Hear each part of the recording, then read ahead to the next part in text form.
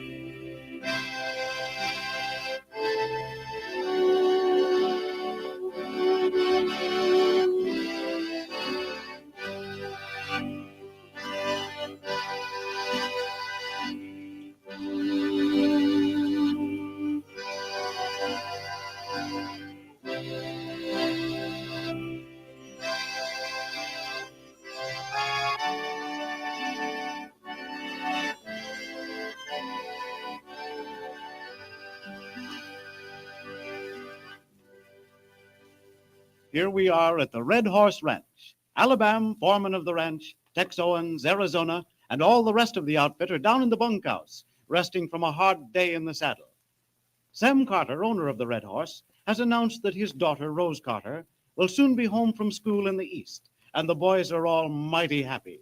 As we join them, they're singing one of their favorite songs of the open range. That ugly brute from the cattle chute, press along to the big corral. He ought to be branded on his new. Press along to the big corral. Press along, cowboy, press along with a cowboy yell. Press along with a noise, big noise, press along to the big corral. Press along, cowboy, press along with a cowboy yell. Press along with a noise, big noise, press along to the big corral. Boys, I don't recollect ever hearing you sing that song better. What's got into you anyhow? I reckon you know that already, Alabama. It's going to be like old times here on the Red Horse Ranch before long. Sure, I know, Bob, and so do all the boys. It seems like the sun went plumb out when Rose went off back east to school, and now she's coming home. Yes, sir. Well, when's she getting back, Alabama? Sometime at the end of this week, I hear. Well, she couldn't get here any too quick to suit me. I hope you don't count on shining up to Rose when she gets back, Arizona. Oh, no, it ain't that. I just figure her dad will get off his high horse once she's around again. Don't seem like we do nothing right for him around this ranch no more. He sure laid it into me and Tenderfoot this evening when we come in. Was Dad riding you again, Tenderfoot? Well, yes. He seemed to think Arizona and I should have finished up fixing that south fence today. Yeah, it sure don't do you no good to run foul of Dad Carter these days. Well, Dad Carter's all right, Arizona. Like as not, if it had been some other rancher, we'd all be riding the chuck lines right now. Yeah, Dad sure had a heap of trouble since Rose left. Lost half his herd last winter. Why, we won't be able to round up enough cattle to mow and pay the interest on his loan on this ranch. We ain't got nothing to holler about. Sight of Dad Carter, believe me. Sure we ain't. But that ain't no talk for right now anyhow with Rose coming home. Let's have some more music, you cowboys. What'll it be, Alabama? Well, if that jug of yours is empty, you might tutor something on that. Get your fiddle, Tenderfoot. Montana, land into that squeeze box, boy. And Arizona, grab your banjo and forget your troubles. Let's go now.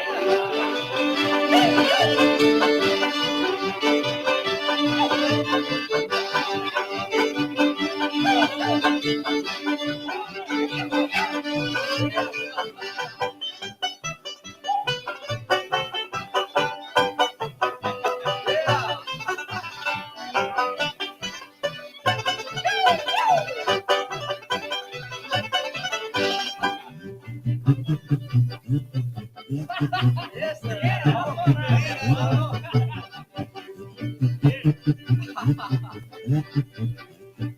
that thing there.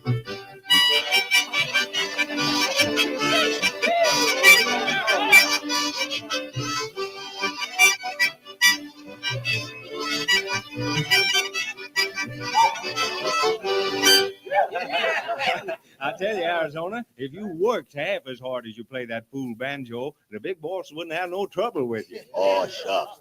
The only place I saw you today was down there in the corral talking to that bronc of yours. Yeah, ain't that the truth? Miss Rose will be plenty jealous of that horse when she gets back. The way you've been making up to it. Oh, hang it, Bob. Can't a fella train a horse without getting joked about it all the time? Well, if you call training a horse to sit on the fence and talk to it like you would a 2-year-old kid, I'll trade my jackknife for a billy goat. Well, I'm going to show you boys something one of these days. Alabama, What? I told you when you brought that cayuse in off the range, and I'm saying it again. What?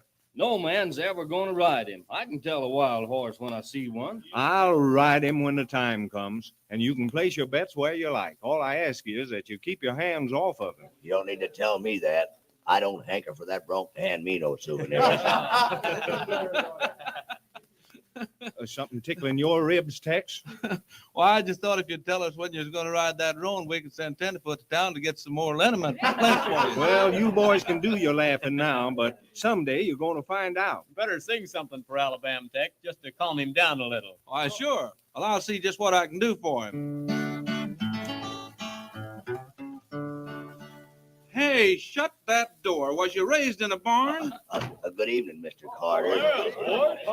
Well, Arizona, I figured you and Tenderfoot being your bunks for this time. You're getting up bright and early to fix that fence.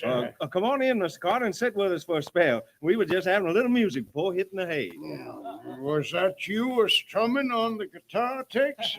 Might as well admit it, Mr. Carter. We're all feeling mighty good, hearing that Rose is going to be back with us on the Red Horse Ranch. Yes, Rose is coming home to her old dad. I don't know how I ever got along without her. Go ahead, Tex. That's what I come down here for, to hear you boys sing. All right, I'll sing this one for you.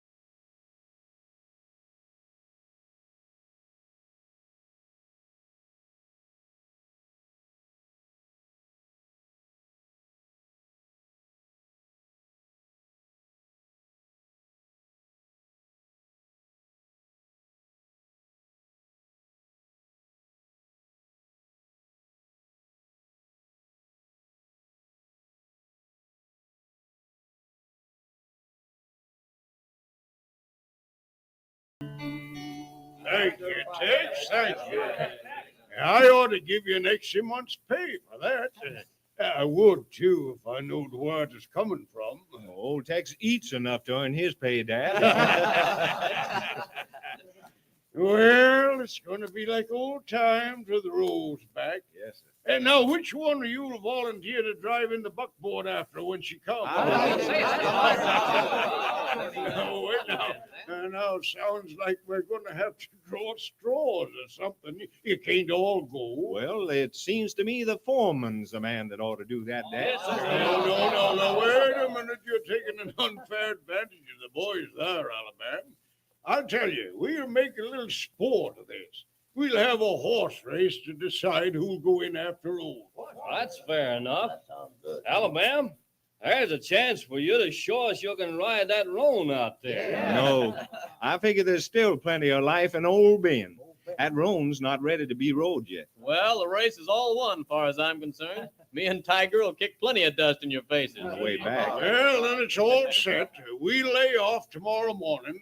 And the man that wins gets to drive in after Rose when she comes. Old Ben will show you boys some speed. Say, my pit will run circles around you fellas. Oh, what's that, tenderfoot?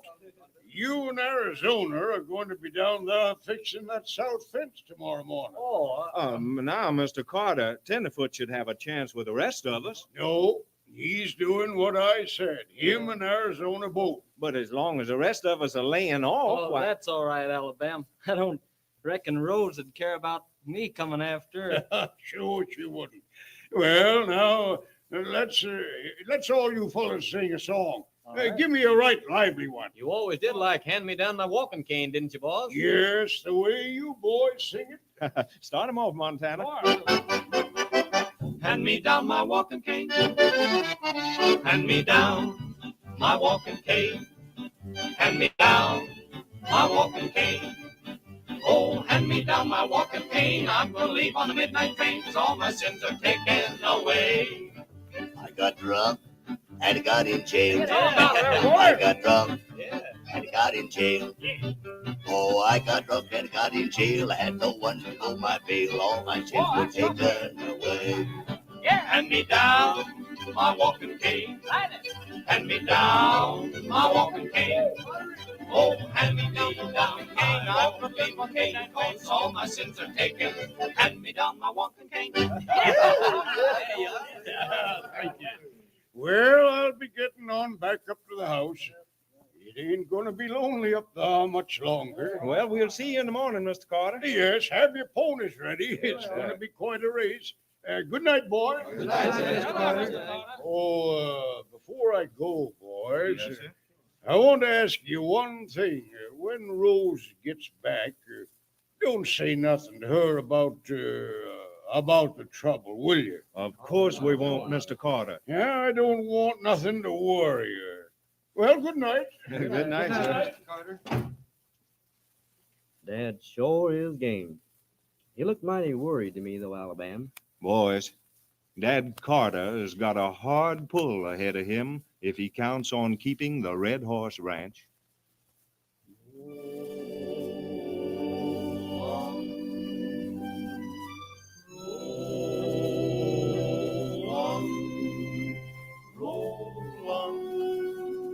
Well, folks, we're going to hear a lot about these boys on the Red Horse Ranch. But what about old Sam Carter? Is there really danger that he and his band of cowboys will have to leave the Red Horse Ranch? Be sure to listen.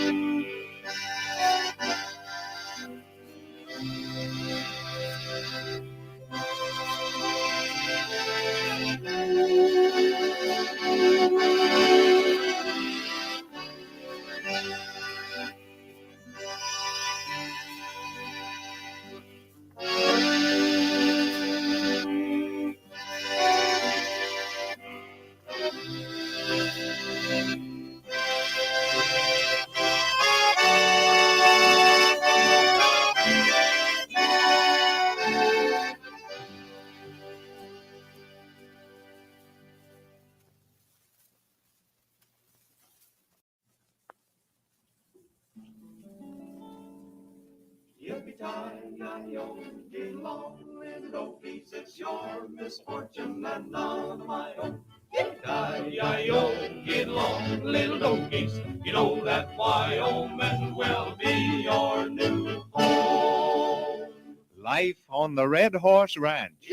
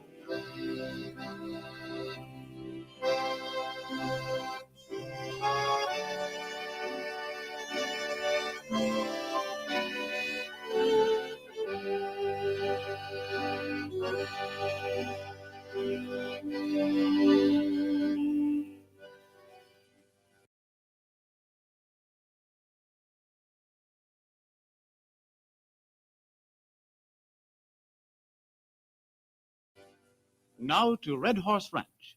Rose Carter, daughter of Sam Carter, owner of Red Horse Ranch, will soon be home from school in the East. And today, all the boys in the Red Horse outfit are entering a horse race, and the winner gets the honor of driving into the station and bringing Rose back to the ranch. Well, here they are. But Alabama, Sam Carter's foreman, is down in the corral.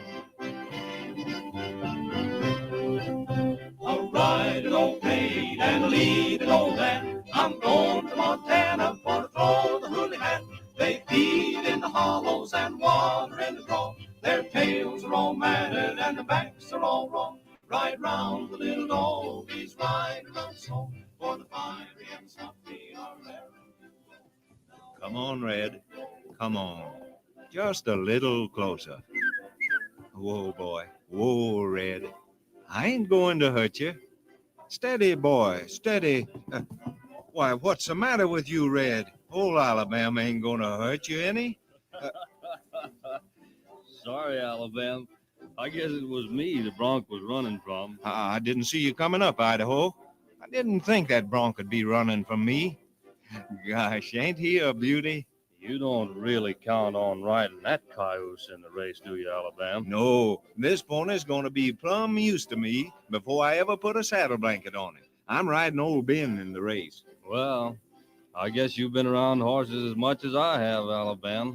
But I'm telling you again, no man's ever gonna straddle that horse and stay on. Idaho, there's only one man that'll ever ride that horse, and that's me.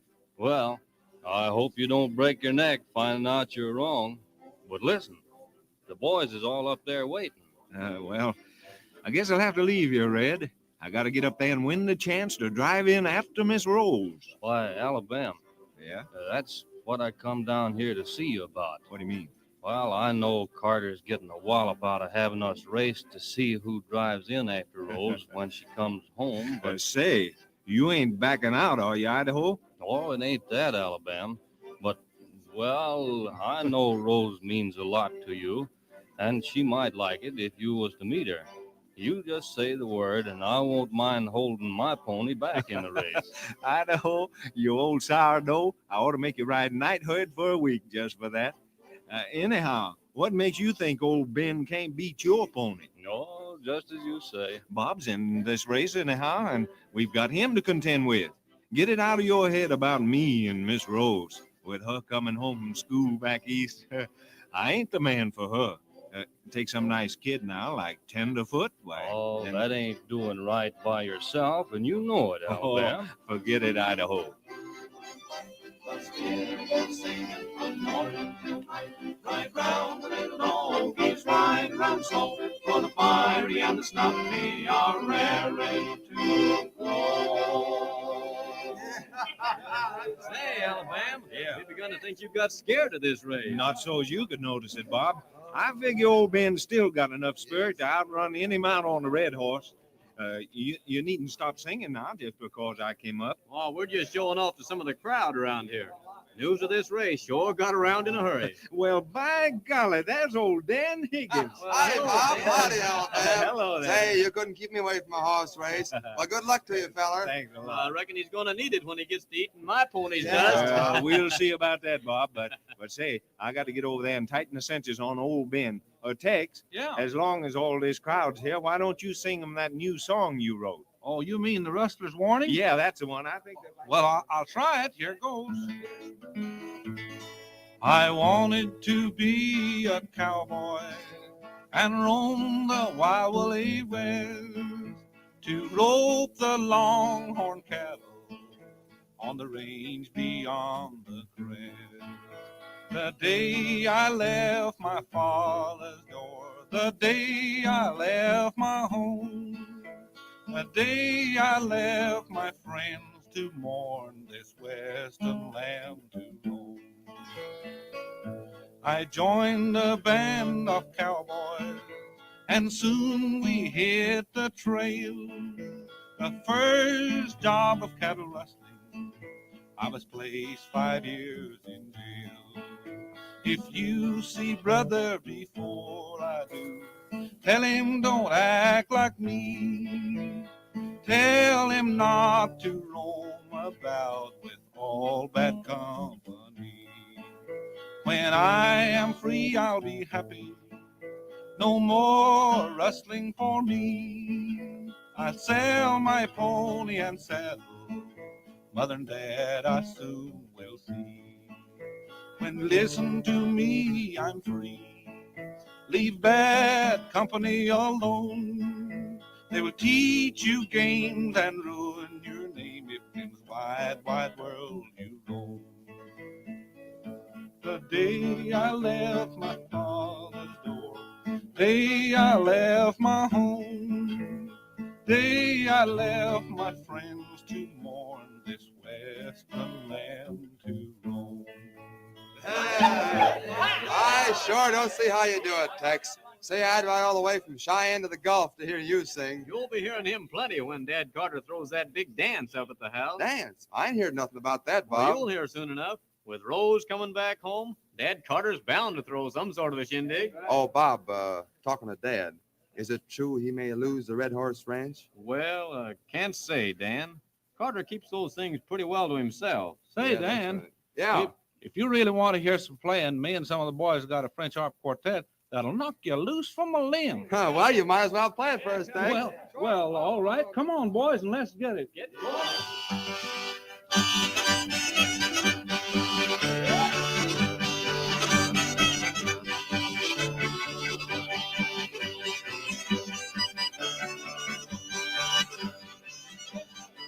Mr. Alabama, if you please, could I speak with you a minute? Why, sure, Cookie. What is it? Oh, whoa, Ben, whoa. Well, so you see, I hear you gonna race with the rest of the boys. That's right. Well, just to be sure you in that I brung you this rabbit's foot. Well, I'm mighty obliged to you, Cookie. Mr. Alabama, Yeah. that ain't no ordinary rabbit's foot. Huh? What is it? That's a jackrabbit's foot, yeah. Well, I'll tell you, I'll tie it right around Ben's neck here, Cookie. Just confidential, Mr. Alabama. Mm-hmm. I was counting on being a cowpuncher and riding horses like you do someday, too. Well, Cookie, a cowpoke's got to be bow-legged to ride a horse. You're about as knock-kneed as a 2-day-old colt. Yeah, I know that, but you see, I've been sitting straddle of a barrel every day this week, and I was getting my legs in shape. But listen, Cookie, if I was you, I'd get back into that kitchen. I heard Mr. Carter tell you to have Chuck ready right as soon as this race was over. Yeah, it's practically done now. It's just practically.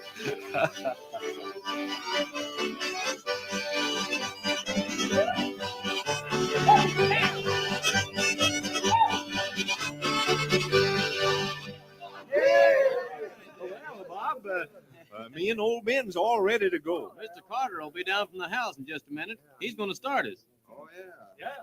Yeah. Race is gonna be from the gate down the road to that boulder. That's all right with you, Alabama? Sure it is. Oh, say, ain't that Mr. Carter coming now? Yeah, come on, fellas. Let's ride into a good tune for it. And say, I tell you, a good one for the occasion. What's that? Pony Boys, that suit ever. Pony boy, won't you be my Tony boy? Don't say no, here we go, off across the plain. Marry me, carry me, right away with you. Hip, hip, hip, oh, my pony boy. Pony boy, won't you be my Tony boy? Don't say no, here we go, off across the plains. Marry me, carry me, right away with you. Hip, hip, hip, oh, my pony boy. Hey! Alabama, Yes, you and Idaho and Bob ready for the race? We sure are, Mr. Carter, anytime you say. Get on your ponies, boys. Well, now I'll start you off with my gun, and I'm promising again. One of you boys who wins this race gets to drive in after my daughter Rose when she comes home. Oh, that's some inducement, Dan. And listen, when Rose gets home, I'm having a big dance up to the house. And if any of you galoots dare to stay away from that dance, well, I'll have it out with you personally. I'll sure be there. All right, now, get lined up there, boys. Are you ready? Wait a minute. Move over there, Bob. Yeah, we ready? There they go. Yeah, look at them go. Alabama goes for a nice lead Yes, there. but Idaho's closing in on him, though. It's a good race. Yes, between Idaho and Alabama for sure now. Alabama's still leading. Yeah. Hey! Why, what's happened? Why, Alabama's horse is We fell better with get him. down there. It looks like a bad fall. You old Ben must have Let's stopped get him. down there and see what's wrong. Say, Alabama's picking himself up. Must be all right. Alabama, are you hurt? No, it's not me that's hurt. It's old Ben's leg. This is his last race, poor fella. Well, Idaho, I guess you win after all. It's sure too bad about your horse, Alabama. He was running a mighty good race, too. Well, I guess I shouldn't have made him run like that. Take care of him, will you, boys? I can't. I'm going back to the bunkhouse.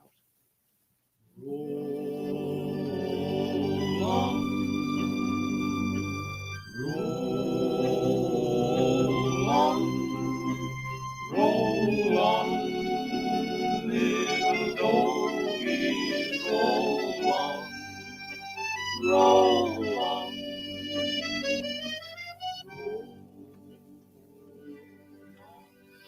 Faithful Ben, gone. Too bad for Alabama. But it is a break for Idaho. Now he gets to drive to town for Rose, and we'll all enjoy meeting her. And say, by the way, will Alabama ever succeed in taming his beautiful roan horse?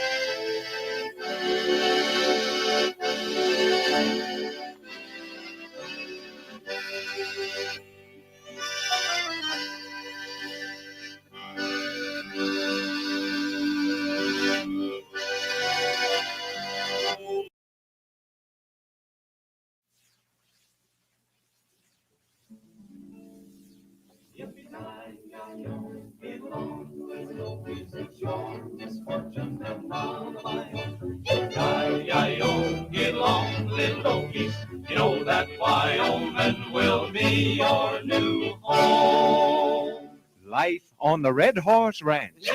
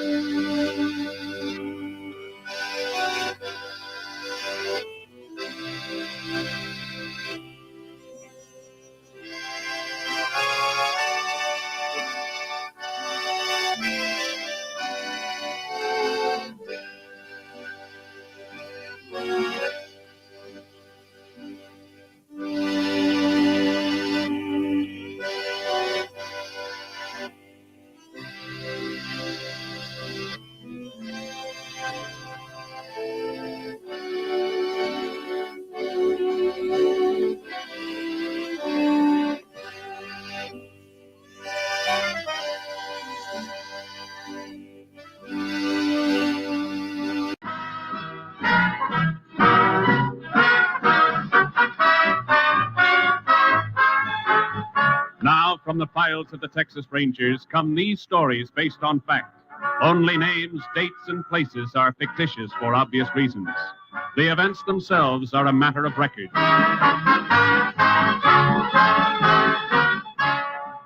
To a Texas Ranger may go as many as 4 assignments a week. A case may lead him into the remotest corner of the plains or the crowded streets of the biggest cities. But wherever he goes, he commands respect. To Texans, his badge is the symbol of security. This is Ranger Jace Pearson. The case we called by just a number began on the morning of July 15th last year. The Stevens Ranch, located just about in the middle of Carson County, was where it started. Started when the Stevens kid, age 9, came running up a long drive to his house. Mom, let me in! Let me in! Mom! Billy! What's the matter, Billy? Mom, I saw it. I saw it. What did you see, Billy? Answer me, son. What's the matter? Carl was... And his mom and dad. Son, tell me what's wrong. Emmy, I saw Billy come running up. Sam, I don't know. Look at him. Billy, it's Dad. It's me, son. Come on now, what's the trouble? Carl, I saw He's talking about Carl Evans. Is that right, Billy? What about Carl? Something's wrong at the Evans place. Take care of Billy, Em. I'm going to ride over there.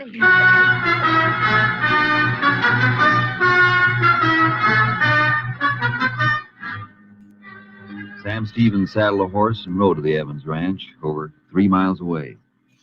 What he saw there made him call the sheriff, who arrived a half hour later. They're in here, Sheriff. All right, Sam. Oh, this is what Billy saw. Kid, all right? Hysterical when I left. Mm-hmm. Well, look here. Flat iron, Sam. Yeah. Don't touch it. Blowing Tom Evans was killed with it. And him. The kid, Carl. Yeah, little Carl. What kind of dirty... Who'd do a thing like this? It'll be hard finding out who did it. Hard? Yep. No telling when it happened. Oh. Yeah, I see. Reckon even the autopsy won't tell much. Not in this case.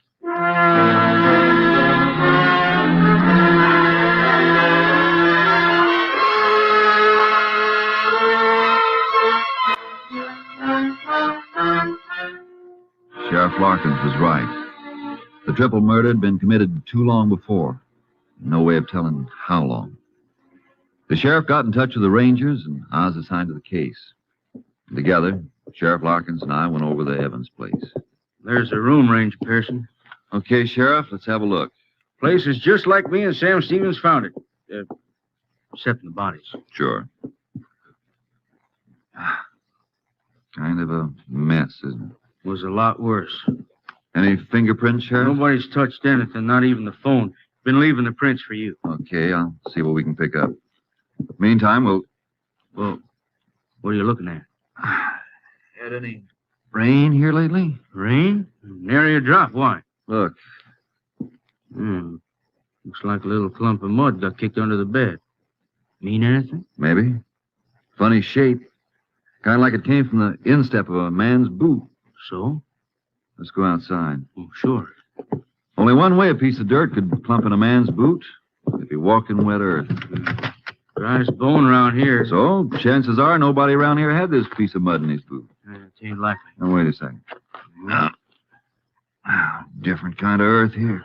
Say, you got something to go on? Sure. Only one thing wrong. What's that? When was the man here? When did he kill Flo and Tom Evans? And Carol? Yeah, and why? Maybe if we learn when the while answer itself. How's that figure? Don't know. Not yet. Well, let's get back to town. I want to match this clump of mud against the boots of everybody who went in that room. It ain't going to be hard. Only 5 people from around here, not counting Evans's. Okay. Let's get back. Pretty well-kept ranch. Yep. Tom Evans liked it that way. Mm-hmm. Wonder why I let that fence go. The fence? Which? Right here. Hey. What is it? The hogs. Hogs? Sure, Tom's hogs. This there sty. Ain't one here. Think the killer stole them? Come on. Here's why they're not here, Sheriff. This break in the fence. Figure the killer might have busted through? No. The hogs did, more than likely. Rails are broken through from the inside, see? Pushed out. Hogs did it. It'd be unlikely a man would steal hogs. Too easy for somebody to spot him, so why? Why what? The hogs broke out for some reason. Scared? Well, if the killer cut across the sty, there's no chance of finding his tracks not in here. Look, I wonder if I could talk to Billy Stevens. I reckon so, but... Got an idea. Let's go.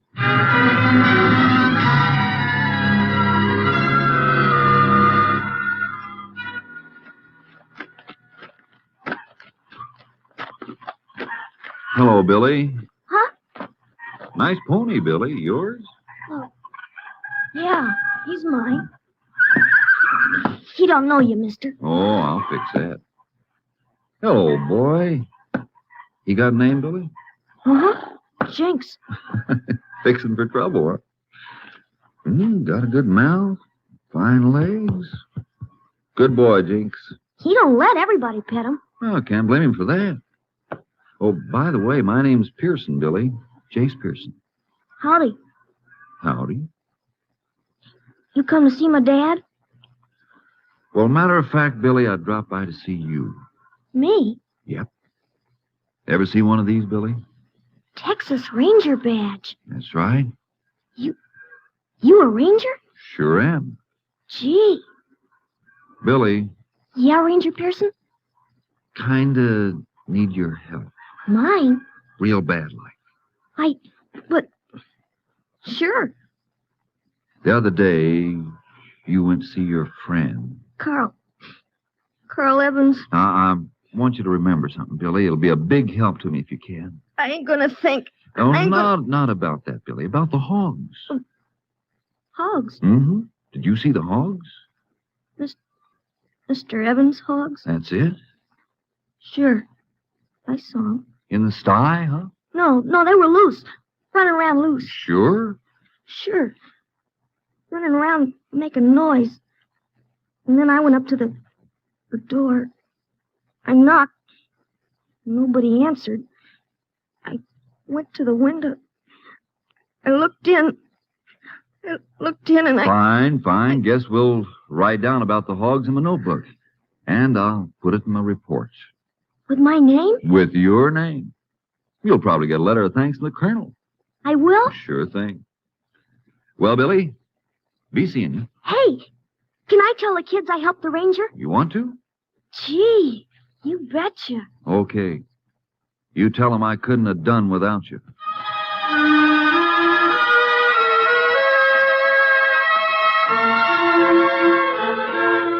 After Billy told me what I wanted to know, Sheriff Larkins and I went back to the Evans Ranch. In the barn, we found 3 sacks of feed, 2 full and one with just enough taken out for 1 feeding of the hogs. Then I checked with the feed store in town. Sure, Tom Evans bought all his feed here. You got a record of the last time he was in, ma'am? Sure have. Right here in the camp book. Can I see it, ma'am? Certainly can. Anything for a ranger. Here it is. Right here. The 9th of July. That's right. Just 6 days for Billy Stevens. 6 days before. Pearson, anytime you're ready, got all the people together who was in that room. Got on the same boots you wore that day. Oh, thanks, Sheriff. Now, ma'am, you're sure it was the 9th? It was the 9th. Could have told you that, Pearson. A couple other folks saw Tom Evans here in town. Yeah, I know. So him and his family could have been killed any time between the 9th and the 15th. Yep. Ma'am. Yes? Tom Evans say anything, in a hurry? Anything like that? Why, yes. I remember him telling me he had to get back with feed. He was all out. Sure of that? Just sure as I'm standing here. Good. Thank you, ma'am. Let's go, Sheriff. Sure hope you get him. Thank you, ma'am. then fitting together? The murders were committed late on the 9th or early the morning of the 10th. How I figure. Tom Evans bought feed on the 9th, 3 bags of it. And he said he was all out of feed at the ranch. He had to get home to feed the hogs. We found those bags of feed, Sheriff, 2 of them unopened. Yeah, and the third... With just enough feed taken out for 1 feed. Sure. Tom fed the hogs on the 9th. But on the 10th, he didn't. Because he was dead. Murdered. Got something to go on at last. Yeah. Well, it is something. I guess so. But I'm counting more on this, Sheriff. A little piece of mud. Earth that came from someplace else, carried in by the murderer on his boot. How do you know it comes from someplace else? Ever see earth this color around here? No. I've seen this kind in Wheeler County. Wheeler? That's a long piece. So much the better. Better? Come on, Sheriff. I got a lot of questions to ask and a real short space of time to get them asked.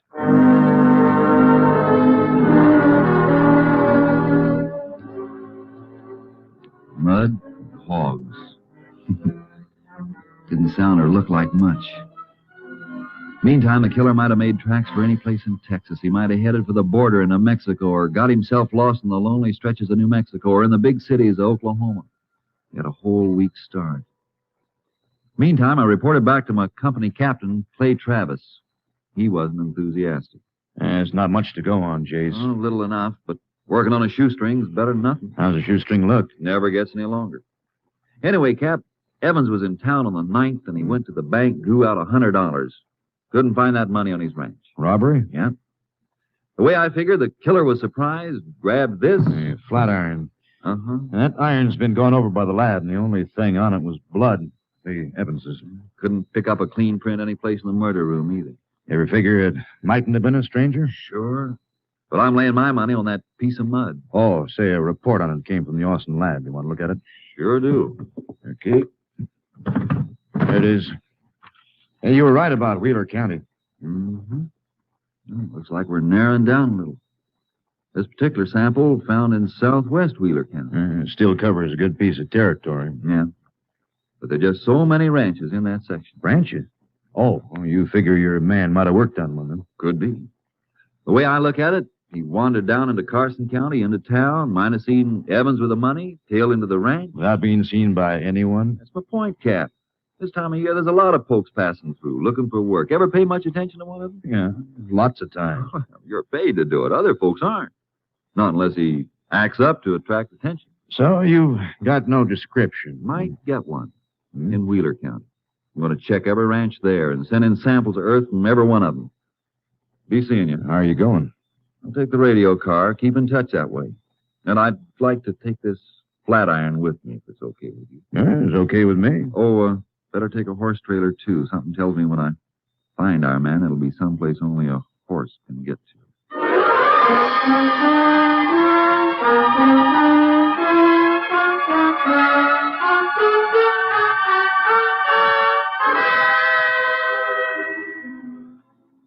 Somewhere I once read that a man had found a needle in a haystack. Did it on a bet. Well, there was only one haystack. Southwest Wheeler County was one ranch after another, and every dead end I ran into gave the killer another break, a longer lead, a better chance to get away. And the man who found the needle knew what a needle looked like. We had no description. A needle stayed in one place. Our man could move around. I asked a lot of questions, all the same every place I hit. Then on a ranch near Ramsell, I got the first real lead. Come on, have some coffee. We can talk. Don't go to any trouble. Trouble for a ranger? You boys got any idea what you look like when you turn up? Good or bad? Son, us folks living out here all alone, that badge you're wearing's like a handshake. How'd you like something to eat? Well, it can't stay long, Mr. Williams. Oh, looking for somebody, huh? A murderer. Can I help any? I don't know. It all depends. Depends on whether you hired any hands the last, month or so. Sure, got some here now. You want to see them? No. Besides, I don't think my man would be here. Huh? But you're looking. You come here. I want to know if any hands left here around the 9th of the month. This month. 9th. Nope, didn't close out nobody on the 9th. The 7th do? Just about right. Closed out Orwell that day. Orwell? You know him? Never laid eyes on him before I took him on a couple of months ago. Why'd he leave? Ornery cuss. Never got along with anybody. Always asking for his pay in advance. Had it spent before it hit his pocket. I want you to think carefully. Give me the best description of him you possibly can give. Every detail, how he talked, acted, looked, everything. You figure he's your man, huh? I don't know, Mr. Williams. Until I get a better lead, I'll trail this one.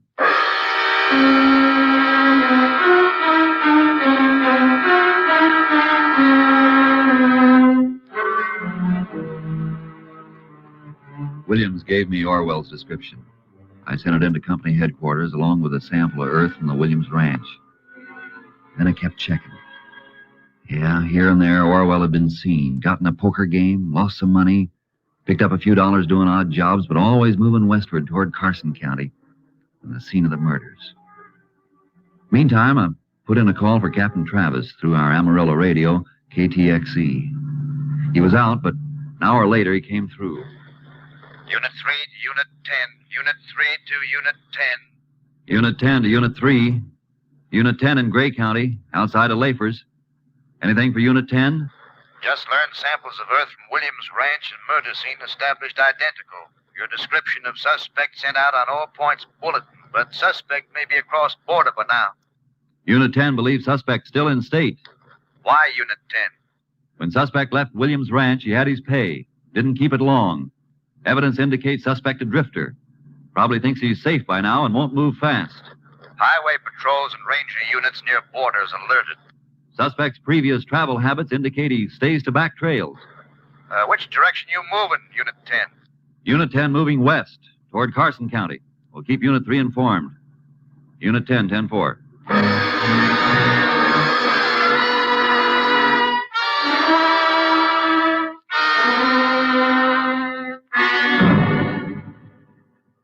Covered every ranch, every farm, traveling by radio car when I could and on horse when I had to leave the highways. Once or twice I got a dim lead on Orwell, but he was like quicksilver. He kept moving. The more he did, the more I was convinced he was the killer. And then I just got over into Carson County when Captain Travis contacted me by radio. Unit 3 to Unit 10. Unit 3 to Unit 10. Unit 10 to Unit 3. Go ahead, Unit 3. Another lead on Carson County suspect. This one's still smoking. Just came in. Here it is, Unit 10.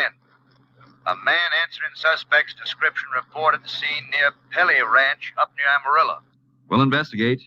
Unit 10, 10-4.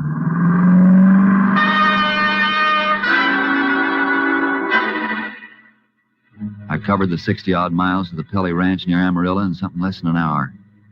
Got in touch with the foreman and told him what I wanted. But he told me... Got no hand named Orwell, Ranger? Sure? Darn sure. Man you describes a poke named Martin. That doesn't mean a thing. Probably a phony name. Sure, could be. What do you want to do about it? Where is this Martin? Riding fence, north of here. I want to get to him. Not in your car. I got a horse. You'll need it. Look here. If this guy's what you say, he ain't going to stay long in one place. Hands got paid off yesterday, and Martin's headed for the north fence early this morning. Where'd he start from? I can show you. Come on. You say this Orwell was riding a sorrel? That's what he left the Williams Ranch on. Well, this Martin's riding a black. Man can change horses as well as his name. Sure. You see him start out this morning? Yep, rode as far as the edge of the corral with me. Tell him when I want it done. That'll help some. Looks like it'll be a trailing job. Yes, guess so. Well, here's where he started from. Big mess of tracks here. Not telling which one's Martin's horse. But do you ride off alone? Uh-huh, straight north, heading for the fence. Well, thanks a lot. I'll see if I can pick him up.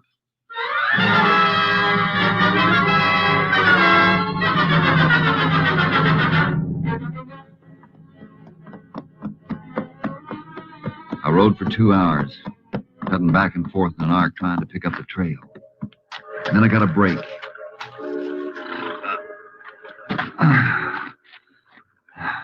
Someone had pulled up at a stream to water his horse, and there were boot tracks in the soft earth around the stream. A cigarette butt that hadn't been smoked too long before. The paper was still fresh. The horse's tracks didn't go north from there. They turned off due west and kept along the bank of the stream. Looked like Orwell or Martin was keeping close to water. That meant he wasn't going to ride any north fence, but was heading for the border of New Mexico. He wanted good camping spots handy.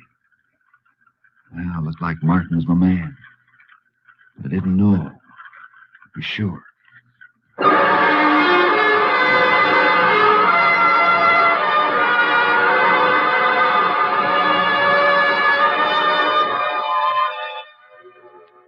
was late afternoon when I spotted him, riding up ahead, well off the Pelly Ranch.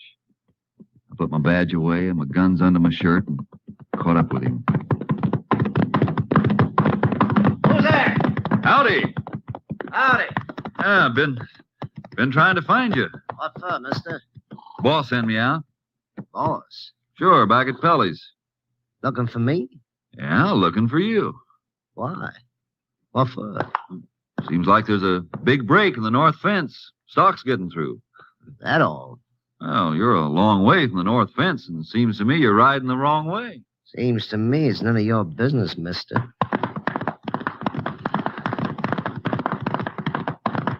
I thought you were working for Pelly. Nope. How come? Quit. Yeah? You tell Pelly? Nope, just took a look at the fence. Too much of it for me. You wasn't working for Pelly when I left. Just got took on this morning. Ah. Well, you go fix the fence. I'm going my way. Huh? I told you I'm going my way. No harm if I ride a piece with you, is there? Ain't asked you to. I'm sociable, ain't you? Nosy, ain't you? No, just friendly. Oh, look, I don't want anybody riding with me.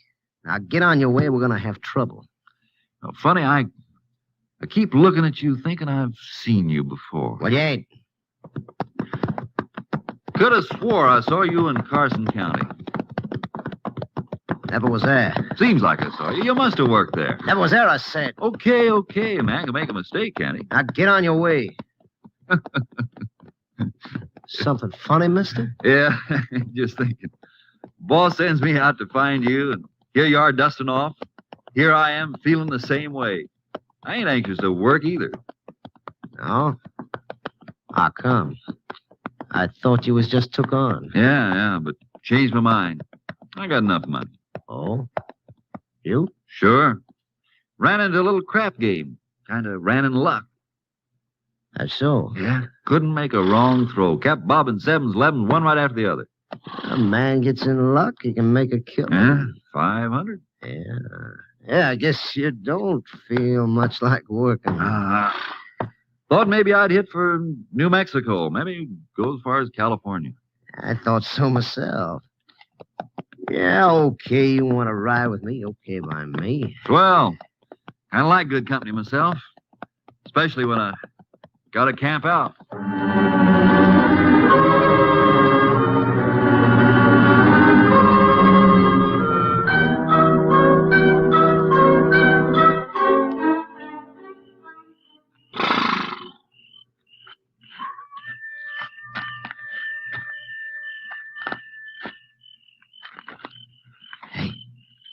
You sleeping? Hey.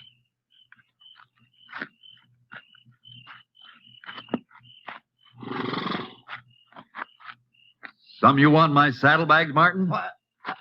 I thought you were sleeping. No, don't reach for it, Martin. I'll blow your head off. What are you getting head up about? Man starts to go through my saddlebags while I'm sleeping. Well, there's no need for that gun. I was just looking for cigarettes. Yeah? Sure, that's all. What else? You tell me. Oh, suspicious like, ain't you? Call it careful. Sure. You got a cigarette? Some packs in my saddlebags. Don't mind me nosing around them now, huh? Now while I'm looking. Okay. Cigarettes wrapped up in a piece of old blanket. This bag? Other one. This it? Yeah, that's it. Wrapped up in that. What do you got in here? Feels like a ton of iron. Might be. Unroll the blanket. Yeah. Recognize that flat iron, Orwell? You dirty! Orwell got himself between me and my horse. He slapped it hard, and the horse jumped toward me. I rolled over and away when Orwell fired again. And then he was gone. To wait till morning was to give him a ticket to freedom. I trailed him on foot. For over an hour, we played cat and mouse in the stillness of the country. Then I came to a little arroyo.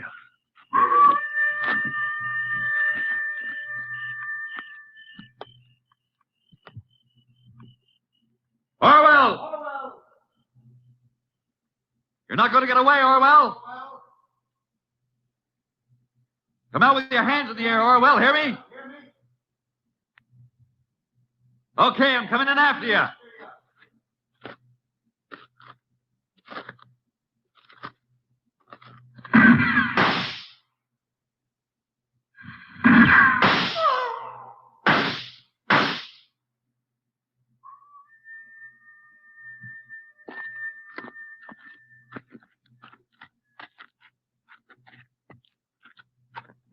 Toss your gun out, Orwell. Yeah. Gun flashes make good targets in the dark, Orwell. How come you know my name? Found it out. Still say you never been in Carson County? Who are you? Jace Pearson, Texas Rangers. There ain't nothing you got on me. Nothing. I think there is, Orwell. You gave yourself away when you saw the flatiron. The flatiron that killed a man, his wife, and a little kid. Okay, we better get going.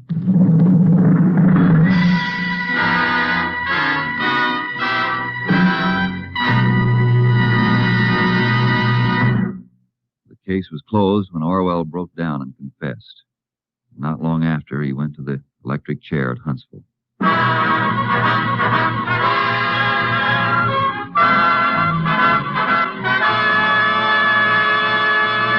You have just heard an authentic reenactment of the case from the files of the Texas Rangers.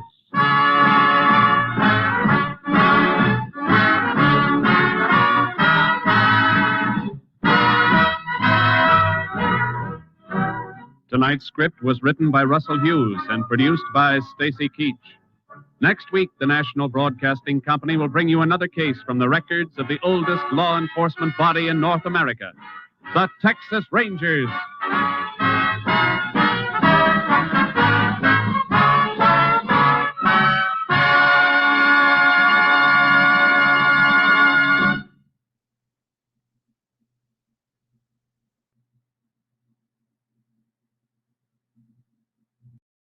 Wheaties presents Joel McRae in Tales of the Texas Rangers. On stage tonight, transcribed from Hollywood, another in the Wheaties big parade of exciting half-hour presentations.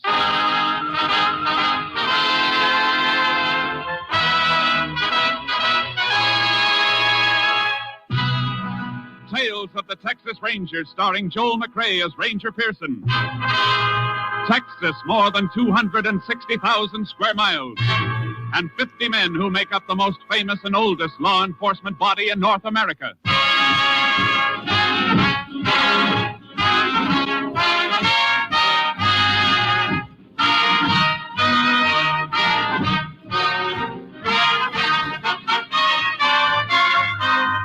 Now, from the files of the Texas Rangers come these stories based on fact. Only names, dates, and places are fictitious for obvious reasons. The events themselves are a matter of record.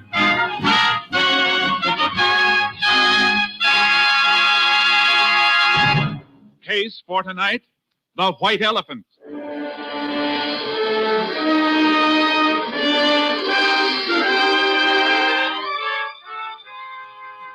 It is January 16th, 1950. The time, 6:28 p.m. A freight train just outside of a West Texas town gains speed and rolls through the gathering dusk. Inside a gondola car, a hobo crouches in a corner as the brakeman comes toward him.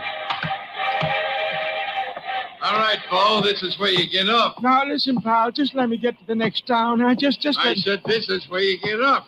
But we're moving. Yeah, you get on while we was moving, you can get off. Now, come on, or I'll dust the top of your head. Now, listen, don't do it, Hutch. Get on your feet like this. Let go. You want to get tough, huh? Tony, let me alone, pal. Slug me, will you? Oh, you ain't getting me. I'm coming.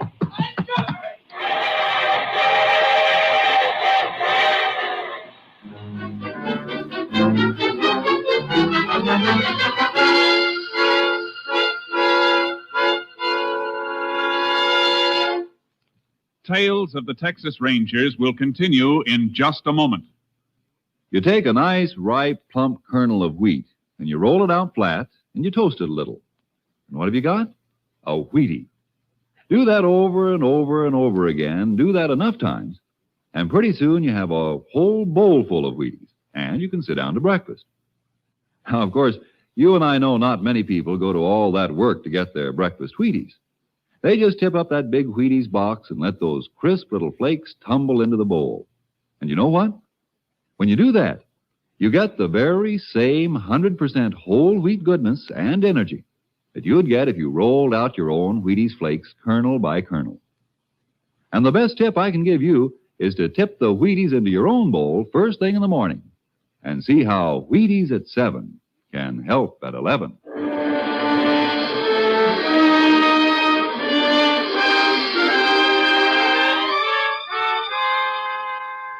At 2:55 a.m. of the morning following the freight train incident, a rancher named Banker noticed a small coupe parked on the shoulder of the road. It bore Oklahoma license plates. Banker turned his spotlight on the car, saw a man slumped down in the driver's seat. A half hour later, Sheriff Caldwell, notified by Banker, began investigation of the murder and called in the Texas Rangers. Ranger Jace Pearson was assigned to the case. And a few hours later, Pearson, Banker, and Sheriff Caldwell stood at the scene. Pearson listened to Banker. It was just about 3 this morning when I saw it, Ranger. How come you were driving along this road that late? I've been to a rancher's meeting in Almira's.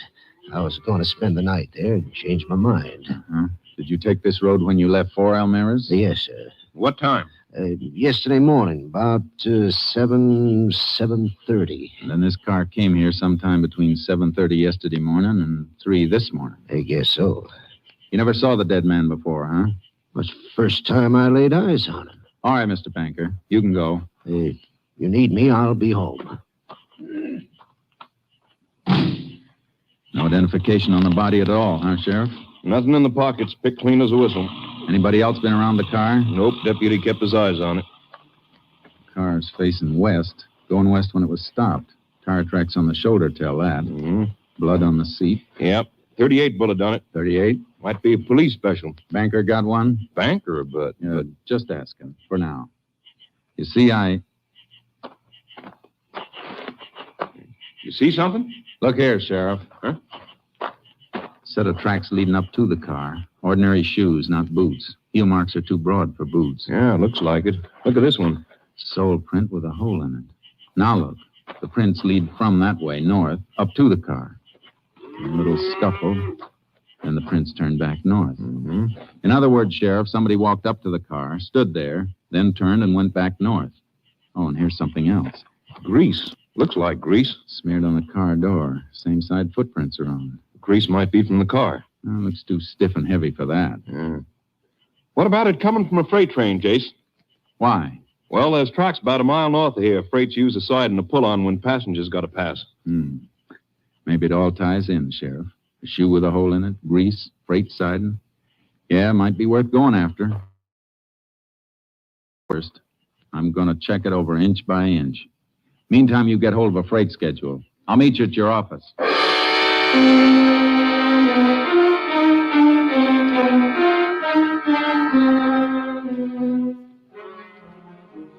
When I checked the car inside and out, I found a few things that were interesting and a little puzzling. I sent a sample of grease to the laboratory for analysis and took plaster casts of the footprints, then went on to Sheriff Caldwell's office. He had the information I'd requested. Here it is, Jace. Schedule of freights went through yesterday. How many? 3 of them. We can check those, all right. Of course, we might be sending dogs up the wrong tree. Looks like a hobo to me. Yeah. Let me see the dead man's fingerprints. Sure, here you are. These match with some of the prints in the car, see? Closed delta. Yeah. How about those others you got?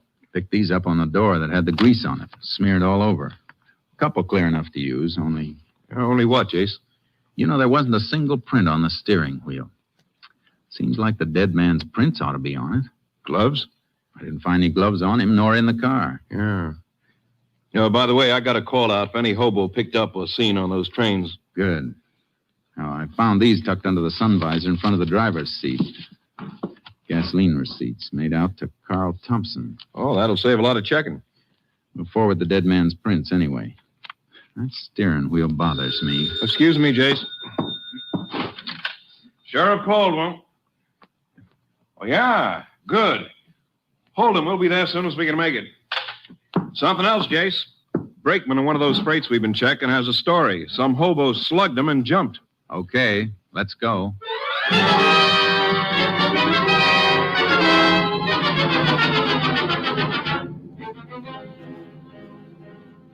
The brakeman took us to the approximate spot the hobo jumped off the freight.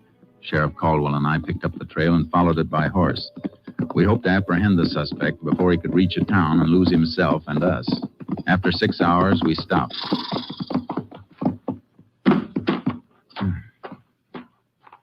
What's the matter, Jace? Tracks are different. Come here and take a look. Different? Yeah, look. The right print's a little deeper, favoring his left a little. Hurt himself, huh? Must have twisted his leg when he took the jump off the freight. Kept getting worse. Sat down here, smoked a cigarette. Here's the butt. He ain't going to make such a good time with a bum leg. We've been traveling at a steady trot. Uh-huh. Okay. Let's get going.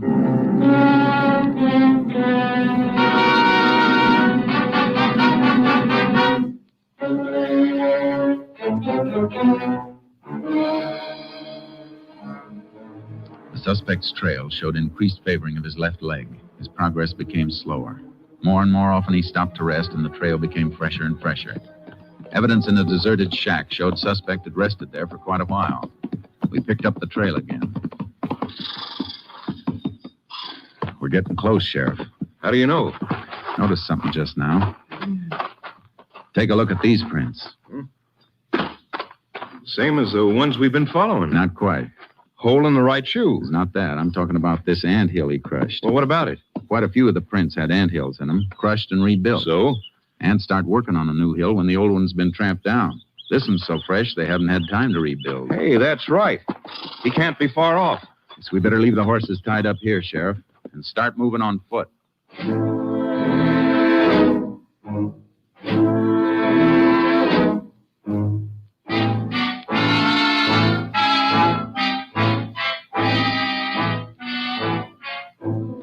At 8:15 that evening, we found the man we were hunting. He was asleep. He gave us no trouble, and he denied anything and everything about the crime. We took him back, and I kept questioning him, but he stuck to his story. I never was there. I didn't do it. Never own a gun? 38 Police Special? I told you 100 times I never owned no kind of gun.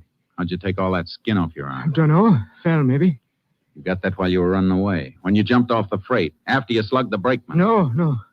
Grease on your jacket. How'd it get there? Maybe off in the freight. Sure. That car we showed you, the one you said you'd never seen before. It's the truth. Is it? Hold up your right foot. What? Hold it up. Hole in the right shoe. What of it? Here's a plaster cast. Cast at the print of the scene of the murder. Take a good look. Yeah, but I wasn't there, I tell you. Ever hear of fingerprints? Oh, sure. Here are yours. And here's a set found at the crime. They match. You still say you weren't there? I didn't kill nobody. Let me see your hands. When'd you wash them last? I don't know. Maybe a couple of days ago.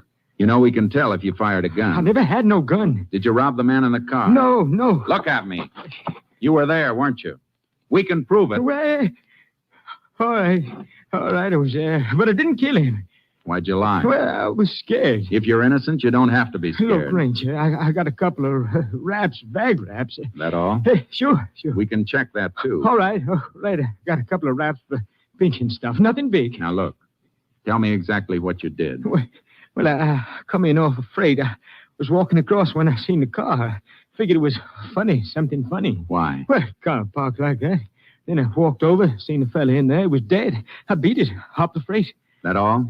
You know what else up to now. Did you get in the car at No, all? sir. Did you touch the body or take anything from it? I swear, Range, I didn't. Did you touch the steering wheel and then wipe it off? Wipe it? No. What for? Look, I tell you, Jace? Yeah, Sheriff. Come here, will you? Sure. You stay put. I got no place to go. Here's all the dope on the murdered man, Thompson. Come in just now. Carl Thompson, resident Tulsa, Oklahoma, traveling salesman for Prince Extract Company. This checked? Double. Tallies with the gasoline receipts. Mm-hmm. What about him? The hobo? Yeah. I think the only crime he committed was failure to report what he saw. His fingerprints were all over the outside of the one door of that car, and none inside. Seems to me if he thought of cleaning up the inside, he'd have done the same outside. Yeah, looks like it. We'll give him the paraffin test anyway and see if he's fired a gun lately. And if he didn't? Start all over. And start with that clean steering wheel.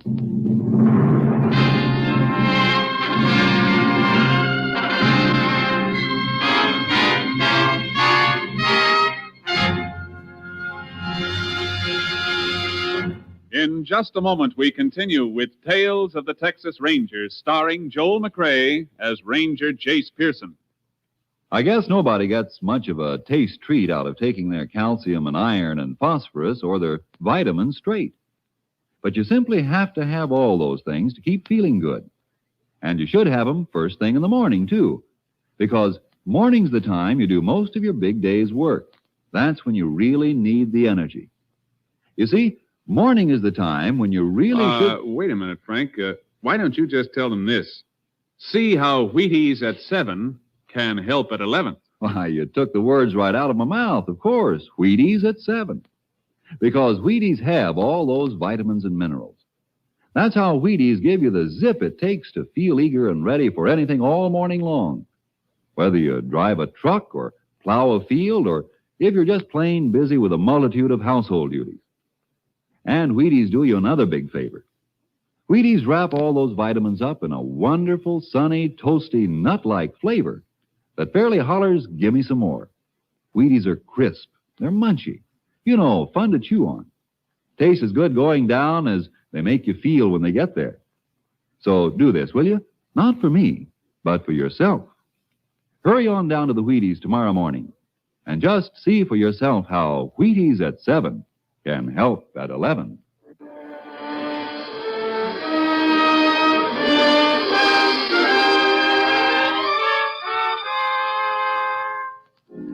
The result of the paraffin test was negative. We held the hobo pending further investigation. I reported back to my captain, Stinson, at company headquarters. I told him I was pretty sure that the hobo story checked out. Yeah, it looks like it. But somebody killed Thompson. Killed him and then drove him in his own car to where that rancher spotted it. There wasn't anything on Thompson, huh? No money, no papers, only these. Gasoline charge account receipts. Somebody went to an awful lot of trouble to clean him, but they overlooked these. Mm-hmm. On top, this looks like a plain case of murder with robbery as the motive, but if that was it, why go to all the risk of being spotted in a car with Oklahoma plates? Why not just kill him and leave him? I don't know, Jace. What you're thinking? Well, Thompson was a traveling salesman, traveled a lot in a few days. Now, suppose the killer realized that with Thompson far enough away from the scene of the crime, we'd have a pretty tough time finding out just where the murder was committed. Yeah, that could be. But why? Well, maybe the killer couldn't leave the spot. So he did the next best thing. Took Thompson's body away. And maybe it wasn't just robbery. Well, what else? I don't know yet, but I got some more checking to do. It'll take maybe a couple of hours, and then I might have some answers.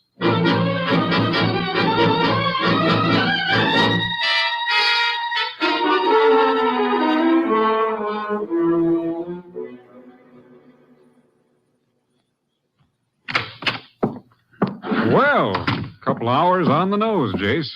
You get anything new? Some more dope on Thompson, Captain. He never carried much money, never was known to have picked up a hitchhiker, and I got a pretty good idea of where he was killed.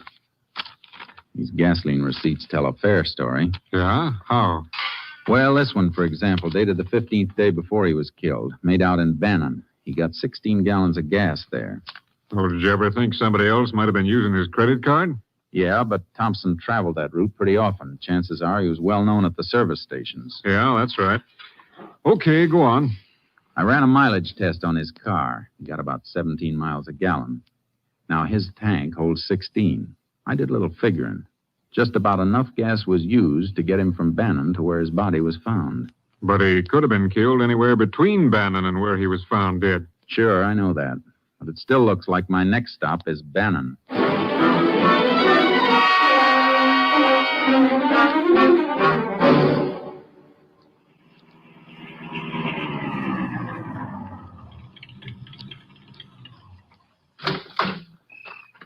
Howdy, Ranger. Howdy. How many? Whatever she'll take. Sure thing.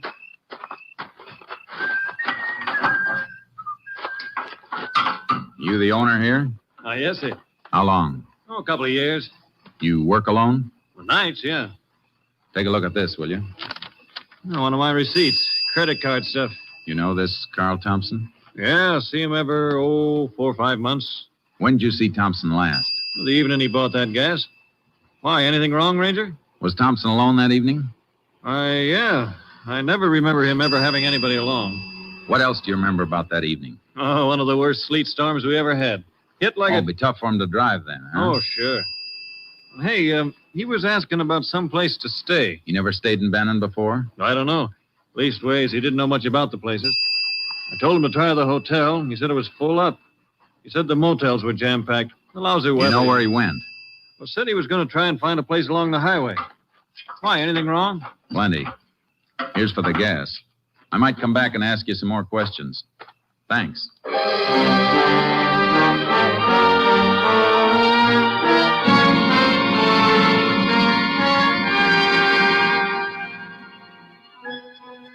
I began a check of every possible place Thompson might have stayed that night, but I drew one blank after another.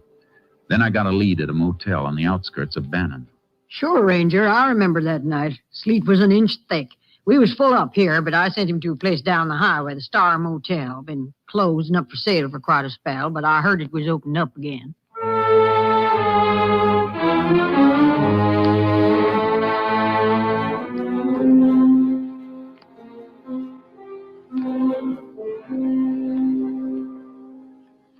I went to the Star Motel. It was closed tight. Every cabin was locked, the windows boarded. There wasn't a soul around. I was just about to leave when I noticed something. The electricity must have been on somewhere in the place because the little wheel under the dials of the meter was spinning. It was enough to send me back into town to ask a few more questions.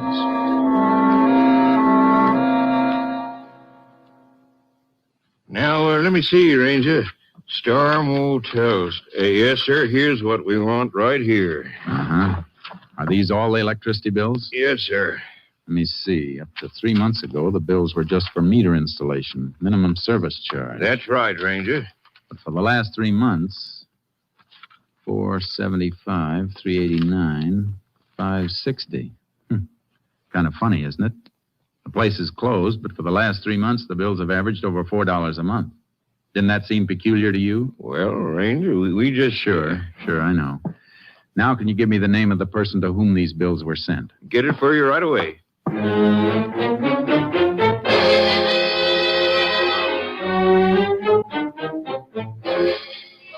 Why, yes, Ranger, Mr. Carlson's here. I believe he's on the phone right now, but if you come in... Thank you, ma'am. You Mrs. Carlson? Yes. I hope I'm not bothering you any, Miss Carlson. Not at all, Ranger. My husband's here. Oh, yeah? Yeah, I see. Well, I think that can be arranged. Yeah, sure. Tell you what, I'll come out a little later. I'll bring the client with me. Sure. Thanks for calling. Goodbye.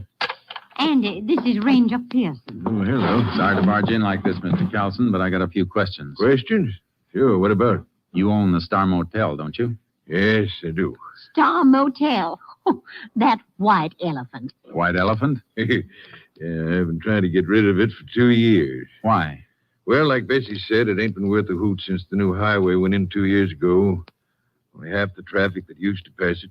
It hasn't been used for 2 years? Well, I guess I didn't mean exactly that. What did you mean?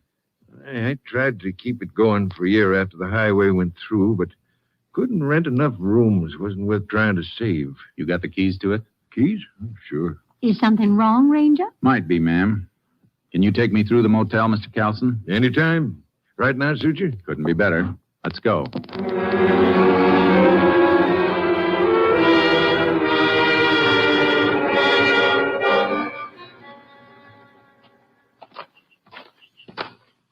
I ain't been out here for close on 3 or 4 weeks. Did you go through the cabins then? Oh, just take a look-see. Kids sometimes fool around. That's why I boarded up the windows. Want to take a look in the office? Yeah. Go ahead, Mr. Carlson. Sure.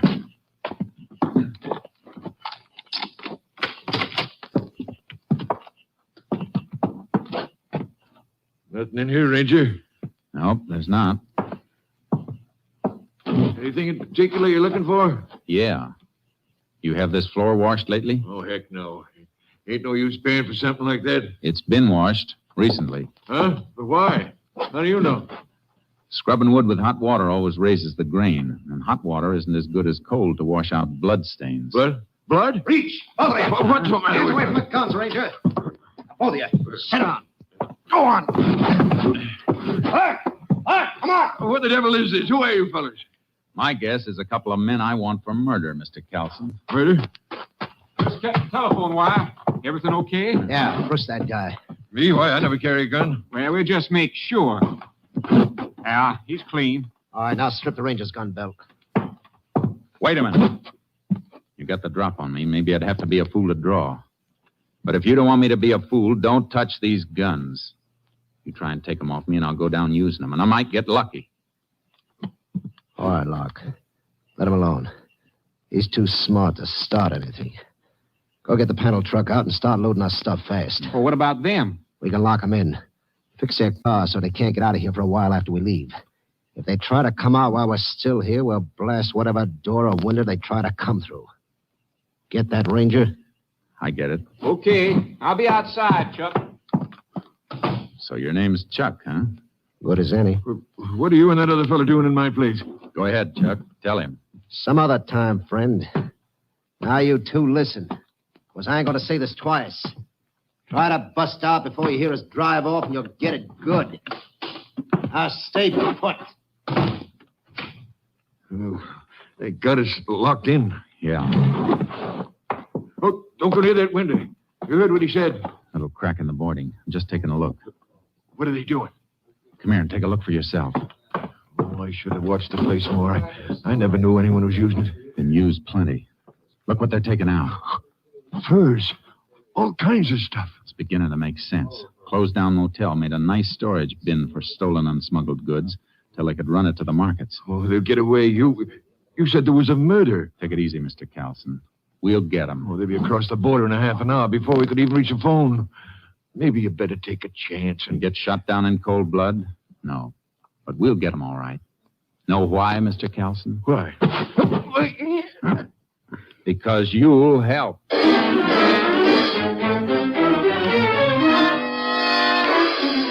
I pinned Carlson with a quick headlock and then got one arm up behind him and applied pressure so I could keep him still while I had a free hand. I reached into his jacket and found what I was looking for under his shoulder. Then I pushed him away. Oh, you crazy? You almost broke my arm. Shut up, Carlson. Don't you think I saw this gun bulging under your coat? And they deliberately missed it when they frisked you? You played it real smart, almost. I don't know what you're talking about. This gun and the electric bills. You paid them. Paid bills that were being run up in a place that was supposed to be shut down. Seemed kind of funny you never complained to the power company. So what? Well, so you got a phone call from your friends out there. They tipped you because they saw me nosing around here earlier, right? No. Okay. Okay, take a look out there. They're almost finished. In a couple of minutes, they'll be gone. In half an hour, they'll be over the border. How about you? You want to stick back here and face a murder charge? There's nothing you can prove. There's plenty we can prove, Carlson. And you're holding the bag. You'll have a tough time explaining those electric bills and them missing your gun. I didn't kill that man. Did this Chuck do it? Yeah, that salesman come in. He saw what was going on. Chuck killed him, then drove him away. All right. Now listen real careful to me. I'm going to fire this gun of yours. Then you hammer on the door and holler for him. Get it? What do you want to Just do then? Just listen. When they come up, tell them you had to kill me. Tell them to open the door. Then, Mr. Carlson, step back and out of the way fast. They'll be gone in a minute. Make up your mind. All right. Go ahead. I'll do it. Any funny tricks and you get it first. Now, ready? Hey! Pound that door and holler. Chuck, Locke, give me a fast. Open the door. Now, when it's open, step back. What's the matter? Carlson, open the door. I had to kill him. He was making a break for it. You just knocked him out. Reach, both of them. Hey, what's the big idea? Why, you...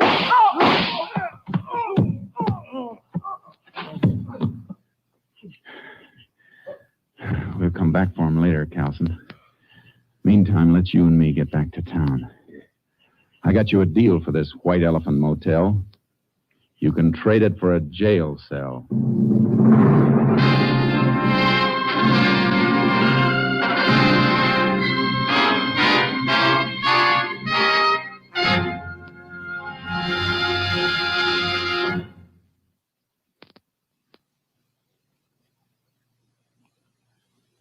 And now, here is the Wheaties man, Frank Martin. All right, sound effects man, ring the alarm clock. Yeah, I used to groan too when I heard that sound. But one morning I said to myself, now look, Martin, you gotta get up. Why fight it? Think about something pleasant. And right away I thought, Wheaties. That's about the pleasantest thinking a man can do. Why, when you figure you can sit down to a bowl of good, crisp Wheaties and then feel like tackling the world, when you know a bowl of Wheaties and milk and fruit can help you work good because you feel good, why, it almost makes you want to shake hands with your alarm clock. And when you hear it come morning, roll out happy, reach for the big orange and blue box, and see how Wheaties at 7 can help at 11. Next week, Joel McCrea in another authentic reenactment of a case from the files of the Texas Rangers.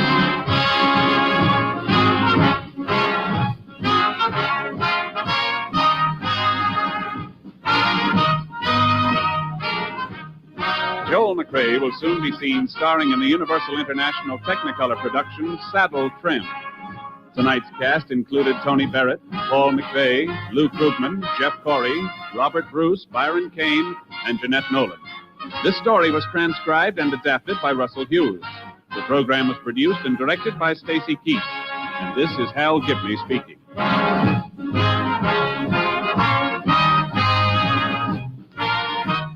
And this is the Wheaties man, Frank Martin, inviting you to listen Monday night to Frank Lovejoy in Night Beat on the Wheaties Big Parade. See you then.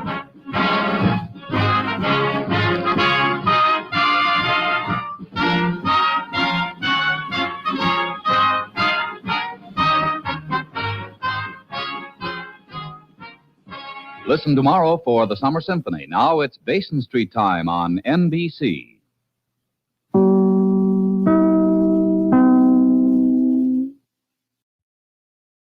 Wheaties presents Joel McCrea in Tales of the Texas Rangers.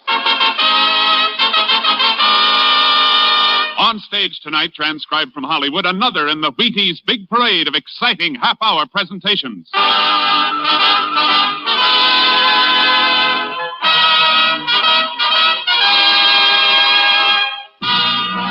Tales of the Texas Rangers, starring Joel McCrea as Ranger Pearson.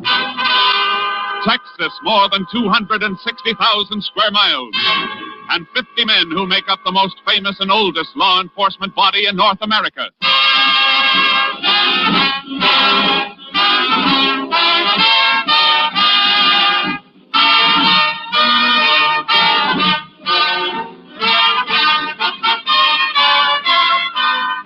Now, from the files of the Texas Rangers come these stories based on fact. Only names, dates, and places are fictitious for obvious reasons. The events themselves are a matter of record.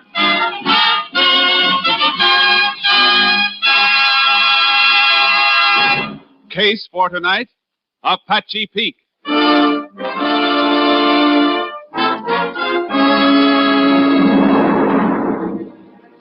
Shortly after midnight on October 4 last, a late model blue sedan came to a stop at a traffic light on the highway leading southwest out of Wichita Falls, Texas. While the driver waited for the light to change, a figure moved out from the shadows and tapped on the window of the sedan. Going toward Haskell, mister? I didn't hear you with the window up. Said you're going near Haskell. I don't know. Where is it? I'm headed for El Paso. That's my direction. How about a ride? All right. Hop in. Thanks. Mighty hard getting a ride. As you like. Uh-huh.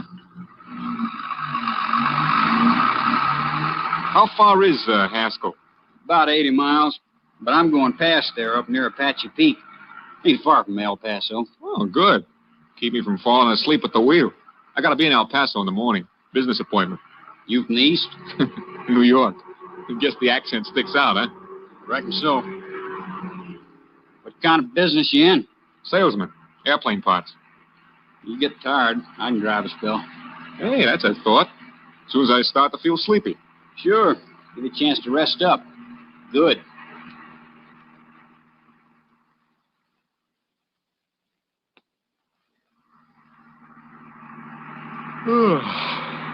It's almost 4 a.m. Be in Odessa in 20 minutes. You want to take over? Yeah. Guess I can stop any place on this highway. Haven't seen another car in an hour. Yeah, I'll slide over. You get out and come around. No, you get out. Well, it's just as easy for you. Hey, what are you doing with that gun? I need money, mister, and you got it. Oh, sure. I'll give it to you. I won't report it or anything. I know you won't, mister. Oh!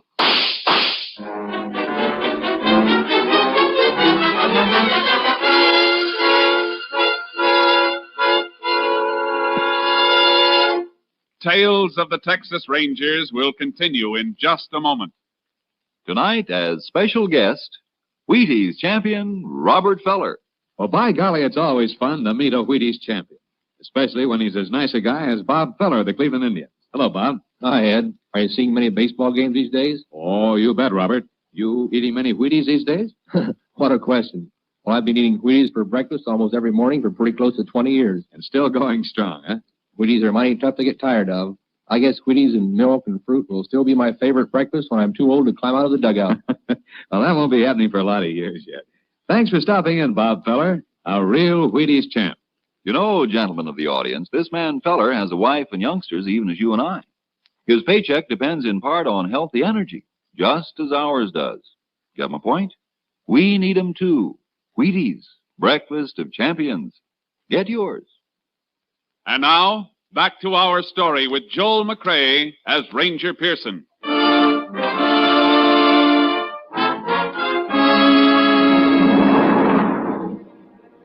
The body was discovered at 8:15 on the morning of October 4, when a fence rider from a ranch bordering the highway found it in the brush at the side of the road.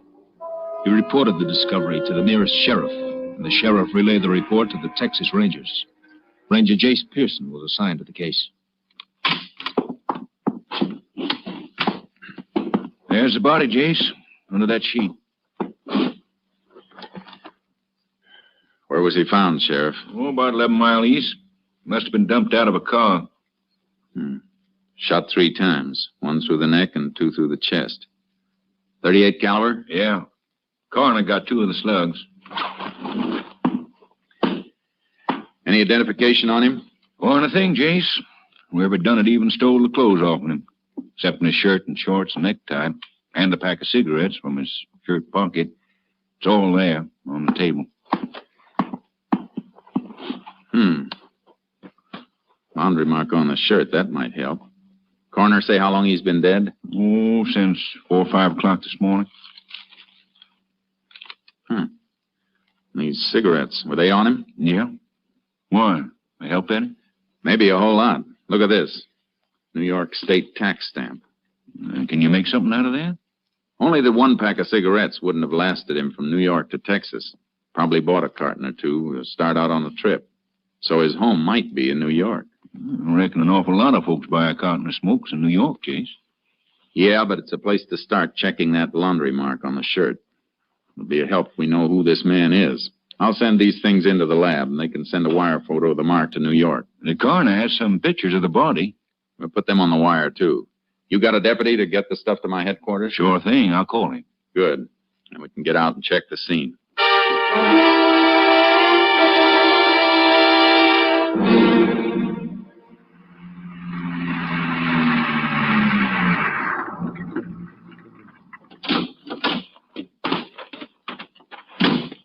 Had this little piece of road here blocked off so no cars could wipe out anything. Good. Yeah, body was found right in here. Yeah.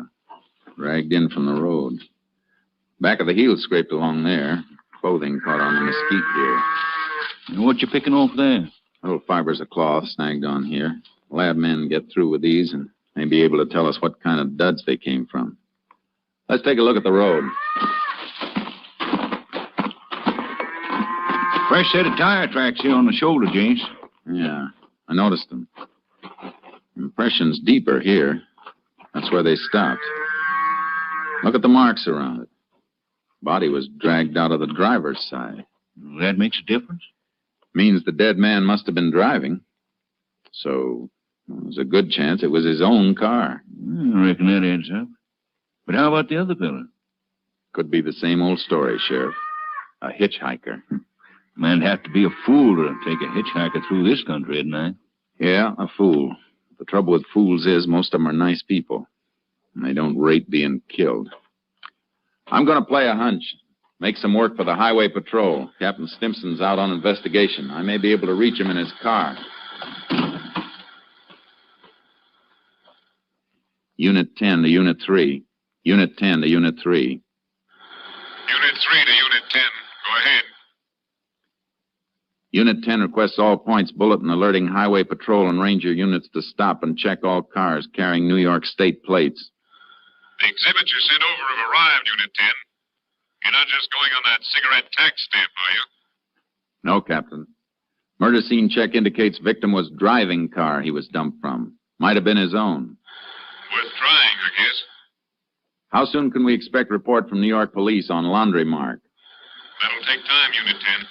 We'll keep you informed. Lab reports on exhibits in a few hours. We'll keep Unit 3 informed if I move from this location. Unit 10, 10-4.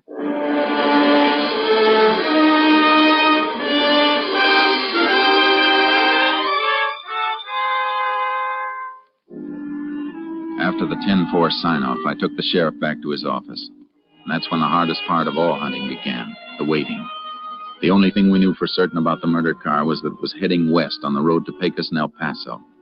I headed the same way, stopping to ask questions to all the smaller towns, the cafes and service stations, wherever a man on the run might risk stopping. But all the answers were the same. New York car, you say? No, I don't think so. I only saw one out of state all day from Oklahoma. Well, thanks anyhow, man. Just sit down, have some coffee and pie, Ranger. Oh, no thanks. I gotta find a fellow.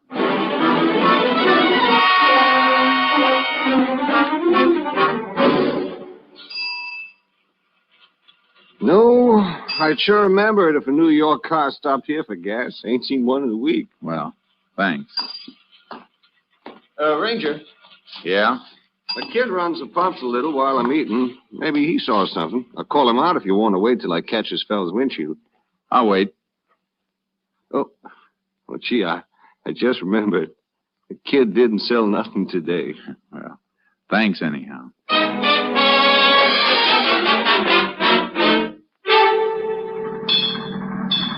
We've been working on the road all day, senor, but we don't notice nobody. I guess not. They detour past you 50 yards away. Only one who might see is Juan. He holds the red flag when a car is coming down there. But he don't even look up. He just hears the car and wave the flag. He's too busy looking in the movie magazine at Betty Gravel. Well, thanks.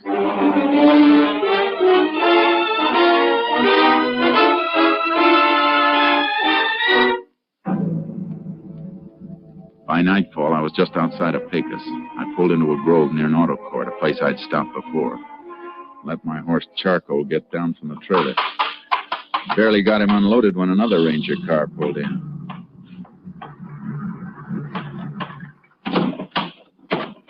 That's the case? Yeah, Kurtz. Howdy, boy. Howdy. What are you doing down here? Got a teletype for you from headquarters. Murdered man's name was Roger Bradley, New York City. Salesman for an airplane parts outfit. Identification positive? Yeah, pictures, laundry mark, everything. Police up there traced the laundry mark. Bradley's wife identified the pictures. Was married, huh? Yeah, 3 kids. Car you're looking for is a 49 blue sedan. Here's the make and license number. Highway patrol hasn't spotted it anyplace. Nope, but here's a list of all the clothes Bradley was carrying on the trip. Pretty complete description. Can't understand why nobody's seen that car. Killer might have gotten out of the state. Had a good start. I hope that isn't it, Kurtz. 3 kids have to grow up without their father because of a gun-crazy hitchhiker. I know what you mean. Let's hope he's still in Texas. If he is, we're gonna find him.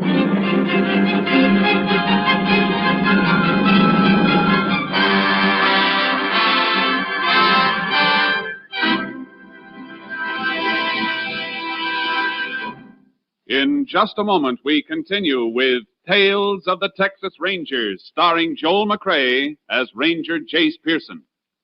Next time you bounce out of bed in the morning, well, you do bounce, don't you? Well, okay, let's say next time you get out of bed, head for the Wheaties. Sure enough, Head for the Wheaties at 7 a.m. and see how they help at 11 a.m. Yes, they can make a difference at 11, and they can make a difference at the breakfast table. It's likely to be a pleasanter place with a bowl full of crisp little old Wheaties next to your spoon and napkin. The reason is, of course, the wholehearted whole wheat taste of Wheaties. You're getting all that sweet-as-a-nut whole wheat flavor in every Wheaties flake.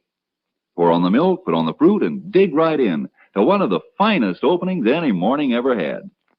And then, see how much finer the morning itself goes when you've started with Breakfast of Champions. That full whole wheat really gives with vitality, you know. There's a whole kernel of wheat in every flake of Wheaties. Now see if you don't notice the difference all morning long. Less of the mid-morning slump, more of the up-and-at-'em punch. Know what I mean? All right, then. You try it. Tomorrow, next day, for a good breakfast, for a good morning, start with Wheaties. See yourself how Wheaties at 7 can help at 11. And now, back to Joel McCrae as Ranger Jace Pearson in Tales of the Texas Rangers.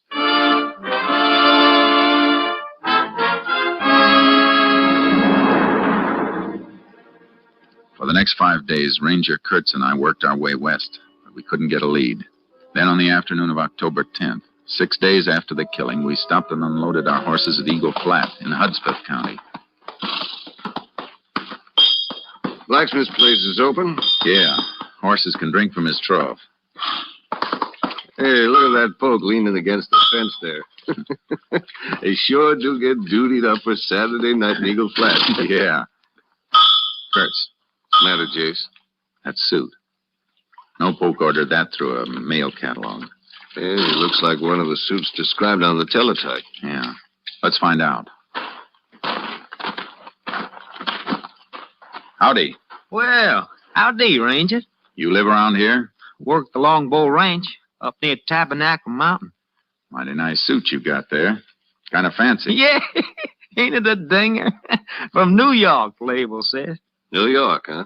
Where'd you get that suit? Well, I bought off... Now, wait a minute, Ranger. This ain't stolen, is it? Yeah. And the man it was stolen from is dead. Oh, man, I just bought it off when a fella come by the bunkhouse. When? Oh, reckon it was about 5 days ago. He drove up with a bunch of stuff. Drove up? What kind of car? New sedan, blue. Notice the license plates on the car? No. What do you think, Kurtz? He's seen our man or he is our man. Were you on the ranch October 4th? Well, this is the first time I've been off in it in 2 weeks. I bought the suit, I'm telling you. Did you buy anything else? Yeah, this. Watch your hands. Well, I'm just going to show you a wallet the fella threw in with the suit. All right, get it out. Hey, yo. Paid him $10 for the suit and this. Identification cards and everything stripped. You take anything out of here? Well, nothing to take. It's just like I got it, except for my $5 in the money pocket. Killer took all identification out of these celluloid card holders. Might have left some prints. Ought to get it to the lab. Yeah. All right, you better come with us. Now, look, I didn't do nothing. Where are you taking me? To the sheriff. You can give us a description of the man who sold you the duds. If your story checks out clean, you got nothing to worry about. Oh, it's clean. All right. Let's go.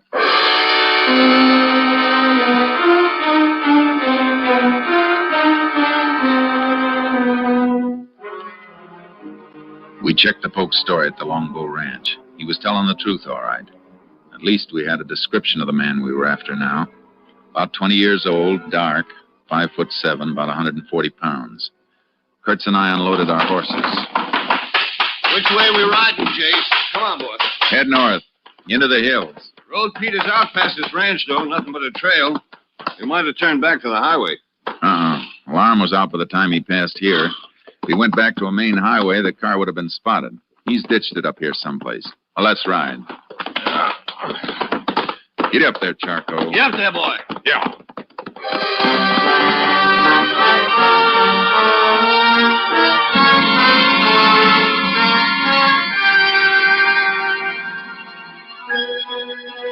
We rode north from the Longbow Ranch, cutting into the mesquite and cedar that flanked the road. It got thinner and more difficult. And just when I thought we might have come too far, We spotted the car. Reckon that's it? Let's see. Uh-huh. Smart. Rolled it into a gully and then covered it with dirt and grass. Nobody'd ever spot it unless they was looking for it. Let's get back and report it.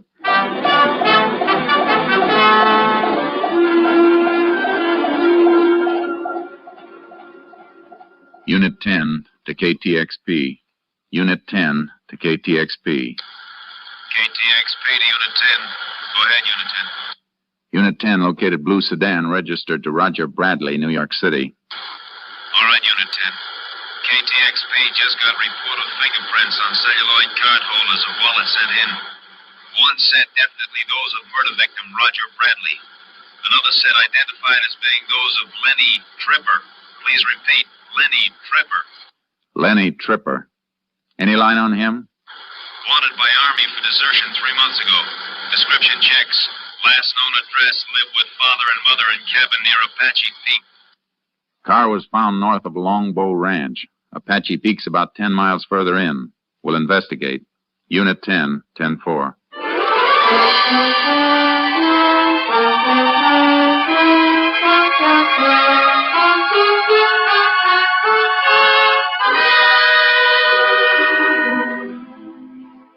It was sundown when we got started. The country we had to go through is tough enough by daylight. It was after midnight when we sighted Apache Peak.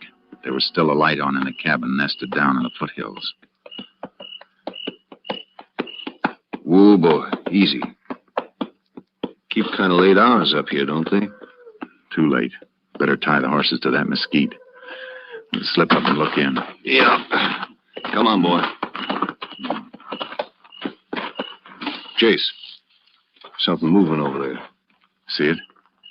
Looks like a couple of burros. Let's take a look at them. You boys up past your bedtime, ain't you? Feel them. Both in a sweat, all caked up. Been packing, too. Yeah, the hair's matted down where they've been cinched. Funny time to be working burros. Yeah. Come on. Let's see the house.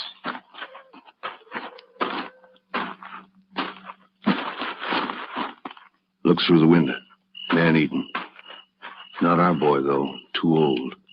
Must be Tripper's father. Look, there's the old lady, too. You go around the back way, and I'll go in through the front.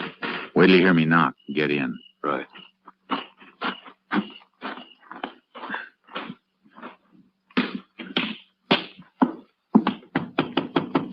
Open up. Who's there?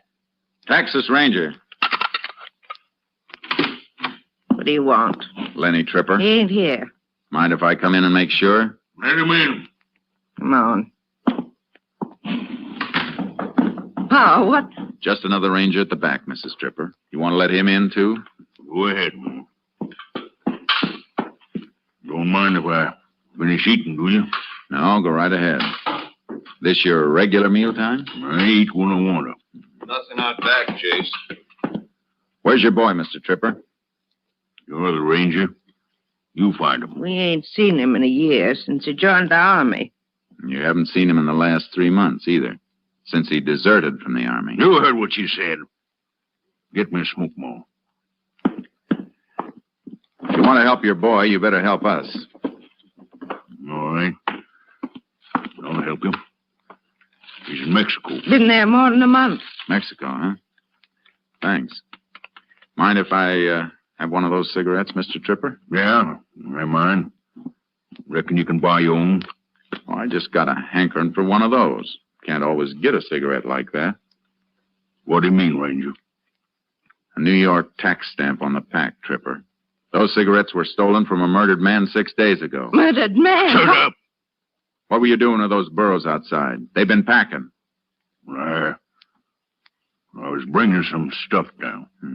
Been prospecting up the peak. Abandoned silver mines up there, Jace. Is your son hiding out in one of those mines, Tripper? Were you packing supplies to him? I told you what I was doing.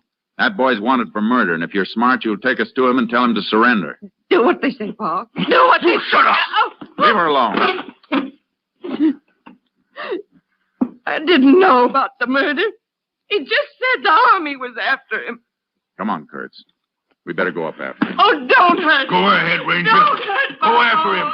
He'll kill you, that's what he'll do. He'll kill you.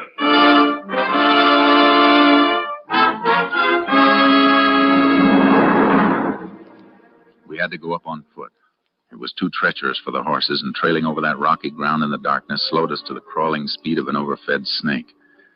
There got to be less earth and more rock, and the burrow tracks grew fainter as we tried to pick them up by moonlight and flashlight. It could have gone in any direction from here, Jace. Can't pick up a mark. Seems to level off a bit on that shelf ahead. Might be a narrow trail there. Hope so. Getting steeper. Not too steep for burros. Kurtz. What? A dwarf oak here. Flash your light. Yeah, that's it. Hold it. Anything? Yeah. Branch bent. It's been brushed. Look here, been nibbled a bit, too. Recent. Torn leaves are still fresh. We're headed right, then. Must have gone straight ahead between those big rocks. Yeah. This is it, all right. Look at the side of the rock. Flecks of mica peeled off. Little fiber stuck. Burra pack ropes must have scraped it. Let's keep going.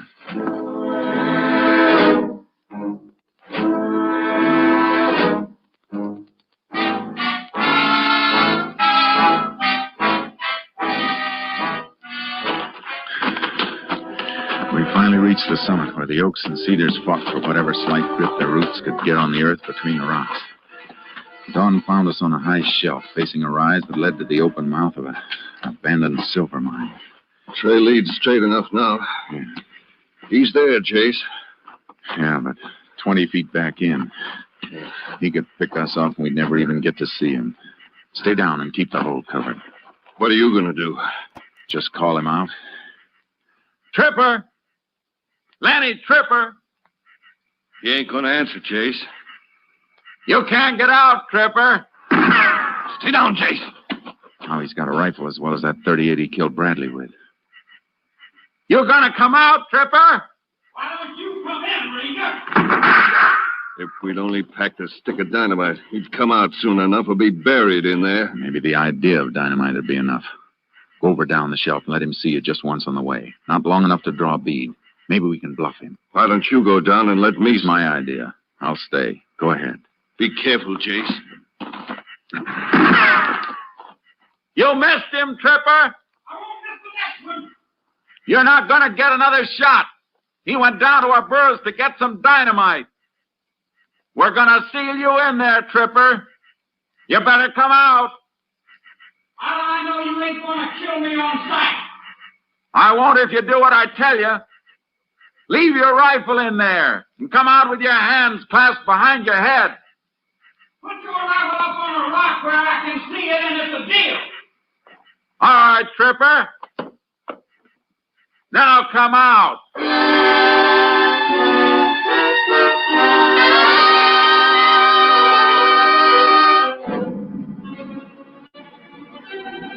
He came out of the shaft slowly, first a blur, then into the light with his hands behind his head. I got up and he walked toward me. He wasn't wearing a gun belt, but there was something in the way he moved that made me keep my hands close to my holsters. Then he made a quick sidestep, and his hands came from behind his head, and I caught the glint of a .38. Chief! I'm all right. Get him, man. Gun, hand, and arm. Put a tourniquet on, and we'll take him down. What's the matter with you, Jace? You look kind of funny. Just thinking of his folks down there. His mother and even the old man.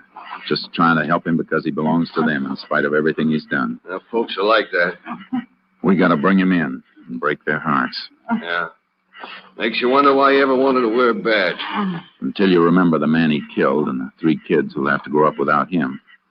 That makes you know you couldn't ever want to do anything but wear a badge. There's a tourniquet. That'll hold him. All right, Tripper, on your feet. Let's go.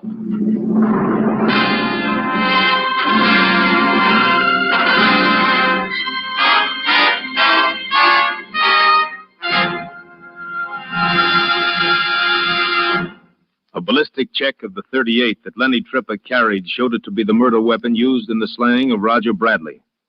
With that and other evidence accumulated by Ranger Pearson and the department, Tripper was convicted and sentenced to death in the electric chair.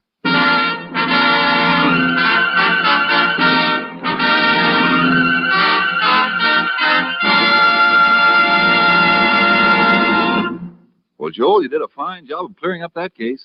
Frank, I've got a little mystery at home. Maybe you can help me. Well, glad to try, Joel. Well, it's the case of the disappearing Wheaties. Every once in a while, when I'm all set for a breakfast bowl of Wheaties, my cook says, "Sorry, we're fresh out." Why, that's no mystery. Wheaties are so good, so crisp, so loaded with natural, sunny, whole wheat flavor, they just don't last long. Yes, I know, but what can I do? Well, you can get up early before anyone else gets at the Wheaties, or buy 2 or 3 boxes at a time. I think you hit it, Frank. Many thanks. Good night, and thank you, Joel McCrae.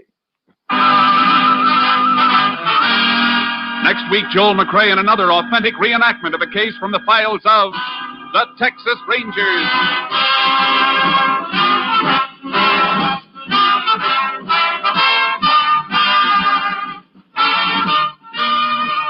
Joel McCrae will soon be seen in the MGM production Stars in My Crown.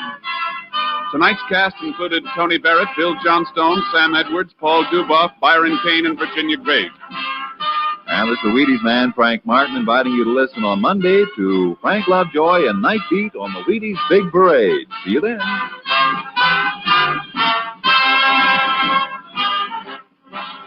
Tomorrow, listen for Dorothy Maynard. Now it's Basin Street on NBC.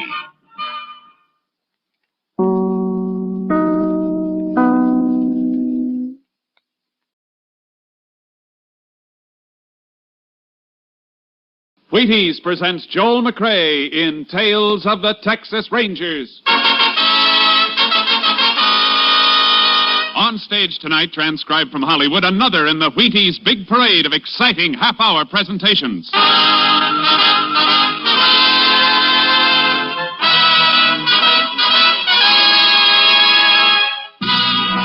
Tales of the Texas Rangers, starring Joel McCrae as Ranger Pearson.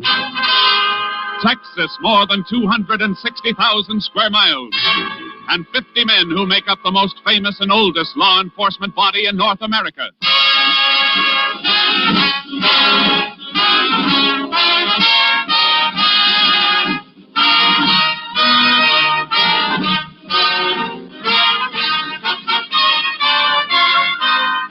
Now, from the files of the Texas Rangers come these stories based on fact.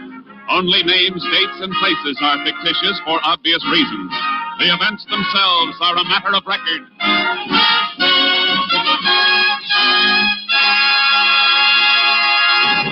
Case for tonight, the Trigger Men.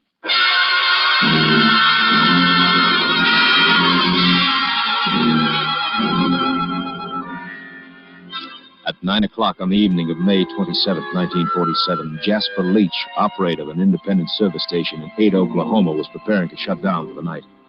Suddenly, 2 men in a green convertible pulled into the service island of his station. Closed for the night, fellas. Pumps are all locked. We gotta get some gas. All-night place on the highway south, mister. Big station. You're heading that way. I don't like big stations. We're gassing up right here. I got a tire you can fix. Now, look, I told you I'm close for the night. Hey, stop the chatter, will you? You heard him, Hick. Now get moving, or I'll put a slug in you. All right, mister. I ain't arguing with a gun. Hey, get that pump going. Make them fill a couple extra 5-gallon cans. All right, Joe. Stop playing Napoleon and get that flat spare out. You're so hot for action. Okay, but let's shake it up, man. Well, come on, Hayseed. Get with the pump. Keys are in the office. Well, let's get them.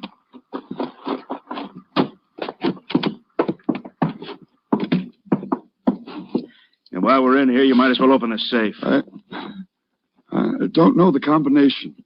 Yeah? Oh! I said open it, you hick. All right, mister, I'll open it. But you ain't getting away with this. Not by a dang sight. We'll talk that over later. Just you and me, Hick. Just you and me.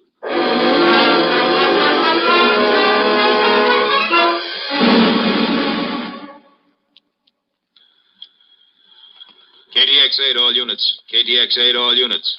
Oklahoma State Police advised that about 9 p.m. of 5/27, gas station attendant at Ada, Oklahoma was robbed and beaten to death with tire iron.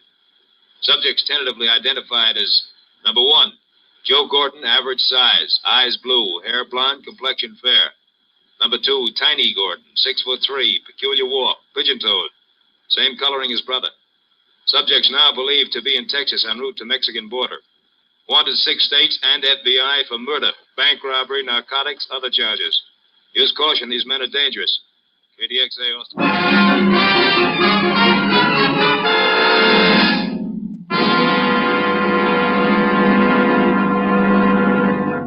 Tales of the Texas Rangers will continue in just a moment. Get up and get at 'em with Wheaties. Yup, for folks up and doing, for folks going places, breakfast of champions. Sure, begin a better breakfast with Wheaties tomorrow and see if you don't feel the difference all morning long. Here's why. There's a whole kernel of wheat in every Wheaties flake. You got it? There's a whole kernel of wheat in every Wheaties flake. That's why Wheaties can give so much. Energy? You bet. Whole wheat energy.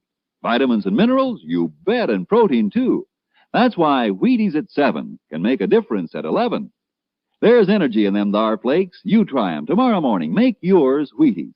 Pour on the milk, put on the fruit, and eat happy. Yes, and work happy.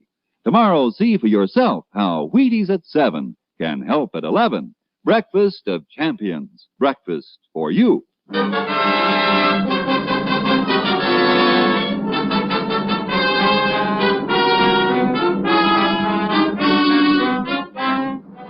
There were no further signs of the Gordon brothers on the night of May 27th. But on the morning of the 28th, Captain Stinson of the Texas Rangers received a report that looked like a lead and immediately sent for Ranger Jace Pearson. You send for me, Captain? Yeah, Jace. I want you to get right over to the General Hospital in Palo Pinto County. Been a double shooting. Deputy Sheriff and his son. Where'd it happen? Near Mineral Wells, but check the hospital first. Shooting took place during the night. Rancher found the men this morning. Mineral Wells, that's on the road south from Ada, Oklahoma. You think it might have been the Gordon brothers? It smells like them. They were headed south, according to all previous reports.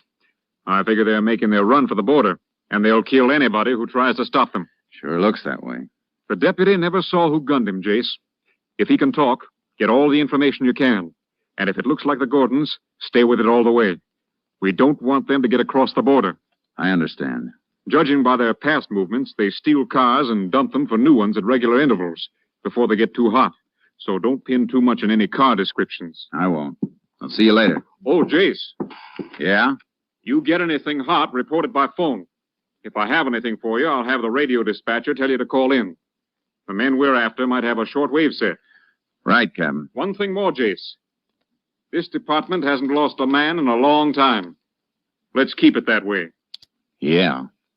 I wouldn't want to be the one to spoil the record.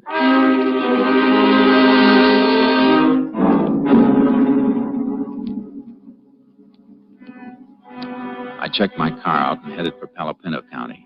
I reached the hospital at 9:45 a.m. and saw the doctor in charge. He'll pull through, I think, but his condition is critical. Shot 3 times through the back. One of the bullets is lodged in his spine. Which room's he in? I'll show you. Deputy's son hurt bad, too? Too bad, Ranger. Dead on arrival. He know it? Yep, he knows. Be better if you could wait. I wish I could. I can't. I understand. He's in here.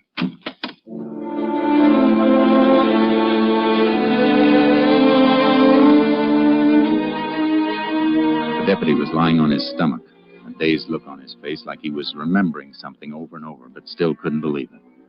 I knelt on the floor beside him so he could see me while he was telling me what happened.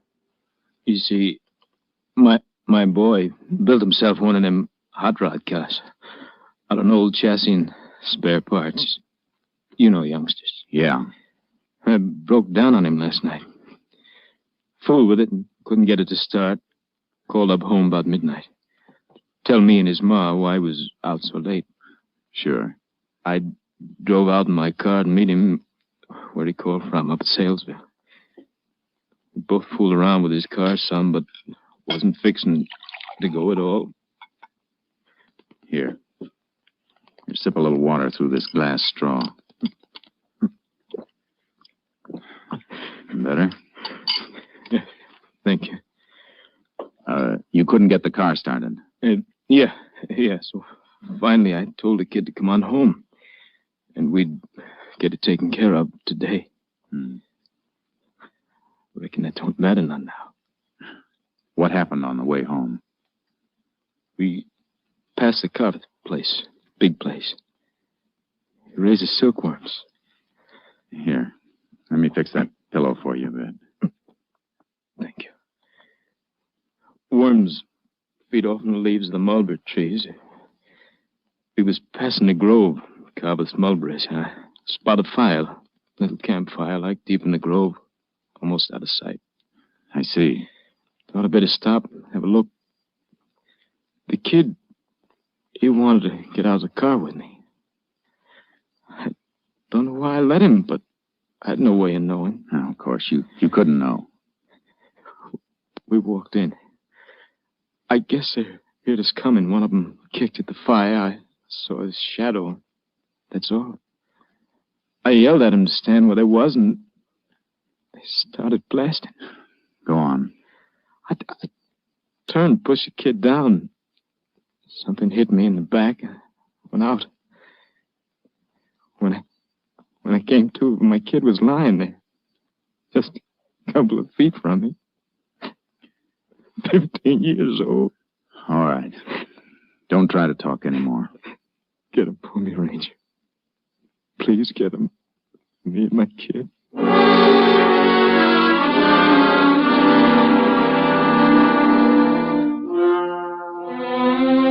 I left the hospital and headed for the Carveth Ranch outside Mineral Wells. Big Jim Carveth, the owner of the place, took me into the mulberry grove where the deputy and his boy had been gunned. Well, this is the spot. Sheriff's combed it over pretty complete, though. Had their fire right over here. What are you digging out of them ashes? Fire wasn't burning long. Started it with a road map and an envelope. A little corner of the envelope not quite burned. I can just make out the stamp. Huh? It's Mexican. Maybe our lab can make out the postmark. Out of that charred hunk? Yeah. If I can slide it into this fresh envelope without breaking it up too much. You fellas sure can figure a lot from a little, I reckon. Sometimes. When they left, they went through there toward the road. How do you know that? Here's the mark where the fire was kicked. Steps from it move that way. It might have been the sheriff and his men. Not in low-heel Eastern boots. See the impressions? Oh. One set, same as yours or mine, except for the difference in boots. The other set scuffs in at the toes. Man who made those is pigeon-toed. Well, you sound like you could draw a picture of them. I could now. Let's see where these prints lead.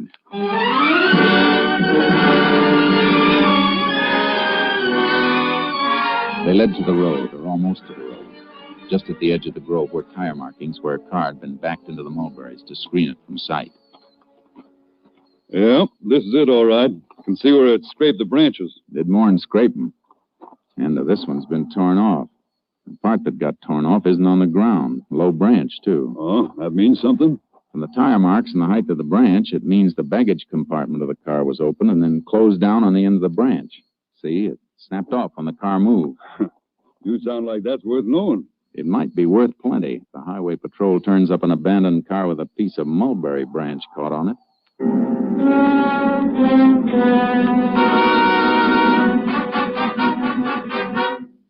I drove back to headquarters and turned the charred envelope over to the lab. Then I went in and reported to Captain Stinson. Sounds like the Gordon brothers, all right. I'd bet on it. If they're in the habit of ditching their cars, we better check on all the stolen and abandoned. We find the car, we'll know which way they're headed. I'll send out a bulletin on it. What did Lab say about the envelope? Burned pretty bad, Captain, but they think they can restore it. Take time, though. And if they can bring out that Mexican postmark, it might tell us where the Gordons plan to cross the border. That's what I was thinking. They won't go through a regular border station. It'll be an illegal crossing. And they'll probably have a hideaway arranged on the other side. Yeah, probably other members of the Crawford gang. I figure they'll try to make it before tomorrow morning. They'll be making their big run tonight. Well, head south, Jace, toward the border. We'll relay all information to you as it comes up. I'd better get charcoal out of the barn and hitch up my horse trailer. That's a good idea. Wherever they try to cross, it's a cinch it won't be good territory for a car. The border stations are covered, though, aren't they, in case they do try illegal crossing? Now, their mugs are hanging in every customs house from Brownsville to El Paso. FBI has given them extra cover, and the Mexican police are helping, too. I better get going then. So long, Captain. So long, Jace. And good luck.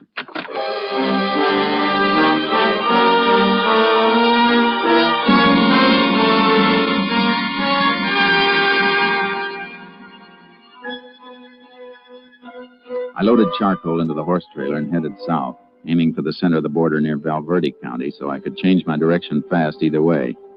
I kept a lead foot on the gas pedal. Toward sundown, I was just outside El Dorado when the radio dispatcher came through telling me to call headquarters. I got Captain Stinson on long distance. That Mulberry branch is paying off, Jace.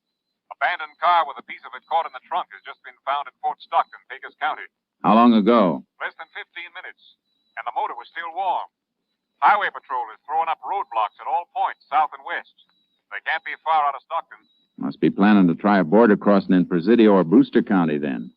Any report on that burned envelope? Still working on it, Jace. You better head for Fort Stockton.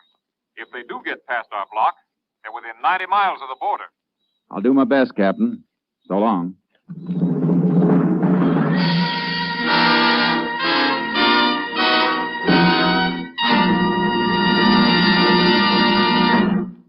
Well, it's another baseball summer with ball fans all over the country watching their favorites and baseball champions all over the major leagues eating their Wheaties.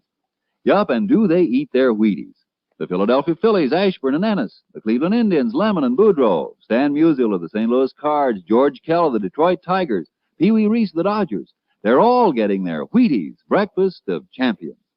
And you know, so are a lot of other smart people, folks who want high-stepping energy to stride through their mornings high, wide, and handsome. They're getting Wheaties, too. Are you? Well, listen. You may not play ball for a living, but you can use Wheaties energy. You can use Wheaties vitamins, minerals, and protein. You can use breakfast of champions, too. There's a whole kernel of wheat in every Wheaties flake. A whole golden kernel rolled out flat and toasted. Yes, there's a whole kernel of wheat in every Wheaties flake. That's why Wheaties can do so much and help send you through the morning on high. That's why Wheaties at 7 can help at 11. You have some. Wheaties, the crisp way to get your whole wheat. Tomorrow morning, make yours milk and fruit and Wheaties. Breakfast of champions. See for yourself how Wheaties at 7 can help at 11.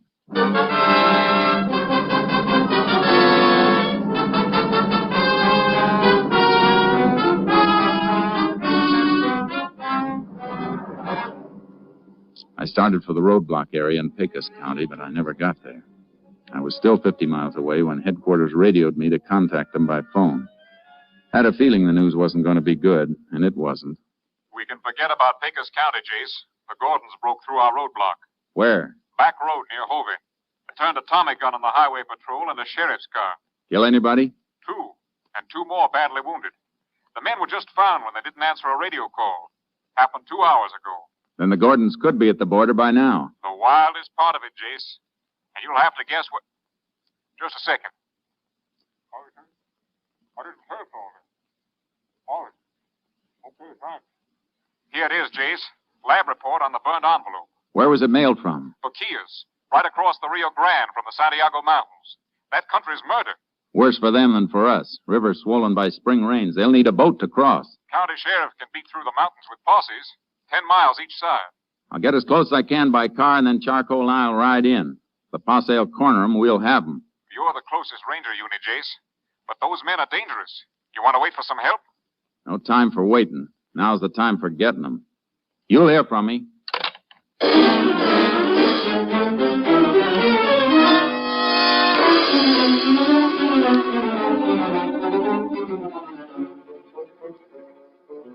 In the south of Brewster County, the world comes to an end. I drove as far as I could and met one wing of the sheriff's posse where Maravillas Creek runs into the Rio Grande. Any sign of them, Sheriff? Nope. Got men working in from the other side of the mountains, though. I'll get my horse and ride in with you a ways. Then we can split and fan out. Good. Mighty fine horse, Ranger. The best. Come on, Charco. Hey, which of your men knows this section best? Jaime Sanchez, I reckon. I'd like him to ride with me when we split. Oh, he'd be proud to. Sanchez! Hey, you want me for something, Sheriff? Ranger wants you to ride with him. That's good with me. Thanks, Sanchez. You got any signal arranged with the rest of your posse? 3 shots. 2 seconds between each one. Good. Well, let's ride. All right, men. Mount up. We'll follow the river, then you can drop off in pairs and head in toward the peak. The sheriff will pair you off. If you hit ground too rough for your horses, tie them off and move through on foot. All got that? All right, let's move. Come on, get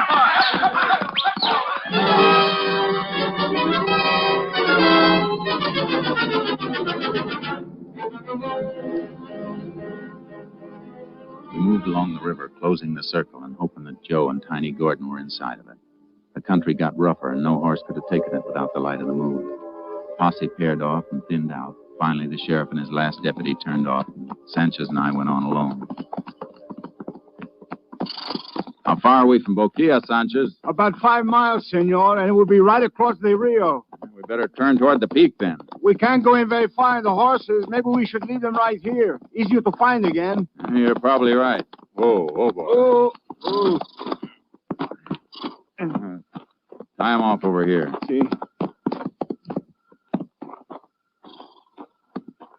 There are some cabins up here in the mountains, but the men we are after wouldn't know about them. What kind of cabins? Old hunters' cabins from long ago when there was good hunting. But most of the game is gone. Nobody lives in them anymore. No, but the Gordons might know about them anyhow. You said they do not know this country. Yeah, they could have been told. They're meeting somebody in Mexico. Some of their gang might have come through here before. That's why they picked this spot. They're in such a hurry, though, I don't think they would stop. Yeah, they would if the big boy got tired. The big boy? Yeah, Tiny Gordon, he's pigeon-toed. Something wrong with his feet. He's big and heavy and carrying a lot of weight. He's going to slow down in this country. I think you're right, Ranger Pearson. He ain't got good feet. He slowed down plenty in here. The cabins in the territory we're covering? See, 2 of them. Now, let's take a look. See, the first one is right up this way to the left, about 2 miles in.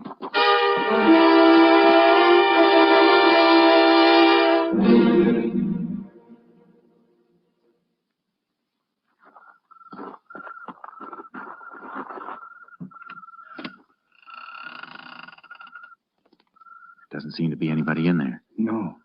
Maybe they're just waiting there. Soon find out. Stay clear of the doorway and keep your gun ready while I go in. See, but you better have your guns ready, too. Don't worry. I got 'em. Watch it.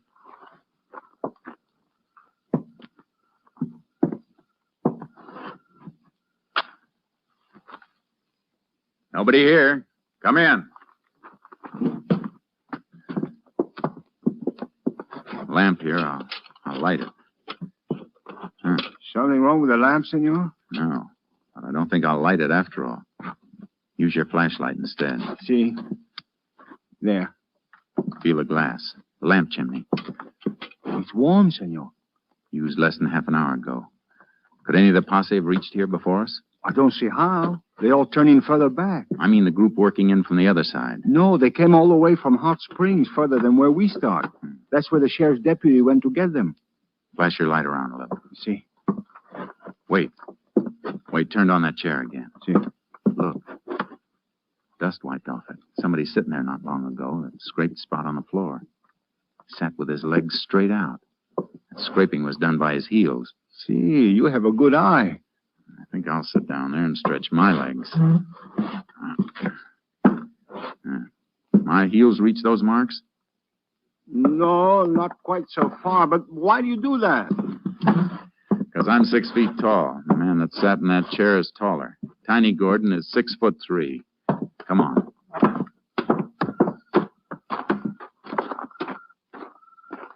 Look around, see which way they headed. See. I think this way, Ranger Pearson. Why? What'd you find? Somebody step on this dead log, take off a piece of the bark. Yeah. And prints there, too. Here, flash your light. See? Here. 2 sets. One of them with the toes turning in. Now throw the light that way. See, that bush. First one through here held the branch back for the other to pass. Knocked off a few berries. Crushed them on the ground. He's still wet from the juice. We got direction now. Let's move. You better put that light on. They headed for the Rio, all right. Shouldn't we fire the gun now, the signal for the posse? No, we're too close. Gordons might hear it, too. Probably think they're safe in here. They don't know we've got a postmark. Better chance of getting them cold if they don't know. See. You think they're going to fight if we catch them? With murder charges in a couple of states, they got nothing to lose. They'll fight plenty.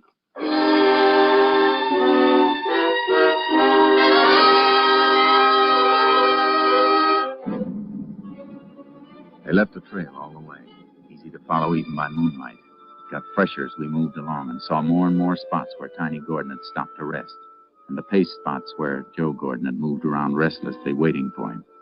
It wasn't long before we could hear the lapping of the Rio Grande as the foothills dipped down toward it. And then we heard them, moving and talking in the reeds at the edge of the river. All right. Take it easy, man. How do you know? How do you know they got our letter? They expected us last night. Let's try again. I know we ain't moving on a time schedule. Suppose they don't come. It'll be light in a couple of hours. So we'll go back to that cabin and hold up again until tomorrow night. Besides, who's going to see us here? Maybe an idiot or something. I don't know who's liable to be tramping around. What are you, Daniel Boone or something? Nah, dry up. Don't you tell me to dry up, you little punk. God, Tiny. We figured that right. They're expecting a pickup from the Mexican side. See, good thing the boat did not come yet. Those Tommy guns with us. Lucky you could carry a .45. You tried to carry a Tommy gun the way you were flopping around, man. You'd have killed yourself and me, too. I might kill you someday, Joe, shooting your mouth off. Go on, try it. I'll blow your brains out. Why, you want to punch in the jaw, Joe? Try it. Well, they got 45s. But so have we, see? Let's move in and take them.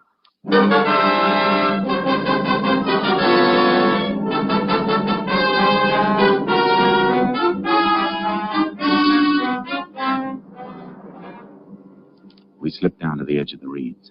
I tapped Sanchez to move off about 30 yards so they'd have to come between us if they made a break away from the river. We couldn't see them in the reeds, but they couldn't see us either. Sanchez reached his position, and then I straightened up. Tiny! Hey, Joe! Who's that? Get up, Tiny! I'm a Texas Ranger. There's a posse of 20 men in the hills. You're surrounded. Will you come out? That won't do you any good. This way, Tiny. Open up, Sanchez. Don't get through here! That's a posse signal, Tiny. They'll all be heading this way. You won't be hearing me, Wait, gun! What's the matter, Tiny? Your gun empty? Mine isn't, Captain! Hey, how'd you fellas ever kill anybody? You don't even come close. Where are you, you hicks? I'll kill all of you, you stinking hicks! I'm over here, senor! Oh, yeah? The rest of the posse will be here soon. It'll be daylight. We'll starve you out or burn you out. You're hogtied. You better give up while you can. I ain't giving up. I'll take a lot of you hicks with me. Come on, Joe. Hey, will you? Bring them this way, son. Go! Go! Go! You dirty! You had your chance, Tiny. You dirty! All right, Sanchez. You got it, senor. Guess this job is almost finished. Almost finished. They look like they finished good. Yeah, I mean, the rest of the Crawford gang are from across the river. Well, a nice surprise for them if they come over in their boat.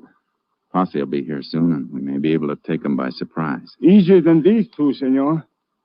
You know, I don't think they like us very much. I saw what they did to a deputy sheriff and his kid. I didn't like the Gordon brothers very much either.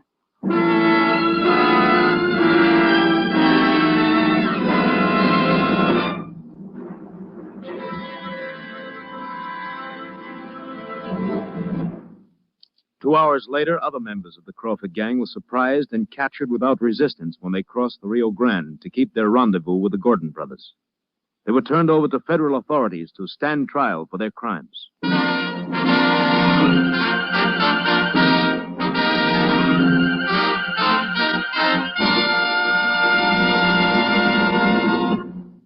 Well, partner, whether you're riding the Texas prairie or smelting steel in Pittsburgh, first you need your Wheaties. Yep, breakfast of champions for folks with big things to do. It's a brighter morning and a better job when you begin a good breakfast with Wheaties. Here's why. there's a whole kernel of wheat in every Wheaties flake. Yes, there's a whole kernel of wheat in every Wheaties flake. That's why Wheaties can give so much. Whole wheat vitamins and minerals, protein too. Whole wheat energy to help you stride through the morning high, wide, and handsome. Yes, there's a whole kernel of wheat in every Wheaties flake. That's how Wheaties at 7 can help at 11. You try 'em. Golden flakes, crisp flakes, Wheaties flakes. Have some tomorrow with milk and fruit, and see yourself how Wheaties at 7 can help at 11.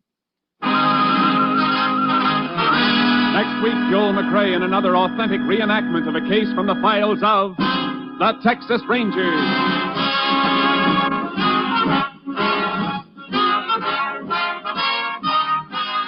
Joel McRae will soon be seen starring in the Universal International Technicolor production Saddle Tramp. Tonight's cast included Tony Barrett, Tom McKee, Tom Holland, Jack Crucian, Byron Kane, and Jay Novello. This story was transcribed and adapted by Joel Murtaugh, and the program was produced and directed by Stacy Keach. This is Hal Gibney speaking. And this is the Wheaties man, Frank Martin, inviting you to listen Tuesday night to the Penny Singleton Show on the Wheaties Big Parade. See you then.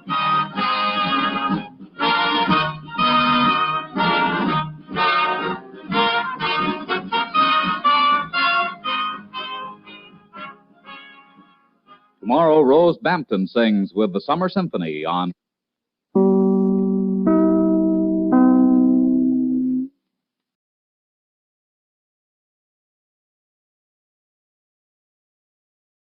It's National Wheaties Week.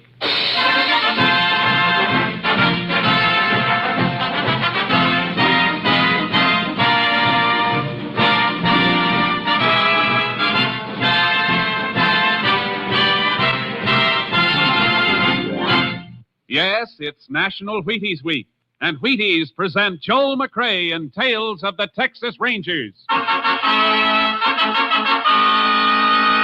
On stage tonight, transcribed from Hollywood, another in the Wheaties Big Parade of exciting half-hour presentations.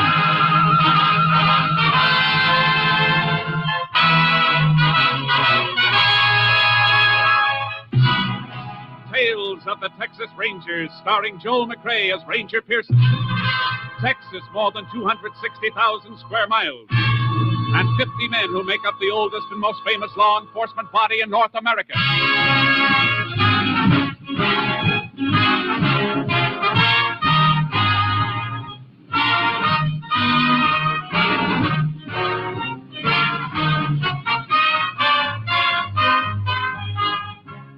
Now, from the files of the Texas Rangers come these stories based on fact. Only names, dates, and places are fictitious for obvious reasons. The events themselves are a matter of record.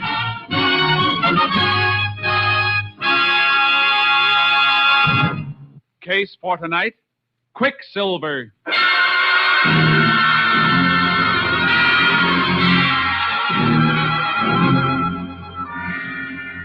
At 11:30 on the night of May 22nd, 1947, the Stockholm Ranch, located in the middle of Carson County, Texas, was darkened for the night when the occupants were awakened by the barking of a dog.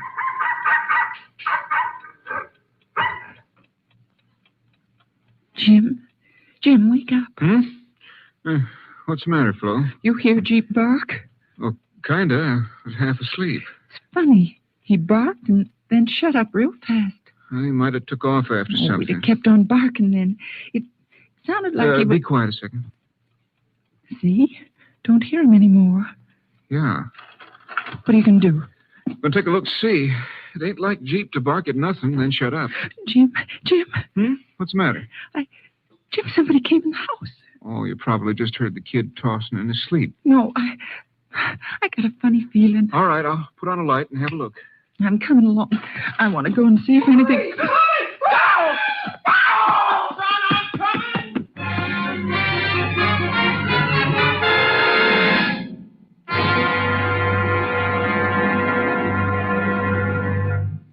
It's National Wheaties Week. Time to buy Wheaties, eat Wheaties, buy more Wheaties, eat more Wheaties. Time to join America in a brighter morning. Sure, it's National Wheaties Week. Everybody's eating them. You have some, too. Have them for fun. Have them for flavor. Have 'em for feeling good and working good and looking good. Have Wheaties for any reason at all, but get 'em. Whole wheat, crisp whole wheat, golden whole wheat. There's a whole kernel of wheat in every Wheaties flake. You try 'em. See how Wheaties at 7 can help at 11. It's National Wheaties Week.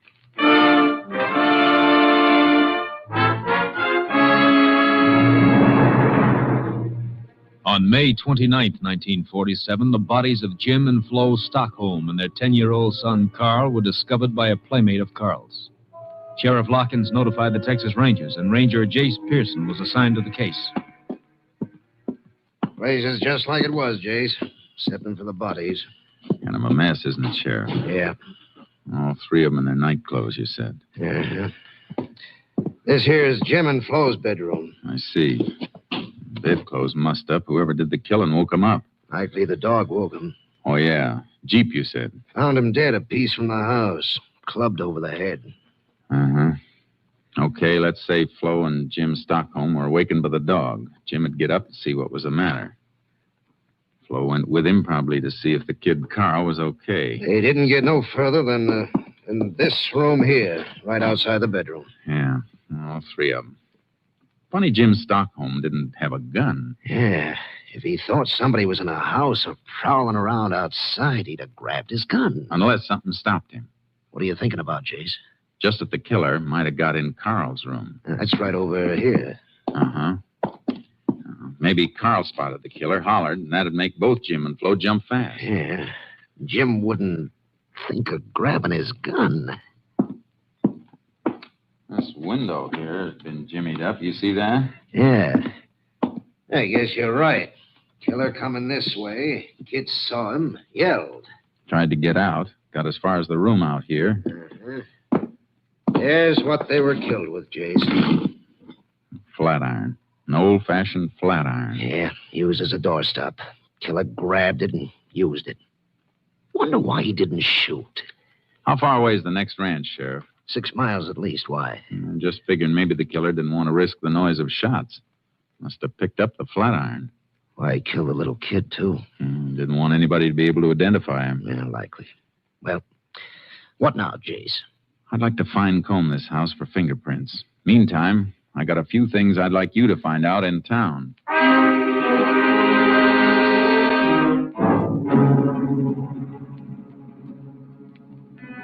There were no fingerprints anywhere, except those we knew were of the murdered people.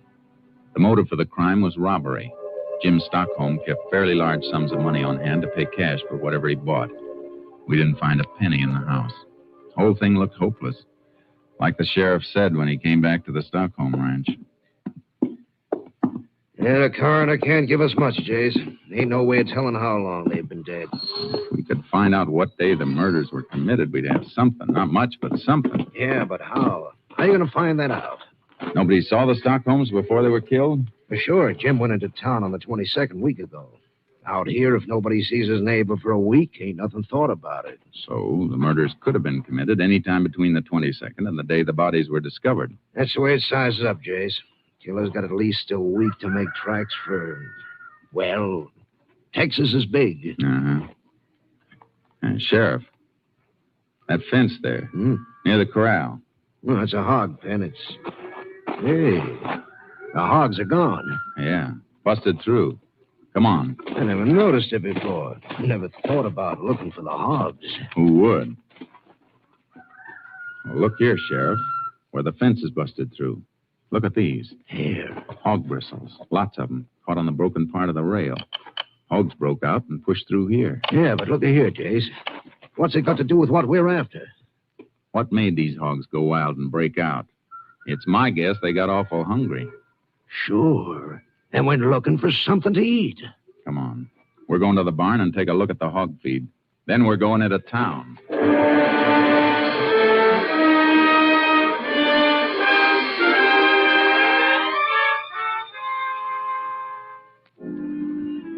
We found 3 sacks of hog feed in the barn. 2 of them were full, unopened.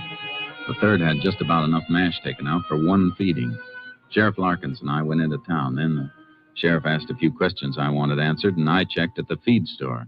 Sure, Jim Stockholm bought all his feed in here, Ranger. You remember when he was in last, ma'am? Bet I do. It's the last time anybody saw him. The 22nd? That's it. What'd he buy? 3 sacks of hog mash. Yeah, got all the information you wanted, Jace. Thanks, Sheriff. Now, ma'am, is there anything else you can remember about that day? Stockholm seemed troubled or anything? No, just stopped in for a minute. All he said was he had to get back with the mash. He was all out. Are you sure of that? Just as sure as I'm standing here. And you're sure it was the 22nd? I can make it real sure, Ranger. Got all my sales in this book. Let's see. 25th, 25th. Yeah, here it is. 22nd. 3 sacks of hog mash to Jim Stockholm. Thank you, ma'am. Let's go, Sheriff. You're sure welcome, Ranger. You helped a lot.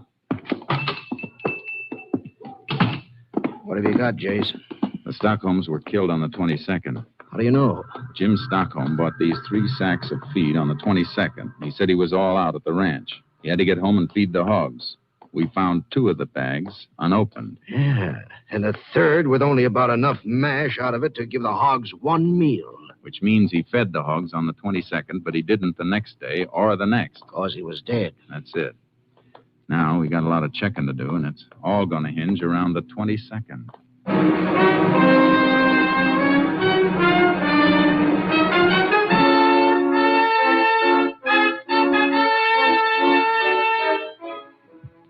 We questioned everybody, but it all added up to a big round 0.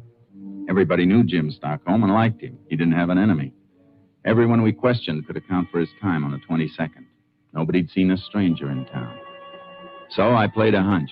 Sheriff Larkins and I rode over to the Stockholm ranch trying to pick up anything. Then about 8 miles north of the ranch, we got a break. Hey, Jace!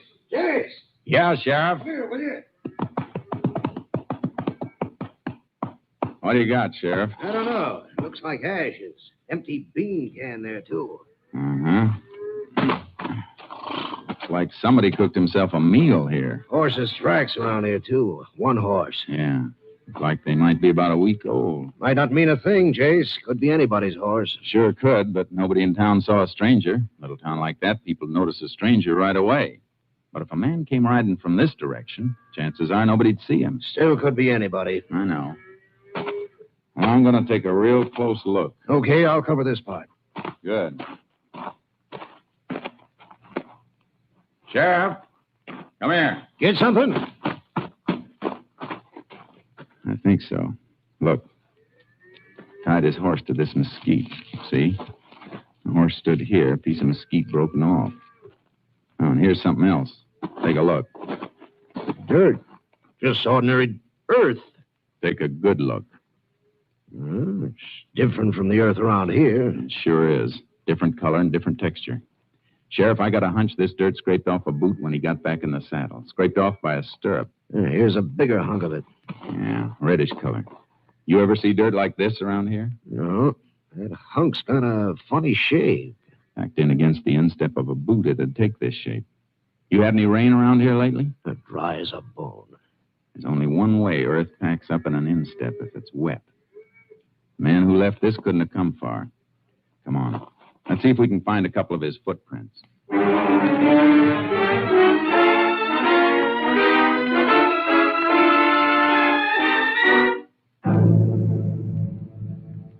We picked up a few prints. I took their measurements. Then we went back into town. I asked some more questions.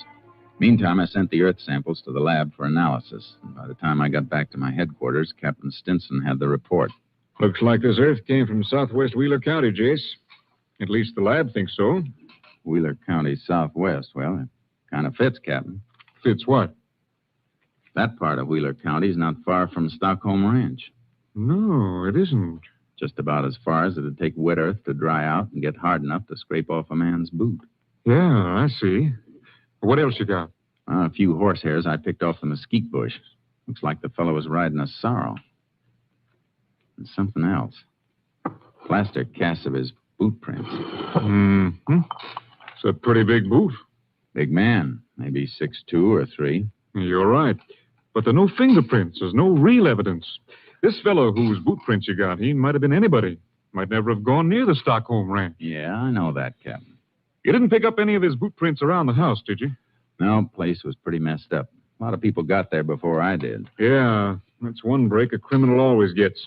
If only people'd stay away. If only they'd have enough sense to realize. Sure, but they don't. They don't mean any harm, though. Okay, what's next? Look for a man 6 feet 2 or 3 riding a sorrel? I'd like to, Captain. Starting where? Well, Texas, I guess.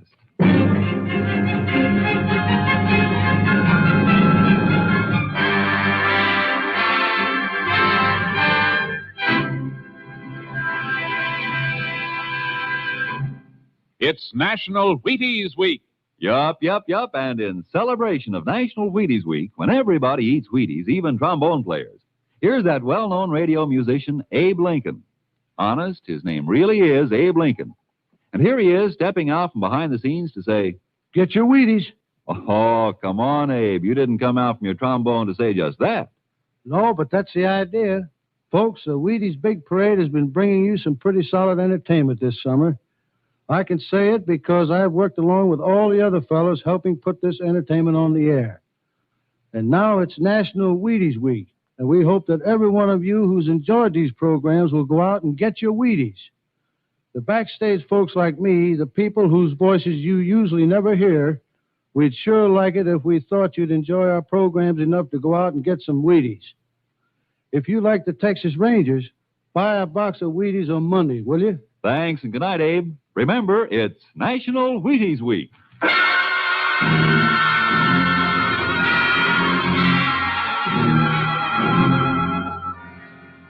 I kicked around for a few days, covering all the ground I could between the Stockholm Ranch and Wheeler County, and then I reported back to Captain Stinson. Kind of picked up something interesting, Captain. Like what, Jace? Weather reports. Here's a map of Wheeler County. The places I marked in red had rain within the last 3 weeks. Oh? Well, what about it? Well, this place. Right here. The only spot of the marked places that'll show the same kind of earth we had analyzed. I checked. Mm-hmm. So it's narrowed down to that. But you can't arrest a man just because he happened to be in a place where it rained. I know I'm working on a shoestring, but there's no other lead, nothing. Might be I'll hit a stone wall or pick up some poke who just happened to pass through the spot where we found the prints of Earth. But it's a chance, Cap, the only one. Well, suppose you chase down that lead in Wheeler County and your man's gone. Oh, I don't expect to find him there. He left there and landed at Stockholm Ranch, maybe. And left no fingerprints. There's not a single piece of evidence. It's still the only lead. You want to stick to Wheeler County, huh? That's about it, Captain. Maybe pick up a description of a possible suspect. Well, where'll you start? Well, here's what I think. The man we're looking for is a drifter. Maybe a poke that picks up work here and there where he can get it. The fact that he ate a can of beans and cooked it himself means he didn't have a nickel to buy a decent meal, even though he was near a town. That kind's usually a drifter. Made a buck here and a nickel there. You see what I mean? All right, Jace. Play the hunch. But if the lead peters out... I'm hoping it won't. See you later. Now, you keep in touch. Yeah. Radio or phone. So long.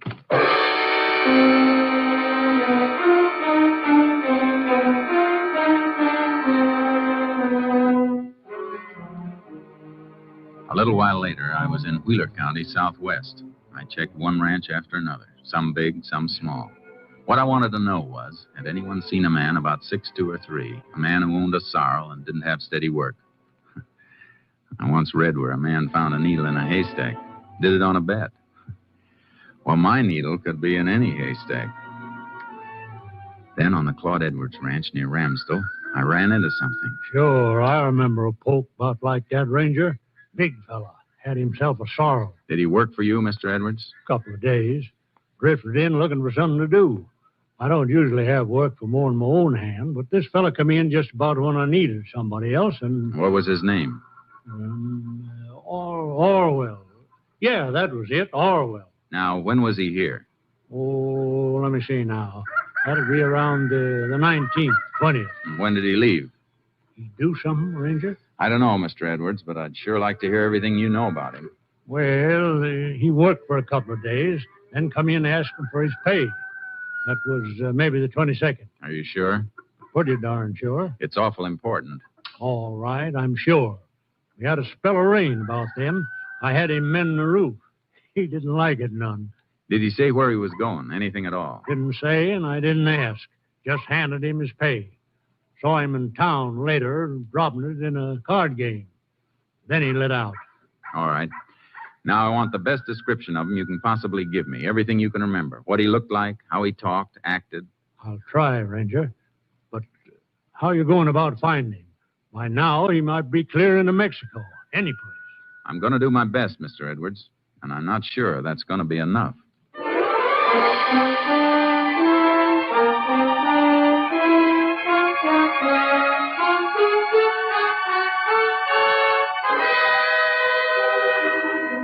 I got a description of Orwell.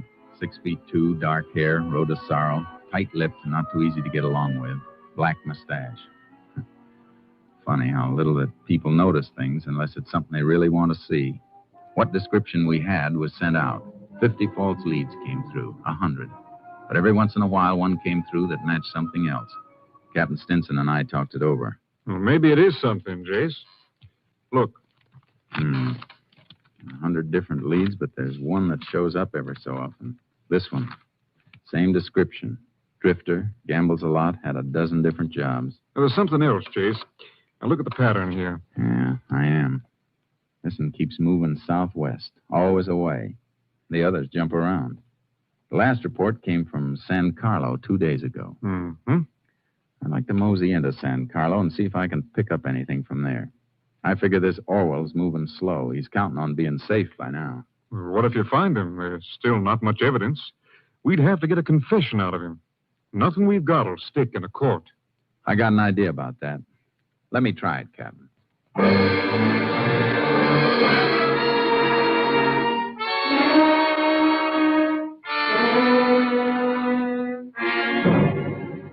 In San Carlo, I picked up a few more scraps about Orwell. From what I'd learned, I tried to think like the man I was trailing. Tried to figure out his next move. He gambled a lot, so every town I hit, I asked questions. Went to ranches and asked about poker games and crap games. Orwell was like Quicksilver. Yeah, he was here. Left. Uh-huh. He was there. Left after picking up a few dollars. But the pattern stayed the same. Always moving southwest. Then on the McMillet Ranch near the New Mexico border. Orwell? You say Orwell, Ranger? That's the name. He's riding a sorrel horse. Well, I don't like to say for sure, but I took on a fella named Orwell, and he did come in riding a sorrel. As soon as he hit the bunkhouse, he'd try to shake up a poker game. Where's he now? Well, I sent him out this morning to ride fence. Stock was getting through. How long ago did he leave? Oh, 3 or 4 hours. Maybe a little more. Tell me something else. Oh, sure. What? Did he have any money when he left this morning? Well, funny you ask about that, Ranger. Matter of fact, he touched me for a $5 against any pay he had coming. He ought to be coming back soon now. Almost time for chow. He touched you for $5. He won't be back for chow. I'm going after him.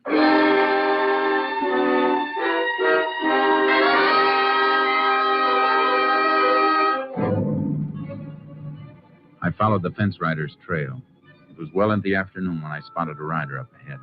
I took off my badge and stuck it in my pocket, put my guns in my waistband under my jacket, and caught up with him.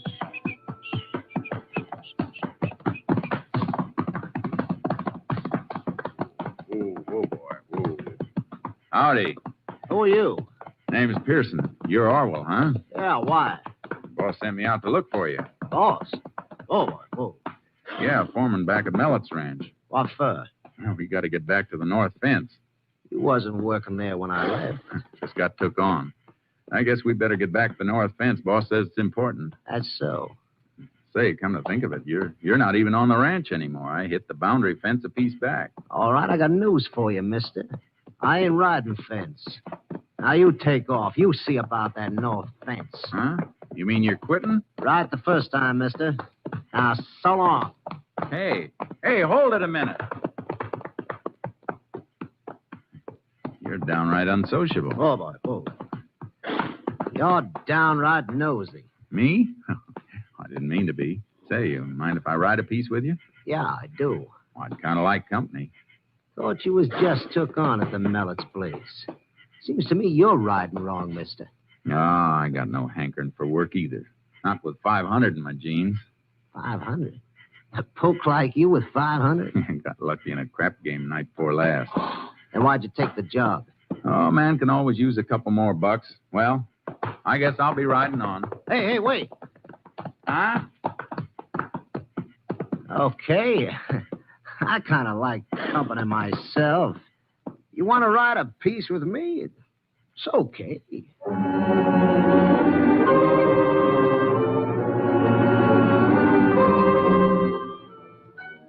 We rode on the rest of the day, and I found out Orwell was planning to head into Mexico. We bedded down early. And along toward midnight, when Orwell thought I was asleep, he raised up and moved toward me.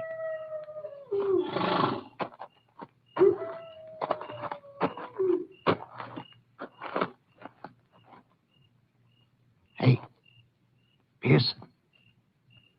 Pearson, you sleeping?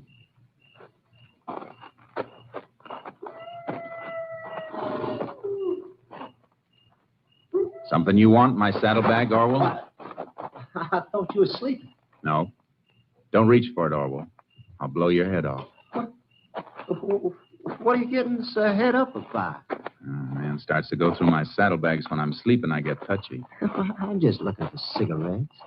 No need for that gun. Yeah? Sure. Wasn't looking for 500, were you? You call me a crook? You name it, Orwell. You are touchy. Okay. Put that gun away, Pearson. You're acting like a kid.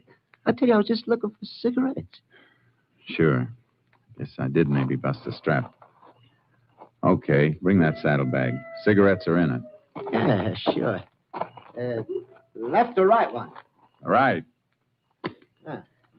Hey, you open it this time. What you got in there? Stuff. Okay. Cigarettes are wrapped up in that piece of blanket. Help yourself. Well, thanks. Cigarettes in here? Feels like a ton of iron. Could be. Wait! Anything wrong, Orwell? It's a flat iron. Uh-huh. Funny thing to be carrying around. Why? I knew a man once carried around a cow skull tied to his saddle horn. Why are you carrying this? Don't know. Why are you asking? Who are you? I told you. Name's Pearson. Jace Pearson. Cigarettes are there. Help yourself. I don't want any. Suit yourself. Mind handing me that flat iron, Orwell? Why? I just want it. Go on. Go on, hand it to me. No. Hey, you're looking real pale, Orwell.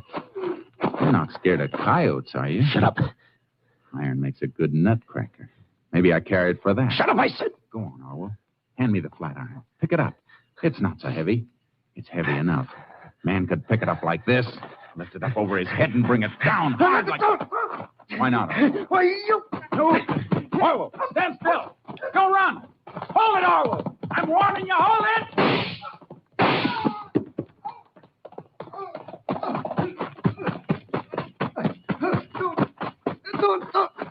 Don't shoot again. Unless I have to. Who are you? Pearson. Texas Rangers. Figured I'd get caught up with... Guess we better start going, Orwell. You're not hurt too bad.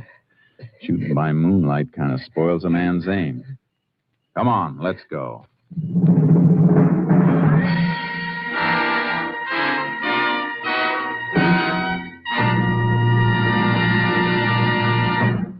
William Orwell confessed to the murders of Jim and Florence Stockholm and their son Carl. On July 15th, 1947, Orwell was convicted. His sentence, death in the electric chair.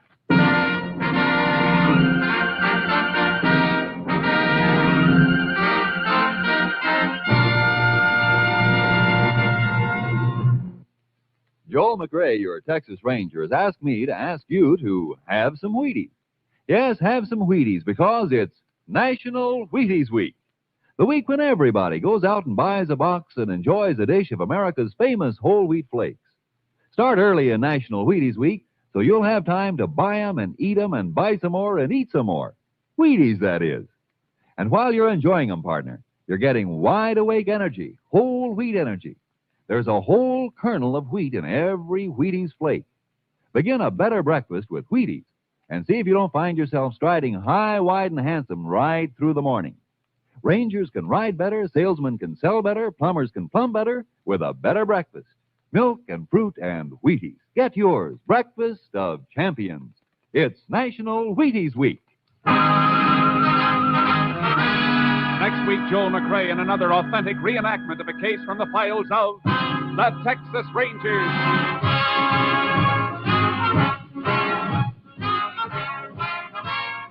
Joel McRae will soon be seen starring in the MGM production Stars in My Crown. Tonight's cast included Tony Barrett, D.J. Thompson, Byron Kane, Lou Krugman, and Russell Simpson. This story was transcribed and adapted by Russell Hughes, and the program was produced and directed by Stacy Keach. Hal Gibney speaking. And this is the Wheaties man, Frank Martin, inviting you to listen on Tuesday night to the Penny Singleton Show on the Wheaties Big Parade. See you then. Remember, it's National Wheaties Week. Come on, everybody, to the Wheaties party. Eat a lot of Wheaties like the champions do. Dance together, cheek to cheek. This is National Wheaties Week. Eat a lot of Wheaties like the champions do. Wheaties, a breakfast of champions. Tomorrow, Sigmund Romberg conducts the Summer Symphony on NBC. Wheaties presents Joel McRae in Tales of the Texas Rangers. On stage tonight, transcribed from Hollywood, another in the Wheaties Big Parade of exciting half-hour presentations.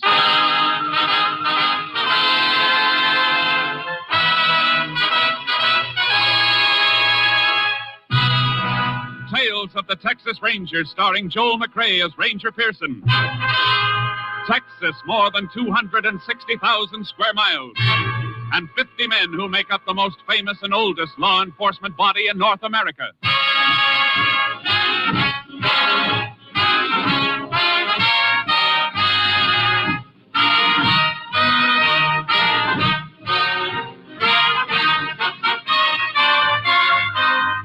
Now, from the files of the Texas Rangers come these stories based on fact.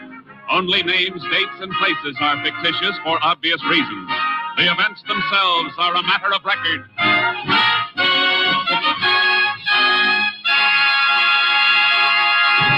Tonight's case, the broken spur.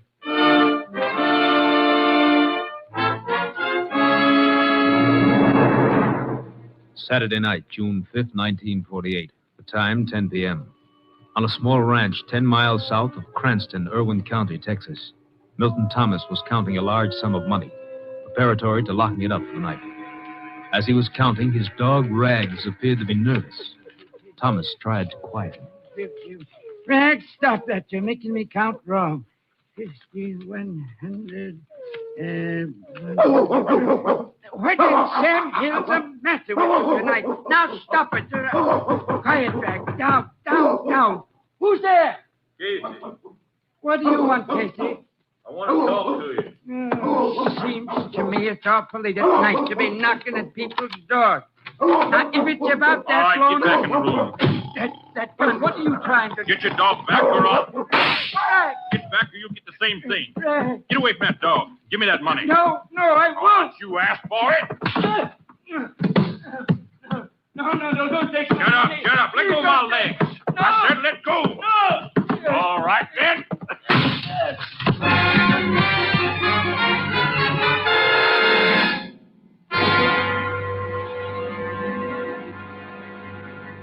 Tales of the Texas Rangers will continue in just a moment.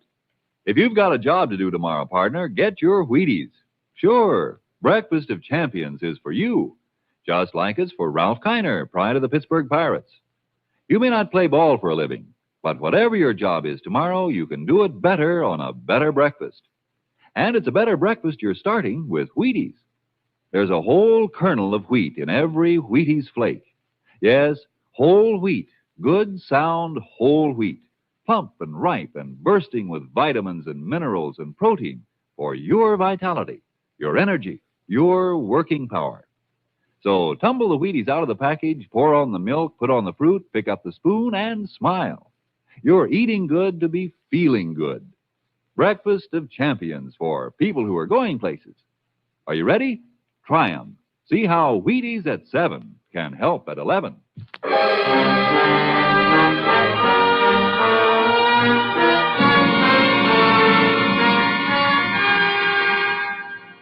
At 10:30 the same night, Milton Thomas's house was discovered on fire. The Cranston Fire Department was called. Next morning, the local sheriff, making a routine investigation, discovered the burnt remains of a broken chair next to Thomas's body. He ordered an autopsy. The results prompted him to call the Texas Rangers. Ranger Jace Pearson was assigned to the case and arrived at the scene of the fire early that afternoon. Well, howdy, Ranger. I'm Sheriff Tackett. Howdy. My name's Jace Pearson. Come on, I'll show you the house. Or what's left of it. All right, folks, step back, please. Shouldn't have all these people walking around here, Sheriff. Ruin any footprints there might be. I had my deputy here just a few minutes ago, Pearson. I sent him down to get some coffee. All right, folks, step back away from the house, all of you. Now get back to the fence, please. All burned out except for the walls, but you may find something. You said when you called you didn't think it was an accident. I've been sheriff here for 18 years, and I'll stake my reputation it wasn't. It was arson to cover murder. Based that on the autopsy? Yep. Coroner couldn't find any traces of carbon granules in the bronchial passages or lungs, and only the normal amount of carbon monoxide in the lungs. Indicating Milt Thomas wasn't breathing when the fire started. Right. This was the front door. Burned off the hinges and fell out. That's funny. What? The lock on this door. Special kind. Takes a key on both sides. When the door is shut, you have to have a key to get out of the house as well as in. Oh, that, yeah. Milt was a funny old galoot. Had them put on both doors. The windows had trick locks, too. Why? Well, folks say he kept a lot of money in the house. Maybe just a story. This lock's still working. Let's look at the back door. Oh, here's what's left of Milt's old iron safe. Open like that when you found it? Yep. Empty, too. This lock's not forced or broken. Kind of hard to tell much about anything after the roof fell in. Yeah, it's a mess, all right. Same kind of lock here on the back door. It's working, too. Meaning whoever started the fire was locked in? Well, look here. Whoever it was, here's where he went out. See that window glass outside on the ground? Let's climb out and look.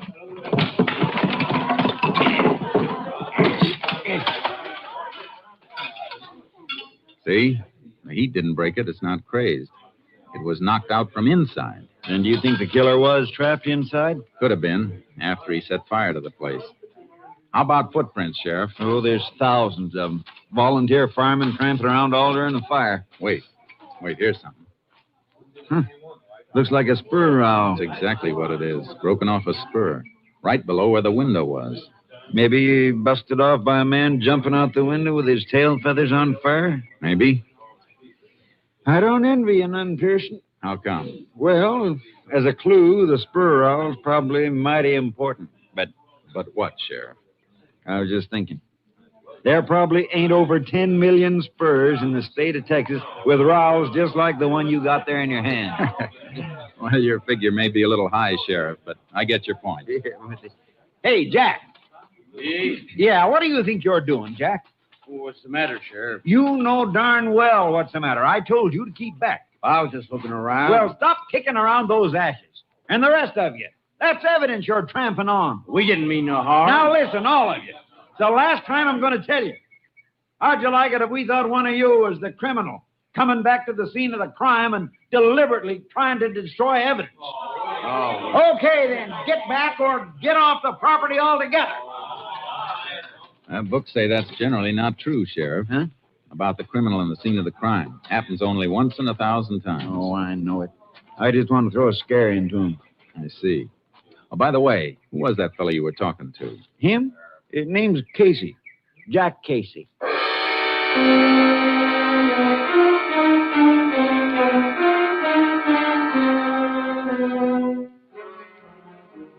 The sheriff and I went over the yard thoroughly, but any footprints the murderer might have left were trampled out by the firemen and the onlookers.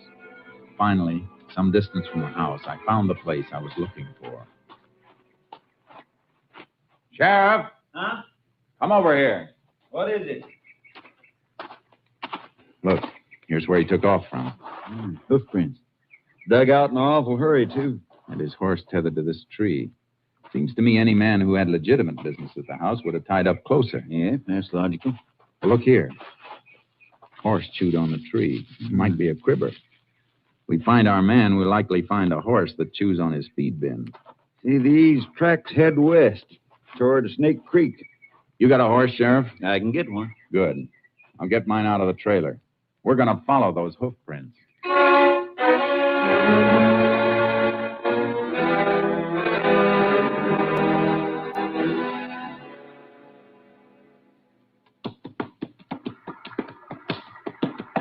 Hold it, Sheriff. Keep your horse off that bank. Why? What's the matter?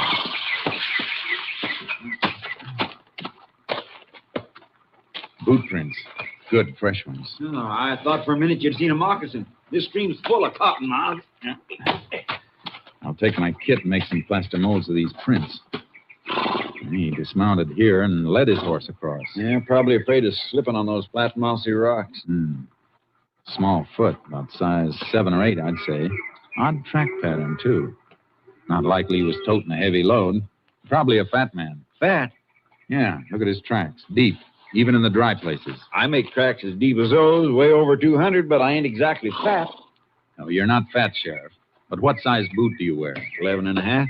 You ever see a man your height make a footprint this small? Come to think of it, I don't suppose I ever did. Oh, wait a minute. That man who was poking around the ashes back at the house. Casey, was it? Yeah, Jack Casey. What about him? He's fat. Sheriff, was he driving a car or riding? Casey was riding his old paint mare. Say, she's a cribber.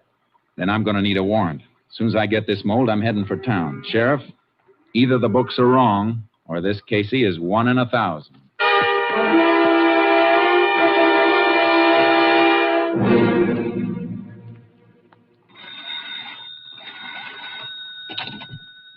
Operator, this is Jack Casey again. What about that call I've been trying to get through for the last hour and a half? Yeah, Money, Texas, the Delta Sawmill Company. I know it's Sunday, but somebody's bound to be. Who's that? Oh, Jack! What are you doing with that gun? Oh, it's you. Operator. Hello, operator. Hey, you said you'd call me back every 20 minutes. It was over a half hour last time. Well, keep trying. Jack, who are you trying to call? And what are you doing with your shotgun? Leave me alone, Martha. Where you been since noon? You were supposed to meet me at the Tate's for dinner. I know it, but... Who's that? Who is it? Texas Ranger. What? Jack, what have you done? Put that gun away. Get in the back room. You ain't fixing to shoot him, are you? If I have to. Jack, don't do it. Please, Jack, don't be... Hold it, Ranger. Stay where you are. Put that gun down, Casey. You're not coming in here. I got a warrant here says I can. And I am. Jack, put it down. Let go of that barrel. Grab it, Ranger. Give me that. You all right, ma'am? Yeah, I'm all right. Shotgun's a nasty thing to carry around cocked. I'll just take this. I want to look around a little. That your bedroom? Yeah. Come on. That paint mare outside yours? Yes, it is. Are these your boots? Mm-hmm. How'd you break this spur? Huh? Well, I didn't know it was broken. I'll take these boots along. You want me to get it, Jack? No. Isn't somebody going to answer it? Yeah, sure. Hello? What? Never mind. Cancel it. You better come along with me, Casey. What's this all about, Ranger? Where are you taking Jack? He thinks somebody killed Milt Thomas. To be exact, he thinks I did. No. You seem to know some of the answers. Some of them. Before we go, Ranger, I'd like to ask you one question. Sure. What time did this so-called murder take place? About 10 o'clock last night. 10 o'clock? Well, that's I'll when we were... handle this, Martha. Suppose I can prove where I was last night. We're just as anxious to prove a man innocent as guilty, Casey. Do you have any witnesses? About 300 of them. At 10 o'clock last night, I was sitting in the Cranston High School auditorium watching my niece graduate.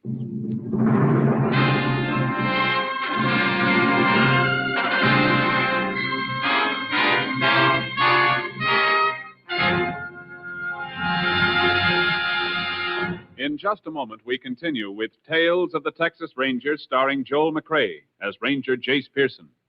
If a man rides herd on 100 head of cattle all day, first he needs his Wheaties. Yes, and if a man sits behind a big desk and pushes buttons on his job, first he needs his Wheaties. And listen, Mama, you too, if you keep track of a couple of growing up kids and wash dishes and make beds on your job, first you need your Wheaties. Yup, whatever your job, wherever you work, Wheaties can help. Whether you run a machine or pound a typewriter or play baseball for a living, first you need your Wheaties. Because here is whole wheat with the rich, full-bodied energy of whole wheat. There's a whole kernel of wheat in every Wheaties flake. That's why Wheaties give so much. Vitamins, minerals, protein. Wheaties have them, and they're for you. Pour the Wheaties into the cereal bowl, add the milk, add the fruit, and dig right in. Do that at 7, and see how much better you're working when 11 a.m. rolls around. Yes, try them every morning, crisp and tempting. And see if I'm not right. See if a better breakfast with the whole wheat nourishment of Wheaties doesn't make a pleasant difference in your morning's work. See if milk, fruit, Wheaties isn't honest and truly breakfast of champions. See yourself how Wheaties at 7 can help at 11.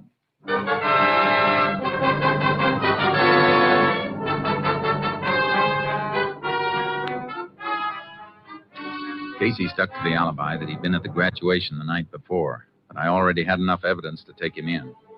While the sheriff was out asking questions around town, I tried to break down Casey's story. I tell you I was there. All right, take it easy, Casey. Let's assume for a minute you were. And how do you account for the boot prints made by your boots and found near the scene of the crime? Lots of people wear boots. Could have been anybody. I'm afraid not. You see, I made plaster casts of those prints, and the boots, the ones you admitted were yours, matched the prints to the last nail mark. Well, I've tramped around this part of the country a lot of times. They could have been old prints. These were fresh prints. Well, what about it? I don't know. All right, then. What about the rowel we found just outside Thomas' house? One broken off your spur. I don't know anything about that either. There's no point in withholding information, Casey. You know we'll find out about it sooner or later. Well, how you doing, Pearson? Casey decided to come clean? Not yet. What about the niece, Sheriff? The neighbors say she and her family left on a vacation early this morning. You know anything about that, Casey? No. Too bad. Because I've had several interesting chats. Casey, I've just talked to 4 people who were at the graduation exercises last night. 4 people who know you. And not one of them remembers seeing you there. I was at the high school last night, I tell you. Casey, the sheriff's talked to 4 people who didn't see you. Well, who did? I don't know. It was dark in the auditorium. Didn't you speak to anybody? No. Thing had already started. And... Oh, wait a minute. Yeah. I talked to one of the ushers. What was his name? Wasn't a him, it was a her. One of the high school girls. Was wearing a long pink dress. Sheriff, who's the principal of the high school? Mr. Schott. Warren Schott. All right, lock Casey up. I'm going to find out who the ushers were, and especially the little girl with the long pink dress.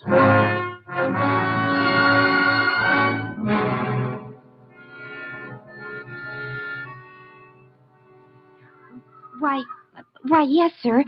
I remember Mr. Casey being there with Mrs. Casey. Are you sure, LMA? This is very important. Well, sure, I'm sure. They came in late and had to wait until the invocation was over. And then he asked for an aisle seat. He said he couldn't climb over people. He's so... well, you know. Yeah, I know. And he didn't leave at any time during the exercises. Not until near the end. They left just before the recessional while everybody was standing and singing the class song. What time was that? Oh, a few minutes before 11. All right. Thank you very much. Goodbye. Was I any help, Ranger?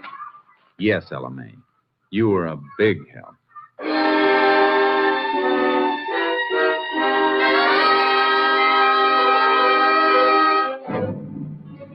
I was stuck. It looked like I was going to have to release Casey. Then I remembered something. The phone call that came in while I was out at Casey's place. The one he'd been reluctant to answer. I dropped by the Cranston telephone office. This is the call you wanted, Ranger. What was it? Mr. Jack Casey placed a call to the Delta Sawmill Company in Monee, Texas at 2:22 p.m. today. There was no answer, and when the Monee operator did get through, she called back at 3:40. But Mr. Casey had canceled it. Do you know who the call was for? Yes, sir. It was person to person to Mr. Ben Casey. Ben Casey? Mr. Jack Casey's son. Son? Well, do you know him? I used to. When? Well, we went to high school together. Some of my girlfriends and I used to go places with Ben's bunch, but my mother made me stop. She said he wasn't the kind of boy that girls should run around with. I see. And he finally left home. Couldn't get along with his stepmother. Oh, then Mrs. Casey's not his mother. Oh, no, Ranger. They used to fight. Oh. Go on. This may be very important. Well, I heard that she and Ben fought all the time, and then one day after they had a big fight, Ben packed up and left. Well, when was this? I reckon it was a couple of years ago. He went down to Monee then and got a job at that sawmill there. What does this Ben look like? He's a spitting image of his father and just as fat, too. Have you seen him lately? I saw him at the bus station. His father came and picked him up. When? Let's see, day before yesterday. Friday.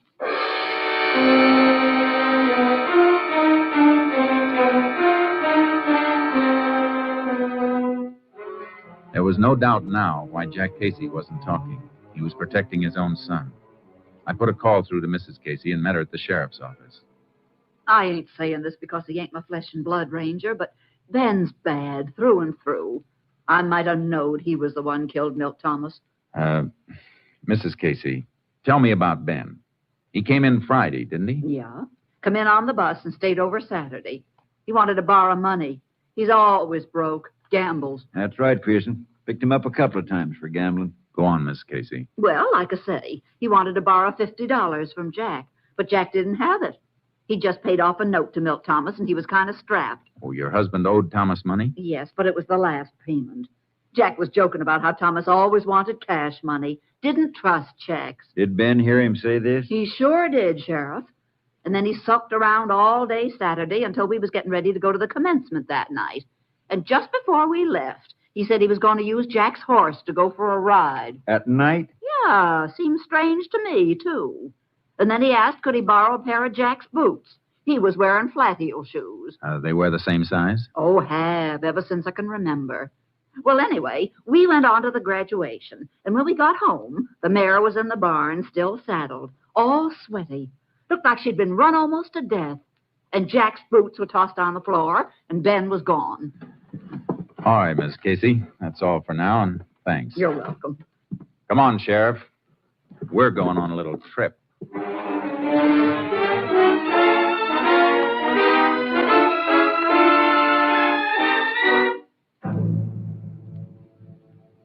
Sheriff Taxon and I piled into my car and headed for Monee. As soon as we got out on the highway, I put in a call to my headquarters. Unit 10 to KTXA. Unit 10 to KTXA. KTXA to Unit 10. Go ahead, Unit 10. Unit 10 leaving Cranston, State Highway 22 en route to Monee. Investigating murder suspect believed in vicinity of Delta Sawmill. Will keep KTXA informed. Unit 10, 10-4. Okay. KTXA, Austin. KTXA, Sheriff, Austin. you know young Casey by sight, don't you? I watched him grow up. Good. If he's gone and we have to comb for him, I don't want to turn up the wrong fat man again. Oh, you'd know him now, after seeing his father. Except for age, they're the same. You mean except for age and the fact that the young one's a murderer?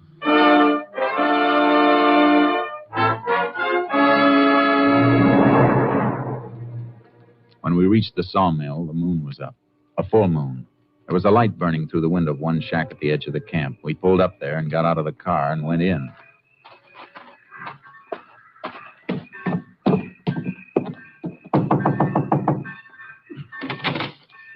Well, howdy, Ranger, Sheriff. All right. We're looking for a man named Casey. Ben Casey? Yeah, you're on. I don't know for sure.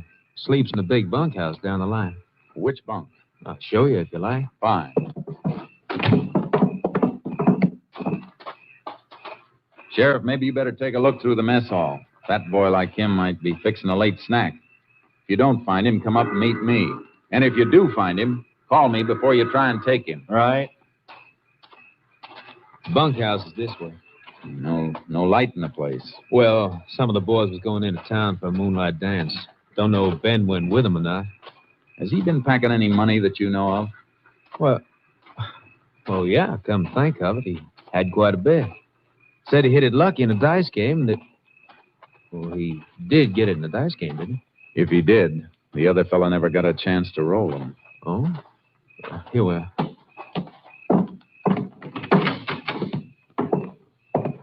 I'll light this lamp for you. Ben sleeps in that third bunk on the right. Thanks. I'll wait for him. All right, I'll get back to my books and just entering a shipment that's being hauled out tonight. That's why you found me working. Go ahead. But if you see Casey, don't mention I'm here. The foreman went back to his shack, and I ripped Ben Casey's bunk apart. There was nothing in the bunk or the covering. I dragged the footlocker out from underneath and was bending over it when... All right, Ranger. Up with it. And don't turn around. They're up. What are you doing here? If you're Ben Casey, you know what I'm doing. This is the end of the road, boy. I'll take that lantern.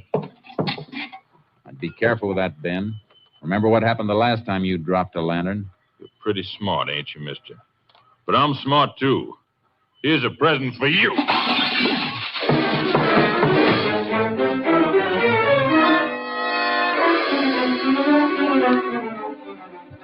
The lantern hit the edge of the bunk, and the flaming kerosene splashed over me. I beat the flames out with my hands and dove for the door. He'd rammed something against the outside of it. When I forced it open, I stumbled over a heavy log bench he'd used as a barricade. Hey, Ranger, what is it? Casey! You see him, Sheriff? Well, somebody went off that way toward the rail siding. Let's go.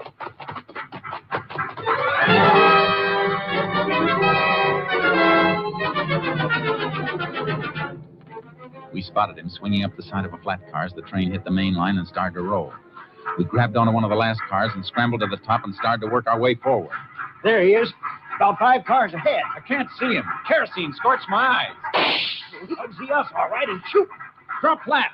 We'll crawl up on him. He can't go any farther than the length of the train. There it goes. He's jumping. I see him. I'm going after him. Well, I'm coming with you. He's breaking from the wheel.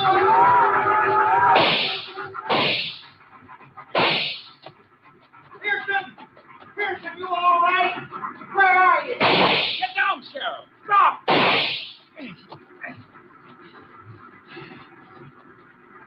Can you see him?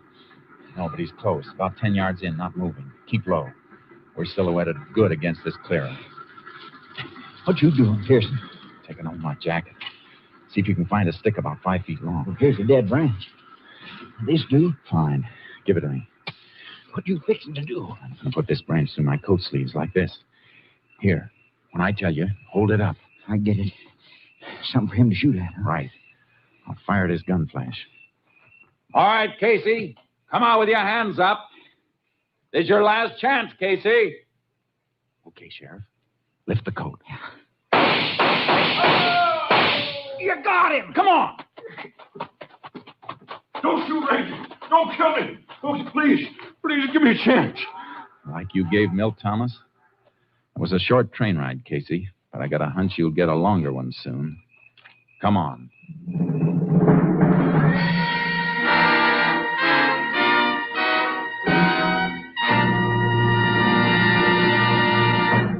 Ben Casey confessed to the murder of Milt Thomas. On August 2nd, 1948, he entered Huntsville Penitentiary. His sentence, life imprisonment.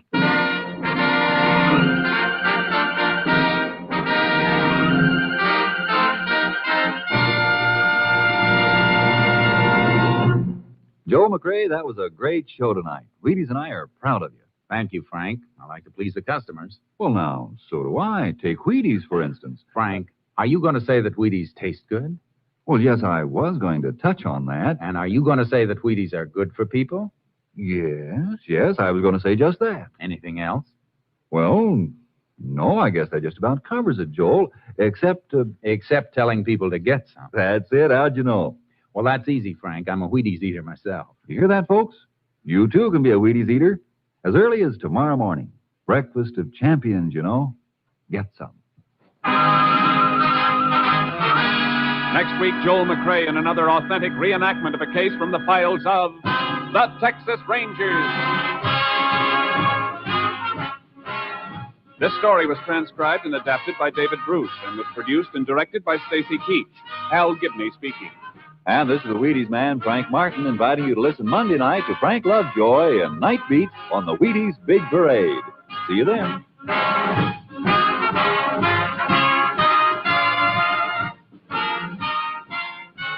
Tomorrow there's good listening with the Summer Symphony on NBC.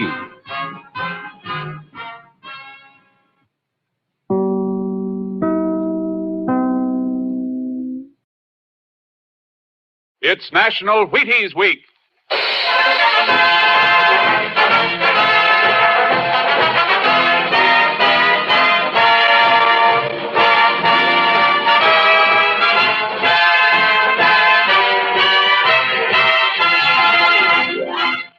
Yes, it's National Wheaties Week, and Wheaties present Joel McCrea in Tales of the Texas Rangers. On stage tonight, transcribed from Hollywood, another in the Wheaties Big Parade of exciting half-hour presentations.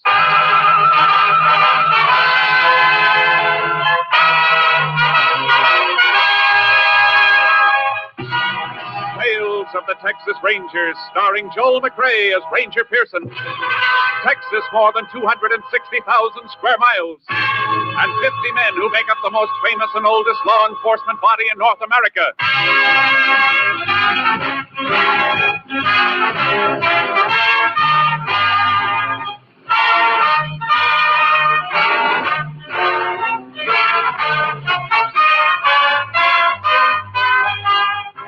Now, from the files of the Texas Rangers come these stories based on fact. Only names, dates, and places are fictitious for obvious reasons. The events themselves are a matter of record.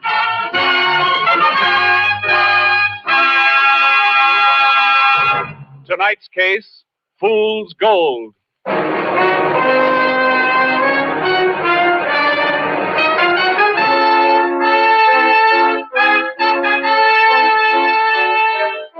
It is shortly after 9 a.m. on the Tuesday after Labor Day, 1946. Two men in a late model black sedan cruise slowly along the main street of the town of Live Oak in West Texas. All right. Let's go over it once more. We've been over it 20 times, Foy. Let's get it done. I ain't taking a chance on you making any mistakes. I ain't making mistakes. Think I want to go back to Huntsville again? Haven't done anything but case this bank since I got out of the pen a month ago. You sure there's no guard? No, I told you. Town like this. Ain't got but two tellers in the cage. Got an alarm system, though. One of them moves for an alarm, start blasting. How are we going to hide out afterwards? You leave that to me. We'll beat our way back to where I've been working. Roundup will be starting tomorrow. I'll get the old man to take you on until things cool off. That's good. Yeah. Ain't nobody gonna suspect a poor working cowpoke. Here we are.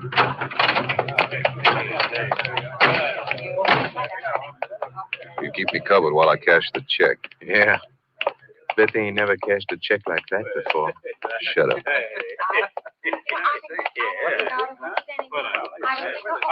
Howdy, gentlemen. What can I do for you? Cash this. Sure thing. What?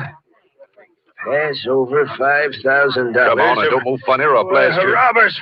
They're robbers, you crazy old... Ah! Let's get out of here. We'll drop anybody who gets in the way. Come on, Commons, hurry. Get in. And they're pouring out of that place back there. They'll have to roll fast to get us. Look out. Car coming out of that side street. Let them look out. You're going to hit.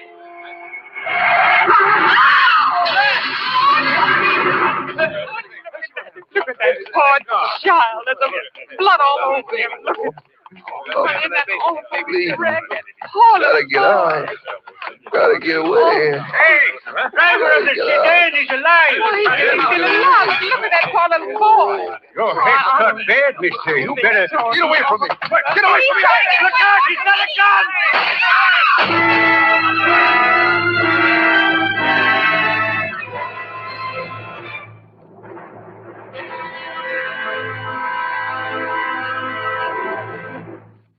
Partner, it's National Wheaties Week. It's celebrating time, and I'll tell you why. There's a whole kernel of wheat in every Wheaties flake. Think what that means. There's a whole kernel of wheat in every Wheaties flake. Now, doesn't that say vitamins and minerals and energy? Energy worth talking about? Sure, first thing in the morning, Wheaties and milk and fruit. Join me tomorrow. See how Wheaties at 7 can help at 11.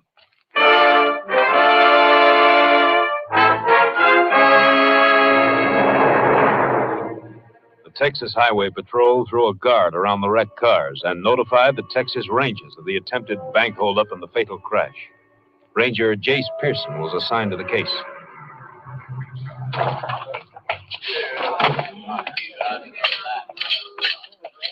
Howdy, Jace. Glad to see you. Howdy, Rhodes. Pretty bad. Who got here first? I did. Was patrolling near Landmar when the call came through. Which one was the bandit car? It's a black sedan. Who was in the coupe? Man and his kid. They took away. You didn't miss anything by not seeing it, Jace. Where are the bodies? The doctor had him taken to the hospital basement. How about the bank teller? He's alive, but he's unconscious. Deputy sheriff's with him. One of the stick-up men got killed in the crash, you know. Yeah. Been able to find the driver? No, not yet. Cut down that street and into the hills, according to witnesses. Sheriff has the dogs and posse after him. Who owns the sedan? Don't know yet, Jace. We're checking on it. Let's have a look at it. Okay.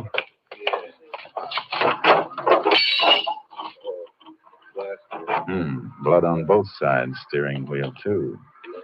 Means the driver must have been cut on his head or his hand. Had a gash in his scalp. Yeah. Hit the windshield on this side. And a couple of hairs stuck to the jagged edge. A dark brown. Yeah. The druggist got a good look at him. Saw the whole thing from his store. Came out to help and almost got shot. Is he around? Yeah, he's right over there. Mr. Reber. Yeah? A ranger wants to talk to you. Let him through, will you, boys? Yes, sir. You see the man who was driving the sedan? Yeah, saw him up close. Call coming in on our car radios. Jace, will you excuse me? Sure, Rhodes. What did he look like?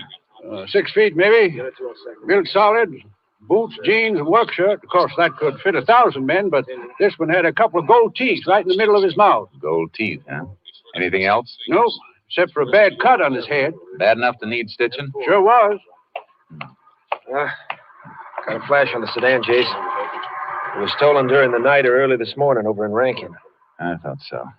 We better get over to the hospital. I'll call headquarters and have a lab man sent down to go over the car for fingerprints. Not easy to lift him from that car. Get pretty smeared with all the blood around. Yeah. And even if you do get him, you still got to find the man that goes with him.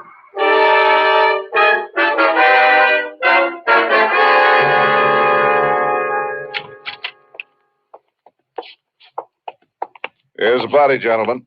Lift the sheet if you want. Anything on him, Doctor? Nothing at all. Not even a mark that might identify him. Don't want to see the father and the child, do you? No, that wouldn't help. Rhodes, we can fingerprint this one. Might help us find his pal that way. Yeah. You can do me a favor, Doc. Sure. The killer who got away cut himself on this glass. Before I send it to Austin, I'd like to get his blood type from it. Can you do it now? Sure. Go upstairs to the lab in 15 minutes. Have it for you by then. Thanks. That blood type will give you something to go on, Jace. I hope we don't need it. I wish there was some word from the sheriff's posse. If they had him, I'm afraid we'd have heard by now. Yeah. I might as well walk over to the sheriff's office while we're waiting for the doc. We can go through the next room and up the front stairs. Okay. That's the kid's mother. Did you come to see my boy and my husband? Did you know? No, ma'am. I didn't. Maybe you ought to go home for a while, man. Why should I go home? There's nobody there now. He wanted his daddy to be the one to take him to school. He was just being registered. First day. Take it easy, ma'am. We were so proud of him. All last night he slept with his little red pencil box in his hand. I just bought it for him Saturday. Never even learned to write his name. Nothing we can do to help her, Chase. Not here. No. Could be my wife and kid, or yours. Yeah. Any more on the bank teller? Deputy reported he's still unconscious. We can look in the room when we get back to the hospital after. Hey, look. It's part of the sheriff's posse. Hey, you find him? No. Followed a blood trail cross country, but it made the river and we lost him. No chance of getting him now.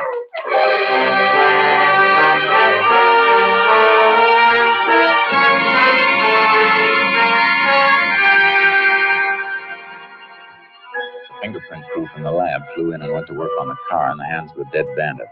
Highway Patrolman Rhodes waited for the report while I went back to see the doctor at the hospital. Got it yet, Doc? Just finished. Blood type's AB. AB, huh? I don't come across that very often. No, it's very rare. About 1 in... Oh, excuse me, Ranger. Go ahead. Hello? Yeah, I'll be right in. What? Yeah, he's here now. I'll tell him. Goodbye. That was the deputy from the bank teller's room. The teller just died. Unconscious all the way?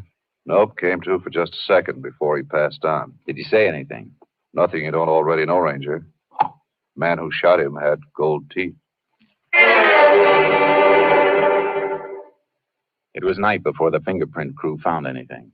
I unloaded my horse Charcoal from the car trailer and was watering and feeding him at a livery stable when Highway Patrolman Rhodes brought over the reports. Come on, boy. Come on. Well, Chase, we know who the dead one is. Let's see. John Commons served 4 years Huntsville armed robbery. No family, no known associates since leaving penitentiary. That's no help for finding the other one. No, could have known him before he went to prison or after. Anything on the car? Yeah, here.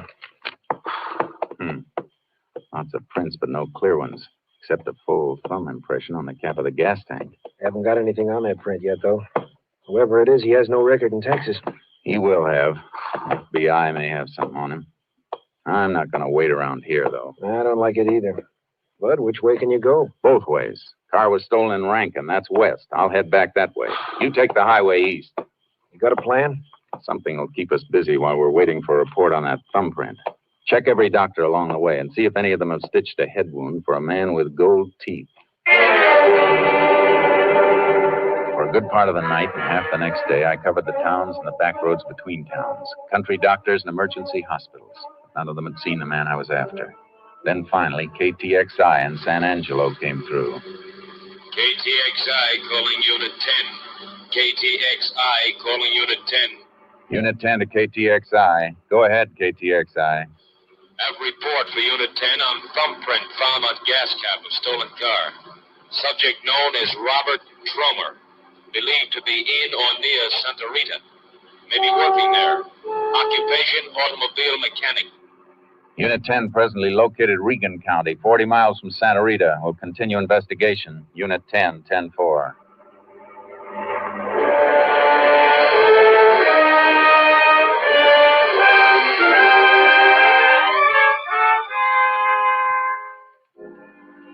It was almost sundown when I reached Santa Rita. Robert Tromer wasn't hard to locate. The local constable told me where I could find him. A service station about a mile out on the highway. I drove out there.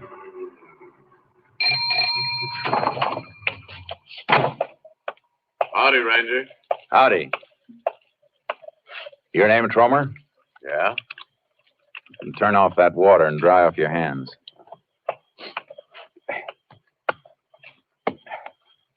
Where were you yesterday morning at 9 o'clock? I was right here working. Why? You sure you weren't in the Drover's Bank at Live Oak? Of course I wasn't. Wasn't, huh? Move over here under the light. All right, now smile. What? I said smile. Say you weren't at Live Oak yesterday morning, huh? You heard me. Those gold teeth say you were. Look, Ranger, The bank teller's dead, Tromer. So is a 5-year-old kid and his father. And your pal Commons. I don't know what you're talking about, Ranger. Try remembering, Tromer. You got a cut on your head. Take your hat off and let's have a look at that.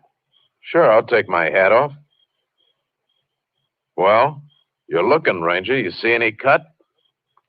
No. No, Tromer, I don't see any cut. So if the guy you're looking for has a cut on his head, Ranger, it ain't me.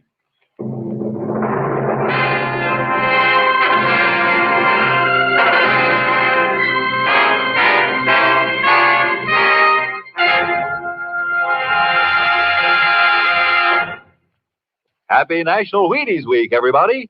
From the Wheaties people, from me, and right now from the man stepping up to our microphone from backstage, the hard-working director of Tales of the Texas Rangers, Mr. Stacy Keach. Well, how's it seem, Stacy? Gosh, Frank, this doesn't seem like work. Now, imagine getting paid for this. It seems like fun to be able to get up here and talk about Wheaties. Well, it is fun, you know, and particularly on National Wheaties Week. It certainly is. And, folks, backstage, we're celebrating just like we hope you are. Nothing dramatic, you know, just Wheaties with milk and fruit first thing in the morning. An all-star cast if I ever saw one. Try Wheaties yourself, so we'll know you're listening. They're great. Sure are, Stacy.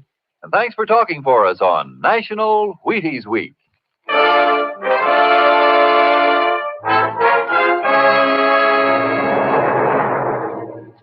took Tromer with me and drove back to Live Oak.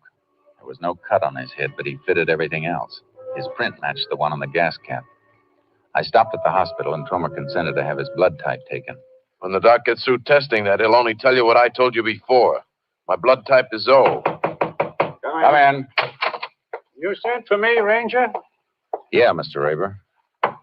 You ever see this man before? He looks like the fella. Why, you... Hold it. Now sit down. Well, Mr. Raber, is he or isn't he? I've seen him before. Where? Was he the man who climbed out of that wreck? Look, mister, maybe you did see me before. I run a gas station 30 miles down the highway. You might have seen me there. But you didn't see me here yesterday. How about it, Mr. Raber? Ranger, I'm not sure. After all, a fella that got out of the car had a gun in his hand and blood all over his face. All I remember is them gold teeth. I ain't the only man in the world with gold teeth. You may be telling the truth, Ranger. You're after a blood type AB. This man's blood is pretty common. Type O, like he said.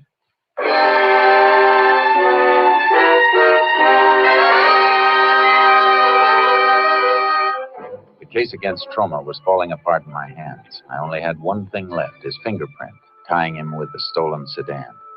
I took him over to the local garage.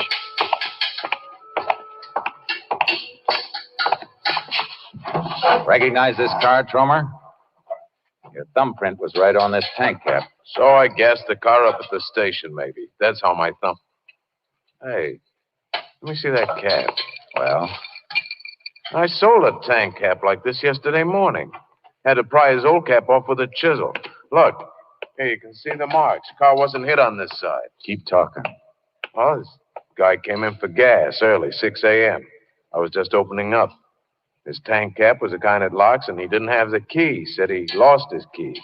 Even had to jump the switch to get the car started. Here. See the wires that jumped on this one. I know that. That's how it was stolen. Didn't you think of that when he didn't have the keys? Oh, Ranger, it happens all the time. People are always losing keys. I've done it myself. Oh, I should have known there was something fishy about that guy. Why? Oh, because he didn't have any money to pay for the gas. Didn't tell me till I'd filled it up, either. Why'd you let him leave? He took 10 gallons in the gas cap. Bill came to, $2.93. Left me a hunting knife and a sheath for security, worth maybe $8 or $9. Did he come back for it? No, I got it locked in my tool chest back at the station. Would you know the man if you saw him again? I think so, but it's just getting daylight. And, one customer's face looks like another. But I'd remember him. He have gold teeth like you? That's something I can't tell you. He was chewing a cud of tobacco and talking through it. Come on, I'll drive you back to your station and have a look at that knife. Chase, saw your car outside. Hi there, Rhodes.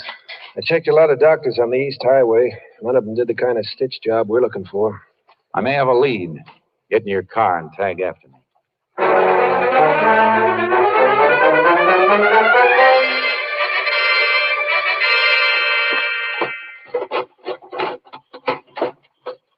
Here's the knife, just like you left it.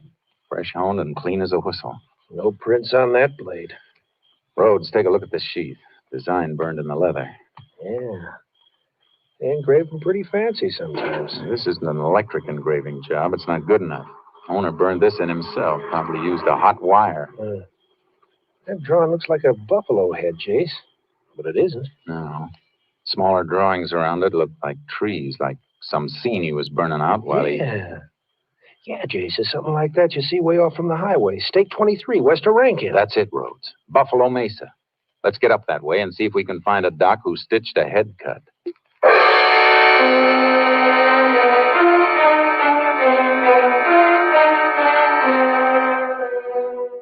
It was mid-morning when we reached the area. There were 3 doctors in a 20-mile radius. The first one had nothing for us, but the second one... Yes, I stitched a head wound like that day before yesterday. Cowpoke, Joe Foy. Fell off his horse. Matter of fact, he was in here this morning, about 3 hours ago, to have the dressing changed. If you put on a fresh dressing, the one you changed is in that trash container, isn't it, Doc? Why, yes. Any blood on it? Of course. Cut was deep. Hasn't healed yet. Can you get that dressing out and check it for blood type? Well, it'll take a few minutes. I waited a couple of days for this, Doc. I can wait a few more minutes.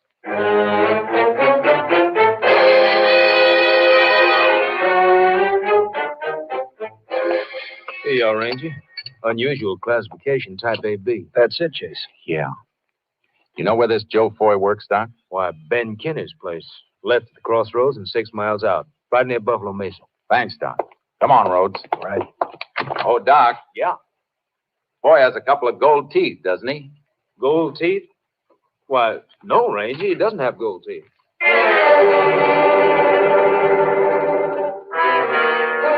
I'd found one man with gold teeth, and he wasn't the right man. Now I had another one to go after, but he didn't have gold teeth. Rhodes and I drove out to the Kinney Ranch. The only one around was an old woman. I'm only the cook here. Mr. Kinney and the man who works for him are out on the roundup. Where does Foy bunk? Just over there in the barn. There's a small room. You want to show us? Come with me.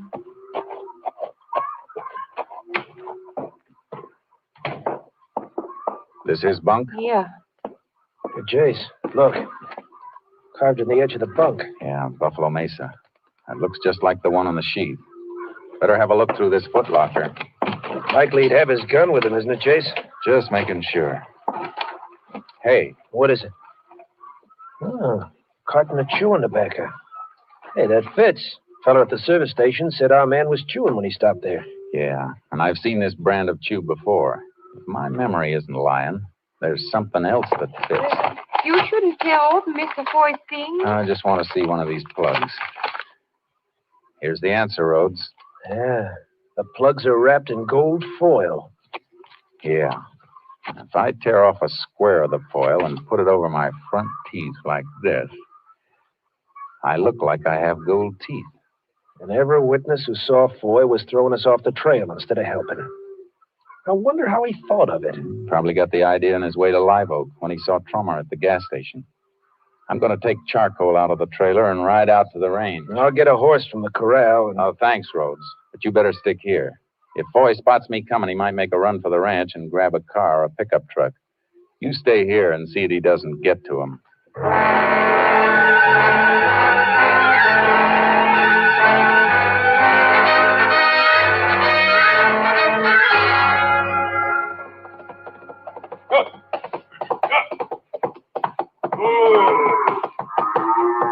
Looking for something? You Joe Foy? No, I'm Kinney, Ranger. Boy in some kind of trouble? I'd call murder plenty of trouble. Murder? Yeah. Where is he? Down the Royers, rounded up strays. Glad to show you. All right, let's go. You know where Foy was Monday? Took the day off to fix his gear up and get ready for the roundup. You see him during the day? Nope. Went over to his bunk that night, though, to see why he didn't show for supper. Had a cut on his head. Said he fell. Doc had him patched up. I know about that. Hey, there he comes now, around the mesa. Hey, he spotted us. He's turning back for cover. Get up, Charcoal! Get up! Yeah, turn behind here. Oh, boy. Ranger, you're hit. I got to get him. You hit him, but he's up. He's running for the river. I got to get him. Come here, Charcoal. Come here, boy. Left shoulder looks mighty bad, Ranger. You can't chase him like that. I hit him. Come here, boy. If he can move with a bullet in him, so can I. Get up, Charcoal.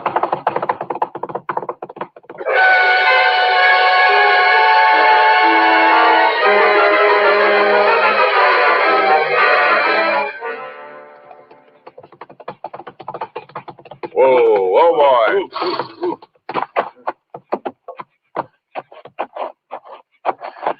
He went into the river here. Got to follow on foot. Watch the banks for tracks in case he came out. The river winds and bends.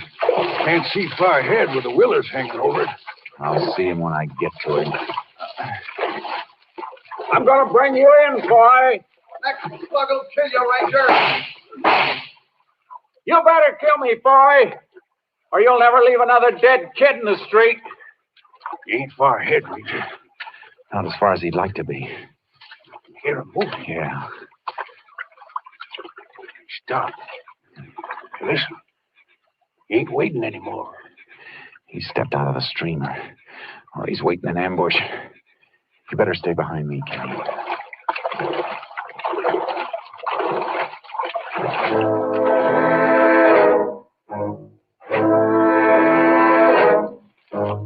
I moved forward slow, watching the bank for tracks and watching the willow clumps where he might hide. Far ahead, several of the willows overhung the stream, dipped clear down to the water.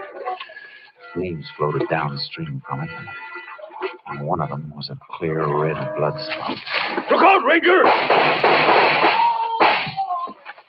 Come on!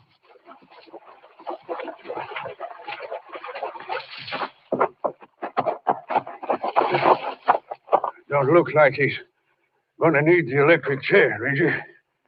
No. Not anymore. Whoa. Here, let me help you. You got to get to a doctor. Yeah, I guess you're right. I sort of forgot I was hit. Thinking about what he did to a few other people.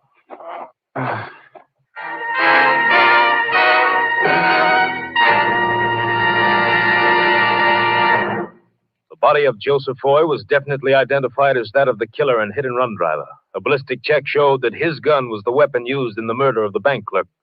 Ranger Jace Pearson was taken to the nearest hospital where, after a blood transfusion, he was pronounced out of danger.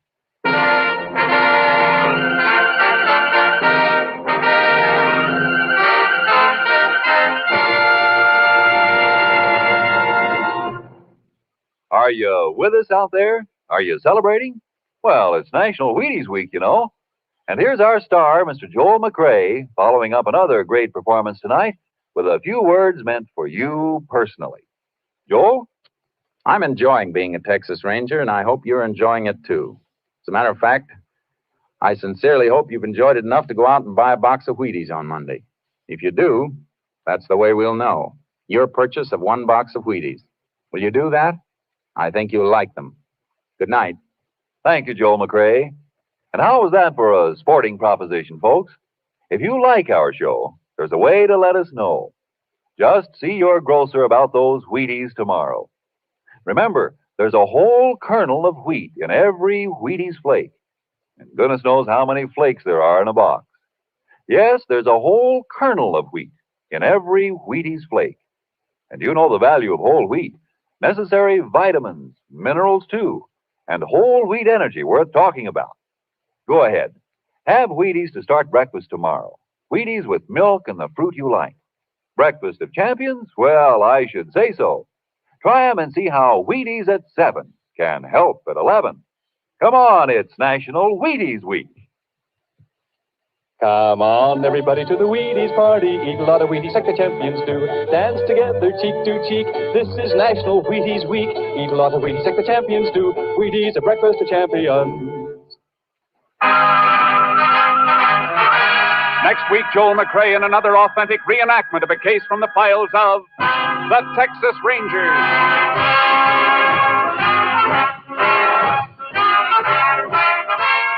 Joel McCrea will soon be seen in the Universal International Technicolor production Saddle Tramp. Tonight's cast included Tony Barrett, Hy Averback, Paul Frees, Herb Butterfield, Dave Ellis, and Lillian Byatt. This story was transcribed and adapted by Joel Murcock, and the program was produced and directed by Stacy Keach. Hal Gibney speaking. And this is the Wheaties man, Frank Martin, inviting you to listen on Wednesday night to Brian Donlevy in Dangerous Assignment on the Wheaties Big Parade. See you then. This is Joel McCrea. A small boy is hungry in Italy tonight. You can feed him, comfort him, make him believe again with a package from CARE. No profit to CARE, just food for hungry kids. $5.50 does it to CARE, New York. CARE, New York, $5.50. Will you do it? Listen for Dennis Day and Judy Canova returning October 7th on NBC.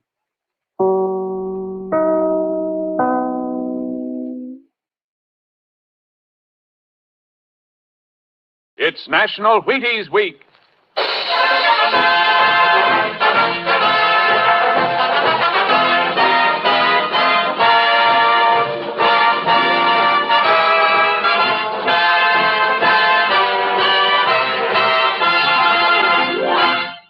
Yes, it's National Wheaties Week, and Wheaties present Joel McCrea in Tales of the Texas Rangers.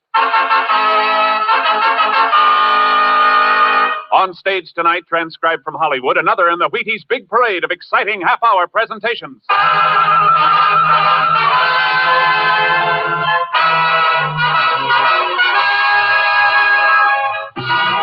Tales of the Texas Rangers, starring Joel McCrea as Ranger Pearson. Texas, more than 260,000 square miles. And 50 men who make up the most famous and oldest law enforcement body in North America.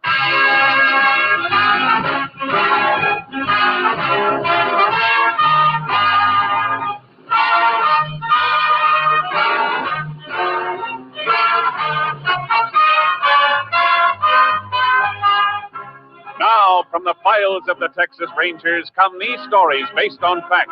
Only names, dates, and places are fictitious for obvious reasons. The events themselves are a matter of record.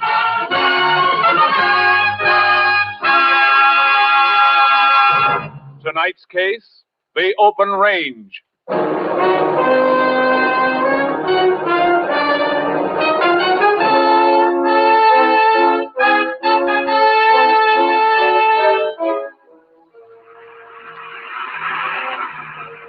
It is August 4th, 1948. Maury Buckler and his son Dave are driving across their ranch in a Jeep, dropping off salt cakes for their cattle.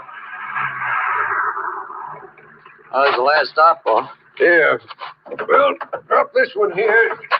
What's the matter, Pa? The last salt cake we dropped here is hardly touched. Look at it. Huh? Why, yeah. No point in leaving another one. Usually quite a few head around here. Wonder why they're not touching it. Suppose somebody could be running them off. Rustlers, Pa? That's kind of out of date, I'd say. Here. I say, maybe there's a break in the fence down by the old road. Yeah. Well, you better drive around the cottonwoods and have a look. There's a break. We can fix her right now. We'll have to go back and get horses, though, if we're going to pick up the strays. Yeah. We'll be able to see the fence now as soon as we get over this rise. Hey, Pa. Pa, a big truck down there and a bunch of men with some of our stock. So that's what's been happening to them. Speed it up. I'll get my rifle and back here. Let's see us coming. You fellas better stay right where you are. Oh, Pa, me. Damn. I'll get you for this. Pa, come back, Pa. Oh. Pa, come on. Let me help you, Pa.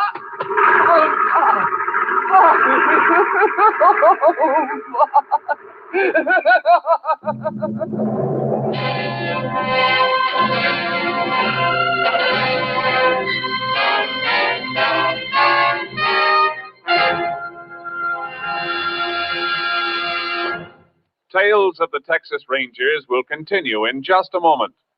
It's National Wheaties Week, all right, and it couldn't happen to a nicer flake. Because look, there's a whole kernel of wheat in every Wheaties flake. And you know whole wheat. Of course, the naturally sweet whole wheat flavor of Wheaties is important, too. And good? My. Come on, help celebrate National Wheaties Week. Just buy 'em, that's all. Buy 'em and see how Wheaties at 7 can help at 11.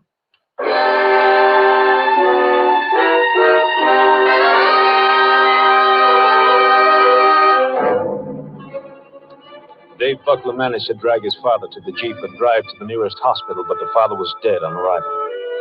Sheriff Clyde Johnson immediately called the Texas Rangers, and Ranger Jace Pearson was assigned to the case. What are you looking for, Ranger? I thought we'd find some truck tire markings here, Sheriff. The ground's plenty hard, except for the dust settled on top. That'd hold a track, but... Hey, look. Just a big, wide mark. Yeah. Probably some brush hung from the tailgate of the truck. Wiped the tread right out behind him. Let's go through the fence. Yeah.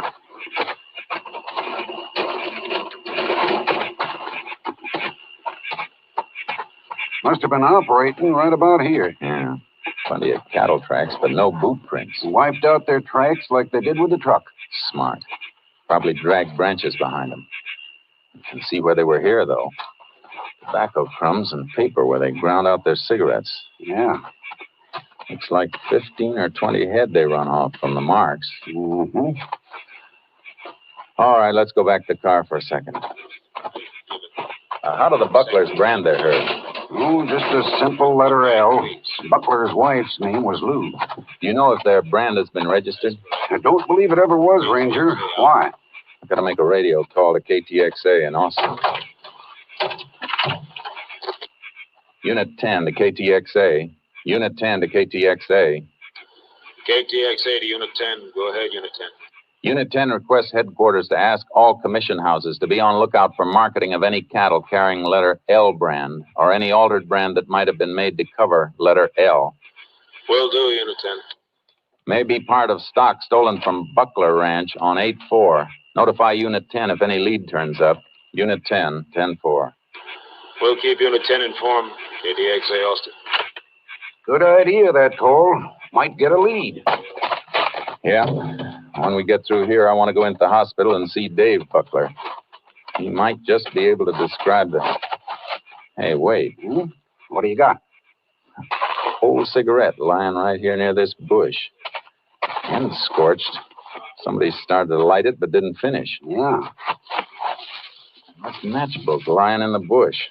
Whatever happened, it made a fella forget about his cigarette. Must have been when the Bucklers came over the hill. Feller saw him, threw the cigarette and matches down just as he was getting ready to light up. Yeah, that could be all right. Half the matches are still in the book.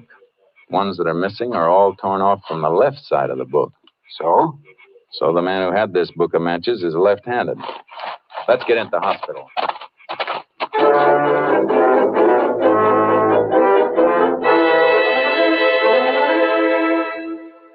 No, Ranger. I'm right-handed, so was Pop. Matches couldn't have been ours. Just making sure. Can you describe any of the stock they made off with, Buckler? Well, yeah. And most of them were white-faced. But there was one of the calves that had a mottled face. Mottled, huh? Yeah. Good. That helps. My pa was such a good guy, Ranger. I wish I could climb out of here and help you find those dirty... Can you give me any kind of a description of the men? No. I never got a good look at them.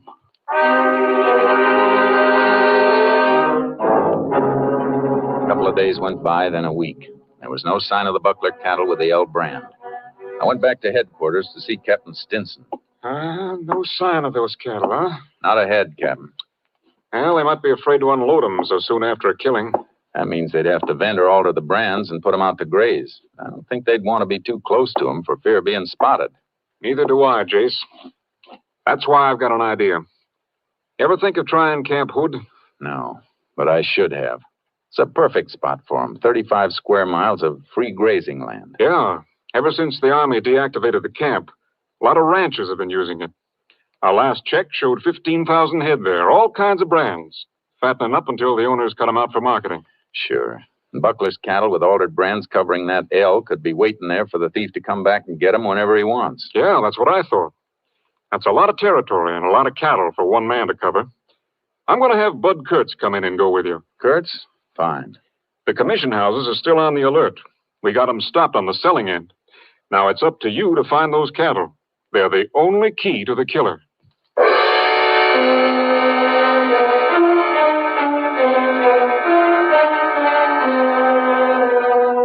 Bud Kurtz and I drove to Camp Hood, unloaded our horses, and started to check the open range. In 3 days, we ran across more than 50 brands, all legitimate. But on the fourth day... Cowpokes are pretty busy, Kurtz. Yeah, cutting out a few calves over there. There's a branding fire and 2 men. They see us coming. Keep your eyes peeled. They may be all right, but if they aren't, one of them may throw a gun. Oh, boy. Howdy, Rangers. Howdy. You can let that one go, Pete. No, hold him for a minute. What's the matter, Ranger? Let me frisk you. I'll get this fella. Why? What's wrong, Ranger? I ain't got no gun. Just checking out. What's your brand?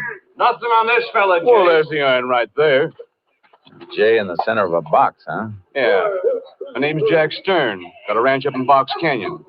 Brand's supposed to be Jack in the Box. What are you doing with this stock? Well, changing over to my brand. From what? An L brand? No, a square U. Like that one over there. Ain't added my brand on him yet. Well, take a look at it. See? Yeah, I see. It's a square U now, but it was an L. That brand's been altered. Okay, let him go.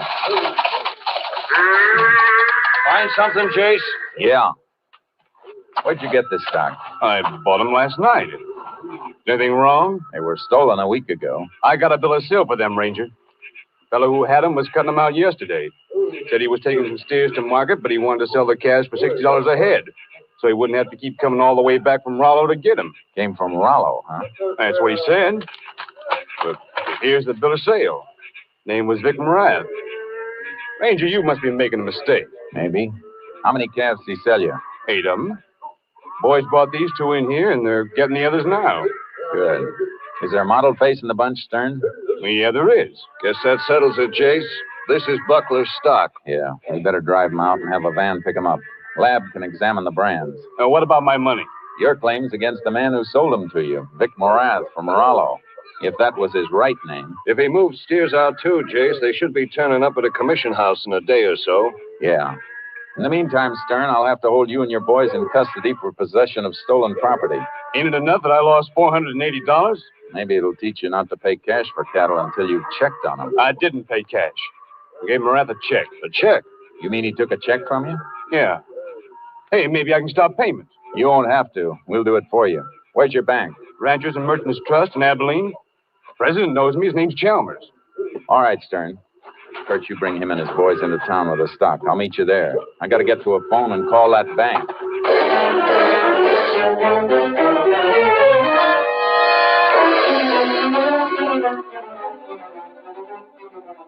I rode charcoal hard into town, found the phone, and put a call through for Mr. Chalmers, president of the bank in Abilene.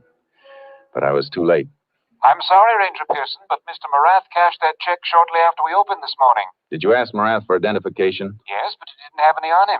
And you cashed the check anyhow? Well, he asked us to call his bank in Rollo for a reference to save him time. He even paid for the call. You mean he actually comes from Rollo and they've heard of him there? The Rollo State Bank said he had an account there. But you don't actually know whether the man was Morath. Well, after all, Ranger, when the man paid for the call to his own bank in Rollo... Did Morath endorse the check? Yes, it was endorsed in my presence. Will you rush that endorsed check to my headquarters? I want to look at that signature.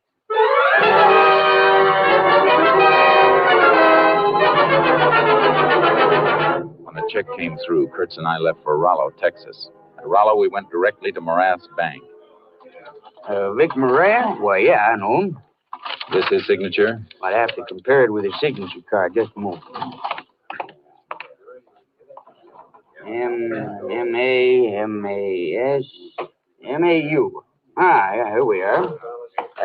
Now he takes both signatures and see. They're not the same, Jace. No. Thank you. Anytime, Ranger. Come on. What now, Jace? Morath's ranch is only about a mile out. We better drive out there and see him.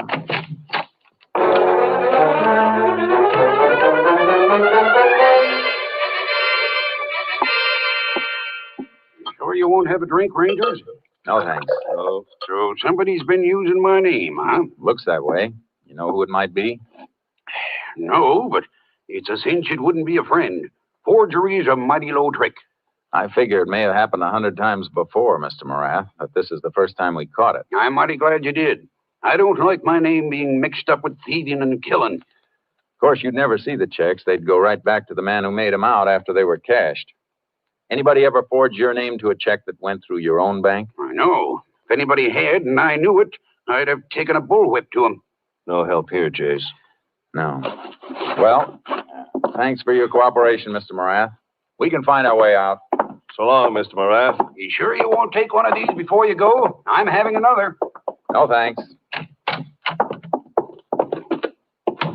That certainly led us into a blind pass. Huh? I said Morath was no help. What's the matter with you, Jace? I was just thinking of that book of matches I found on the range out at Buckler's. The ones that were dropped by somebody left-handed? Yeah. I watched Morath pouring that drink for himself. He's left-handed, Kurtz. That's mighty thin and circumstantial, Jace. Sure, I know it is. Just a passing thought. I better call KTXA. Unit 10 to KTXA. Unit 10 back in service. KTXA to Unit 10. Have message for you. Go ahead, KTXA. Cattle with L brand offered for sale this afternoon at Tully Commission House, Fort Worth. Cattle inspector reports brand might have been L brand from Buckler Ranch. Did Commissioner get name and address of seller? Seller refused to have check mailed. Said he would pick it up tomorrow after stock was weighed and priced. Gave his name is Vic Morath, Rollo, Texas. Just left Morath at home in Rollo. Unit 10 and Unit 6 proceeding to Fort Worth. We'll be there when Commission House opens in morning. Unit 10, 10-4. Got a long drive ahead of us, Jace. Yeah, but this is the break we've waited for. It's not so important now, is it, that Morath happened to be left-handed? No. Not now, it isn't.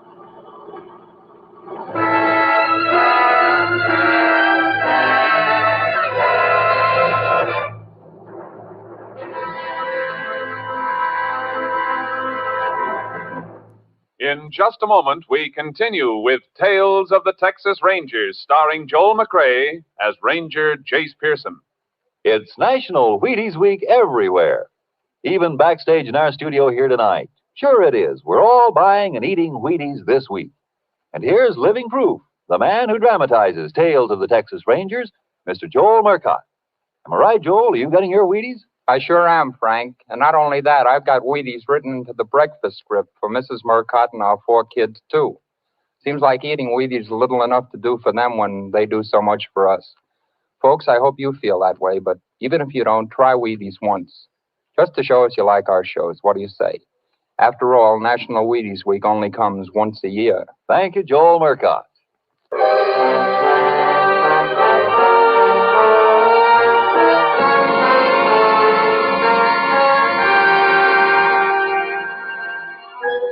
We reached Fort Worth during the night and examined the cattle in the Commission House stock pens. They were part of the Buckler L brands, all right. All next day, Bud Kurtz and I were staked out in the Commission House office. But the man impersonating Morath never showed to pick up his check. Well, have to wait again tomorrow, Jace. I don't think so. He won't be coming. What do you mean? Our man didn't show because somebody tipped him not to show. Think somebody in the Commission House slipped up? Maybe not, Kurtz. Maybe we slipped up. Maybe we did. What do you mean, Chase? I'll tell you as soon as we find a photograph of Vic Morath, the real one from Rollo. It took almost 2 days to find a picture. We went through newspaper files, breeders' publications, cattlemen and ranchers' journals, county fair souvenir books. Captain Stinson found what I was after. Chase, look. Is Morath one of these? Yeah, that's it, Captain. That's Morath in the center. Group picture. Who are the others? Picture comes from a breeder's journal. Caption says it's the Morath Ranch Rodeo Team. Had the highest group score at the Rollo Rodeo in 1946, 2 years ago. I want to see if Stern or Chalmers, the banker, can identify Morath as the man who sold those calves. But we know it wasn't Morath, Jace. The signatures didn't match. They don't have to. Morath is left-handed. He might have endorsed the check with his right hand just to cover up. Hey, Jace may have something there. It's worth trying. Stern has been released. I'll call him at his ranch and have him meet us at his bank in Abilene.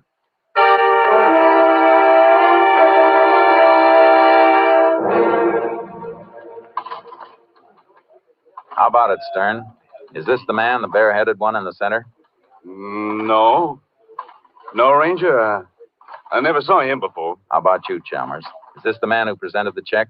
No, it isn't. Another washout, Jace. And let me see that picture again. Sure, here. I'm not sure, but this fellow on the end, right here. You look at it, Chalmers. Why, yes. Yes, I believe that is the man. One of the cowpokes, huh? Come on, Kurtz. We're going to visit the sheriff at Rollo.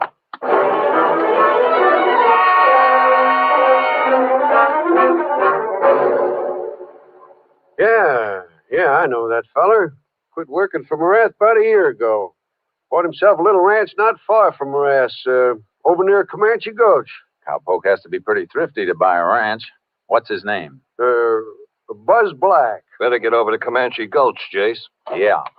Thanks, Sheriff. Sure, glad to be of service. Well, we're going to be able to tell Morath who's been using his name. We don't have to tell him. I got a hunch he already knows. What makes you say that? Black didn't go back to pick up that check. Somebody warned him those cattle were getting hot. That means Morath. But if he's in on it, why would he let Black use his name? Because he's smart. False signature makes him look like an innocent victim. His reputation is good. And as soon as we went to him, he knew we were on the trail, and he told Black and the others to lay low. Right. Let's get Black for a starter.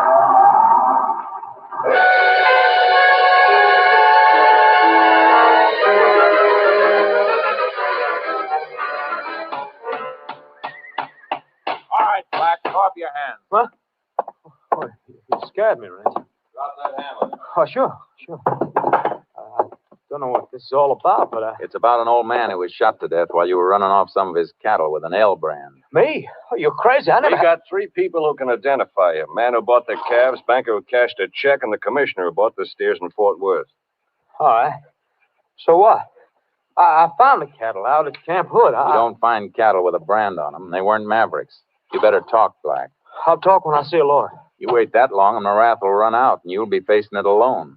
That old rancher was murdered. I didn't shoot him. I swear it, Ranger. No jury's going to believe you, unless you tell us who did it, and we find the gun he used. All right. It was Morath. He started the whole thing. It was his idea. Who rode with you? 1 folks from here, 6 from Morath's place. What's that? Rider taking off in a brush, Jace. Stop, yo! Too late. He made cover. Isn't the Morath ranch over that way, Black? Yeah, that was my rider. Must have sneaked up and hurt us. I'm going to handcuff you to this wagon. Now, wait a minute.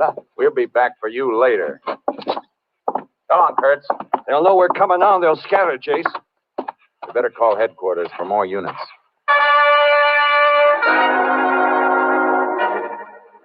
We put through the call and headed for Morath's ranch in the car, hoping to beat the rider. He must have stopped on the way and phoned Morath, because the ranch was clear when we got there. They cleared out, Jace. Better get the horses out of the trailer and start tracking. Wait a minute, Kurtz.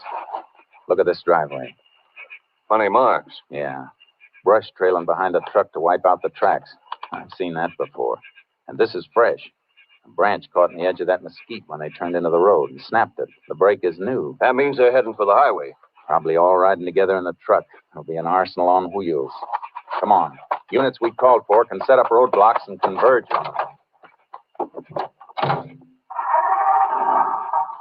Unit 10 to KTXA. Unit 10 to KTXA. KTXA to Unit 10. Go ahead. Subjects wanted for killing of Maury Buckler making getaway in cattle truck from Morath Ranch at Rollo. Check license numbers of vehicles registered to Morath. Will do, Unit 10. Subjects headed for main highway will probably turn south toward closest border point. Unit 10 and Unit 6 headed that way. Have other units converge on area and set up roadblocks with highway patrol. Units 3 and 8 nearby. We'll notify them. We'll make direct contacts with units as we close in. Unit 10, 10-4. Kurtz, you can commandeer the sheriff's radio car in town. Give us a chance to spread out more. It's going to be like tackling a tank, Jace. Yeah. Break out a Tommy gun and put it on the seat.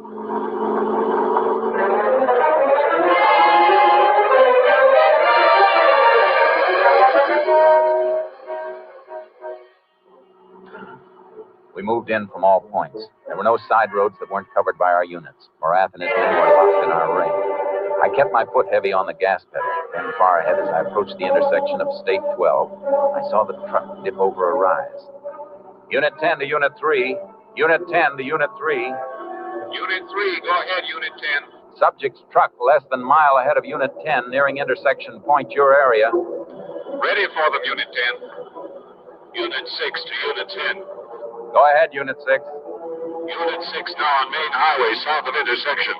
Block highway at that point, Unit 6. Subjects are between Unit 6 and Unit 10 now, unless they turn off. Unit 3 has reached intersection point of State 12. We'll block off intersection. Good, Unit 3. Unit 8 has blocks still further south if subjects break through.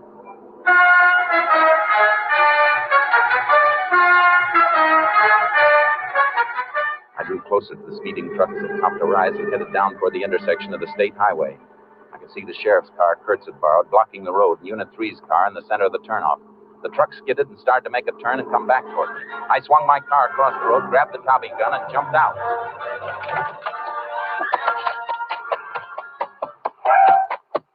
Stop that truck!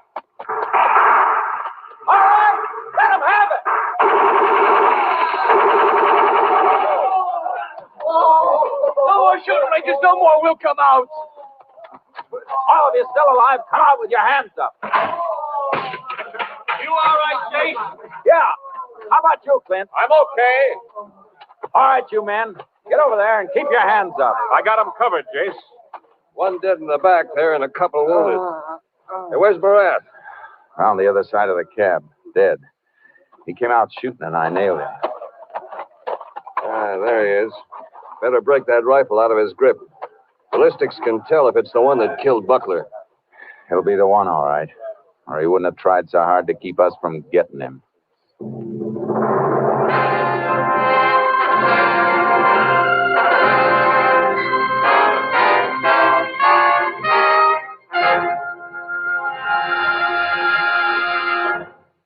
Vic Morath's rifle was positively identified as the one used in the slaying of Rancher Maury Buckler. Buzz Black and the other men who had assisted Morath were given penitentiary sentences ranging from 20 to 99 years.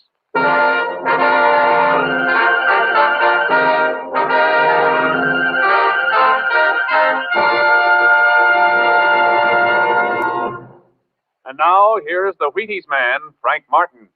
Another triumph for the Rangers, and another grand performance by our distinguished star, Mr. Joel McRae. And here he is with a few words for you personally about National Wheaties Week. I hope you're enjoying Tales of the Texas Rangers, and it would give me a whole lot of pleasure, partner, if I thought you'd go out and get a box of Wheaties tomorrow because of our program. Since it's National Wheaties Week, it's a pretty good time to get those Wheaties. Will you do that? Good night. Good night, Joel. You know, Wheaties and I were going to send you a free case of Wheaties, but then we thought, oh, that's silly. Joel McRae eats Wheaties, so chances are his kitchen shelf is loaded. And what National Wheaties Week is really for is to get other people to eat Wheaties. Frankly, folks, it's to get you to know and appreciate the fact that there's a whole kernel of wheat in every Wheaties flake. That's right, a whole kernel of wheat in every Wheaties flake. National Wheaties Week is for you to buy Wheaties and try them and see for yourself how Wheaties at 7 can help at 11. So, no free Wheaties to you, Joel. You can buy them just like all the rest of it. Right, folks? Don't forget, Breakfast of Champions. Come on, everybody, to the Wheaties party. Eat a lot of Wheaties like the champions do. Dance together, cheek to cheek. This is National Wheaties Week. Eat a lot of Wheaties like the champions do. Wheaties are breakfast of champions. Next week, Joel McRae in another authentic reenactment of a case from the files of the Texas Rangers.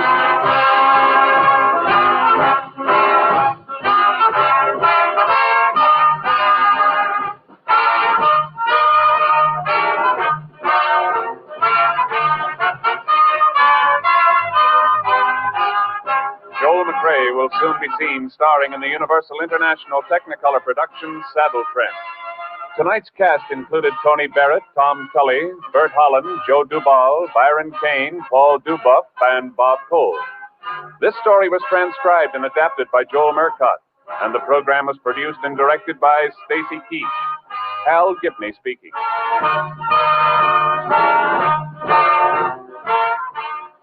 And this is the Wheaties man, Frank Martin, inviting you to listen on Wednesday night to Brian Donlevy in Dangerous Assignment on the Wheaties Big Parade.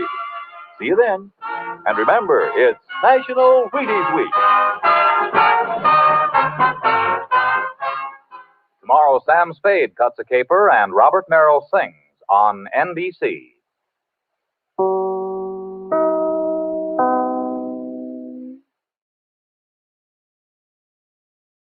The Dennis Day Show returns to the air at this hour the first week in October. Remember, the Dennis Day Show beginning here October 7th.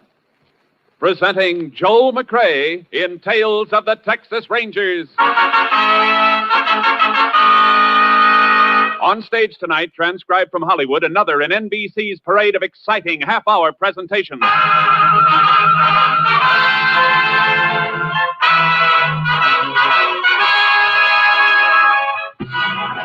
Tales of the Texas Rangers, starring Joel McRae as Ranger Pearson. Texas, more than 260,000 square miles. And 50 men who make up the most famous and oldest law enforcement body in North America.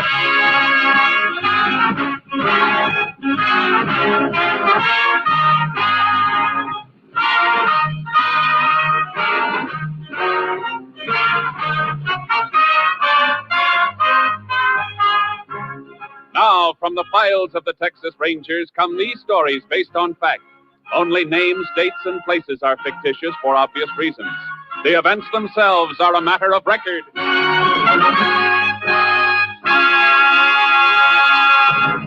Tonight's case, play for keeps.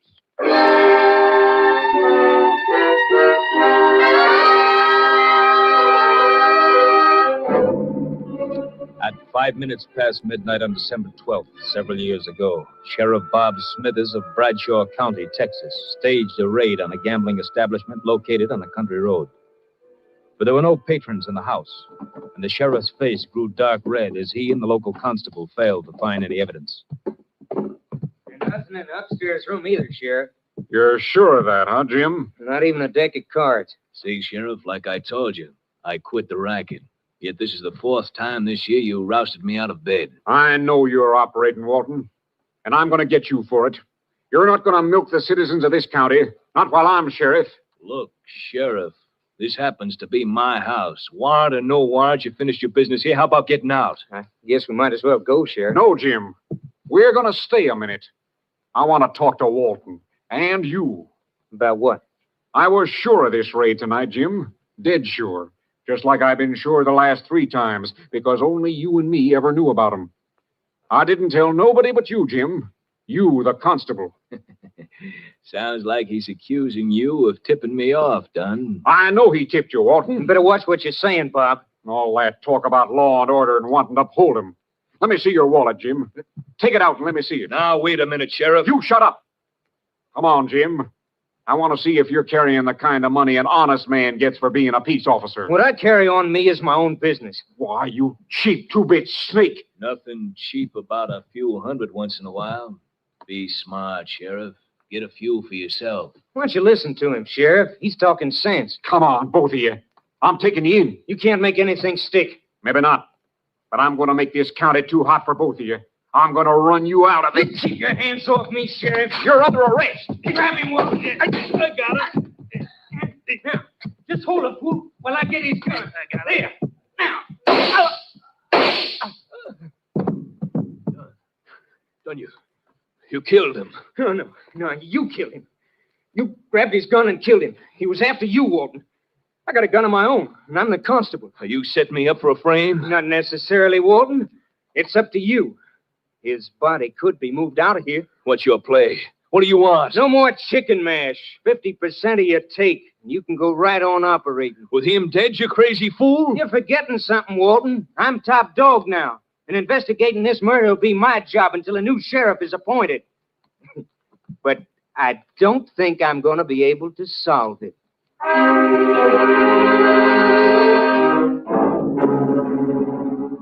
The body of Sheriff Smithers was found the next morning, dumped in a ditch by the side of an old wagon road. During the next few days, Constable Jim Dunn conducted a seemingly honest but fruitless investigation, even following the efficient peace officer's routine of making use of the state lab facilities at Austin. But citizens of Bradshaw were not satisfied, nor was the editor of the Bradshaw Times. Clippings of his editorials were on file with Captain Stinson of the Texas Rangers, and the captain sent for Ranger Jace Pearson. You want to see me, Captain? Yeah, Jace, sit down. There's no acting sheriff appointed by the court of Bradshaw County here, Jace. I think you better take over. About the killing of Sheriff Smithers? Mm-hmm. I'd like to. I knew Smithers. See, that's right. You worked with him about 5 years ago. When he first took office. Cleaned that county up in 3 months and cleaned it good. Well, it doesn't look like it stayed clean, Jace.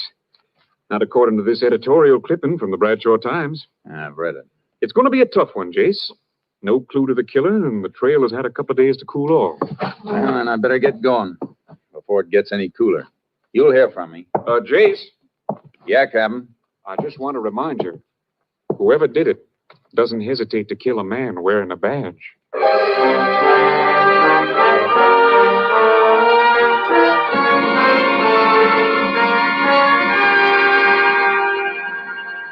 I reached Bradshaw in the early morning.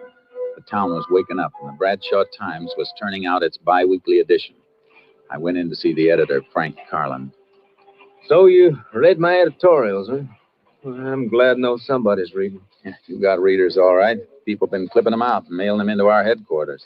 Yeah, I guess there's always a handful of people to hold out. Wonder what the world would do without them. Everybody was so burned the day of the killing. Then in 48 hours, they want to forget it. Yeah, it's always that way. How about the constable, Jim Dunn? Oh, he's all right, I guess. But he's only been constable for a year. He just doesn't have the experience. It'll take the court a couple more days to decide on a new sheriff. I better knock out a story on your Rangers coming in. Might wake the people up again. I'd rather you didn't, Mr. Carlin. I'll be around, and they'll know soon enough. Oh, see what you mean. Want me to lay off the editorials for a while? If you don't mind. You know, Sheriff and I are on different sides of the fence politically, but he was an honest man, and I liked him. I got a headline back there, all set and gathering dust. It says, Sheriff's Killer Caught. Ranger, give me a chance to use it.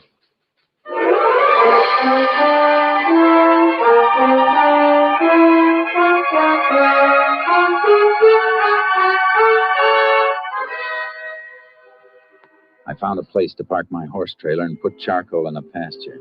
Then I headed for the constable's office and met Constable Jim Dunn. Here are all the reports in my investigations, Ranger. You think I haven't done a good job, maybe those will change your mind. I even checked ballistics with the Austin lab. My being here isn't a criticism of you, Mr. Dunn. I'm here because I was sent until a new sheriff is appointed and to give you help. I've done everything possible.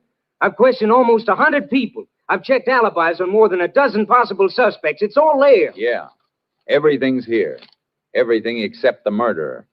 And that's the only thing I'm interested in seeing, Mr. Dunn.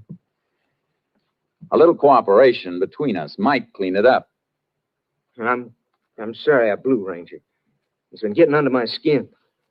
This murder could have been committed by anybody.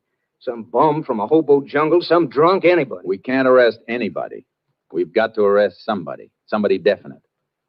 Now, exactly where was the body found? Old wagon road, bypasses town about 2 miles north. Is it fit for a car? Yeah, but you got to go roundabout to get to it, almost 11 miles. You won't find nothing there, though. I'd like to take a look anyhow. Can't we cut cross-country on horses? Yeah, shorter if you want it. I want to. My horse is in a pasture. I'll meet you at the edge of town in 5 minutes.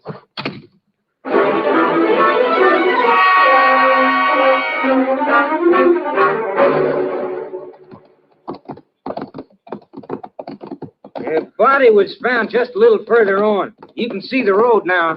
Not much of a road left. No use for it anymore. The sheriff must have had some reason for using it if he came way out here. Hey, here we are. Oh, boy. Oh, charcoal. Oh, boy. The sheriff's car was found right over here by the side of the road. Where was he? Lying right beside it. Been dead about 7, 8 hours when he was found. Who found him? Cowpoke looking for some strays. That's lucky. Otherwise, the body might have been here for a few days or even weeks before somebody came across it. Yeah. You get pictures of the position of the car and the body? Of course I did. Anything else? Yeah. Any exhibits, casts of footprints, anything like that? No. When I got the call, I brought a bunch of men out with me. I was excited, and I didn't think to stop them from tramping around. I can see why you'd be upset. Well, if there was anything to find, it's a cinch it isn't here now. Weather would have wiped it out if your men hadn't. You want to go back to town? Yeah. I want to look at the car. Get up, boy. Get up. Get up. How about the exhibits from the sheriff's body? I sent the bullets and the gun in. Your lab checked it. Verified it was the sheriff's own gun. I'm talking about the clothes he was wearing. You got those, haven't you? Sure I got them. I got all the evidence there was. You should have sent it all in. I want to look at that stuff, too. Well, let's step it up. Come on, Charlie. Yeah.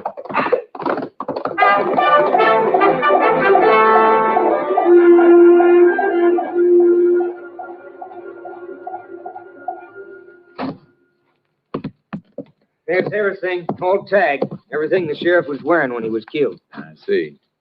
And this the shirt he was wearing? You see the blood and bullet holes, don't you? Yeah.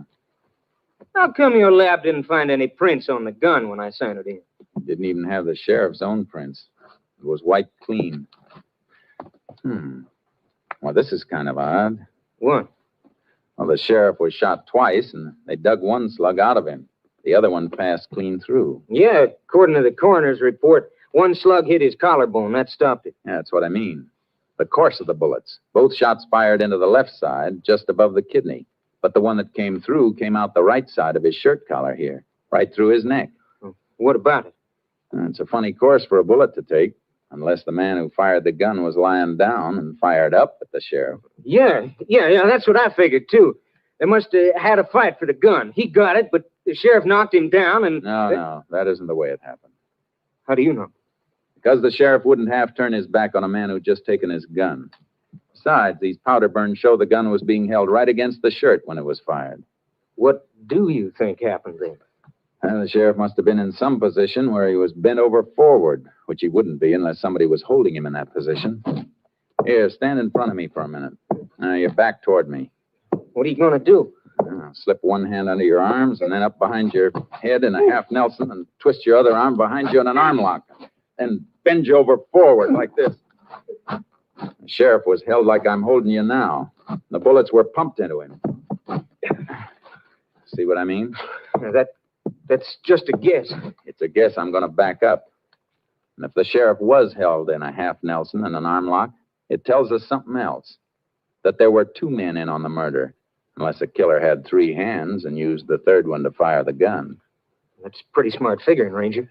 Only because it's the kind of figuring I've been doing for a long time.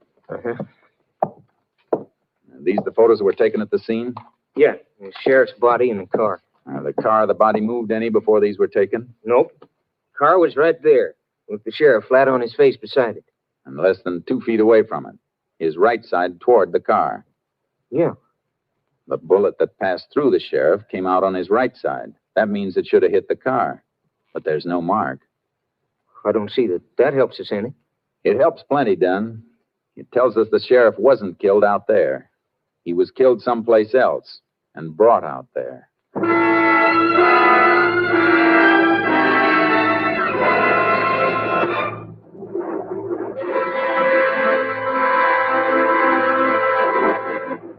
You are listening to Tales of the Texas Rangers, starring Joel McCrea as Ranger Chase Pearson.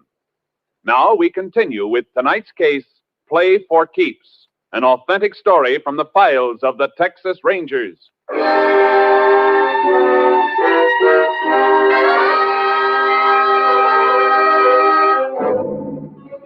I knew that Sheriff Smithers had been killed by 2 men, that his body had been moved after the killing, but it wasn't nearly enough. It was evening before I figured out my next move, a move I didn't like to make.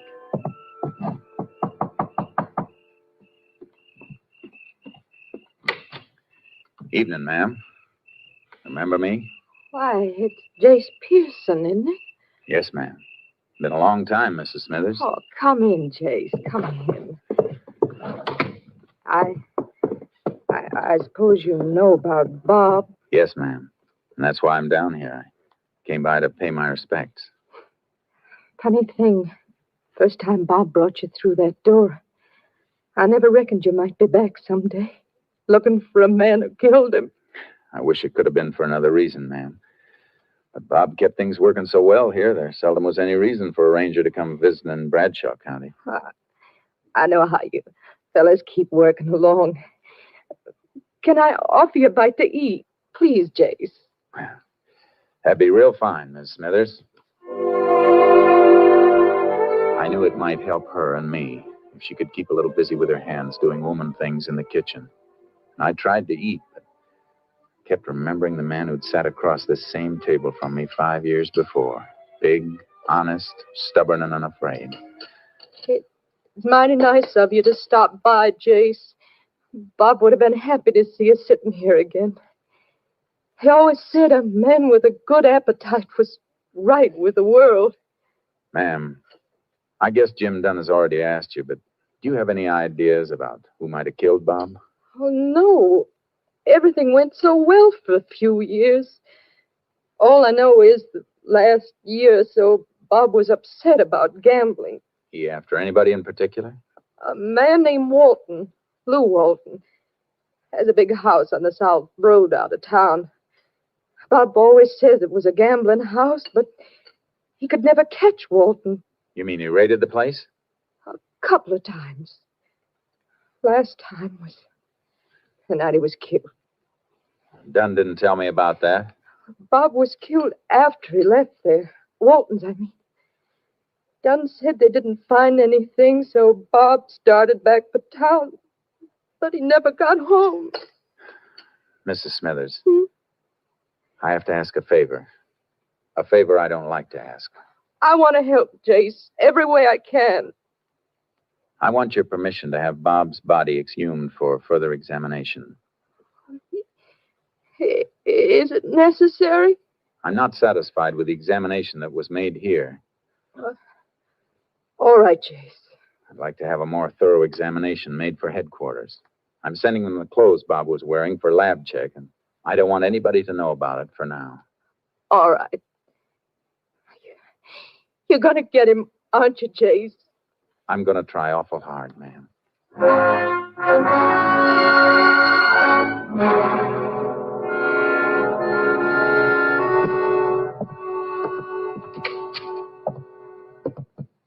Well, howdy, Ranger. Been waiting for you. Thought maybe you might have turned in for the night. I'm going to in a few minutes. I just came back to pick up the clothing exhibits. Well, I locked them away again. I'll dig them out. I want to send them on to Camp Mabry for lab tests. Well, all right. I'll give you a receipt for them. Okay. Don, Yeah? in those reports of yours, I didn't see any mention of a man named Lou Walton. Why should there be? I understand that Walton's a gambler and that you helped Smithers raid his place the night Smithers was killed. Now, here are the exhibits. You're thinking way out of line on Walton. His alibi's airtight. According to who? According to me. I was with him all night after Smithers left the place. You didn't come back to town with the sheriff? No, I stayed at Walton's. Why? Because the sheriff asked me to stay there. We didn't find anything, but the sheriff figured if I hung around, somebody might show up or call up looking for a game. And I'd be able to get him some evidence. Anything else you want to know? No. I guess that lets Walton out. I'll take these things. Sure, go ahead. See you tomorrow, Don.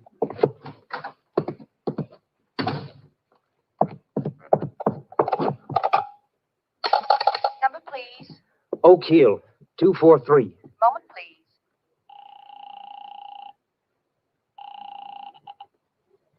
Hello? Walton, done. Now get those people out and shut down. Why? What's wrong? That ranger's too smart. I tried to make things look good for myself, and, well, I guess I made him look too good. How much does he know? All he's gonna know. You just close down and stand pat until he wears himself out.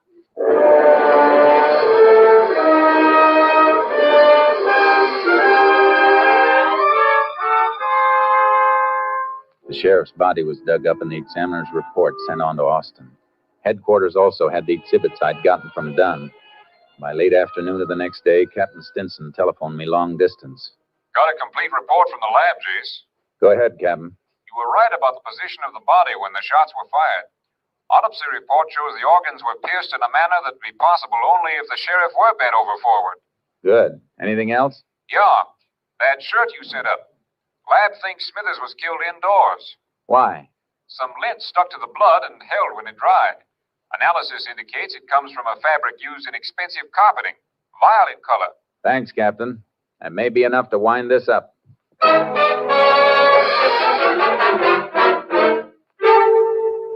Then you're convinced that Walton was running a gambling joint, Mr. Carlin. Was and is. I'd swear to it. But nobody's been able to prove it. You know how suckers are. They lose their shirts and keep their mouths shut. Think they're in on a smart thing, and they help the racketeers to cover up. Then Walton must have been tipped off that he was being raided. Part of the racket. They pay off and get tipped off. You ever been in Walton's house? No. You know anybody who has been there? Well, it's no secret the newspaper men gamble more's good for him. My linotype man plays horses, I know. Pete. I'll be there in a minute. Howdy, Ranger. Howdy. Pete, you ever been in Lou Walton's place? Oh, come on, now don't stall. Tell her, Ranger. It's important. Well, yeah, I've been there once or twice. I only want to know one thing. You notice any carpeting in the house? Carpeting? Oh, sure. The house is like a palace. Wall-to-wall carpet all over the place. What color? Well, it's a kind of a purple, I'd say. How about saying violet? Yeah, I guess that's what it's called. You got something, Ranger? Yeah. I'm going to wake up the nearest judge and get a search warrant for Walton. You better brush the dust off that headline you told me about. I think you're going to get a chance to use it.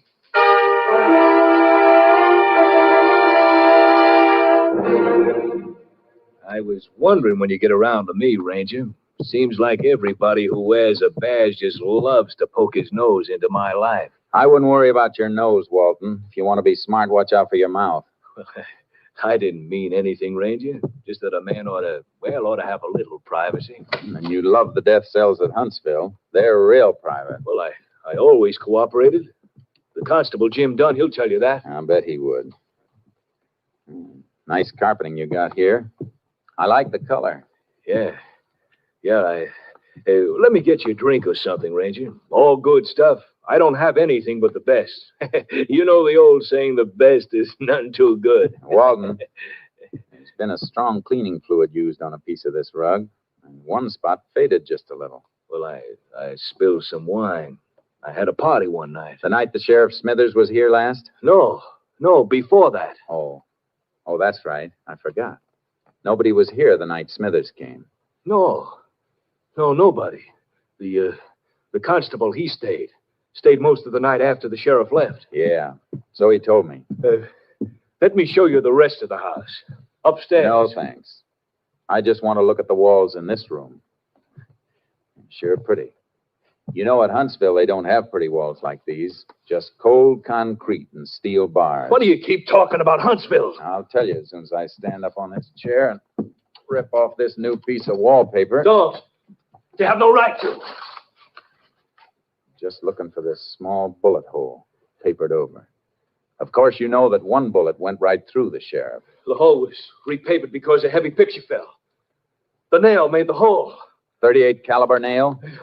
I'm gonna have this rug ripped up and sent to my lab, Walton. No cleaning fluid made will wipe out all of a blood trace. Even a drop is enough to hang you. I didn't do it, I tell you. Dunn shot him. It was Dunn. Dunn shot him. Hold your wrists out. You'll never get those on me. You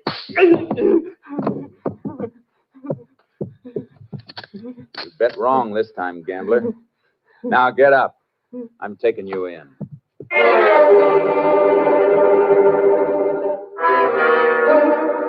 I took him through town to the county jail, and I walked over to the constable's office, but Dunn wasn't there.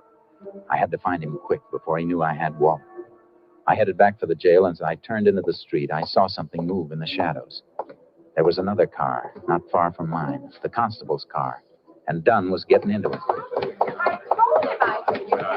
Dunn, wait a minute!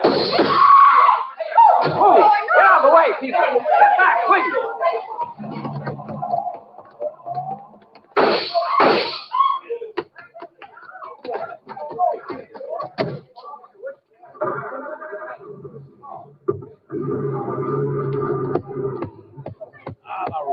punctured my tires.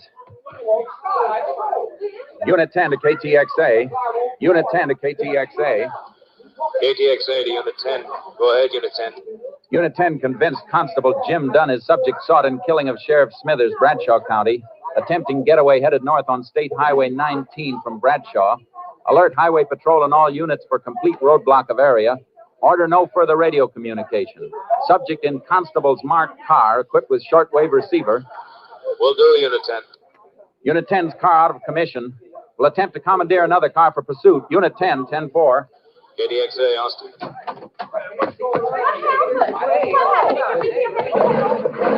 out the way, please. Step back, please. Step back. Come on, Charcoal. Let's hope Dunn heard that call. Come on. Get up. Get up, Charcoal. Come on. Get up.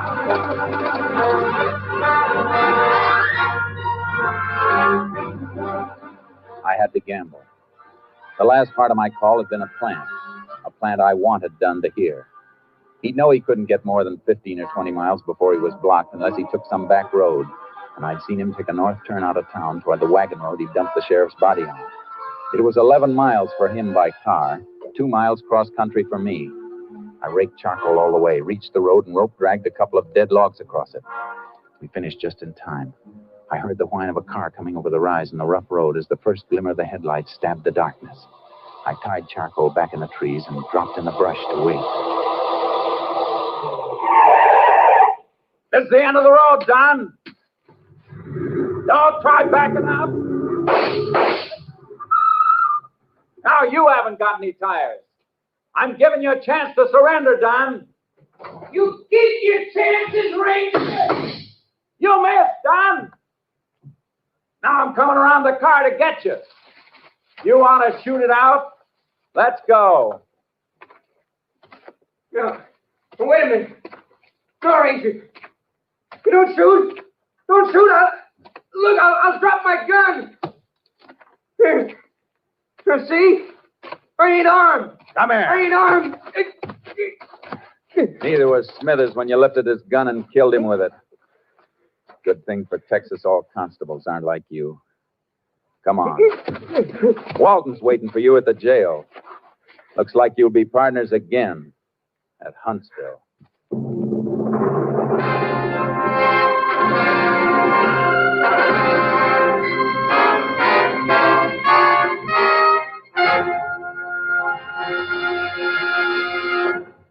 The following week, the headlines of the Bradshaw Times read, Sheriff Killers Caught.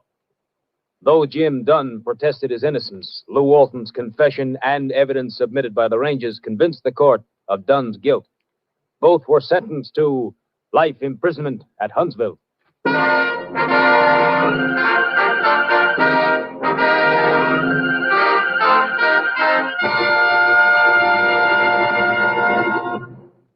This is Joel McCrae. In the 125 years since their organization was founded, the Texas Rangers have written many new pages into the history of law enforcement. With only a handful of men and a vast territory, they have never failed to live up to their slogan, first to advance, never retreat. That is the creed a Ranger follows. And they have a belief that was impressed on me by one of their officers, a belief that often brings them victory over tremendous odds. In the words of the Texas Rangers, a man who is wrong can't stand up to a man who is right and keep on coming. Next week, we'll bring you another exciting case taken from the files of the Texas Rangers. Hope you'll be listening. Good night. Next week, Joel McCrae in another authentic reenactment of a case from the files of the Texas Rangers.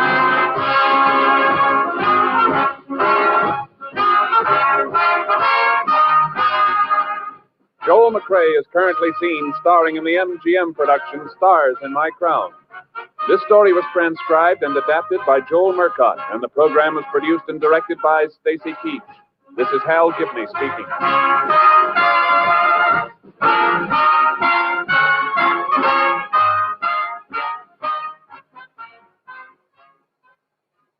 Three chimes mean good times on NBC. In just 5 weeks, Dennis Day and Judy Canova bring back their two delightful programs in an hour of fun for all on Saturday nights. This weekend, 400 Americans have a holiday date with death. Stay off the list. Be careful. This is NBC, the National Broadcasting Company. Presenting Joel McCrea as Jace Pearson in Tales of the Texas Rangers.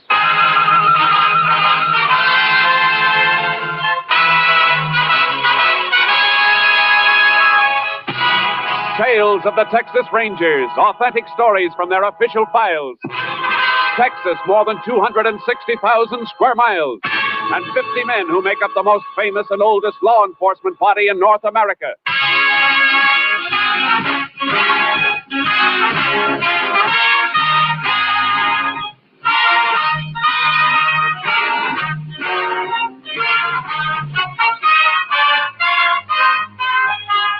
Now, from the files of the Texas Rangers come these stories based on fact.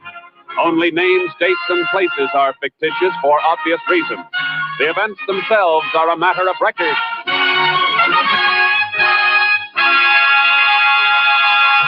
Tonight's transcribed case, Dead or Alive.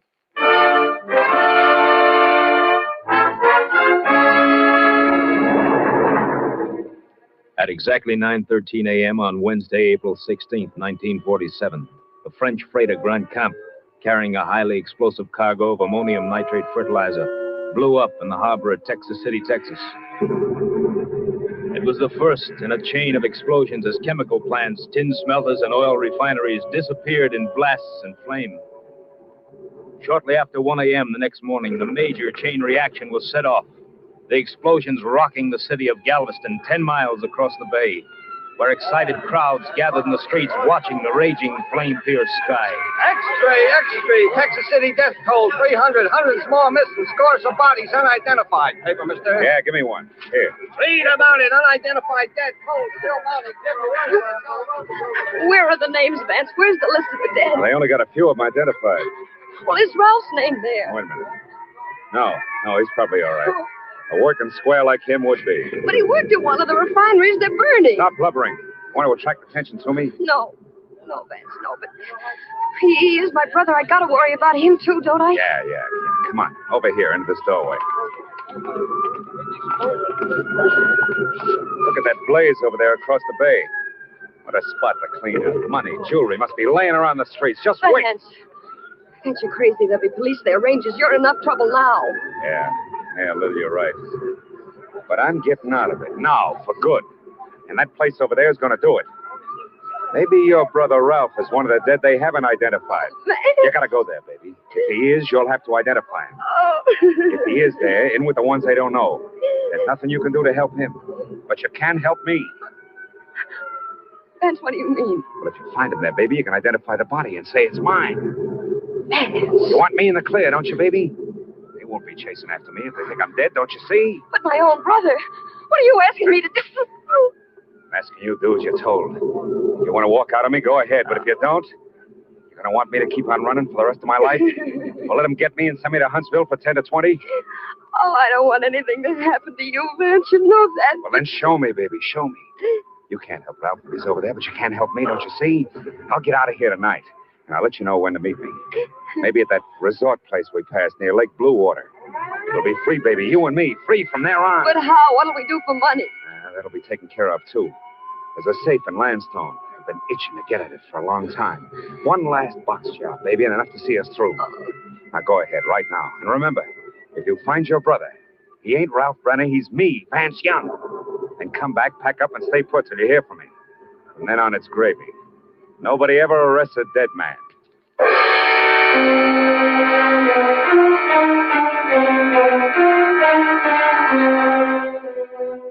By Friday morning, April 18th, more than 200 bodies, many still unidentified, were laid out in the Texas City High School gymnasium.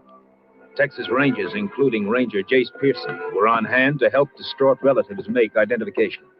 I can't believe it.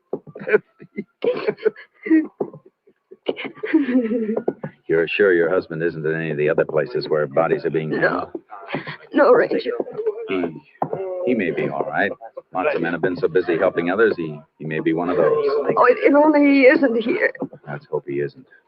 The embalmers are still working on more bodies over at McGar's garage. It's the only place handy.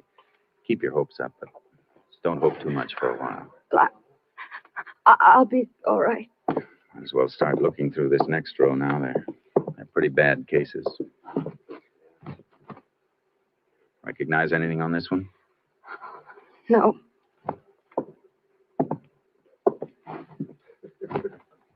This? No. Come on.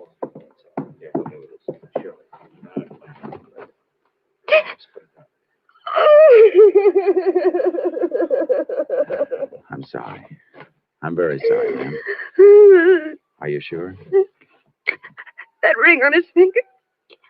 I gave it to him a long time ago. Yeah, I know. It isn't easy, but try and get a grip. I'm all right, Ranger. You better give me the name for the tag. His name is Vance. My husband, Vance Young.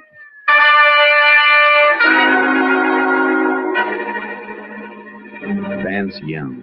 The name burned in my mind like a branding iron. There was no time to ask her, and yet I had to ask. It was part of my job. I waited until we got out into the street.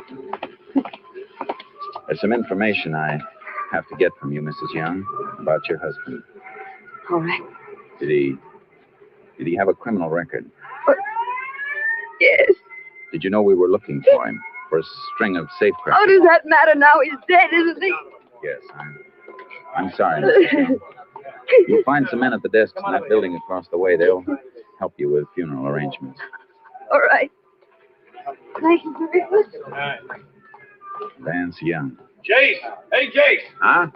Oh, hello, Kurtz. Captain Stinson wants us. Where is he? The mobile unit? Let's go. I'll be glad when this assignment is over. I hope we never see another one like it. Yeah, I've helped with 5 identifications today. You stand there with somebody and see their life fall apart because of a freak accident. Woman who just left you, she find somebody? Yeah, her husband. Kurtz, it was Vance Young. Vance Young? The knob knocker? Yeah. Looks like the explosion ended his case for our files.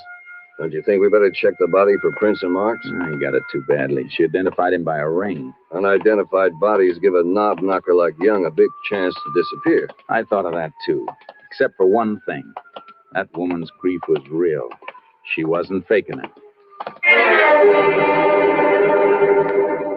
A week passed. A week of horror and nightmares. Till the fires in Texas City were controlled and stopped. And men with tight lips and grim courage started to rebuild the ruins.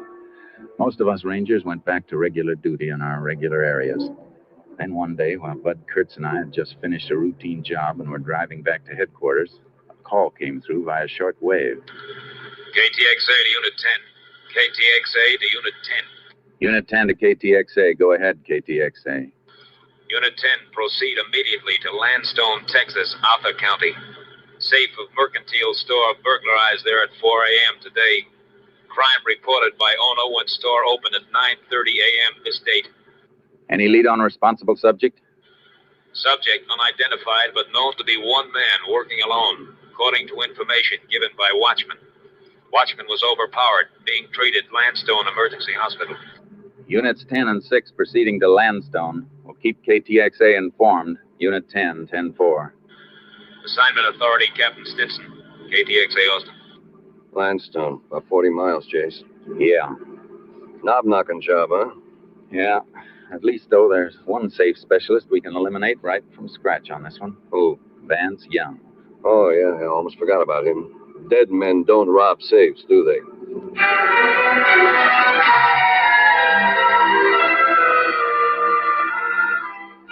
We reached the Landstone Mercantile store at 11:15, and Sheriff Joe Pastroni showed us through.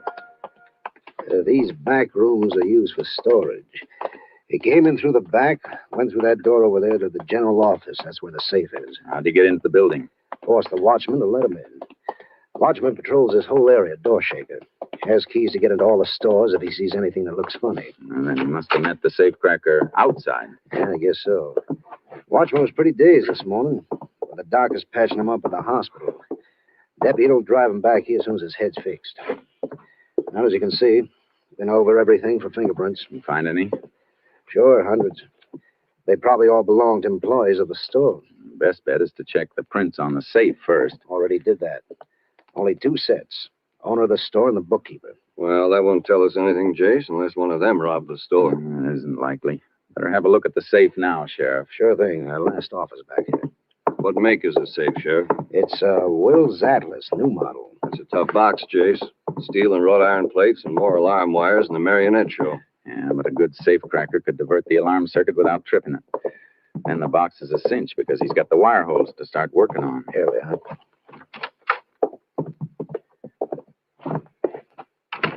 You figured it, Jace. Backplate blown clean out. Yeah, and didn't even have to drill. Small nitro charges in the wire holes, and it was as good as having the combination. Here's where he jumped the alarm circuit. Neat hookup, all right. You take the pictures of all this, Sheriff? Yeah, I can pick up a set of my office if you like. Thanks. Oh, Winky. Howdy, Sheriff. Rangers. I've been waiting for you. This is a watchman. How's your head? Well, aspirin ain't gonna help it any, I'll tell you that. You gonna get the fella? We'll be able to answer that better when the fingerprints are checked. Fingerprints? He ain't gonna find any he left. He was wearing gloves. I figured, Jace. Yeah. Tell me, Winky, would you recognize the man if you saw him again? Could you pick out his picture? Yeah. If I had his picture took with a sack over his head, I could. That ain't likely. You mean his face was covered? Had a sack over his head, like I told you. Holes for the eyes. He ain't gonna catch him by no fingerprints or pictures. Maybe you ain't gonna catch him at all. Oh, I wouldn't say that, Winky. Sheriff, would you mind going down to your office for prints of the pictures of the scene here? I'd like them sent on to my headquarters for an MO check. Sure. Take care of it right away. What kind of check is an MO check, Ranger? It means modus operandi, Winky. All criminals have definite methods and habits. They're repeated on each job they do. Forms a pattern. Well, there's sure a pattern here, all right, Jace. Method of entry, where that circuit was jumped, sack mask, nitro charge in the wire holes. Yeah, and it fits 3 men. 3 safe crackers we've followed before. Yeah, there's Bert Larkin. He's still doing time in Folsom for a job he pulled on the coast. Yeah, and the other 2 are Jack Fontaine and Vance Young. Yeah, but Young is dead. That leaves us Fontaine. You mean you know who did it without nothing to tell you? There's plenty to tell us. A modus operandi can be almost as good as a fingerprint or a signature. I'll be winged. Maybe that fella's going to pay off for slugging me after all. And for hurting my arm when he grabbed me in the alley there. How'd he grab you? Show me. Go ahead, show me. On you? Well, let's see. He whipped my arm up behind me like this. Then he jabbed a thumb up behind my ear like this. Sure hurts, don't it? Sure does. Well, you can let go now. Judo. Still fits Fontaine, Jace. Yeah. Or Vance Young. He used it, too, on other jobs. When did he slug you? After he made me open up the back door and let him in. You mean he sneaked up on you before you could draw your gun? Sneaked nothing. That's why I didn't get onto him at first. Heard him come walking through the alley toward me like he's taking a shortcut. You heard him? Yeah, it was dark, so I didn't see the mask until I lit a match. He asked for a light, see? Then he grabbed me. He got me inside here and beat on me and kicked me. Chase, that doesn't sound like Fontaine. It wasn't Fontaine. He always sneaked a watchman from behind, and they never heard him. He always wore sneakers. Well, then who? Vance Young. That match trick is Vance Young's. But Young is dead. Maybe yes, maybe no. But I know one thing. I'm going to find out.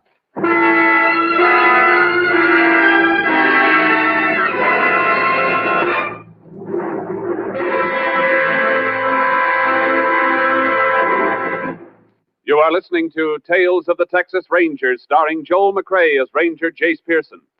And now, we continue with tonight's case, Dead or Alive, an authentic story from the files of the Texas Rangers. I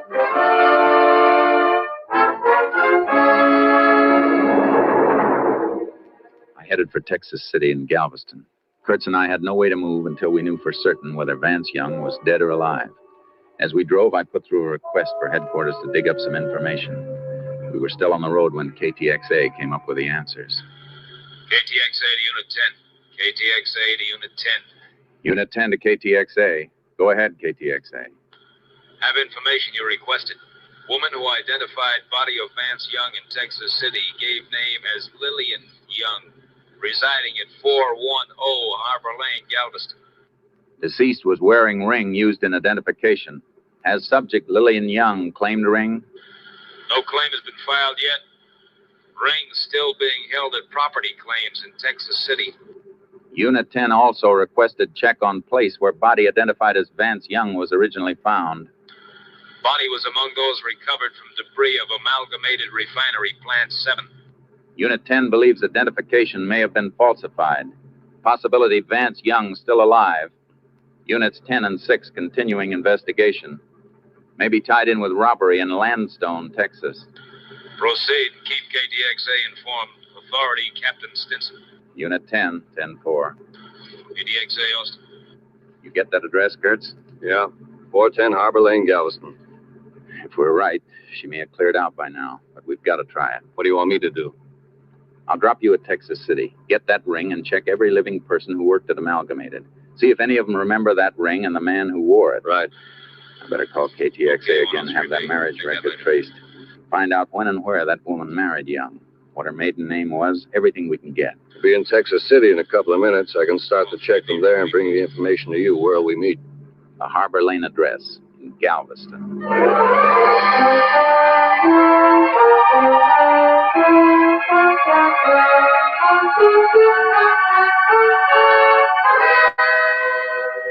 I found the rooming house Lillian and Vance Young had lived in, but I was too late.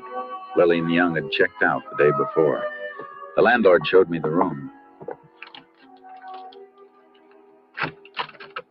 They lived here 5-6 months, all told. You get to know the husband very well?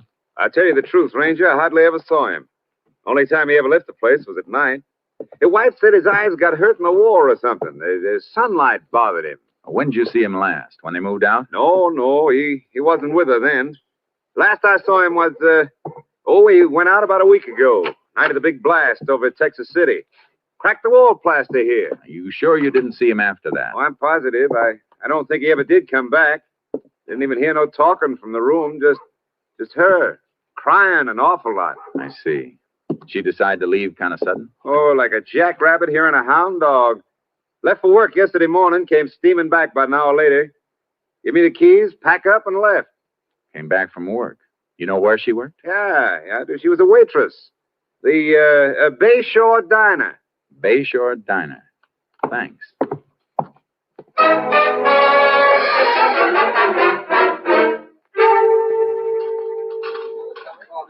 So she up and quit on me just like that yesterday morning, right smack in the middle of the breakfast rush, too, because the postman come in and give her a special delivered letter. Who was it from? Who was it from? With 20 orders of ham and in the fire, I got time to read a mail? All I know is she leaves me the serving, the dishes, and the cleaning and everything. Stop beefing, Chuck. That little old gal had trouble. Yeah, you should talk. All you got to do is drive one cab. You don't have the serving and the dishes and the cleaning and everything. Why don't you find yourself a little old chaplain to hear your troubles and give me some coffee? Come on. Okay. Maybe you can tell a ranger more about Lil than I can. Hanging around her, making eyes at her all day. You took her out when she left here. Is that right, driver? Did she leave here with you? Well, she hired my cab, if that's what you mean. Where'd you take her? Well, I took her home, waited while she packed some things, then rushed her to the bus depot. She said somebody in her family was sick and she had to go help them right away. I guess that's what the letter was about. I was sitting there having my breakfast like I always do, and I understand. But what about the bus depot? You know what bus she caught? The northbound toward San Antone. Cut it mighty fine, too. Got there just about a minute before the bus pulled out. Would have made it a lot easier if she didn't make me come dashing back about a mile after we left here. Back here to the diner? No, back to the laundry down the street. Guess she had some stuff in there. Although she didn't bring a bundle out with her. And then on top of that, she says she can't pay me. Not that I'd mind, except for the 10 extra blocks back to the laundry. I could have put the flag back up if she told me beforehand. You say the laundry's right down the street? Yeah, about half a block. Thanks. I'll walk down. Hey, Jace! Hi, Kurtz. Fellow at the rooming house told me you came down here. Yeah, find out anything on that ring? Plenty. A couple of men who worked at Amalgamated recognized it. Belonged to a plant man named Ralph Brenner. And it wasn't Young. No. I got that rundown on Young's wife. Her maiden name was Lillian Brenner. The guy she identified was her brother, not her husband. Then that's why she was broken up. I knew that part wasn't an act. Come on. Where are we going? We're going into the laundry business.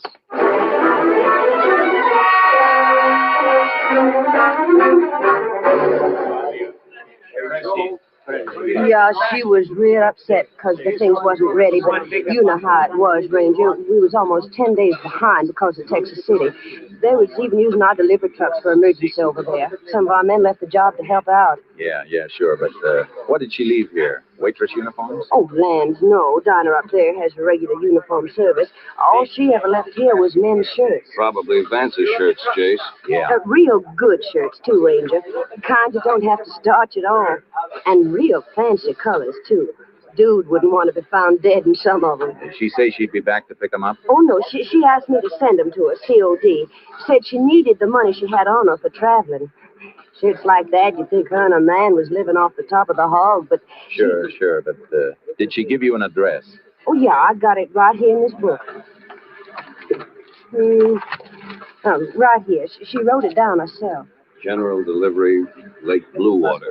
The shirts are ready now. I'm going to mail them out tonight when I leave. We'll save you the trouble. Wrap them up, and we'll deliver them for you.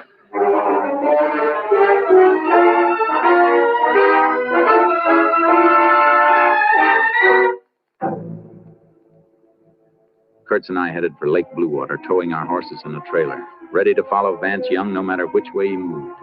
It was dark as we drove into the town. The clock on the courthouse was just striking 9. Not many people on the streets, Jace.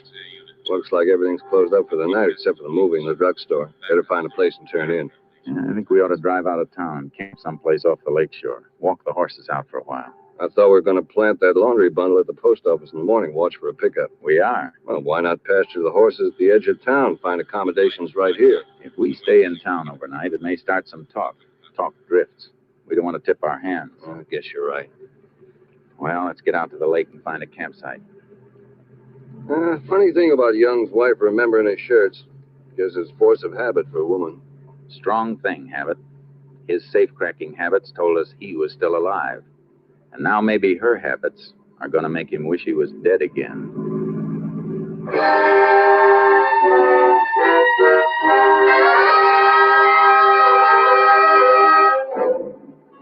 We took the road for the lake, past the summer cottages skirting the shore on one side of it. Then as we rounded a curve and passed a house and a group of resort cabins, I spotted something. Hey, Jace, what's the matter? I saw something. Wait till I back up. Headlights picked it up as we came around this curve. There. Look at those. All I see is the back of a few cabins, some wash on the line. Look at those 2 shirts on the end of the line. Look like a couple of rainbows, even in this light. Hey. That's the kind of color scheme Vance Young goes in for. Shirts we have in the laundry bundle are just like those. Lights on in a few of the cabins. Yeah, I'm going to leave the car here while we have a look at those shirts. Horse trailer will make too much of a racket if we drive in. Yeah, no chance of being taken for tourists with that on the back. Better cut the motor and douse the headlights. Yeah. What was the laundry mark on those shirts we've got? 410 mark. That was the number of their house in Galveston. Come on. Let's see if we can find it on that line. And close the car doors easy. Right.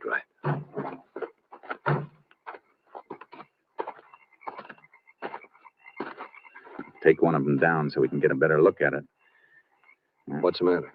Clothespin stuck. There, I got it now. Hold it low to the ground. I'll cup my hand over the flashlight. Good. There it is. 410. These belong to our boy, all right. Quite a few cabins, Jace. He's in one of them. That's all we have to know. Come on. Start with this end cabin and go right on down the line. We better be ready for anything. Here's the first stop. Dark, Jace. Yeah, you have to feel your way around. Doesn't seem to be anybody living here. This one's empty. Now let's move. All right, you. What? Hey, put that flash out before I fire. No. Oh, Rangers, I'll put it out. That's better. Who are you? Name's Ed Bullock. I own these cabins. Just walking back from the boat dock with a couple of guests. Saw you sneaking in the dark. You looking for a place to stay? No. We're looking for a couple named Young. Oh, well, that's funny. It was Mr. Young who spotted your shadows. Hey, Mr. Young. Was that Young just with you? Yeah. Him and his wife was right behind me when I flashed light in here. They spotted us, Jace? Yeah. Come on. Hey, hit my boat. Somebody started my boat. Is that the only boat you got down there? Only one with a motor. There's a canoe. We're not going to reach them, Jace. They'll head across the lake. How far is it, Bullock? A mile and a half. Kurtz, grab your horse from the trailer. You can beat them around to the far side if you ride hard. When you get there, flash your light. That'll keep them from trying the shore over there. Right. What about you? I'm taking the canoe. And hurry. We'll get him. Ranger, I better go up back to the office. My wife... You can faint later, Mr. Bullock. Right now, I need you. Yeah, boy. I'm going out in the canoe. Flash your light from this shore. They'll think I'm here, and they won't dare land on either side. But make sure you don't turn the light on me in this canoe. All right, Bullock. Turn your light on as soon as I get out in the open water.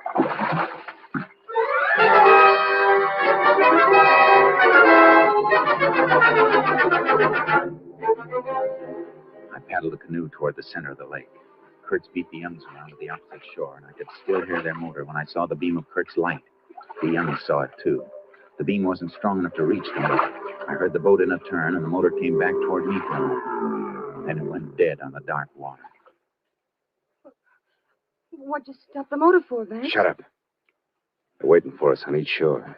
But their lights don't reach us. Thanks, we gotta get out of Will here. you shut up and let me think? There's a little wind. The boat will drift to the far end of the lake. But that's so slow. Well, what do you want me to do? I can't swim like you can. Why can't you use the oars? Because the oarlock squeaks, stupid. They'd hear him. Yeah, there's only two of them. They can't cover the whole shore. Gee, Vance, it's so dark. And Hey, I hear something. What? Something in the water. You're crazy. Can't you see their lights on the shore? Well, Vance, I do hear something. I see it. It's a canoe. What? Don't move, Young. I'm coming into your boat. What, you? I'll drain you with the sword. Help! Help! Let go of me. Let go! Oh. Hey, have you got him? He can't swim. Where he's going, it won't matter. Grab onto the canoe and kick for shore. I got a nice dry shirt waiting for him.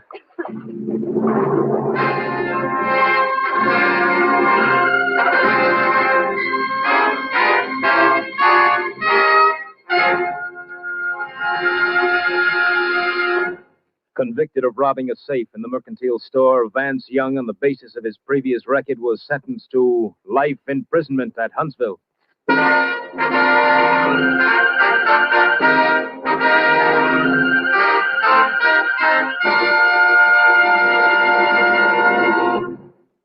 This is Joel McCrae. Many of our listeners, particularly in Texas, recall these cases we've been dramatizing, and some listeners have sent in questions about the Rangers.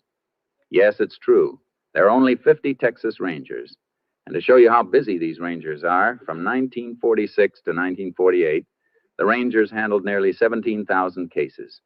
With Texas as big as it is, that means they cover about 4 times greater area per man than any other police officer in the world. Next week, we'll have another authentic story I believe you'll enjoy very much.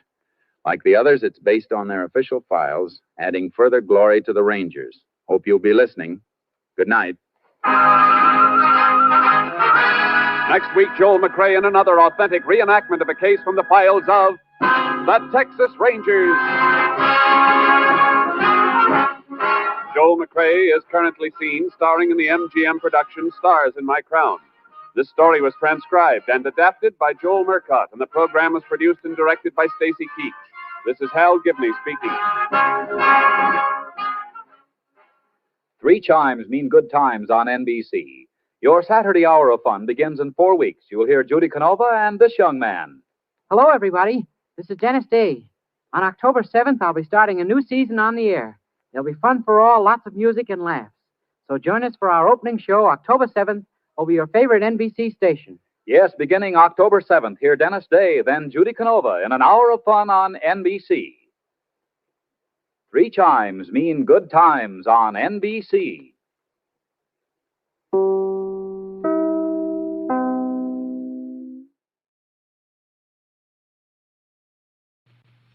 Presenting Joel McCrae as Jace Pearson in Tales of the Texas Rangers.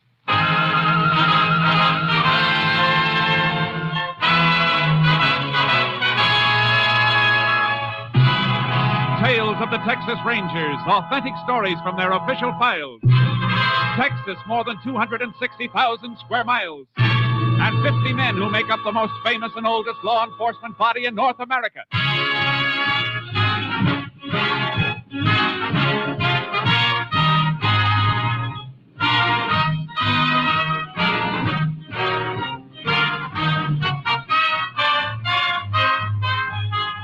Now, from the files of the Texas Rangers come these stories based on fact. Only names, dates, and places are fictitious for obvious reasons. The events themselves are a matter of record.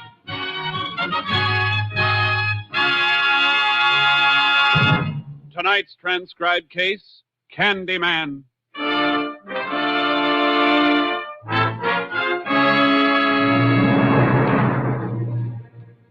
It is 4 p.m., April 14th, 1947. A prisoner at the jail in Pentland County, Texas, is being returned to his cell as the visiting hour comes to an end. His name is Paul Abbott, serving out a 6-month sentence for petty larceny. His cellmate, John Saygood, has not had a visitor. For Saygood is being held without bail, awaiting trial for murder. All right, Abbott. In.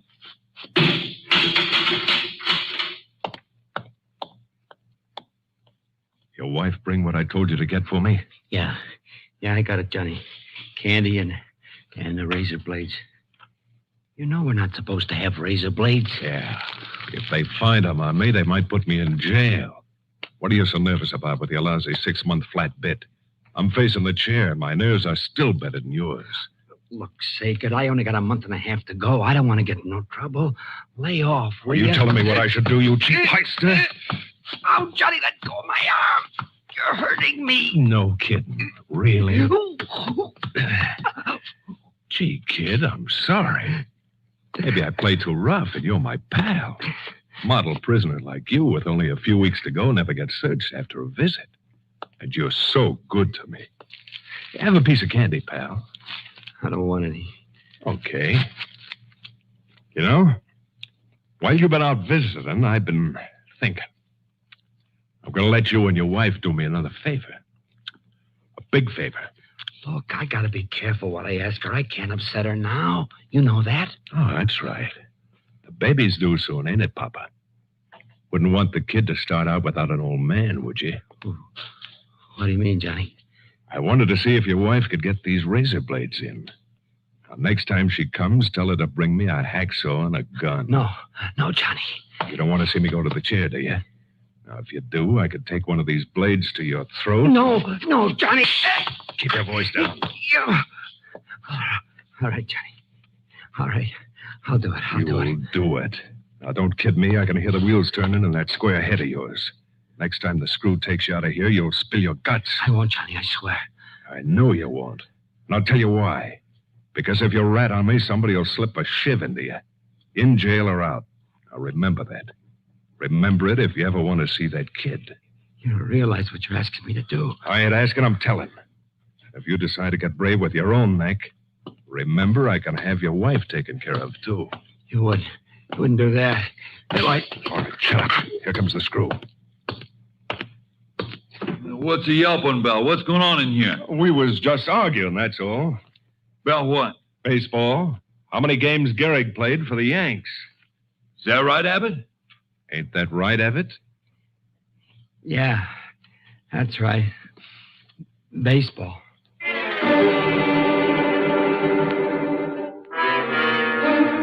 Frantic with fear, Paul Abbott yielded to Saygood and, through his wife, obtained the gun and hacksaw. The blow-off came a week later when the Pentland County jailer was killed, and Saygood and Abbott escaped. While roadblocks were being quickly set up by Ranger and Highway Patrol units, Ranger Jace Pearson contacted Sheriff Leonard Ginn at the county jail. Well, they were in this cell, Ranger. Yeah. Tongue of the lock has been hacksawed, Sheriff. Yeah, they must have waited in the passage until the jailer turned the corner here and shot him through the stomach and took his keys. Any idea where they got the gun? No, but Abbott's wife was allowed to visit. She could have slipped it in to him. You got a pickup out for her? Mm-hmm. Deputy's out after her now. Abbott made a big jump when they gunned the jailer.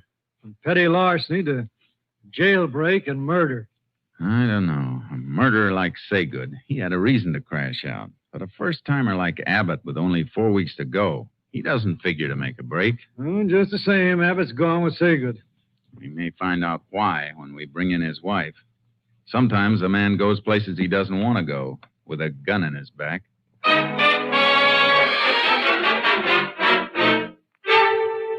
What could I do, Sheriff? What else could I do? That man would have killed him. Yeah. Did you arrange anything else for them, Mrs. Abbott? Get clothing or an automobile? No, how could I? I even had to lie to my mother to get money. To buy the gun. Paul was in jail and I wasn't working. I was always borrowing money to bring him things. I understand.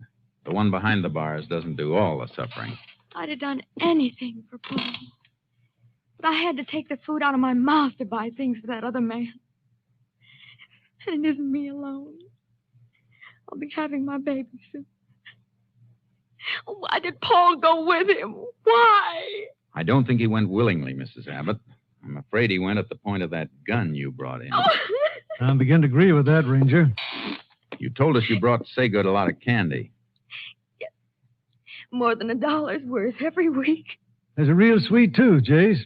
Always sitting up a yammer for sugar at meal times. Yeah. Mrs. Abbott, will you excuse us for a moment? Sheriff, I want to see you for a second. Oh, sure. You got anybody watching our house in case Abbott and Saygood show up there? Yeah, it's covered. Good. Your office hasn't any report of a stolen car, huh? Nope, nothing yet. And they're probably on foot. Could be out of the county by now, though. We have other ranger units in the area. I'm going to call my headquarters and have one of them come with me so he can beat the countryside. Okay. Anything else you want me to handle? Yeah. They'll have to eat wherever they are. And even if they have money, they won't take a chance on being spotted buying anything for a while. That figures. I want you to make a careful check on any robbery report you get from food stores. Uh-huh. I'd like an itemized account of everything that's taken. I got a hunch Saygood will make a special effort to get his hands on some candy.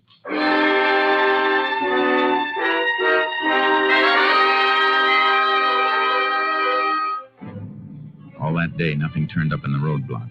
While Ranger Jim Leeds and I rode through the countryside without finding a trace of the man we were after. But on the following morning... Maybe we've been heading the wrong way, Jace. I don't think so, Leeds. Coming this way would have been the fastest trail out of the county. Other ways, all wilderness for more than 80 miles. Too much of them on foot without supplies. Still figuring they cut through toward US 280, eh? They must have. They'll have to get to a car someplace unless they got a spot to hole up in real close. I don't think Saygood would take that chance. He'll want distance. Yeah. Farmhouse head. A rider coming, too. He's really pounding leather. He sees us. Coming right this way. Let's meet him. Howdy, strangers. Whoa, Charcoal. Hey, I didn't expect anybody so soon. Well, what do you mean? Well, I just called the sheriff less than half an hour ago. Ain't that why you're here? We didn't know about your call. What happened? Well, my dogs flushed a couple of prowlers during the night. I've been out all night hunting them, or I'd have put in a call before. Maybe your boys. You know what they look like? No, all I saw was two shadows. Dogs woke me up like I told you. Men was prowling around. You better have a look at his place, Leeds. Yeah. We'll ride back with you. Oh, all right. Yeah. How long ago did it happen? Oh, reckon it was 2 a.m., about 6 hours ago. You say you chased him? Yeah, but I couldn't spot him in the dark. Just rode around all night. If I'd have had any sense, I'd have called right away, but they threw a couple of shots at me when I saw him, and I got hot and went for my gun and lit out. I see. They get anything? When I went back to the house this morning, my missus said a couple of shirts and jeans was missing. Must be Saygood and Abbott, all right. Getting rid of their jail clothes. They have horses? No, I didn't hear any. Maybe they were going to take a couple of yours and didn't have time to get them. How come your dogs didn't stay after them? Dogs were pinned up. Should have turned them loose, but like I said, I was too hot to do any thinking after they shot at me. If you had done any thinking, you'd have stayed home. One of the men you were chasing is a killer, and about as cold now.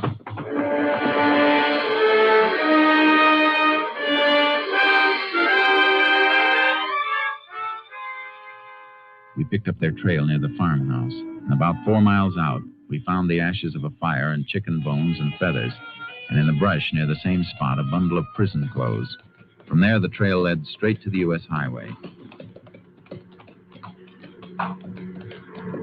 See the road through the brush now, Jace. Yeah.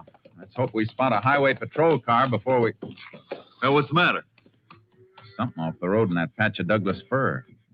Looks like the front of a truck pulled pretty far back. Come on. Get up, Charlie. Get up, boy. Yeah. Oh. Whoa, boy. Haul truck. Stacked with new cars. Uh-huh. That's what they are. Well screened from the road, all right. Yeah. Driver doesn't seem to be around. Unloading ramps down, Jace. Tire tracks on the ground. They've got a car now, all right. Wonder what happened to the driver of the truck. Blood on the cab seat. And more on the running board in the ground. Goes this way. There he is. Dead, Jace.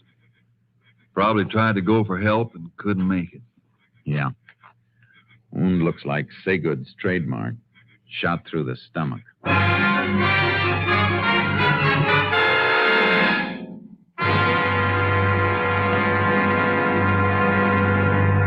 You are listening to Tales of the Texas Rangers, starring Joel McRae as Ranger Jace Pearson. Now we continue with tonight's case, Candyman, an authentic story from the files of the Texas Rangers.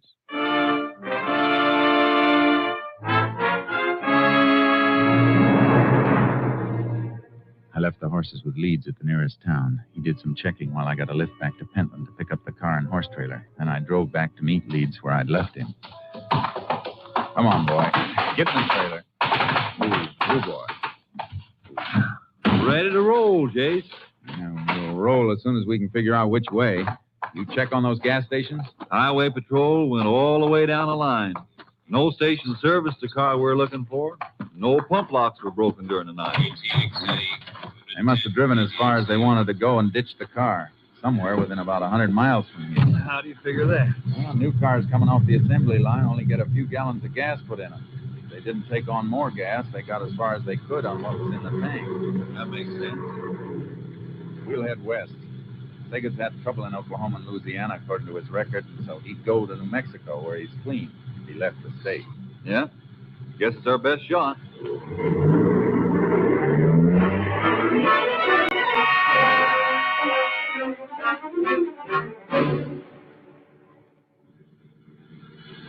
KTXA to Unit 10. KTXA to Unit 10. Unit 10 to KTXA. Go ahead, KTXA. Have report for Unit 10 on subject John Saygood. Only known associate of Saygood's was woman known as Marcella Roberts. Present whereabouts unknown. Last location was place of business, beauty salon in Abilene, Texas. Left there 2 months ago. Unit 10 requests check of cosmetic distributors and supply houses. Check recent orders as possible source of new address on subject Marcella Roberts. Will do, Unit 10. Moment, Unit 10. Have another message coming in for you, Unit 10. Stand by. Unit 10 standing by. Maybe they found the car, Jace. Be a big help if they have. Here it is, Unit 10. General store at Pike Hill entered during early morning. Situated 30 miles west, your present location. Check of stolen merchandise includes candy. That fits subject Saygood. Proceeding to Pike Hill immediately. Unit 10, 10-4. KTXA, Austin.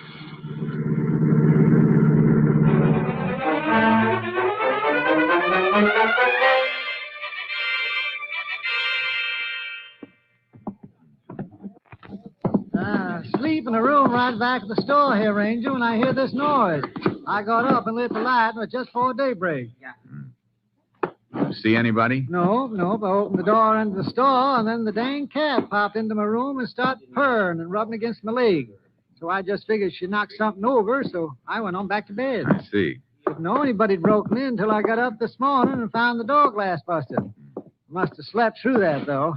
I sleep real sound. Guess I woke up when they knocked this stack of canned goods over. Got 'em up and got 'em all stacked again now. You call the sheriff right away? Yep. Soon as I found a few dollars from the cash drawer missing. Didn't think about the candy counter. Don't keep much, you know.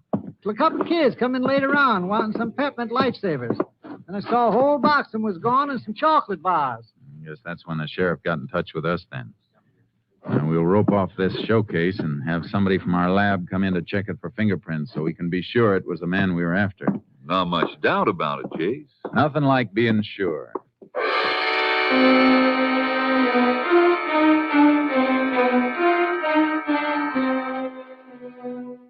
We drove further west from Pike Hill past Virgo while we waited for the fingerprint check. We combed the brush along the highway looking for the car Saygood and Abbott had stolen, but there was no sign of it. If it was abandoned, it might stay hidden for weeks. Nothing in here, Jace. No. Would have been a good spot to ditch a car, though. Well, they couldn't have driven much further than this. We may find it further on. Maybe. Maybe we've already passed it. Call on your car radio, Jace. Yeah. I heard it. KTXA to Unit 10. Come in, Unit 10. Unit 10 to KTXA. Go ahead, KTXA. Report on subject Marcella Roberts. Cosmetic distributor check shows nail enamel ordered in subject's name 2 weeks ago. Delivery made to Adorable Beauty Salon, Virgo, Texas. Units 10 and 7 continuing investigation. Unit 10, 10-4. KTXA, Austin. Pile in, leads. Virgo's about 15 miles back, Jace. Yeah, I had a hunch we came too far. Figure the woman's helping them hide out? Saygood didn't head in this direction without a reason. If she isn't hiding him, she'll know where he's headed.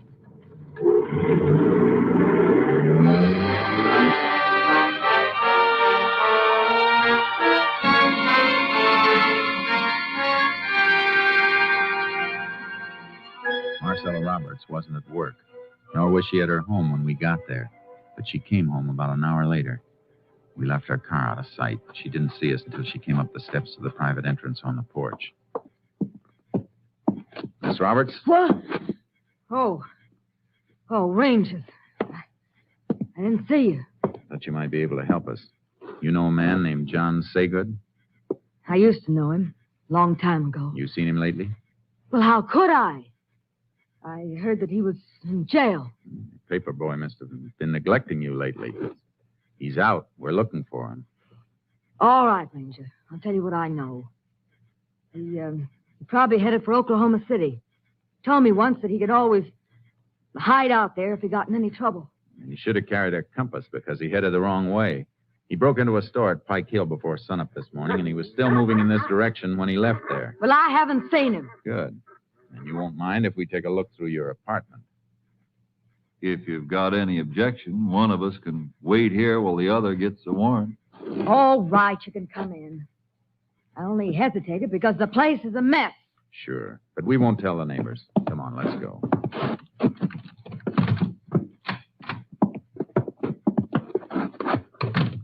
Well, here you are. I couldn't hide a mouse in here. Leeds, check the bathroom and closets. I'll look in the kitchen. Right, Jay.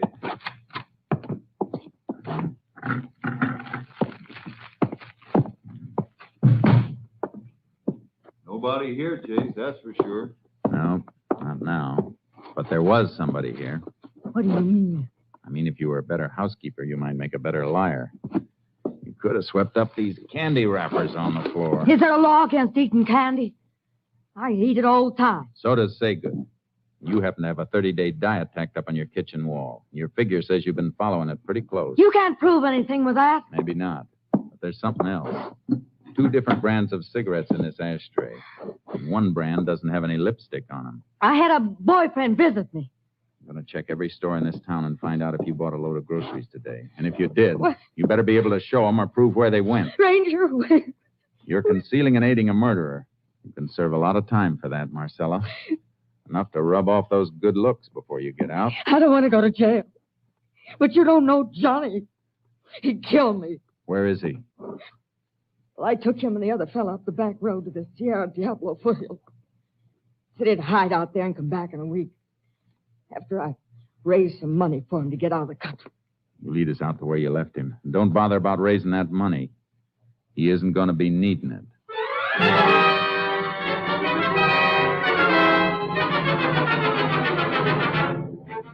We followed her to the place where Saygood and Abbott had been dropped, at the base of the wild Sierra Diablo country, catching the last rays of the sun. Leeds and I took our horses out of the trailer and started after them. Getting pretty dark, Jace. Yeah. Have to leave the horses and go on foot soon, or we'll lose this trail. I can hardly see anything now. Hold up a minute. Ooh, Charcoal. Oh, what? There's a moist patch here. One of them slipped and fell. The one making the heaviest tracks. Probably Saygood. No, Abbott. Saygood's bigger, but he's using Abbott for a pack mule to carry supplies. Look how the tracks spraddle out. Yeah. Sure must be carrying weight, all right.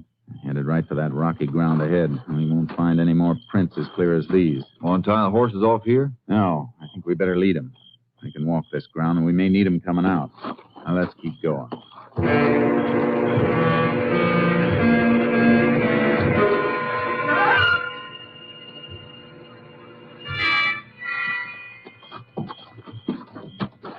Now we've lost him, Jace. Keep flashing your light around it. Keep it cupped. All right. I'll spread out a little. No, wait a minute. Come back. Huh? What'd you find? Earth is soft at the base of this rock. Yeah, but no prints in it, Jace. No, but look at those marks. Rattlesnake tracks. Yeah, wasn't moving away from here, though. Den's probably in under the rock. Was weaving back and forth. A rattler only does that when it's disturbed. You mean they scared it passing by? Something scared it. Some loose rock fell around here not long ago, either. You can see where it chipped as it fell. The chips are fresh. Haven't been weathered over. Then they must have knocked it loose climbing up around the rock. Yeah. Let's find out. If they did come this way, they must have moved along this ledge. Here. Use your light again.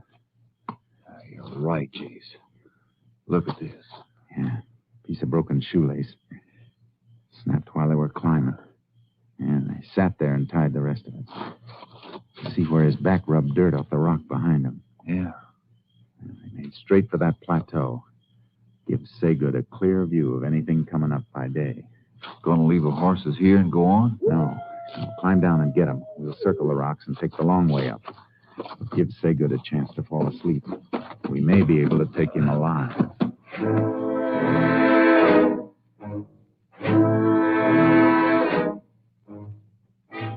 We reached the plateau, a broad, flat patch just under the final ascent of the high peaks of the range, and picked up the trail again. It led straight toward a clump of trees and brush, and through the trees we saw the glow of a fire. We moved toward it. The moon's pretty bright now, Jace. We're out here. They're in cover. Unless they move between us and that fire. It's funny Saygood would keep a fire going at night. Need it in the day for cooking, but it's a giveaway in the dark. Probably figures he's safe enough. He's got to keep an eye on Abbott. Unless we're wrong and Abbott's along because he wants to be. And we'll find that out when the showdown comes. No sign of any movement there yet, Jace. We better leave the horses now. And we'll stake them out here and split. Circle in on foot and... Stop now, please! Now I knew what was wrong with the fire. It was a decoy Saygood had set up. He was someplace in the rim of the brush behind us.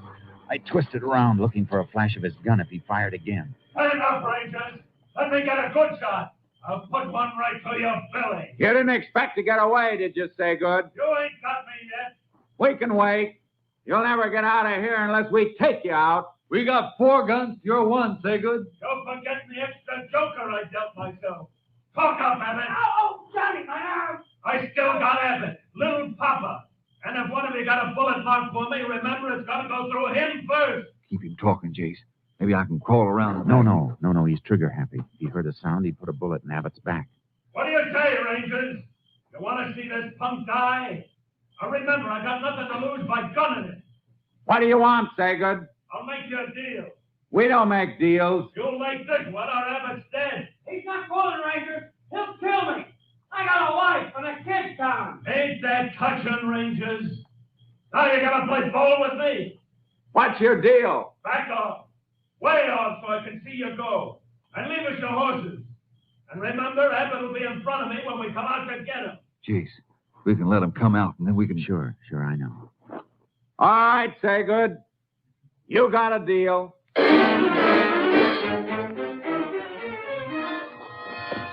I loosened the cinch on charcoal. We backed away, ready in case they fired. Then they moved out into the moonlight.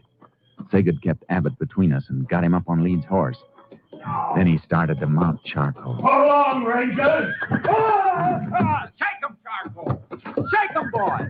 Come on, Lee. He won't be able to hit anything but the ground. There goes Saygood. Watch him.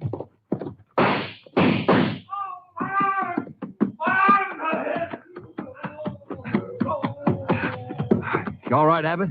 Yeah, I'm all right. Get up, Saygood. Oh, my arms. Never borrow a ranger's horse when a ranger's around unless he wants you to have him. I'm glad I didn't have to kill you, Saygood. I want the rest of the prisoners at Pentland to see you back in that cell. Might help them make up their minds never to come back again. You can start that lesson with me, Ranger. Once I get out, you won't see me there again. Good, Abbott. It's no place for a wife and kid to go visiting. All right, Saygood. Get going.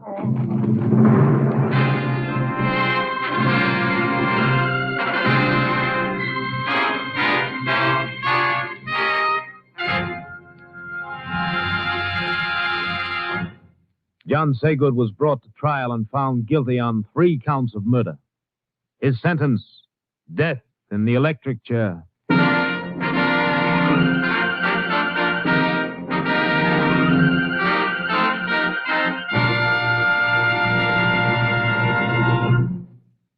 This is Joel McCrae. Many tales about the Texas Rangers have been repeated until they are legend. And here's one of my favorites. Many years ago, rioting broke out in a Texas town, and the mayor appealed for aid from the Rangers. He was at the railroad depot to meet the expected help when a stranger got off the train and approached him. "Are you the mayor?" the stranger asked. The mayor, looking anxiously for the Ranger force, said, "Yeah, but I have no time to talk to you now. I'm waiting for the Texas Rangers to stop this rioting." The stranger said, "I'm the Ranger. I was sent down to help you." The mayor's mouth dropped open in dismay. "They only send one ranger?"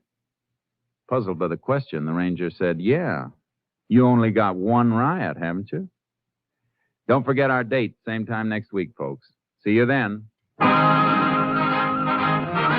Next week, Joel McCrae in another authentic reenactment of a case from the files of the Texas Rangers.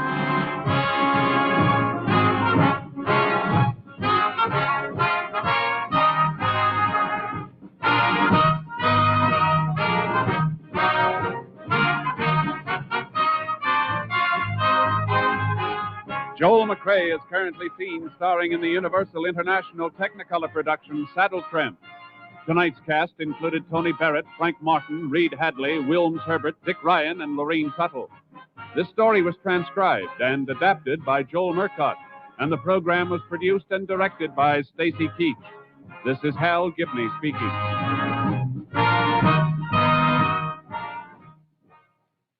Three chimes mean good times on NBC. The secret of Dennis Day's comedy is that he always appears perplexed and bewildered. Dennis will be back on the network of the Chimes Saturday, October 7th. That's 3 weeks from tonight, with more delightful mix-ups and popular music in the thrilling Day manner. And that same Saturday, October 7th, also marks the return of Judy Canova with more of her mountain-style music and mayhem. This is NBC, the National Broadcasting Company.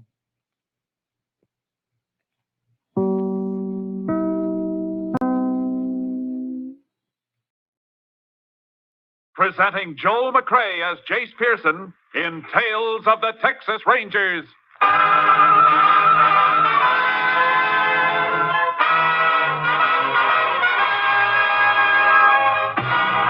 Tales of the Texas Rangers, authentic stories from their official files.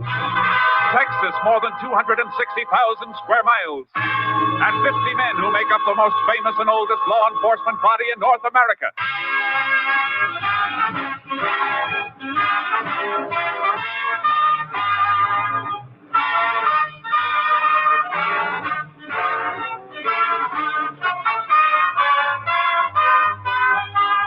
Now, from the files of the Texas Rangers come these stories based on fact. Only names, dates, and places are fictitious for obvious reasons. The events themselves are a matter of record.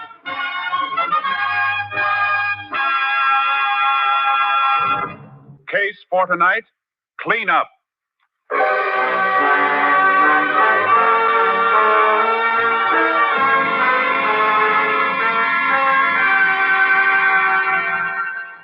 Several years ago, the town of Kilman, Texas, boasted a population of slightly under 3,000 inhabitants.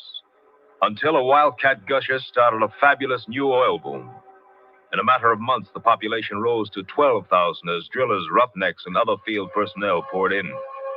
And behind them, like vultures, came the horde of racketeers, gamblers, and grifters. But even organized vice was not profitable enough for the boss of the crime syndicate, Frankie Gennaro. Gennaro started to move in on the oil business itself.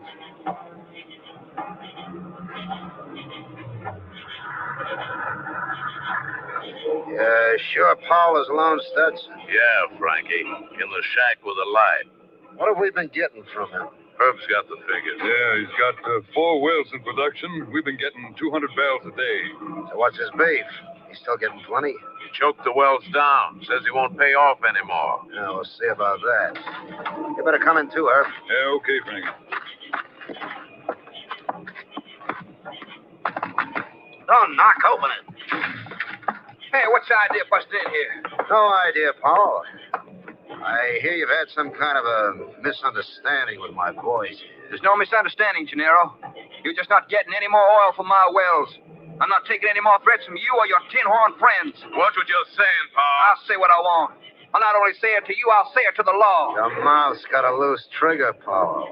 Shoots off too easy. Get out. Get out of here before I bend this pipe wrench over your head. Take him, son. Let go of me. Oh. Grab him, Frankie. Let me go. He's got a knife. Let him have it, Herb.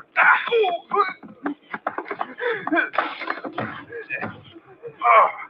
He clipped me with that wrench. Well, he won't do it again, Studs. This'll teach the other operators not to get smart. Come on, Herb. Yeah. Let's get out of here.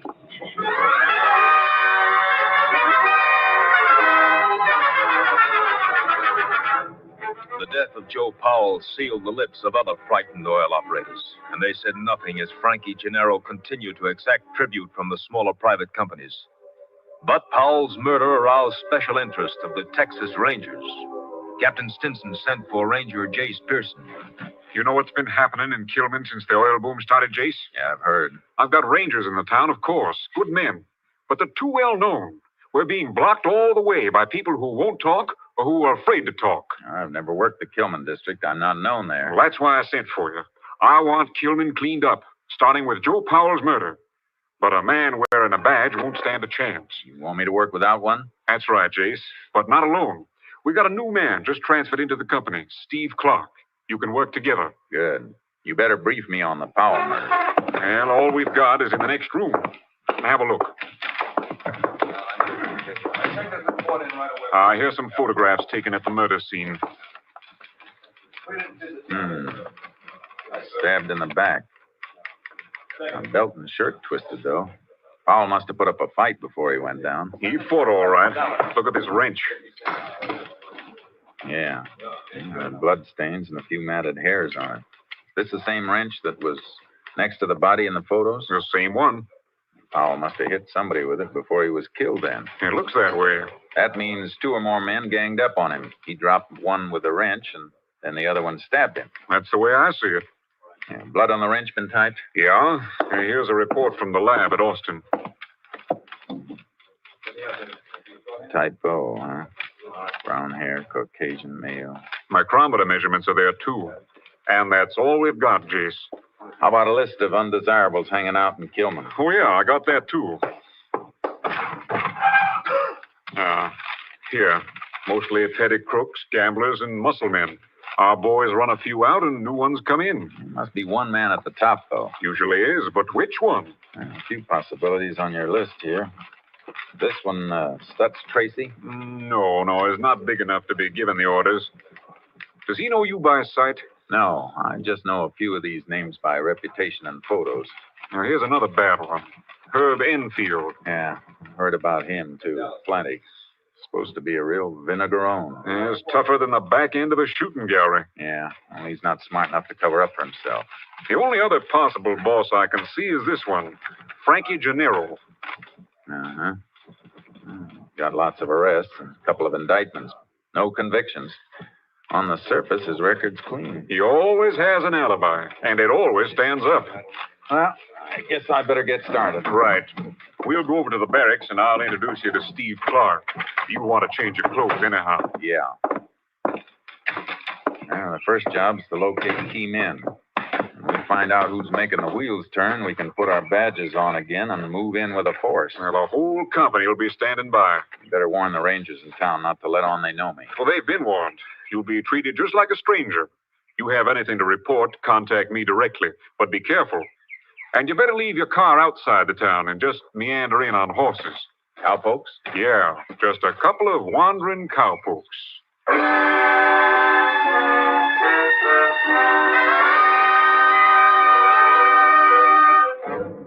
I met Steve Clark. We dressed like a couple of cowpokes and parked our car outside of Kilman. It was almost midnight when we rode in. The town was sprawled all over the map, dotted with trailers and crude shacks thrown together from tin and old packing crates. Despite the hour, everything was going full blast. That sure is booming, Jace. Yeah. The hotel down a ways looks especially lively. Bet that isn't legal liquor they're taking on around here. Yeah, I bet there isn't much of anything here that is legal. A bunch of oil trucks coming through. You better get out of the way. Get over, Charcoal. Come on, boy. Over, boy, over. Seems to me that it's kind of late for them to be hauling oil. Ought to be a daytime operation. Might be a shortage of trucks, Jace. Everything has to be hauled. No pipelines to the refineries yet. You think it might be hot oil? Maybe. We don't know why Joe Powell was killed, but if somebody'd been stealing his oil and Powell found out about it, we'd have a pretty good motive. Yeah. But if those trucks are hauling stolen oil, they're being pretty open about it. Oh boy. Listen to that racket. Yeah. Being pretty open about everything around here. Boy, you talk too much. Come on, Clark. Let's get us a room. I want to call the captain and find out about these night-riding trucks.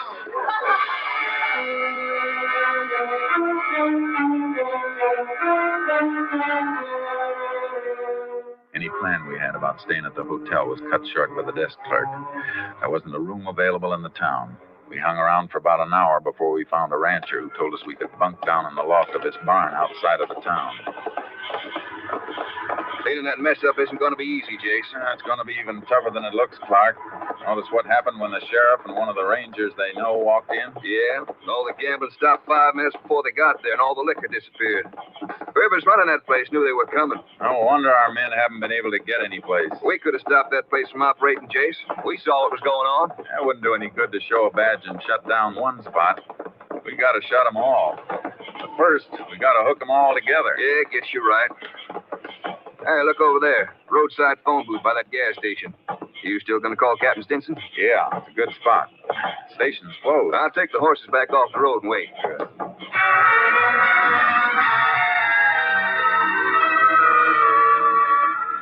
I got through to Captain Stinson at his home.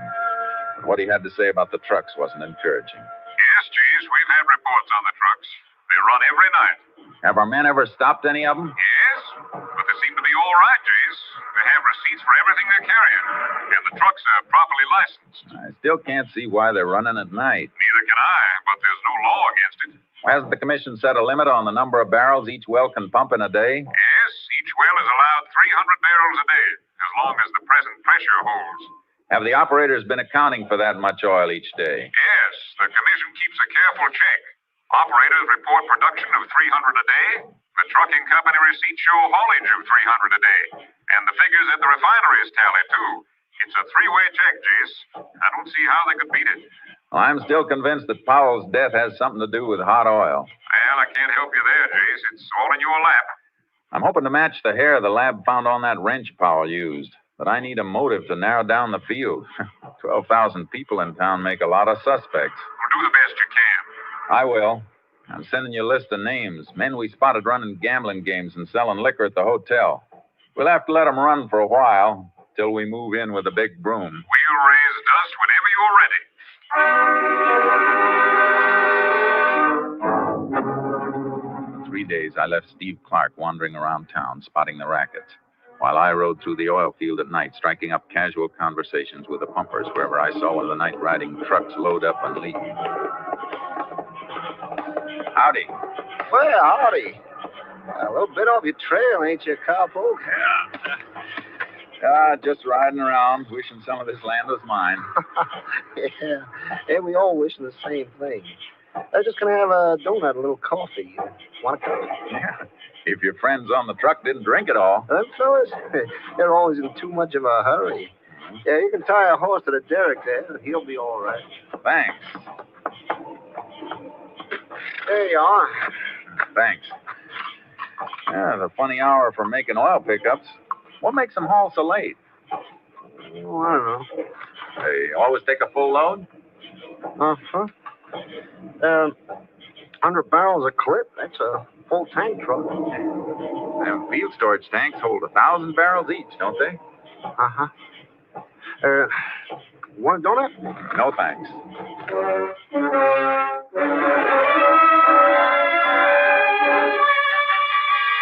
I checked with a few more pumpers, then rode out to the barn where Clark and I were bunking. I woke him up. Oh, morning, Chase. What time is it? Almost 6. What'd you find out? Oh, let me stretch here. Yeah, I've got another flock of names you can send down to the captain. Here you are. Yeah, we got just about every small-time hood staked out. Everything but the head man. Chase, I'm not so sure there is a head man. There's gotta be. All the racketeers stick to their own game in their own part of town. They're all protected by the same muscle men. Yeah? So? So they belong to an organization. Otherwise, they'd be fighting among themselves, trying to move in on each other. Yeah. Didn't think of that. Dipping a finger in the oil business here, too. I'd swear to it. And that's big. We find the man on top of that, we'll have the kingpin of the entire operation. Well, I'll keep looking around, Chase. No, let the town go for a while. From now on, we'll concentrate on the wells. When we get the man responsible for killing Powell, the whole thing will tumble like a house of cards.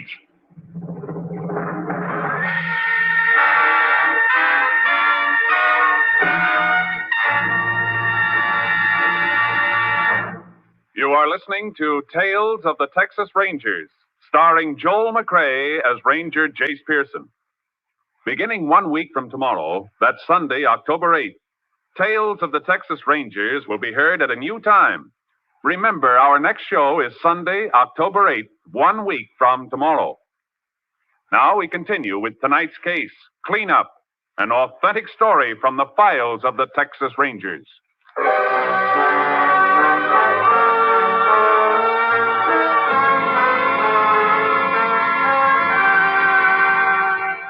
We staked ourselves out at Powell's wells.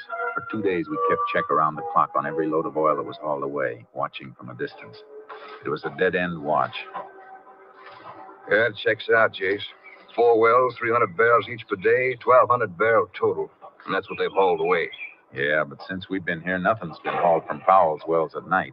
You gonna keep watching them? Just for the night, so we can measure the flow from the wells. You can keep the pumper busy for a while at 9 o'clock while I run a tape gauge into the storage tank. You'll have to check them again later. Yeah, I'll wander up and keep the pumper busy around 3 a.m. Then you can make the second check. We compare our figures, and we'll know if those wells are really choked for 300 barrels each or if they're pumping more in the legal quota. Okay, Chase. Let's hope it works.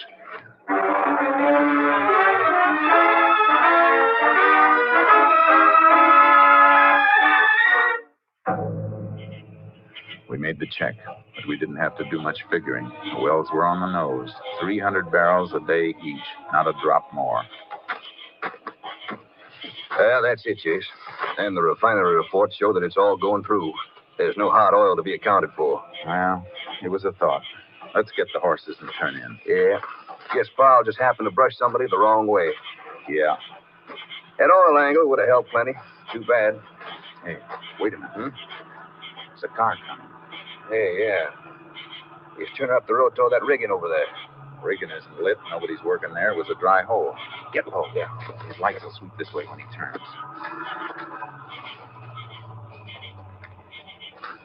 Hey, stopped at the dry hole, all right. Yeah. And look, Powell's pumpers walking across the field to meet him. Yeah, they're going up to the knowledge house on the rig. It's a funny place to be holding a meeting at this time of night. It's a cinch they don't want to be seen. That pumper knows more than he told us. Come on. What's the plan, Jace? Maybe we can slip onto the platform of the rigging without them seeing us. If we can get under the knowledge house, we may learn a few things through the floorboards.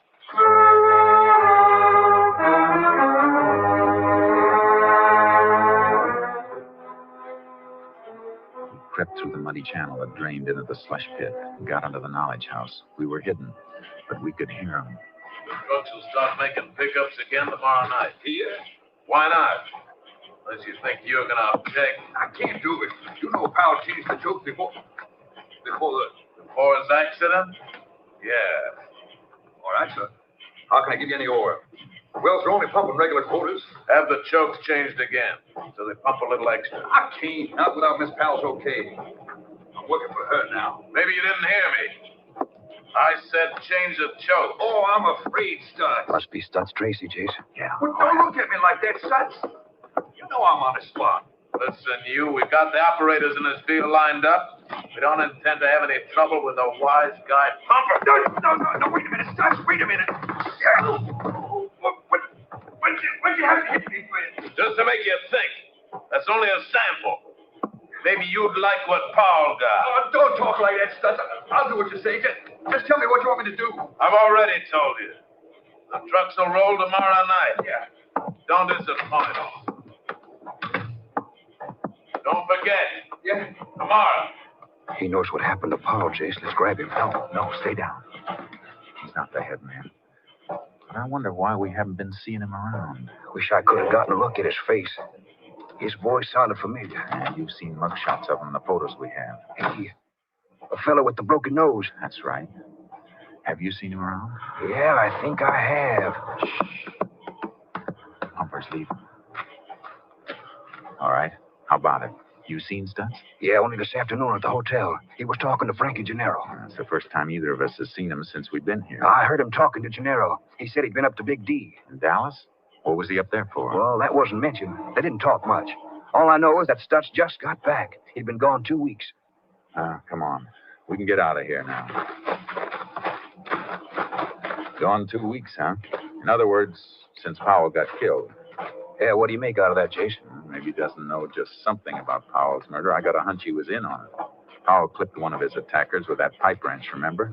Must have left a mark. And if Stutz had that mark, he wouldn't hang around and give people a chance to notice it. Is that it? 2 weeks is just to be about long enough for a scar to heal over. We got to get a sample of Stutz's hair to match with the hair samples Lab got off that wrench. Well, how do we get that? Get our hands on a comb or brush. Anything he's used on his head. But first, we got to find him. Well, he may have headed back to the hotel. That's a favorite hangout. Yeah, we'll try it. But on the way into town, I want to call the captain. Yeah. Come on, Charcoal. Come on, boy. What are you going to call the captain for? Find out who owns the trucks hauling the oil and what refinery they're going to. See if we can hook the ownership up with any of the people we've been watching here. Why? Well, because records have been falsified to cover that hot oil. We find out who's changing them, and we'll know who Stutz is working for and who killed Powell. Jay's hot oil won't prove murder. No, but once we link Stutz as an accomplice in the murder, I got a feeling he'll squeal like a pig caught under a gate.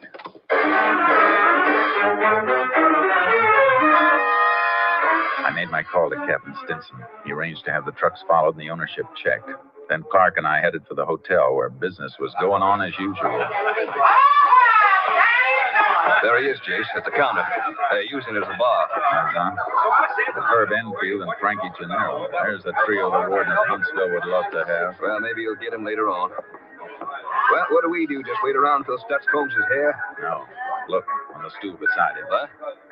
Oh, his hat. Is it his? That's the one he was wearing when I saw him this afternoon. Good. There'll be enough hair strands in it or little clippings in the band to tell us what we want to know. Chase, how do we get it? I'll call for a drink and crowd him. You just grab it and fade. You want me to take it back to the barn? No. No, there's a small airfield near the next town. Get it over there and call the Austin lab and have it picked up. They can report to Captain Stinson. When I call him in the morning, he should have enough for us to start dropping the net.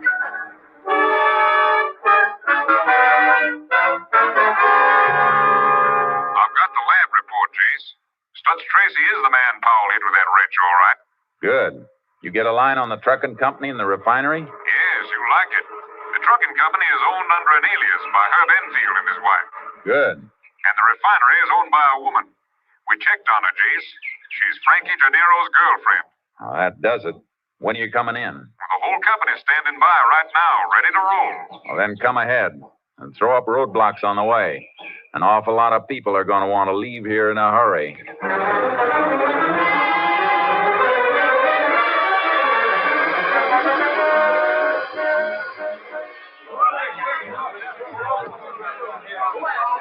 We're ready to comb the town, Jace. You got a section for Clark and me? Take your choice. You know who I want. Good. Go ahead. The rest of the men have their assignments. Names you supplied. Listen, you people. Quiet down now. All of you. Now, most of you are decent folks. Go home and stay home. The streets may not be safe for the next couple of hours, but by tonight, you'll have your town back. We use the hotel for a jail. All right, let's go.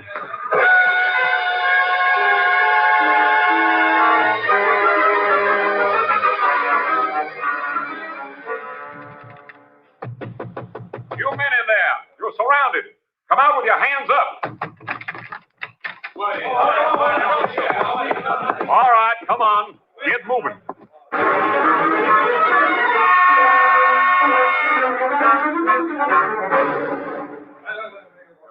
All right, all of you, up against the wall. And don't anybody reach for a gun. Anybody else want to try that?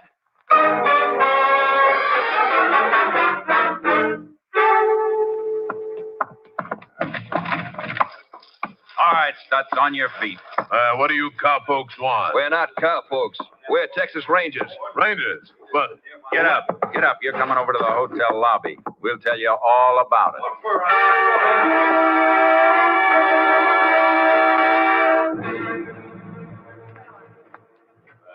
Well, that's quite a haul, Jace. Yeah, but I can't locate Herb Enfield and Frankie Gennaro. Clark's holding Stutz Tracy in that side room, though. He might know where the others are. You got the photos of the hair samples lab matched? Yeah, here. Good. I'll show these to Stutz.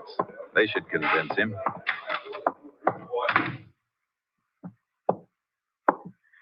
You say anything yet, Clark? Jace, not a buzz. I'm not going to say anything either. Stutz, I got something to show you.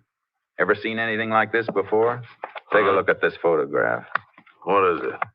Just a couple of hairs. One on the left came from your hat. We borrowed it last night. What's the idea? And the hair on the right is just like it. Exactly like it. That came from a bloody wrench we found beside the body of Joe Powell. Powell hit you with that wrench, Stutz, and then you killed him. I was never even near him. That hair and the scar on your head proves you were. But I didn't kill him. You were there. You know who did. I was knocked out. I didn't see who. Come on, Stutz. Who was with you? Herb Enfield and Frankie Gennaro.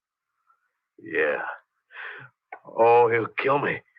He's going to kill me. Gennaro's the boss, then. Yeah. He's got a hideout someplace. Where is it? No, he'll kill me. I said, where is it? You got to protect me. There's a cabin up past the Red Cedars, other side of the oil field.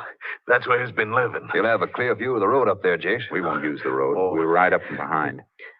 Is Enfield there, too? Yeah. Yeah, they're always together. Jace, they may not even know we moved in on the town. They'll know soon.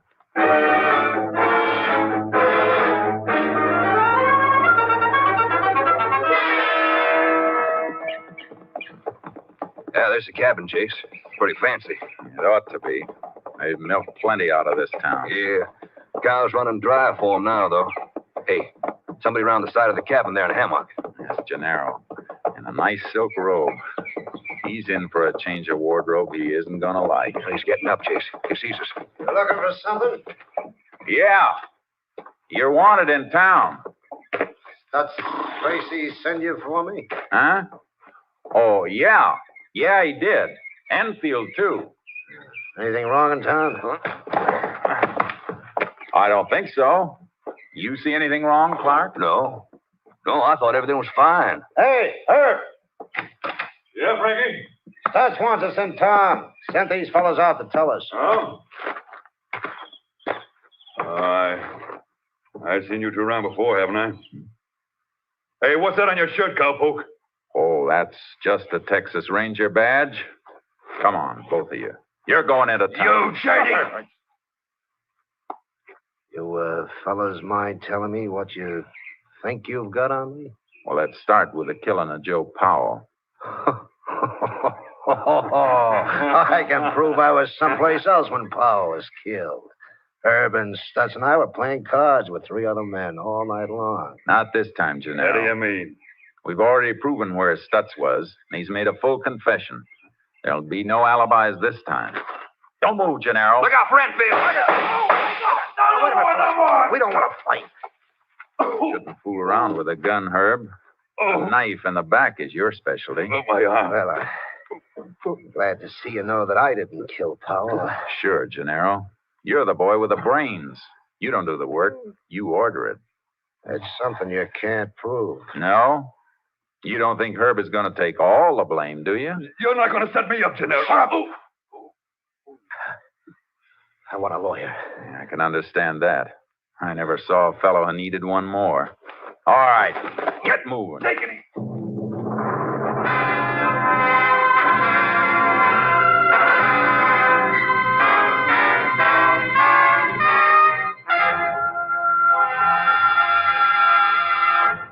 Frankie Gennaro and Herb Enfield were sentenced to life terms at Huntsville.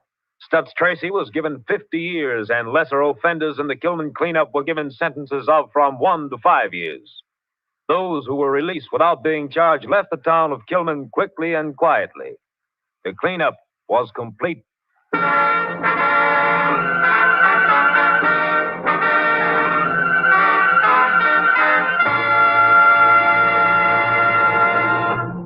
And now, here again is the star of our show, Joel McCrea. Folks, here's a special announcement I think you'll be interested in. You will next hear Tales of the Texas Rangers, beginning Sunday, 1 week from tomorrow. Yes, we're moving to a brand new time on Sundays, beginning Sunday, October 8th. I hope you'll make it a point to hear us at our new time, beginning in just 8 days. Good night, folks. See you next Sunday. A week from Sunday, Joel McCrea in another authentic reenactment of a case from the files of the Texas Rangers.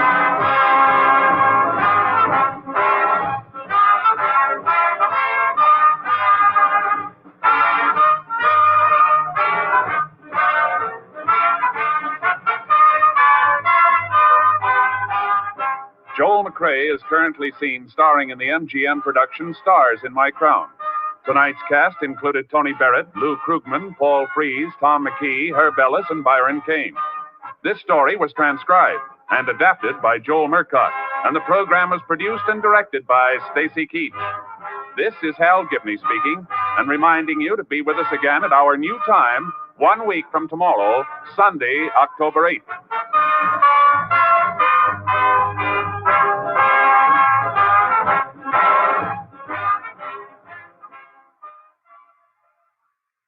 Three chimes mean good times on NBC. Next Saturday at this time, Dennis Day returns to the air. Dennis Day's comedy is always refreshing because he appears so timid and bewildered. But one thing that doesn't bewilder Dennis is how to sing a popular ballad or rhythmical melody. So for comedy and songs, it's Dennis Day at this time next Saturday. That day also marks the return of the Judy Canova Show. And tomorrow, Phil Harris and Alice Faye return to NBC. Presenting Joel McCrea as Jace Pearson in Tales of the Texas Rangers.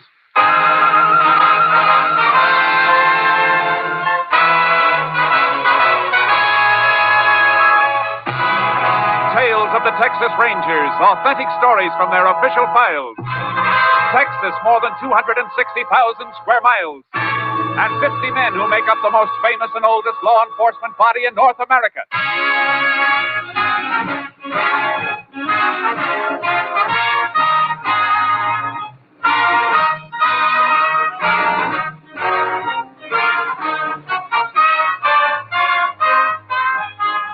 Now, from the files of the Texas Rangers come these stories based on fact. Only names, dates, and places are fictitious for obvious reasons. The events themselves are a matter of record.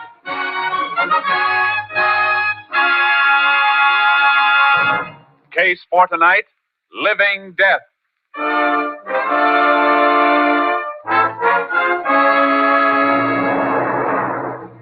It is 2 a.m. on the morning of October 3rd, 1948.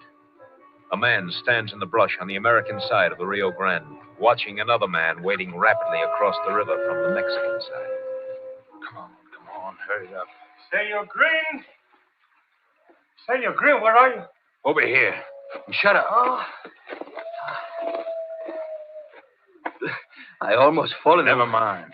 You crazy wearing a white sombrero with that moon? What is the harm, Senor Green? Nobody see the ego but you. Don't be too sure of that.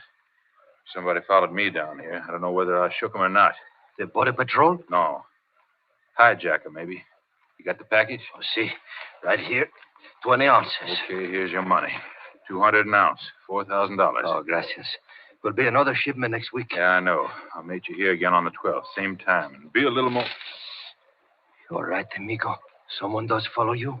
Quiet. Sound came from over there. He's moving this way.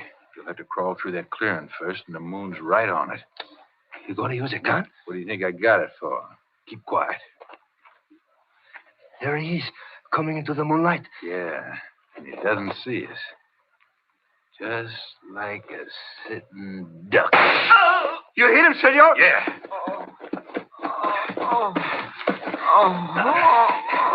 But it looks like I didn't hit him good enough. Yeah, that's better. Grab his leg.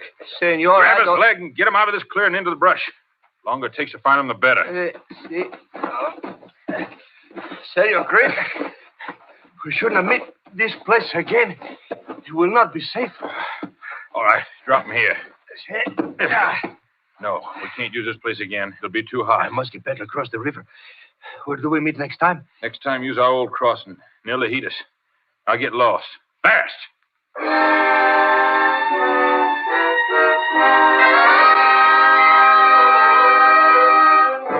The body of the slain man was discovered, but for 2 months there was no clue to point to his killer. And then suddenly another man was shot to death on the streets of a small town in West Texas, and Captain Stinson of the Texas Rangers radioed Ranger Jace Pearson to meet him at the county morgue. Body's on this slab, Jace. Shot right through the heart, Captain? Yep. And here's our ballistics report. 45 caliber slug. Look at the markings on this photo of it. Uh-huh. All right. Now look at this ballistics photo. This is a report on the slug they took out of the man who was killed near the border 2 months ago. Yeah, I see what you mean. Both slugs came from the same gun. Mm-hmm. Autopsy report on this man completed yet? Being typed up. We'll have it in a minute. Clyde Mooney's waiting for it. Mooney? Oh, is he here? Yeah, I sent for both of you. Mooney worked on the border killing. Since it's tied up with his second killing, I thought you'd better tackle it together. Suits me fine. You got some special reason for wanting to see the autopsy report, Jace? Yeah. Look at the body. Marks on the left forearm. Look like the kind we usually find on drug addicts. Well, we'll know in a second. Now, here's Clyde now. Howdy, Captain. Hi, Jace. Howdy, Clyde. Good to see you, boy. Heard you talking as I come in, Jace. You hit it all right. Here's the autopsy report. Man was a drug addict. Yeah, he's probably just as well off dead then. Bullet ties this one right up with your border case, Clyde. Guess we're both after the same killer. Yeah. I've been hunting wetbacks for 2 months trying to find the man who was toting the gun those slugs came from. Anything else you boys want to see here? No, Captain. No, Captain. Well, let's get out of here then. Any identification on this man we just saw, Captain? Not a thing. Was dressed like a hobo. Doesn't fit any of the descriptions on missing persons reports either. Might help a lot if we knew who he was. 'Cause I can't see this killing as a job done by a wetback. Why not, Jace? It was somebody sneaking across the border. Tracks weren't clear by the time the body was found down there, but there were tracks. Both your cars in back near mine? Yeah. Yeah. All right, Jace, go ahead with your theory. Well, a wetback sneaking into the country to earn a few dollars working is usually too poor to own a gun, unless he's carrying something across with him. You thinking of those hypo marks, Jace? It adds up to me. Narcotic smuggling. Might be. Man who was killed in my territory could have been shot because he spotted somebody crossing with the stuff. Well, that's possible. But how about the dead man we just left? He wasn't shot near the border. It looked like he was down and out. Had the habit, but not the price. Might have tried to get some narcotics by threatening to expose the peddler. I'll buy that, Jace. How about you, Clyde? Best bet I've had so far. All right, Jace.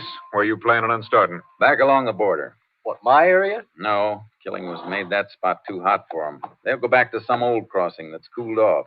I know a few, and you probably know a few. Well, yeah.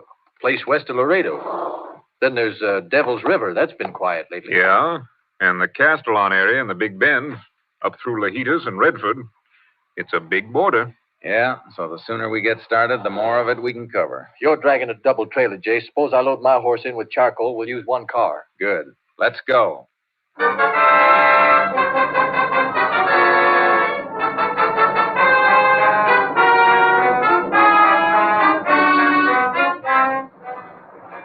Mooney and I covered the old smuggler crossings one by one. But weeks passed, and we hadn't found anything by the time we reached the Big Bend. We were riding the river near Lajitas. Getting kind of late, Jace. We ought to make camp, turn in. Yeah, might as well quit this spot tomorrow. Move on toward Redford. There's a good campsite ahead, clearing near that clump of honey mesquite. You've got eyes like a cat. We can make radio contact when we get back to the car tomorrow. Captain may have something for us. Yeah.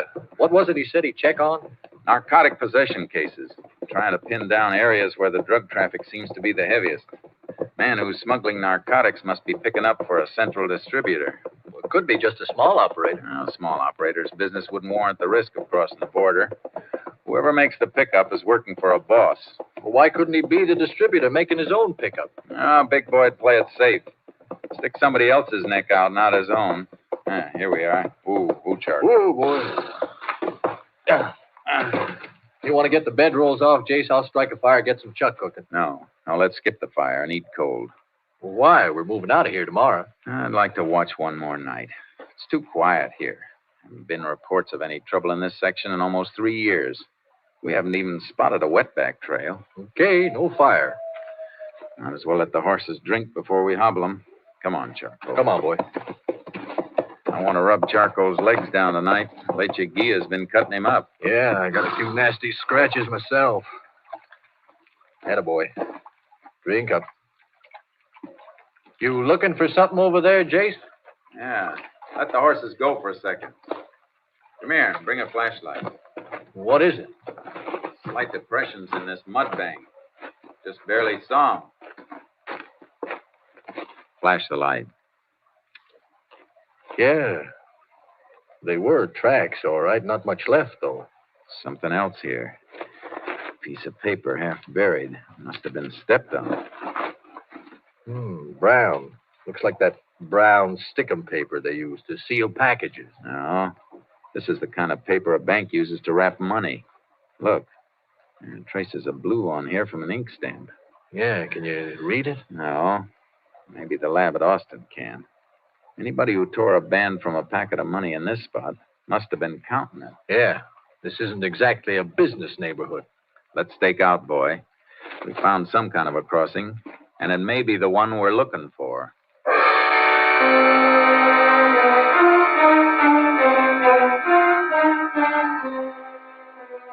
We didn't dare move out of the area. We took turns sleeping and keeping the horses out of sight as much as possible. At night, we crept out along the river, moving slowly under cover. 5 nights now, Jace. Maybe they won't cross again in the same spots. I know. A mile above or below us, and we'd never even see them. We found tracks in a couple of places along here. They might... What? Oh. One of our horses. Thought we had something for a minute. Clyde, that isn't one of ours. It's coming from the wrong direction. Put your ear to the ground. I don't have to. I can hear him coming now. It can't be our horses. They're hobbled, and the one we hear is moving free. Come on. Don't show yourself on the riverside. That's where his contact will come from. Coming now. There's something moving in the water out there. A few hundred yards down. Our horses would have to be up the other way. We'll have to try it on foot. We haven't time to go back and get mounted. If they make a fast pass, we'll never get there in time anyhow. We'll have to risk a little noise. That moving horse will cover our approach until he stops. Step it up. The contact is across to this side by now. I can't see him out there anymore. Wait. The horse is stopping, too. Diego, go ahead, senor. Come on, give me the stuff. Here's the money. They're not wasting any time, Jace. No.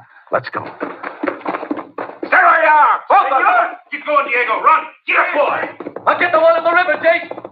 Stop that horse! Come out of that water!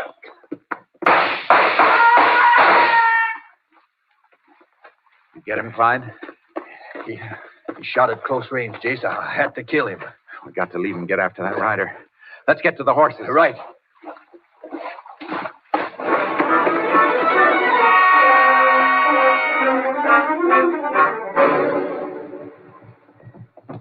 Only we've been 50 yards closer to him back there, Jace. He went over the ridge up ahead. We can pick up his trail up there. I could swear I hit him when I fired. I hope you did. Narcotic traffic's the filthiest thing on earth.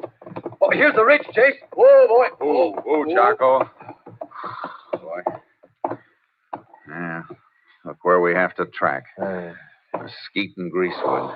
Ground as hard as rock. Won't be much of a trail here, Jace. It'll take us hours to cut back and forth looking for soft spots. Yeah, no time for that. Get off. Yeah. It's going to be too bad if I didn't hit him. A blood trail's our only chance. Yeah. They'll find another contact for narcotics across the border. Sure they will. Unless we get to the man we're after. He's the only one who can lead us to the ring on this side of the border.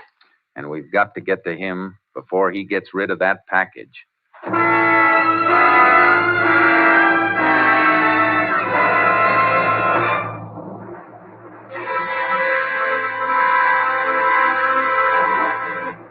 You are listening to Tales of the Texas Rangers, starring Joel McRae as Ranger Jace Pearson.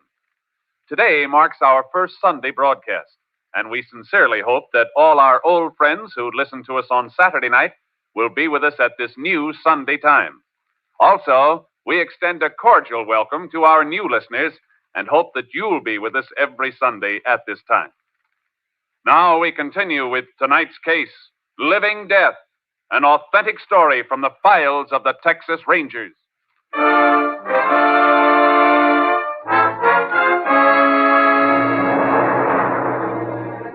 We combed the ground for a blood trail, and we found it. Not much, but enough to follow. It led through the mesquite and greasewood, but the rider knew the country. He'd been weaving through the roughest spots. He's a smart one, Jace. Yeah, slowing us down all the way. Got a good hour on us by now. And an hour is too long. He's probably just using that horse to get to a car someplace. We can't waste any more time trail cutting, then. No. He must have headed for cover someplace to take care of that wound. General direction seems to be northeast. We'll have to gamble on it. Okay. Let's ride. Get up, Charco.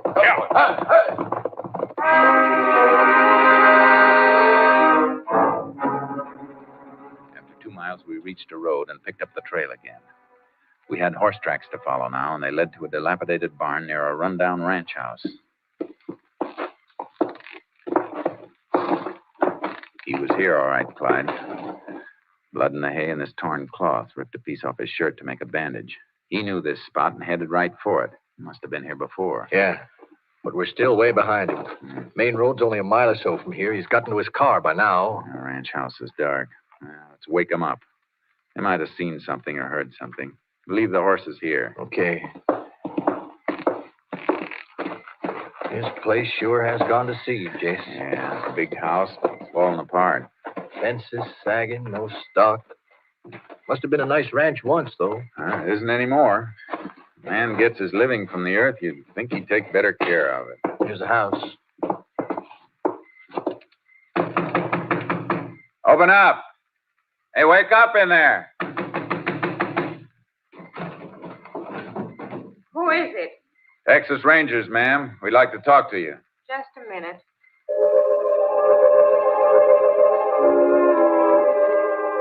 There was an electric power line to the house, but when she opened the door, she was carrying a candle. The inside of the house was almost barren. What do you want? We're looking for a rider. Came through here tonight. He stopped in your barn. You see or hear anything? No, I didn't. You rent out a horse to anybody? A horse? Range, if I had a horse, I'd have sold him for food for my kids. Oh, sorry we have to bother you, ma'am. It's all right. What difference does it make? You know anybody around who... Ma'am, Would you mind holding your candle over the mantel of this fireplace? Why? Jace, that picture. The picture was a photograph of a man. The face was younger, full, and healthier than when we'd seen it last. But there was no doubt about who it had been. Jace, that's a picture of the man we saw with the cap, the body in the morgue. Oh, no. Take it easy, ma'am. Take it easy. Ma'am, I'm sorry. When? When did you see him? Oh, he can't be dead. He can't be. I'm afraid he is, ma'am. And you'll help us a lot if you'll tell us who he was. Jack Prentice. My husband. Oh, my poor kid. Oh, why didn't you report him missing? Because he left me 2 years ago. He'd sold and lost everything we owned. He was sick, half crazy, acting like a madman. I don't know why I didn't do anything. He'd never been like that before. You got any idea at all what started it? A friend of his. Jack was all right. He was a good husband and father till he took up with Virgil Green. Then he spent more time with him than he did with us. He must have been gambling or something. We had a good place here.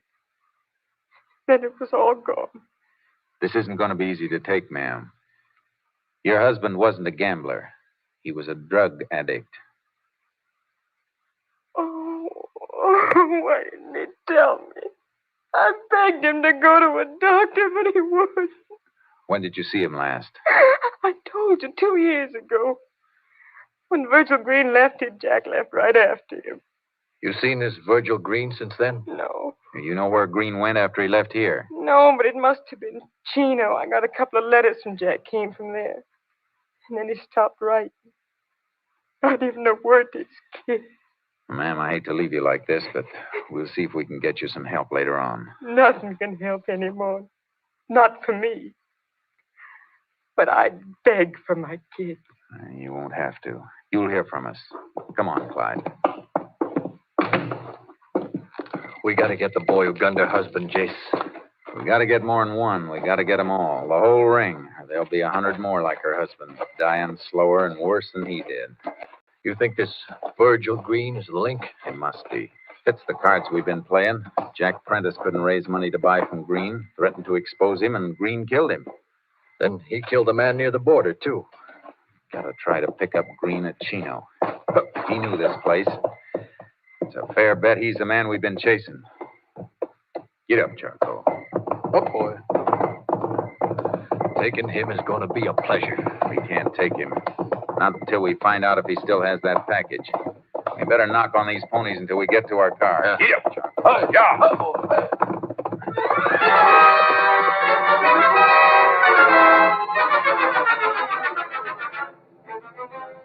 We got to the car. But before we headed for Chino, I put in a phone call to Captain Stinson. All right, Jace. I'll have a ranger plane pick up that bank wrapper and send it to the lab. It may be a bank in Chino. Well, that fits with a few other things. My checkup shows a heavy drug traffic in and around the Chino area. And the town where Prentice was killed is only 60 miles from Chino. Good. That narrows it down. See if you can dig up a Chino address on Virgil Green while we're driving up there. He's only 2 hours ahead of us. We can burn up road. We may reach there almost as soon as he does. Let you know by radio, Jace. I'll head for Chino myself. Thanks, Captain. We'll see you there. We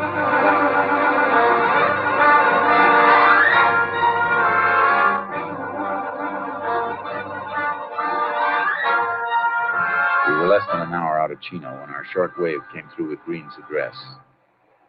KTXA to Unit 10. Unit 10 to KTXA. Go ahead.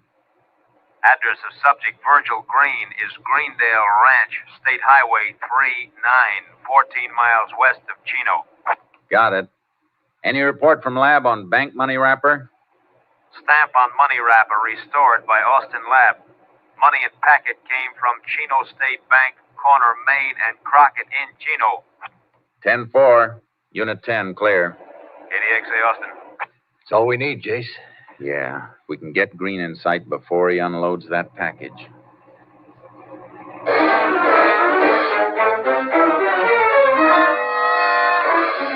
It was dark when we reached the Greendale Ranch outside of Chino.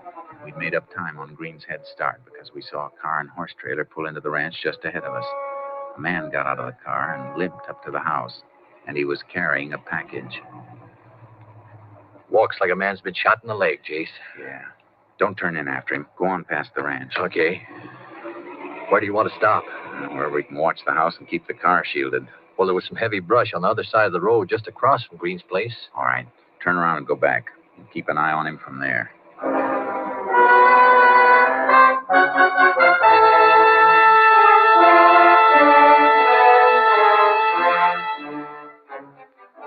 We kept a watch on Green's house all night, but nobody showed to pick up the package. The next morning, Green came out and got into his car. We followed him into Chino. He's pulling into a parking space up near the next corner, Jace. Yeah, slow down. He's getting out. He's got the package, all right, sticking out of his pocket. Park here, quick. He's going into that building on the corner. Come on, before we lose him. Hey, the street sign, Main and Crockett. And he went in there, Jace. Chino State Bank. That's where the money wrapper came from. Don't go in. Just walk around the corner. We can look through the bank windows.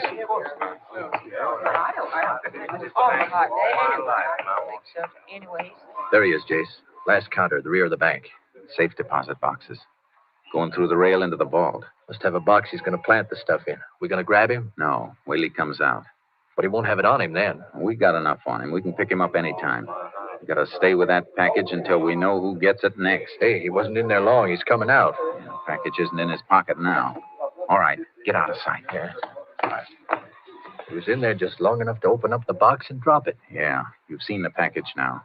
Drift around to the front of the bank. See that nobody leaves that vault with it unless you follow him. Okay, where are you going? To meet the captain and get a court order to open that vault.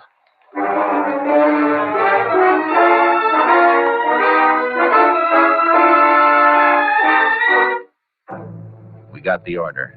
Then we waited until the bank closed and the employees were out. We got the president of the bank at his home and took him back to open the vault. Narcotics, most distressing, gentlemen. Oh, come in, please. All right.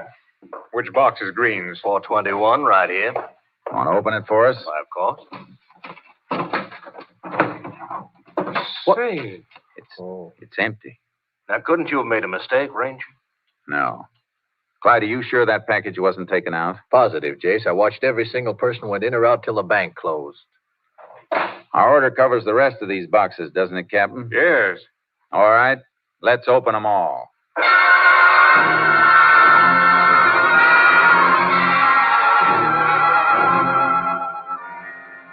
We found what we were after, but not the way we expected to find it. The stuff was there, all right, but it had been split up into smaller quantities. The owners of these boxes must be names you have on your list of dope peddlers, then, Captain. I'll check that on the bank records. Yeah, but how'd this stuff get split up?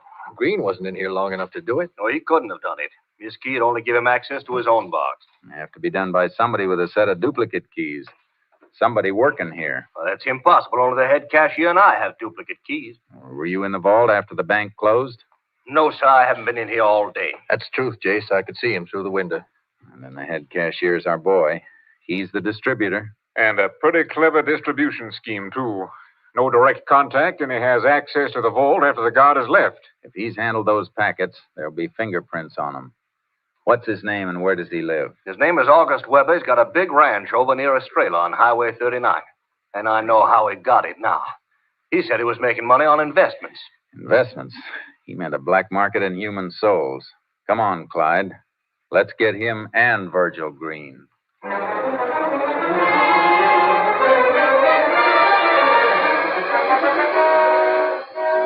found the house. An elaborate building on a fine ranch. There was another car in the driveway when we pulled up. Hey, Jace, that car in front of the place. Yeah, we're in luck. It's the car Virgil Green was driving. Light around the side of the house by that French door. Maybe they didn't hear us drive in. Good. Let's slip up on that side of the porch and find out. Might be able to take him easy. Don't count on it. Cold-blooded killer like Green. He'd keep on killing as long as he has a gun.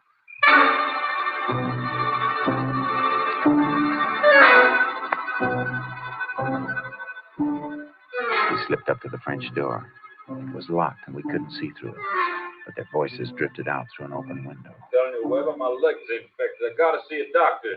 Have him report a bullet wound? You want me to die? I could put a bullet in you, too. Well, let me know when you want to try. Done a little killing myself, Green. Only I've been smarter about it. Nobody's caught me yet. All right, Clyde. Let's kick a hole in this door. All right, don't move. Ranger! Don't reach for...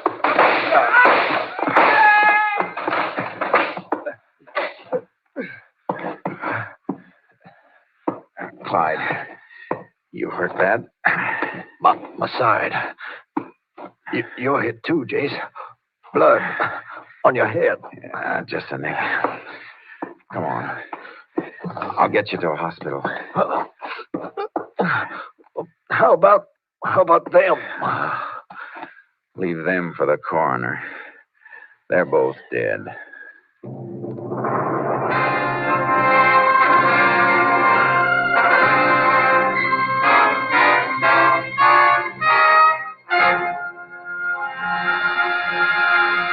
The gun found beside the body of Virgil Green proved to be the murder weapon the Rangers had been seeking. Narcotics peddlers having safe deposit boxes at the Chino State Bank were rounded up, and they admitted they had been supplied by August Weber. They were tried and sentenced. The traffic in living death was halted.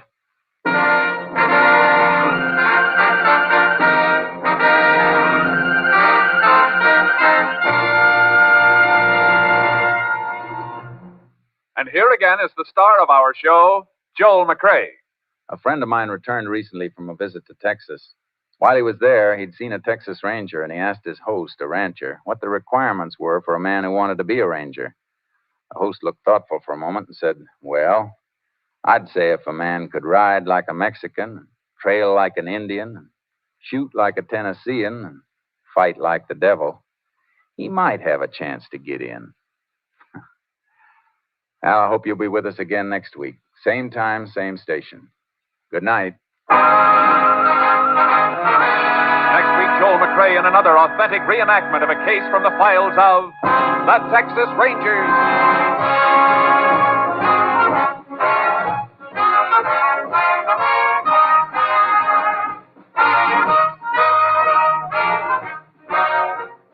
Joel McCrea is currently seen starring in the MGM production Stars in My Crown.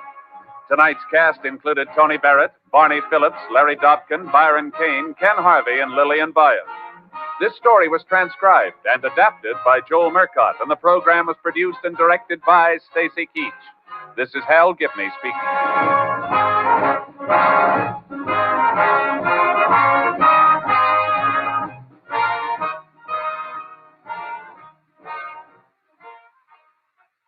3 chimes mean good times on NBC. The National Broadcasting Company presents Joel McCrea in Tales of the Texas Rangers. Tonight, transcribed from Hollywood, another authentic reenactment of a case from the files of the Texas Rangers.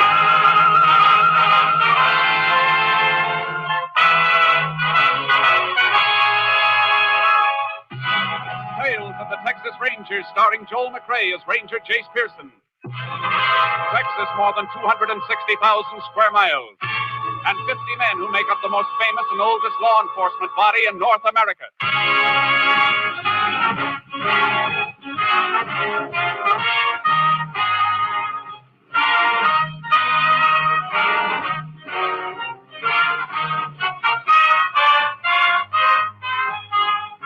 Now, from the files of the Texas Rangers come these stories based on fact. Only names, dates, and places are fictitious for obvious reasons. The events themselves are a matter of record.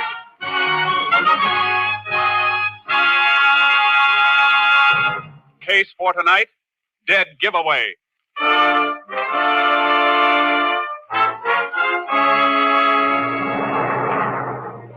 It is 1:30 a.m., December 4th, 1945. A single light glows in the living room of a farmhouse 4 miles from the town of Ashton in West Texas. Inside the house, a frantic young woman tries to place a telephone call. Operator.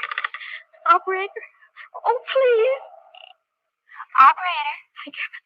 Operator, get me the sheriff, quickly. Is that you, Mrs. Deneen? Yes, hurry. Oh, this is Mary Lou, Mrs. Deneen. I'm working nights now. Is something Mary Lou, wrong? stop talking and get me the sheriff. Oh, all right. Oh, dear. Sheriff Ross speaking. Sheriff, this is Mrs. Deneen. You've got to come out to my house right away. Right away. Now, take it easy, Mrs. Deneen. What seems to be wrong? Somebody's prowling around outside, trying to get into the house. Isn't your husband there? No, he went to Abilene on business. Something woke me up, and I thought at first it was the baby. And then I heard a noise outside. Mrs. Deneen, what is it? Somebody came in. I'll be right there. Who are you? What do you want? Please!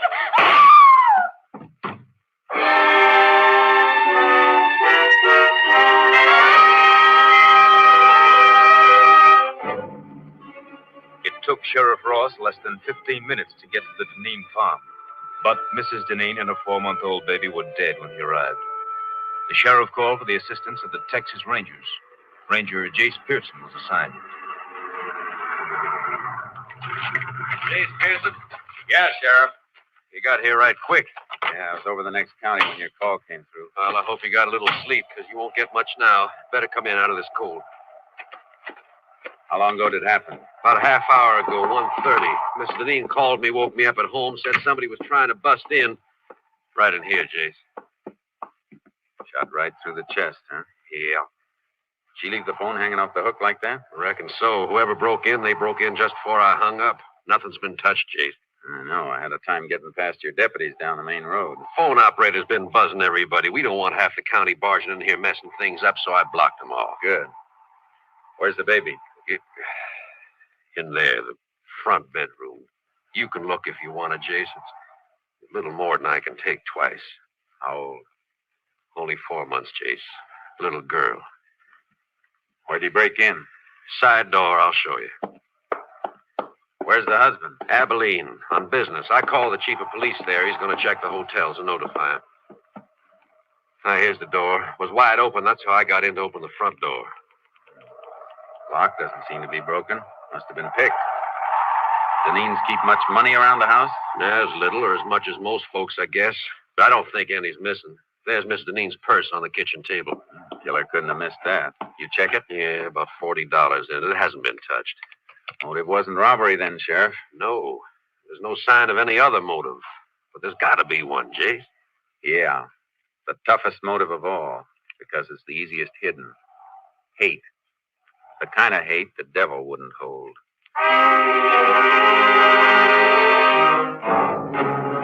We went through the rest of the house, but we didn't find anything that would help us until we got outside. It's cold tonight, Jace. Ground's frozen hard. Yeah. If we find a trace, it won't be much. Keep your flash close to the ground. All right. Why are you working back of the house here, away from the driveway? Because I think the killer came in from this direction, probably on foot. Why? Why, you said Mrs. Deneen told you she woke up when she heard somebody prowling around outside. Yeah?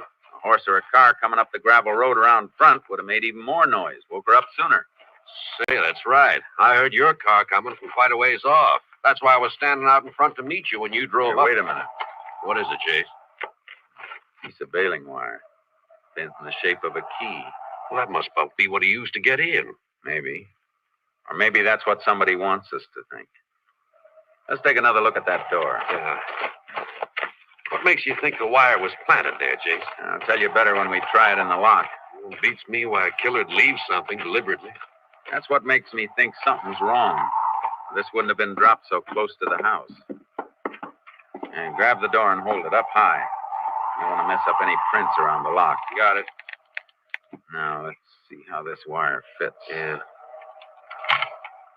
Goes in perfect, Jace. Yeah. Watch when I turn it. Yeah. Hey, wire's just twisting. And it'll keep on twisting. This wire isn't strong enough to turn the tumbler in the lock. Then how did the killer get in, Jace? If you ask me, Sheriff, I think he had a regular key.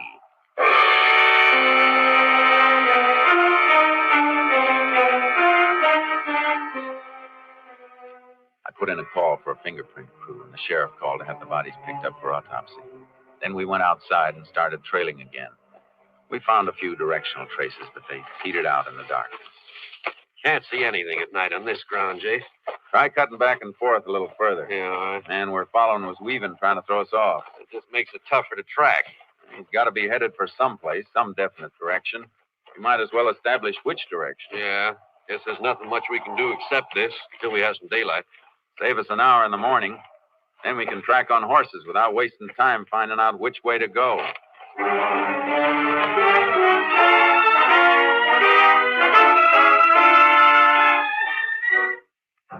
By sunup, we knew the killer's general direction had been west. The sheriff got his horse from town. I unloaded charcoal from the trailer, and we rode. He kept heading west, all right. But there's nothing out this way for miles once he got into those hills up ahead. Any kind of a road between here and the hills? Yeah, old wagon road just beyond the scrub on the rise we're coming to. Does it connect with a state road? It does, but nobody uses it. Maybe somebody did. Is it in good enough condition for a car to run through? Reckon it is. You figure he had a car waiting for him? Had to have a car or a horse staked out someplace. Come on. Let's make right for the road. Yeah. Wagon road lead to any other farm in the area? Used to lead to the old Mullen place, but that's burned out. Nobody living there anymore, huh? No, old folks dead. Young Ted Mullen moved away a couple of years ago. Oh, here's the road. Oh, boy. Whoa, Charcoal. Headed pretty straight last tracks we saw. Must have reached the road right near here. Yeah, we'll find some mark if he crossed it and kept going. He didn't keep going. Look. Tire track. Had a car staked out, all right.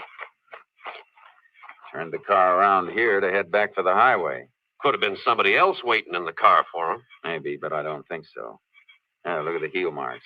Walked around to the driver's side of the car to get in. Yeah. And there's something else here, too. Dropped this cigarette butt and stepped on it. Yeah. Sure didn't smoke much of it. Didn't even burn down to the brand mark. Well, at least we know what brand he smokes. About all we do know, Jace. Won't be anything to follow at the main road. He sure won't leave a trail there. No. Mount up. Let's get back to the house.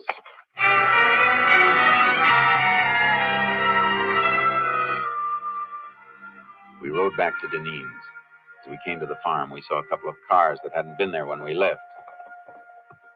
Looks like company, Sheriff. The car next to mine belongs to our lab. The others must be the coroner's. Oh, coroner ought to have been and gone by now. No, that isn't the coroner's car, Jace. Blue sedan, that belongs to Walter Deneen. The husband? Yeah, must have got back from Abilene. Yeah, it's Deneen, all right. There he is, sitting on the side porch.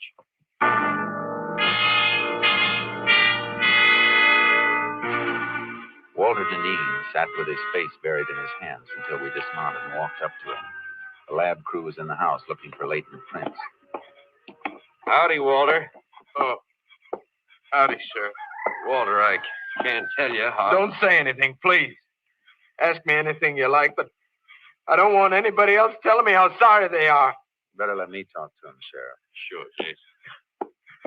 Mr. Deneen, it'd help us a lot to know one thing. You or your family have any enemies? Enemies? Could there be an enemy as bad as this? We know the house wasn't robbed. Have you ever had any trouble with anybody, no matter how small it seemed? Now's the time to remember it. If there was anybody, I wouldn't tell you. I'd take care of it myself. That's no way to be, Walter. Don't go telling me how to act, Sheriff. You didn't come home to your house 10 minutes ago. You didn't find your wife and kids the way I found mine. Mr. Deneen, why don't you try to get a little rest? We'll talk to you later. Yeah, okay. Anything I can do, Walter, just holler. Yeah. You been able to think of anybody who might have had it in for him? Not a soul, Jace. Unless it was Ted Mullen. The one you told me about? Family that was burned out? Yeah. But, Jace, that was 5 years ago. Sometimes hate doesn't die with age. What happened? Well, old folks just got to brooding and died off after their house burned. Young Ted blamed Walter. Why? Windmill at the Mullen place was busted. They tried to borrow from Walter to get it fixed, but he turned them down. Ted said if the mill had been working, it would have pumped enough water for him to put the fire out. Young Mullen the kind to hold a grudge? Well, after 5 years, Jace. And he moved out a long time ago. Where? Who knows? Come on.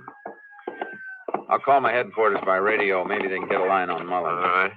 If they find out where he is, it won't do any harm to check on where he was I last reckon night. it won't hurt any. But I can't believe that a man after... Hey, hold it, Sheriff. Well, that's only Walter's car, Jace.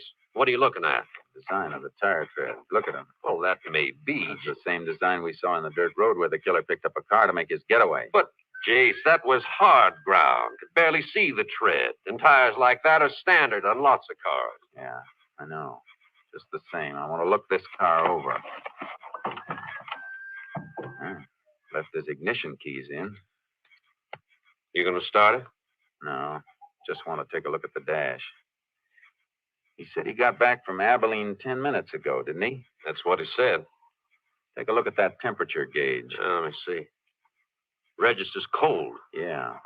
Only it should be pretty warm if he finished a drive a couple of 100 miles just 10 minutes ago. Could have dropped back, Jace. Not in 10 minutes, Sheriff. It's a cold morning, but not that cold. Well, I want to talk to Deneen again. You see something else? I sure do. Look at this on the frame of the door. Service station lubrication sticker. Yeah. Dated December 2nd, day before yesterday. 18,412 miles. The mileage on the dash shows he's driven less than 200 miles since then. He couldn't have been in Abilene. Well, wait a minute, Jace. I admit that looks funny, but the man we were chasing, he ground out a cigarette, remember? Well, what about it? I've known Walter since he was a boy, Jace. He don't smoke. Sheriff! Oh, Mary Lou Simmons, phone operator. Who let you in, Mary Lou? I told the deputy I put Mrs. Deneen's call through to you last night. He thought you might want to talk to me. Ain't it just awful? You talk to I was still on the line after you hung up, Sheriff. I heard it all, the shots and everything. You hear any voice beside Mrs. Deneen? No, I just heard her say, "Who are you? What do you want?" And then the shots. That was all. You sure she said, "Who are you"? Oh, cross my heart. I heard it as plain. Guess you don't want to talk to Walter now, do you, Jace? No, I guess not.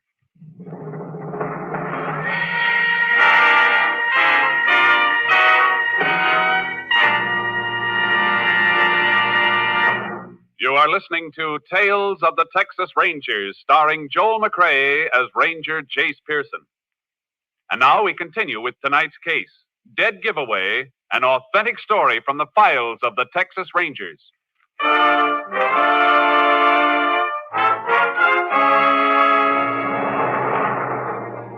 didn't want to question Walter Deneen until I'd had a chance to check on his movements. The sheriff and I drove into town and called the Abilene police. The answer didn't fit. Don't think there's any doubt about who he was, Ranger. Okay, thanks. Thanks very much. Well, guess that does it, Sheriff. Deneen was in Abilene, huh? Uh-huh. Checked into the Harris Hotel yesterday about noon. Checked out again at 2:10 this morning, right after the police notified him of the murder. Police could have spoken to anybody on the phone. And they didn't tell him by phone. Police sergeant went up and told him direct. Oh. Description of Walter tallies, too. But there's something that doesn't tally, though. Mileage on that car. Could be something wrong with the speedometer cable. Happened in my car a few weeks back. Maybe. And I'll be back sometime tomorrow. Where you going, Jace? Abilene.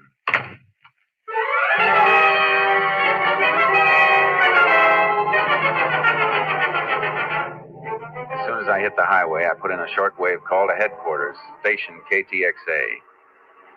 Unit 10 to KTXA. KTXA. Go ahead, Unit 10. This unit en route to Abilene. Request Abilene police secure names of all contacts made by subject Walter Deneen, registered Harris Hotel there yesterday. Will do, Unit 10. Unit 10 sent piece of wire back to lab for examination. Any report yet? Not yet. Wire and fingerprints both under study. We'll keep you informed. 10-4, Unit 10, clear. KTXA, Austin.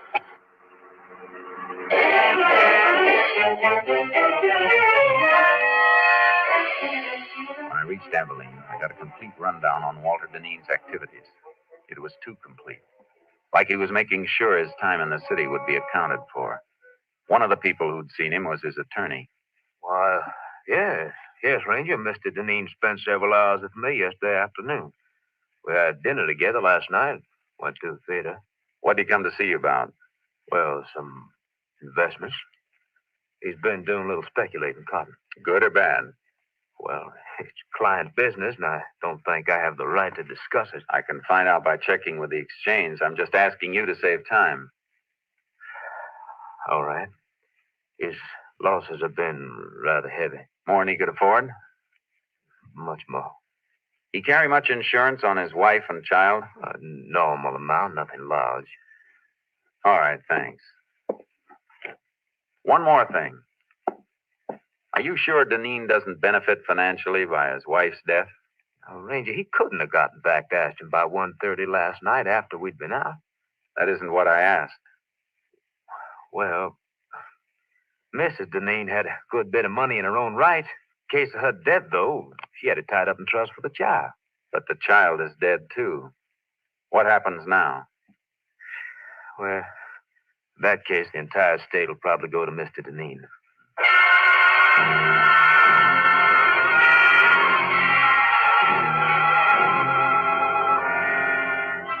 I made one more stop before I headed back to Ashton. I paid a visit to the garage, the Hotel Harris. I keep the location of all guest cars on this index rack so we'll know which stores they're in when they want them. Was Walter Deneen's car in here yesterday? Deneen, that's D-I-N, isn't it? Uh-huh. No, there's no record of it. Was he a guest at the hotel? Yes. Is there any parking lot around here he might have used? Not convenient to the hotel, and parking is free here for guests, so I don't think he'd use a lot. Neither do I. Thanks.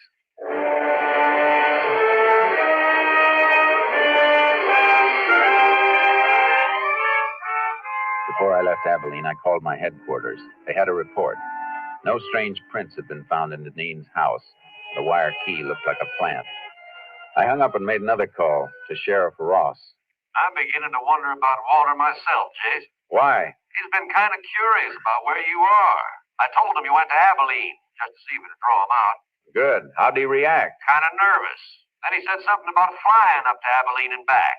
Of course, he never did say he drove it. No, but he gave the impression that he drove. Even so, he was there when the killing took place. Yeah, but the killer had the use of Deneen's car. Can you get your hands on the car? Well, it's over in back of the funeral parlor right now. That's where Deneen said he was going just a few minutes ago when he stopped by to ask about you. Well, grab that car and check it for fingerprints. I'll be there as fast as I can roll.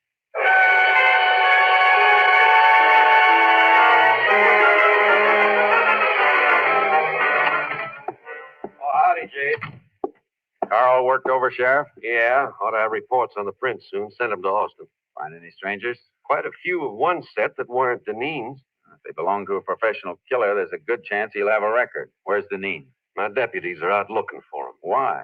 I thought he was at the funeral parlor. So did I, until I went in to look for him after we finished on the car. Undertaker said he'd left more than an hour ago by the front door. Must have spotted you working over the car. Come on, let's find him. Yeah.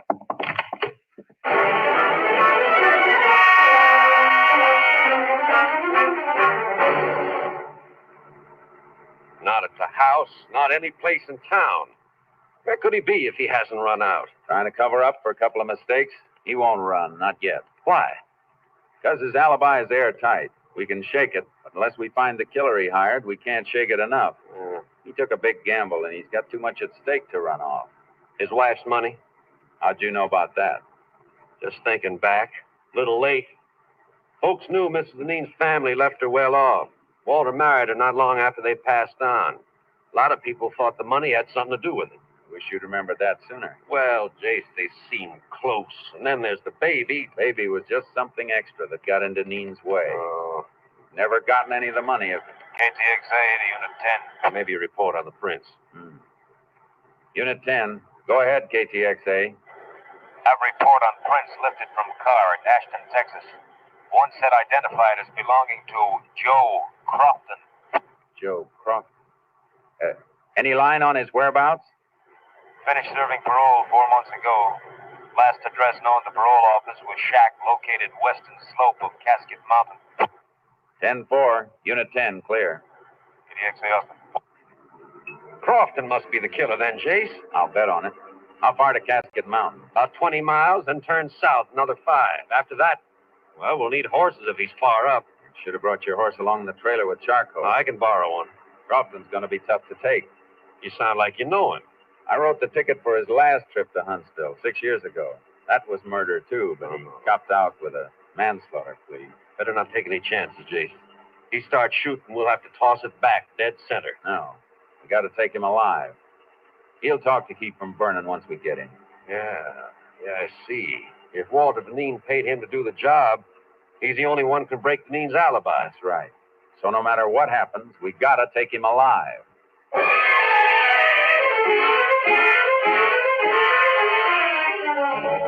Crofton's cabin was up, all right. Way up. Sheriff borrowed a horse from the man who directed us.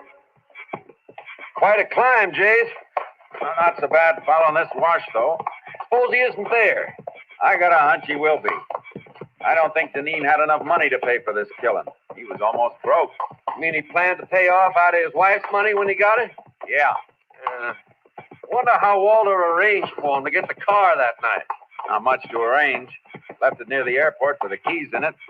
Crofton brought it back and left it in the same spot. Probably left a house key for him, too. Glove compartment, maybe. Yeah. With the airport 40 miles from Ashton, nobody recognized the car or a strange driver. Come in at night, use an abandoned road. Yeah. Look. Huh? Hey, another horse left tracks from here, too. Yeah. And they're fresh. Ooh, boy. That must be Crofton's horse. No. Rider was taking the rough way. Just cut into the wash here to find a better trail. Crofton lives up here. He'd know the best trail. Who else would be coming up here? Deneen, to shut him up. Come on. Yeah, here, give off. Not too fast, Jason. We'll spill. We gotta risk it. Too slow, we'll be too late.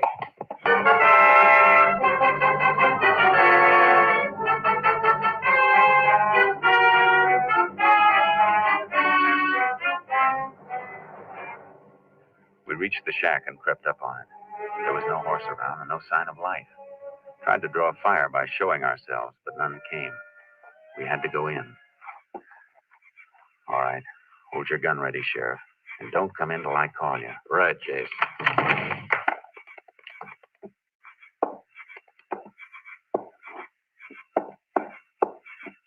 All right, Sheriff. Come in. Nobody here, huh? Oh, wait a... Oh. That Crofton? Yeah, that's him. Deneen got here first. Jace, this fella looks like he shot himself. Gun's in his own hand. Now, what's this paper beside him? Let's see. Jace, he did kill himself. This note says so. Confesses the murders, too. Sure it does. But Walter Deneen wrote that. And that note's gonna hang him. How do you know? You ever seen Deneen's writing? No, but I've seen Crofton's before. He signed his name with an X. Prison records show he's illiterate. Never could read or write. Come on, Sheriff. Gonna put out a pickup for Deneen? We'll pick him up ourselves. He can't be far off. But if he'd headed back down the wash, we'd have passed him on our way up. He must be going across the top of the mountain to go down the other side. Come on. Yeah.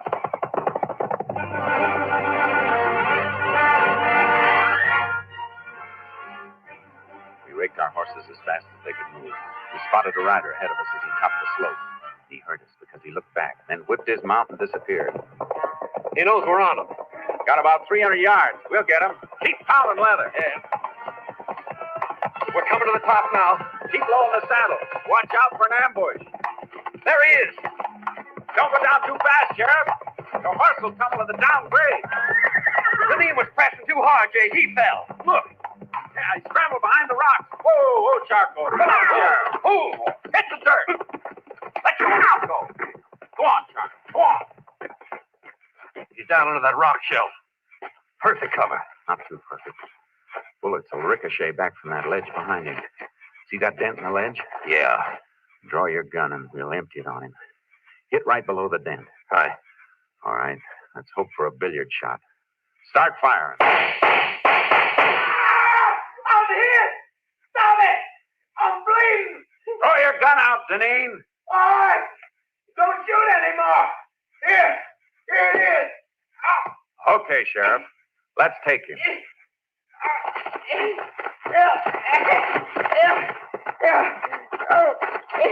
I'm hit. And I was sorry for you, Walter, up until a few hours ago. You gotta get me to a doctor. You're not hurt badly. We'll get you to a doctor. All I want to know is how you met Crofton. Come on, Walter, talk up. I saw his picture in the paper when he got out of jail. I made a deal with him a couple of months ago. Yeah.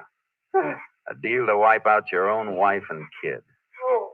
Must be great to be as brave as you are. Get up, Deneen. You got a long way to go.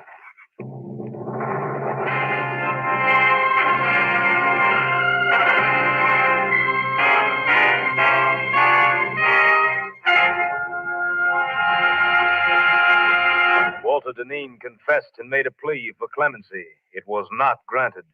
And on the 11th day of October 1947, he died in the electric chair at Huntsville.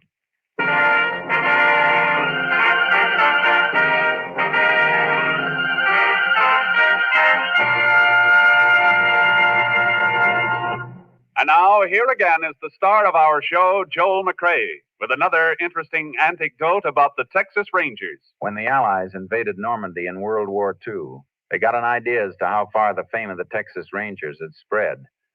Both surrendering Nazis and liberated Free French said they knew the war was as good as over because the Texas Rangers had landed. Of course, it was the heroic American Ranger troops who made the landings. But nothing could convince the Nazi war prisoners that these were not the terrible Texans they'd heard about in many American legends. Good night, folks. See you same time next week. Next week, Joel McCrea in another authentic reenactment of a case from the files of the Texas Rangers.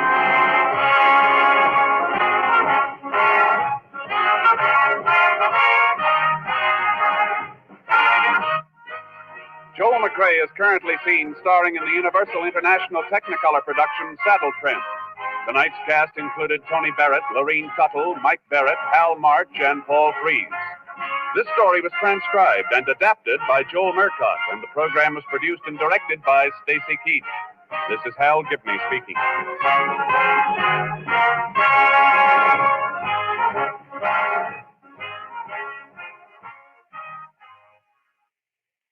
Three chimes mean good times on NBC. Monday means music, fine music on NBC. Listen tomorrow for these great musical programs, the NBC Symphony and the Band of America. Be sure to listen Monday as Milton Katims conducts the NBC Symphony Orchestra in a full-hour concert of the finest music on the air. And listen, too, for Paul Laval conducting the Band of America every Monday on NBC. Phil Harris reminding you that next it's Theater Guild on NBC. The National Broadcasting Company presents Joel McCrea in Tales of the Texas Rangers. Tonight, transcribed from Hollywood, another authentic reenactment of a case from the files of the Texas Rangers.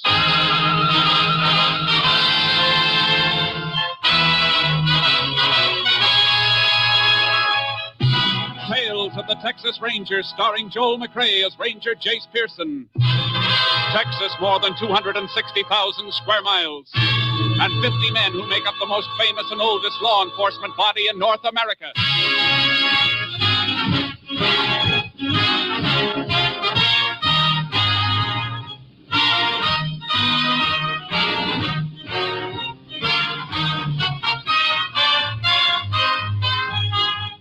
Now, from the files of the Texas Rangers come these stories based on fact.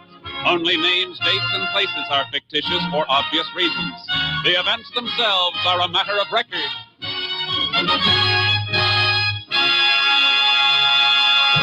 Case for tonight, Soft Touch.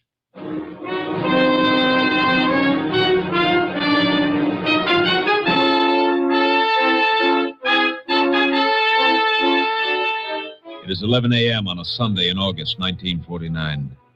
A blue sedan comes to a stop in front of a ranch house 30 miles from the town of Salt Flats, Texas. Come on, kids. This is Grandma's house. Wait. Bill, let them sleep. We started so early, they're tired. Well, we can't leave them in the car. If we wake them up now, they'll never finish their naps. We'll bring them in a few minutes. Okay. Getting up at 4 a.m. was kind of early, even for them, huh? Hey, look. Pa's painted the windmill. Oh, Bill, I love this place. I wish we didn't live so far away. Yeah. We don't get here often enough. Hey, wonder where the folks are. They usually stand in the middle of the road waiting for us when they know we're bringing the kids for a visit. The door's open. Your mother's probably in the kitchen cooking enough food for a dozen. Yeah. Don't smell anything cooking. Ma? Pa? You home? Maybe they're still at church, Bill. No, they're always back by 10 o'clock. The garage door was closed, too. Pa always leaves it open when he's got the car out. Oh, then they must be in back someplace. Yeah. Hey, Ma? Pa, where are you? I've never known your mother to be any place but in the kitchen, Bill. Yeah, but she doesn't hear so well anymore. Let's take a look. Ma? Nobody here, Judy. Bill, what's that spilled on the floor at the door to the pantry? Huh? Hey, Judy, it looks like blood. Oh, Bill. Ma! Pa! Oh, good Lord. Mom, Dad. Bill, honey, come away. Come away.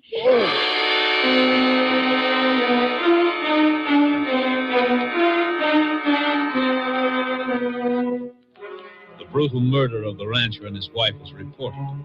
Texas Ranger Jace Pearson was notified by shortwave radio. He reached the ranch house less than 1 hour after the bodies were discovered.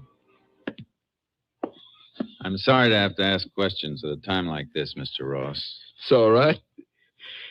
My kids are asleep in the car, though. Mind if my wife takes them into town? I won't leave you here, Bill. Please, honey, I'll be all right. I don't want the kids to come in here even know about this. Might be best, ma'am. I'll meet you at the hotel later. All right, honey. Better tell me anything you know, Mr. Ross. Yeah. Well, we drove out from Fort Worth this morning. That's my home now. I'm a commercial artist. This is the first time we've been here in 5 months. Hello, Sheriff. Howdy, Ranger. Your wife told us to come right in, Bill. I sure am sorry. Yeah, it's... Might have known something was wrong when I didn't see your folks at services this morning. They never did miss. You better go on with what you were telling me, Mr. Ross. But nothing else to tell. Judy noticed the blood in the kitchen by the pantry door. Okay. Better take a look at him, Sheriff. All right. Just one thing more, Mr. Ross. Your parents have any enemies you know of? No. Jed and Martha Ross never made an enemy in their whole lives, Ranger. Say, you don't want me to go in there with you, do you? No, it won't be necessary. Just take it easy. Kitchen's here. They took a pretty cruel beating, Ranger. Yeah. No sign of a weapon, though. Here, help me move the old man's body a little, will you? Easy here. There. A lot of heavy welts, but beaten to death and then put in here. Blood comes mostly from hemorrhaging, though, not so much from cuts. You'd think a weapon would have cut him up more than that. Unless it was wrapped in something. Only one other thing I can think of. Bare fists. Mm-hmm. Hey, what's this? Let me see. Well, just a little hunk of paper. Yeah, crumpled, too. Piece of a larger sheet. Rest of it must have been torn away. It feels like a good grade of letterhead paper. Mean anything to you? Well, if we find the rest of the paper this came from, no. But if we don't, it could mean plenty. Like what? And the way this is crumpled might have been part of something the old man was hanging on to, and somebody tried to get it away from him. Mm-hmm. I'm going to send this into our lab at Austin. Looks like this happened sometime last night. That's something we'll know when we get an autopsy report.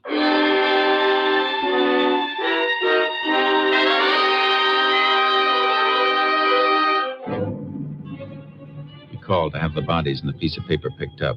Then we checked around the outside of the house. The gravel road wouldn't hold a car track. But behind the house, we found marks where a horse had been tied. I got charcoal out of the trailer, and the sheriff got a horse from the ranch barn. You went right toward the southeast quarter. Ross has 200 acres and cotton down there. Yeah, I see it. Might have ridden over there yesterday on one of his own horses. No, horse that made this trail wasn't one of Ross's. Pony we're following has a spread hoof. Ooh. Look. See the marks? There's a bar across the frog on the right forefoot. Yeah. Wondered why you were checking the shoes on the horses back there in the barn. Yeah, that's why. Who owns the adjoining place? Other side of the cotton. Big Chuck Whitaker. Now, let's get moving. I want to have a talk with this Big Chuck Whitaker. Come on, Chuck. Here, boy.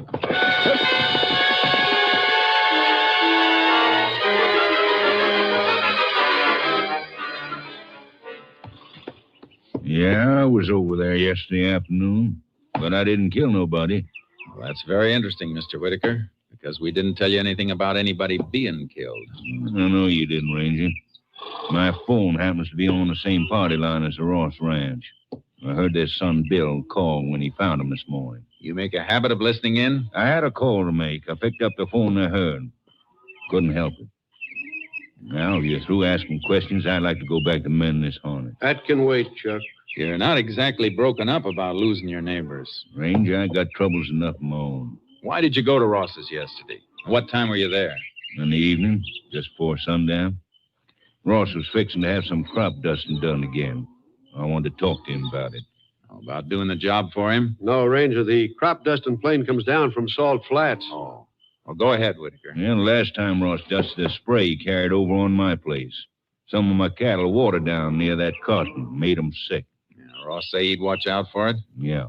And that was all? That was all. Then I come home. All right, Whitaker. Come on, Sheriff. Right. So long, Chuck. Yeah. Easy, boy. Here. Here. Hey, wait a minute. Whoa. Yeah, Chuck? Yeah, I just thought of something.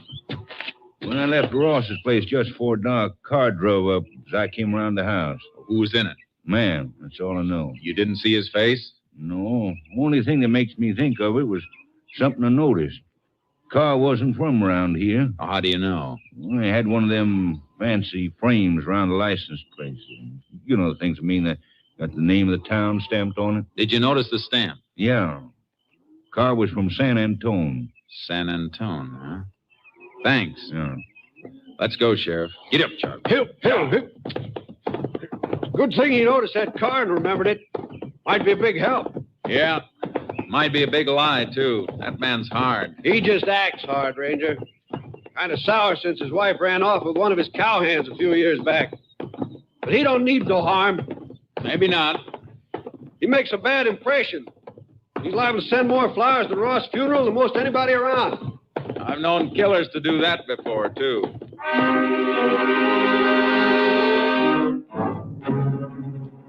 We checked other ranchers in the area, but we didn't get any information until next morning at the sheriff's office. Morning, Jace. Heard anything from your headquarters yet? No, waiting for him to call me now. And what's that, the autopsy report? Yeah. Medical examiner seems to agree with your idea. Death might have been caused by a beating with fists. Pretty thorough job of beating. You read this? Yeah.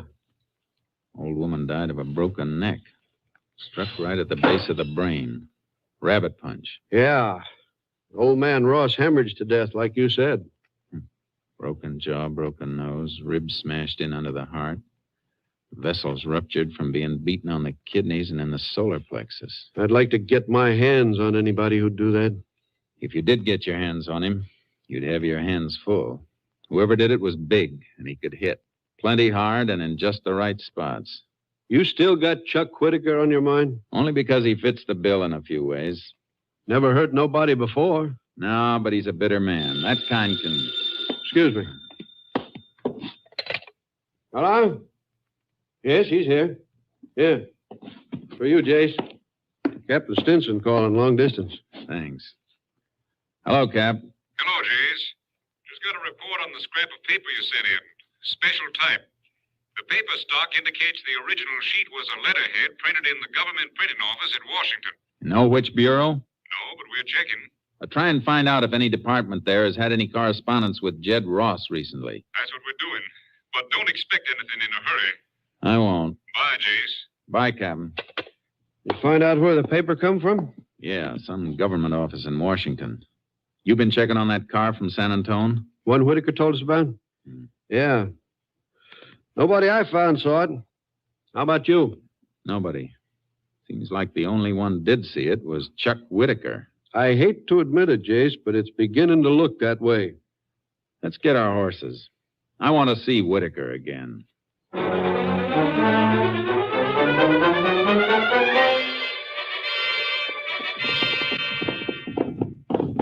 When you've known a man all your life, you hate to think he's a murderer. On the other hand, you hate to see a neighbor get killed, too. Whitaker's telling the truth. He's got nothing to worry about. Feel mighty sorry for young Bill Ross. He was all busted up at the funeral parlor. Tough for him to take it alone, but he made his wife and kids go back to Fort Worth. He the only child? Bill? Yeah. Only one living, that is. Had a sister, Joan. Nice a girl as you ever see. What happened to her? She was a Navy nurse. Got killed in the Solomon Islands during the war. Ross has sure had that sheriff trouble, all right. Kind of trouble somebody ought to pay for. Hey, look. There's Whitaker now on a pony coming toward us. Just rode out of the gully. Yeah. Get up, Chuck. Up, boy. Oh, boy. You're coming back to see me, huh? That's right, Whitaker. You think I've been lying to you, don't you, Ranger? Now, take it easy, Chuck. Get one thing straight, Whitaker. I got nothing against you or any man, not personally. But I do intend to find the man who killed your neighbors. Well, then you can stop looking around my place. Sheriff, I rode out to meet you because your office called. You both wanted back in town. Why? Because I ain't blind and I ain't lying. One of the sheriff's deputies has found somebody else who saw that car from San Antone.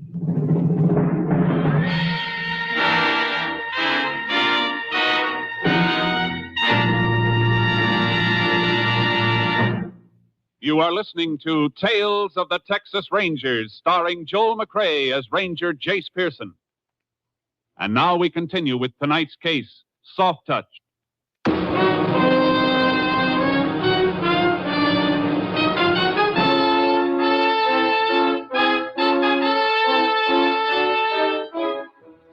We went back to town and from there to a roadside cafe about 15 miles out the state highway. Yeah, I sure did see the car, like I told the deputy. It had that thingamajig on the license plate. Noticed it when I give him some gas. Are you sure it was on Saturday, huh? It sure was. About 5 o'clock, I'd say. I guess there's not much traffic from San Antone comes through here, does it, Sheriff? Nope, we're off the main U.S. highways. Anybody coming down here on a state road would have to have some business around here someplace. You remember the man in the car? No, I sure do. After I give him the gas, he'd come in for some coffee. Can you describe him? Oh, well, 3 days ago, but he's better than 6 feet, maybe 200 pounds. Then, of course, there was his face. What was wrong with it? Well, Sheriff, his face looked like he tried to bulldog a steer on rocky ground and lost it. Sure was scarred up. He bleeding any place? Oh, no, Ranger. I didn't mean fresh scarred. Reckon he's looked that way for a long time. And when he left here, you drive on toward Salt Flats? He sure did. Wasn't nobody else in here when he stopped or when he left, so I didn't have nothing much to do, and I was watching when he drove off. He was going in the direction of the Ross Ranch, all right? Yeah. But who was he? That's what I'm going to find out, if I can. Bill Ross said he's a commercial artist, didn't he? Yeah, why? Because I want to bring him out here, get a detailed description of that face, and see if Ross can draw something that comes close to it.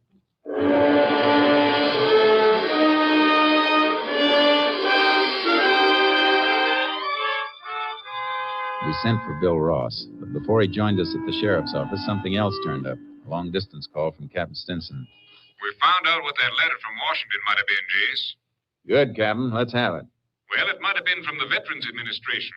Answer to a letter Jed Ross wrote asking if they had any record of a United States Marine named Herbert Walsh. What else? Well, for some reason, Ross wanted to know if there really had been a Herbert Walsh in the Corps, and especially if he'd been wounded and hospitalized in the Solomon Islands. The piece of paper you sent in might have come from the answer the Vets Administration sent to Ross. What was the answer? There's no record of a Herbert Walsh, Jace. Does it fit anything? I don't know, Captain. But the Rosses lost a daughter in the Solomons, a Navy nurse. Bill Ross just came in with the sheriff. I'll get on it. Bye. Bye, Jace. Ross, does the name Herbert Walsh ring a bell with you? Yes. Yes, Ranger, it does. My father told me about him in a letter 2 months ago. You know who he is? No, I never saw him. Folks wrote that he stopped by the ranch and told him my sister had taken care of him in Solomon's before she got killed. Is that all? No. According to my father's letter, Walsh gave my folks the idea that he and my sister had been very close. Had your sister ever mentioned him in letters to your folks when she was overseas? Well, they couldn't remember, but we were awful fond of my kid sister, Ranger. Anybody who'd known her would have found an open door with my folks. Somebody found one, all right. Two open. What do you mean? There isn't any Herbert Walsh. What? But my pa gave him some money. When? Did he write to you about that? No, but I've just been going over my father's affairs. In the past 2 months, he loaned Walsh several $100s. I have the canceled checks. Where are the checks? At the lawyer's office on the corner. I want to see where those checks were cashed. Come on. Jace, you figure this Walsh is a phony working the old war buddy racket? Of course he is, but with a new angle. A dead girl. What do you mean? I mean that families of servicemen and women open their hearts too easily to strangers they think might have been close to somebody they loved. You mean Walsh killed my family? Your father must have suspected him. He wrote to Washington and found out Walsh had never been in the Solomons or the Marines. And when Walsh came the last time, your father called his hand with a letter he'd gotten from the VA. Here's the building where the lawyer is.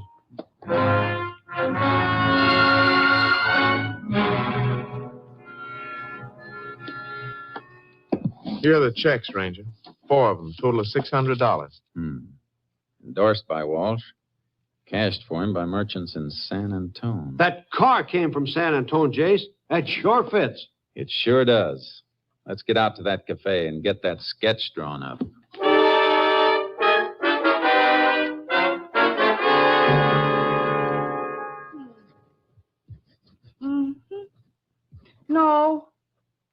No, it weren't quite like that around the eyes. There was marks around the eyebrows.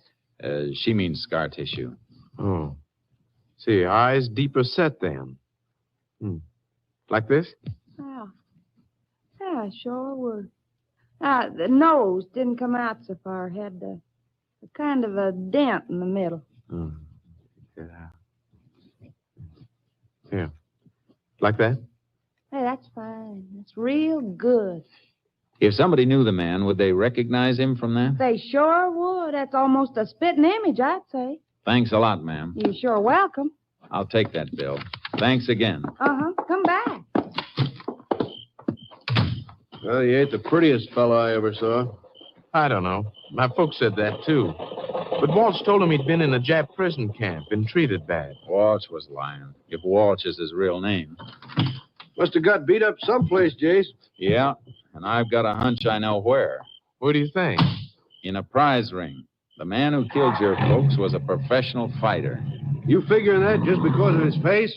And one other thing. Don't forget that autopsy report, Sheriff. That's right. Well, you remarked right then that the fellow who threw those punches knew what he was doing. I'd sure like to get my hands on him. 2 old people, and getting at him through my kid sister. Don't think about your own revenge. The law will take care of that. Yeah, but no law can bring them back to life. Drop you at the office, Bill, you and the sheriff. I'll be in touch with you later. Where are you going, Jace? Out of your territory. San Antone.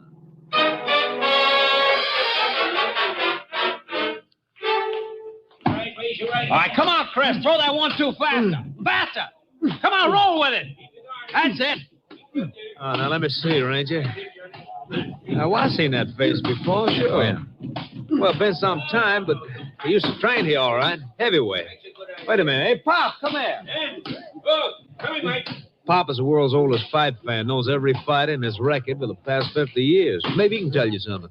Yeah. You know, what can I do for you? You know a man who looks like this? Yeah, I've seen him before. His name Walsh? Walsh, nothing. That's Eddie Pola. Never did amount to anything. Had a punch like a bullocks, but no science. Wide open for a left hook.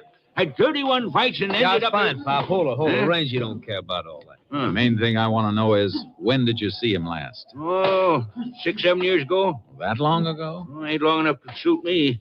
Pola never should have been allowed in the ring. He wasn't the kind of fighter that loved the sport. He liked to hit men to ruin them, that's what. And you have no idea where I might find him? Well... Not me, Pop. No. Well, thanks for your help. Yeah, you're welcome, stranger. Why, sure. Glad to help, Ranger. Hey, wait a minute, Ranger. Yeah? I just remembered. There was a gal Pola used to hang out with. Name was Dolly Richards. She might know where he is. Well, you know where I might find her? Well, she used to work in the box office of the Empire Theater. That's all I know. Thanks. I'll try it. You planning to arrest Eddie Pola? That's my plan, all right. Why? Well, don't surprise me none, you understand, but let me give you some advice. Go ahead. Watch yourself in the clinches if you find him, Ranger. He's tough with 9 miles of unpaved road. He's bad medicine. And he won't be fighting by the rule books if he knows you want him. Thanks, Pop. I'll be careful. Being careful ain't enough. Get off first. Remember, he's a sucker for a left hook. If he gets a chance to hit you good, he won't stop till he kills you.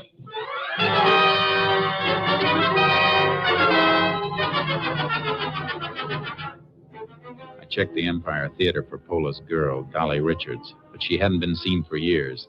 I put through a call to headquarters asking them to check auto registration for one in Pola's name. It was late afternoon when Captain Stinson got back to me by phone. The car he was using must have been stolen, Jace. There's nothing registered in that name. You checking for a criminal record on him? Yeah, but there's nothing in this state. We're checking with other states, though. I just sent teletypes off. I'll have to wait a while then. Nothing else you can do, Jace. So long. Hey, wait a minute, Captain. What? Take one more crack at the License Bureau in Austin. See if they have a car registered to Dolly Richards. Dolly Richards? Well, who's she, Jace? Pola's girlfriend? She was. Let's hope the torch is still burning. I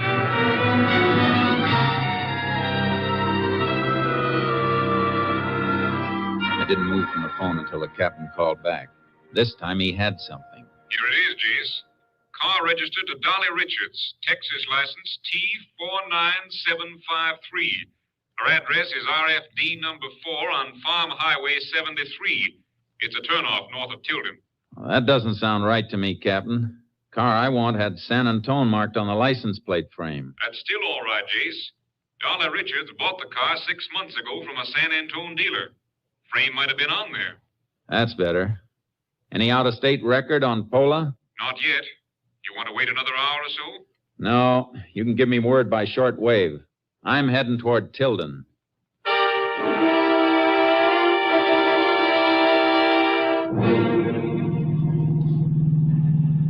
KTXA to Unit 10. Unit 10. Go ahead, KTXA. Report on subject Eddie Pola.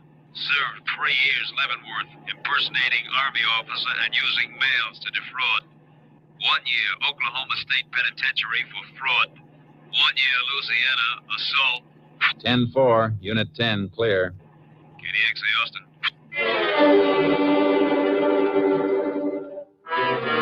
I took the turnoff north of Tilden, headed for the sprawling country ribboned by Farm Highway 73. It was midnight when my headlights picked out the mailbox and the name D. Richard. I left the car on the road and slipped up to the house. It was dark. I knocked. All right, Eddie, all right. Don't blow your top. What a tired kitty. Pola isn't home, huh? Pola? I don't know anybody by that name. You can save the static, lady. Where was he last Saturday night? He was right here with me. During the late afternoon and evening?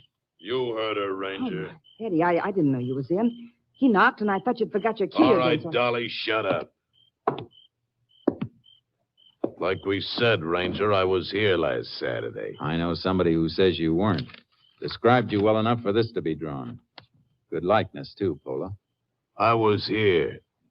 What are you going to prove with the drawing? I'm not going to prove anything with a drawing. But I'm going to have an eyewitness prove that you were near Salt Flats Saturday when Jed and Martha Ross were murdered. Murdered? Shut up, Dolly. Forget to tell her about that part of it, eh, Pola? Maybe you forgot to tell her about the checks to Herbert Walsh, the Marine the VA never heard of. Where's that letter you ripped out of the old man's hand? All right, Ranger, I'll show you. Come in. Yeah, it's over here, and...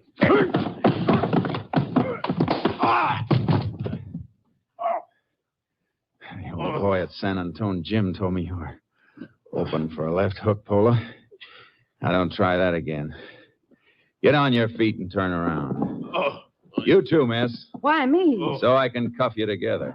What are you taking me for? For harboring a murderer. to give you a chance to decide whether you want to stick to your story or tell the truth. All right, move.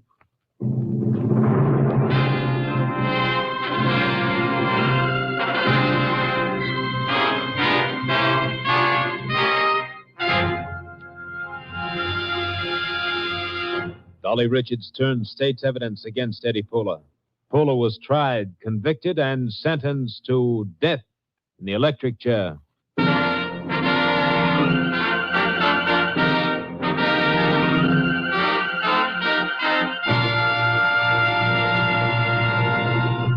now here again is the star of our show, Joel McCrea. Many years ago, a group of Texas Rangers had a showdown battle with a notorious band of killers. Several days later, the Rangers assigned to the case staggered back to their headquarters, showing the marks of combat, many of them badly wounded. The captain of the company, too impatient to wait for a written report, went to the barracks where the men were cleaning up and tending to their wounds. "What happened?" the captain asked. There was silence for a moment as the Rangers looked up at him. Finally, one of them said, "Oh, nothing much, Cap. We had a little shooting match, and they lost. Good night, folks. See you again same time next week." Next week, Joel McCrea in another authentic reenactment of a case from the files of the Texas Rangers.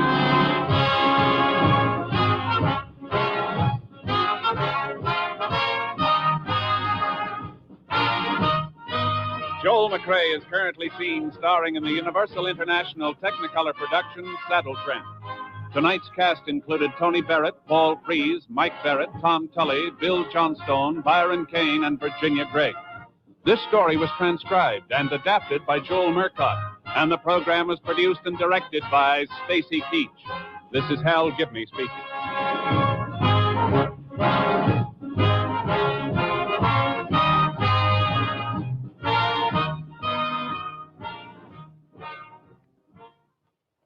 Three chimes mean good times on NBC.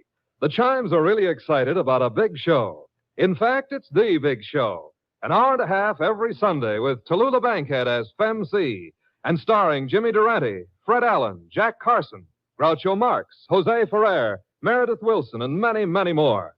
All this and Tallulah, too. No wonder it's the big show. The premiere date is Sunday, November 5th, just 1 week from today.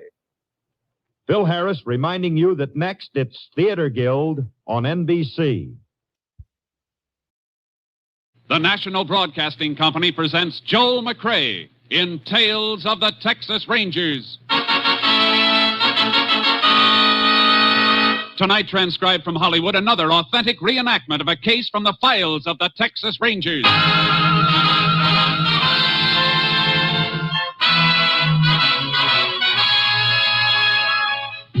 Tales of the Texas Rangers, starring Joel McCrea as Ranger Jace Pearson.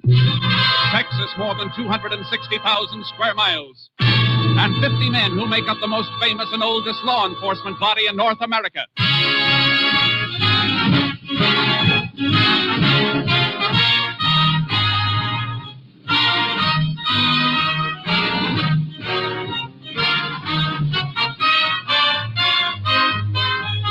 Now, from the files of the Texas Rangers come these stories based on fact. Only names, dates, and places are fictitious for obvious reasons.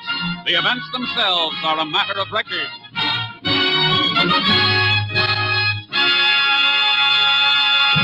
Case for tonight, the White Suit.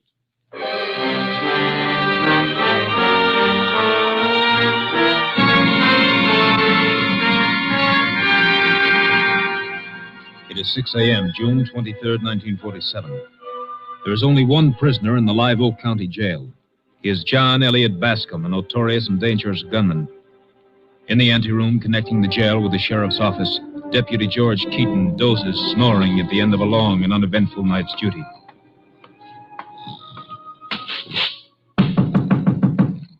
Miss George! Miss George! Oh, hello, Uncle Ben. You still here? Yes, sir. Yeah, but that prosecutor's office down the hall was powerful dirty. I'm about ready to go along home now as soon as I hang up my mask, but I brewed this here coffee for you. Coffee. Put it here. Oh. She's hot, Jonah. Coffee. Uncle Ben, you're an angel. Don't know about that, Miss Jones. Ain't nobody else feed my wings. Just put the pot and cup in my closet when you're through. I'll take care of 'em when I come on tonight. Sure, thank you, Uncle Ben. Yeah. Hey, what? Hey, jailer! What's the matter with you now, Bascom? Take a look. The cell floor's wet. Water's running all over. This jail may have all the comforts of home, but I wouldn't give you much for your plumbing. Nah, this building's so old, it's a wonder it doesn't all come apart. The valve must have stuck again. Water all over the floor. All right, I'll take it easy. What a crummy joint. You keep back, Bascom. Don't worry. You can do the waiting. I'm not putting my feet down in that water. Stay there in your bunk. I'll see what's the matter. Let's see what's wrong with it. Why, your undershirt's stuffed in the drain. Yeah! Give me a gun! Give me a gun! No, I'm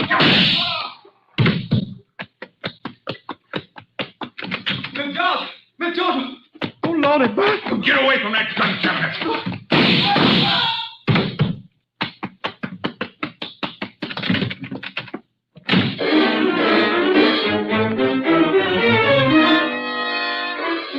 Sheriff Chris Olson discovered the bodies of his night deputy and the courthouse janitor when he came into his office at 8 o'clock. He immediately telephoned the Texas Rangers, and a short time later, Ranger Jace Pearson arrived. Jace Pearson, am I glad to see you? It's been quite a while, Sheriff. Jace, this is a bad thing. Anything involving Bascom is. You got any line on him yet? No, apparently he slipped out of town afoot. We don't even know what direction he took. Probably east up Rocky Valley. That's the quickest way into open country. Ranger Harris was ordered out on this assignment with me. Oh, where is he? I dropped him with a walkie-talkie at 2 Mile Bridge on the way in. He's riding through the brush now, cutting for a trail. We ought to find out pretty soon if Bascom's still afoot. And if he isn't? Well, the highway patrol's already closed the main roads into this area. As soon as we get a localization, mounted units will move in and attempt to close the gaps. We'll get him, Sheriff. Well, I sure hope so. Oh, excuse me. Sheriff's office, Olson speaking. Sheriff, this is Bob McDougal out on Route 7. A man just stole my truck out of the field where I was working. You got a description? I didn't get a very good look at him. He was clear across the field. A medium-sized fellow wearing a pair of weight coveralls, headed toward Prado. What kind of truck? A red half-ton pickup, 46 model. Anything else to identify it? It's kind of beat up. A grill's broken out in front. I think that's enough for us, McDougal. You know who it was? I think so. But you better get in as soon as you can and file a theft report, just the same. Farmer's truck was stolen about 8 miles out of Route 7. It's Bascom, all right, Jace. White coveralls. Yeah, those jail suits sure show up. Come on, my unit's out front. We'll get this on the radio as we roll.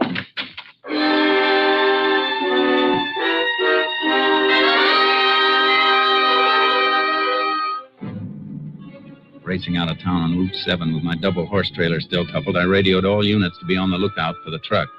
Then I contacted Ranger Harris through his walkie-talkie and asked him to meet us at 2 Mile Bridge. He was there when we arrived. Nice timing, Ed. What's up, Jace? Got a line on Bascom. Let's get your horse loaded in with charcoal. Okay, Bascom still afoot? No. He grabbed himself a truck about 8 miles down the road. Yeah, he would. This side's clear, Jace. Watch your toes.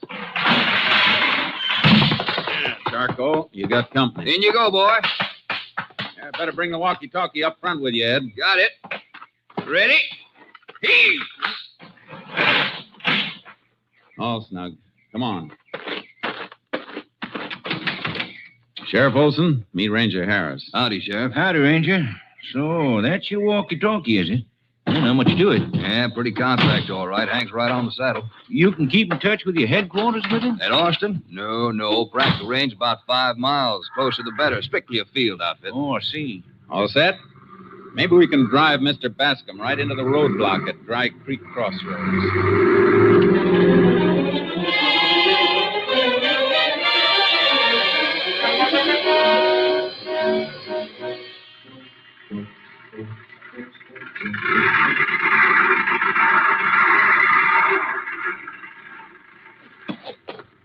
Well, sounds like you just made it. Yeah.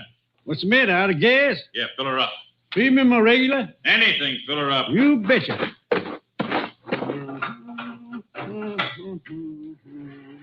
Say, isn't this old Bob McDougal's truck? Yeah, I'm taking it into Prado. Well, he got all his repair work done at Live Oak. Not this time. Hurry it up, will you? It's trying to bubble over on me.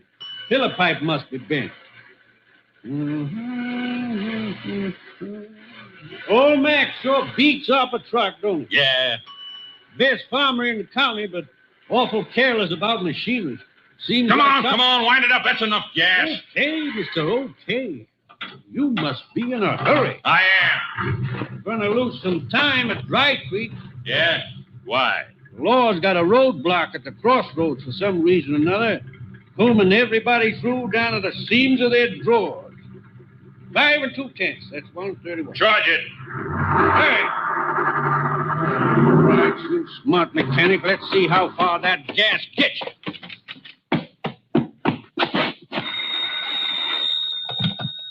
Radio operator. This is Jim Perry. Get me the Dry Creek store, quick. I'm sorry, that line's busy. Break in on it. The highway patrol's got a roadblock there. I want to talk to one of the officers. Is this an emergency call? A smart aleck in Bob McDougal's truck just clipped me for some gas. He was in too big a hurry, to be honest, and he deliberately took the wrong turn when I told him there were officers ahead. Mr. McDougal's truck, you said, a red one? Sure, everybody knows that truck. A red pickup with a mechanic in white coveralls driving it. You're out on Route 7.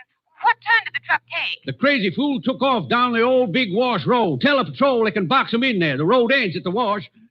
Keep a watch on that road, Mr. Perry. That's the man they're looking for. What? It's Jack Bascom. He broke jail and killed 2 men at the county seat this morning. Jack Bascom? I can ring Dry Creek now.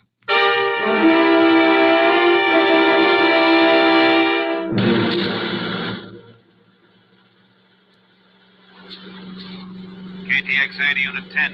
KTXA to Unit 10. Unit 10 to KTXA. Go ahead, KTXA. Subject Jack Bascom refused to pay for gasoline. He turned south from Route 7 at Perry's filling station, your vicinity. That's Perry's down there at the foot of the hill. 10-4. Unit 10 approaching Perry's now. We'll keep KTXA advised. Unit 10 clear. 10-4, KTXA Austin. There's Jim Perry out in front, flagging us down now. Officer, I just got held up. Yeah, we know. For some gasoline. You know. The radio, Jim. Now, that's the turn he took over there? Yeah, the Big Wash Road. How long ago? Maybe 10 minutes. Pretty good start on us, Jace. Yeah. The kind of country there is down here. Let's don't let him get any more.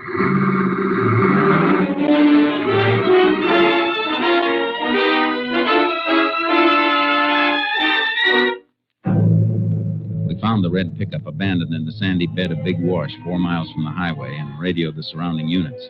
John Bascom's tracks led straight into broken country beyond the wash. He couldn't go any further in the truck, and neither can we. Looks like work for the horses from here on, Ed. Let's get him out. Right. I'll give you a hand, Jace.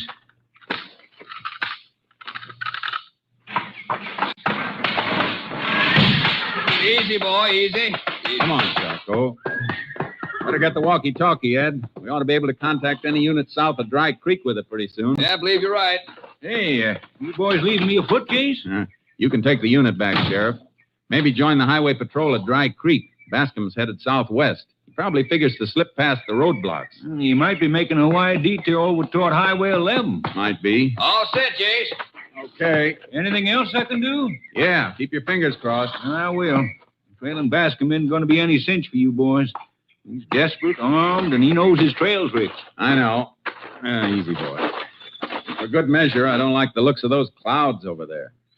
But all we need is a storm to wipe out what little sign he may leave. Well, let's get started, Ed. Yeah. So long, boys. Good hunting. Thanks, Sheriff. Come on, Charlie.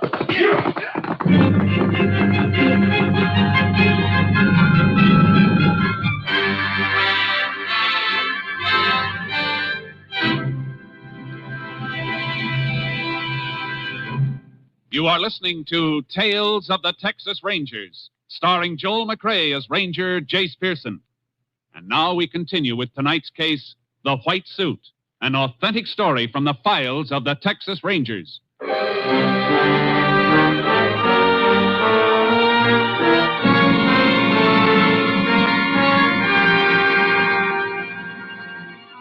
By 4 o'clock, Ed Harris and I were deep into the rough country south of Big Wash.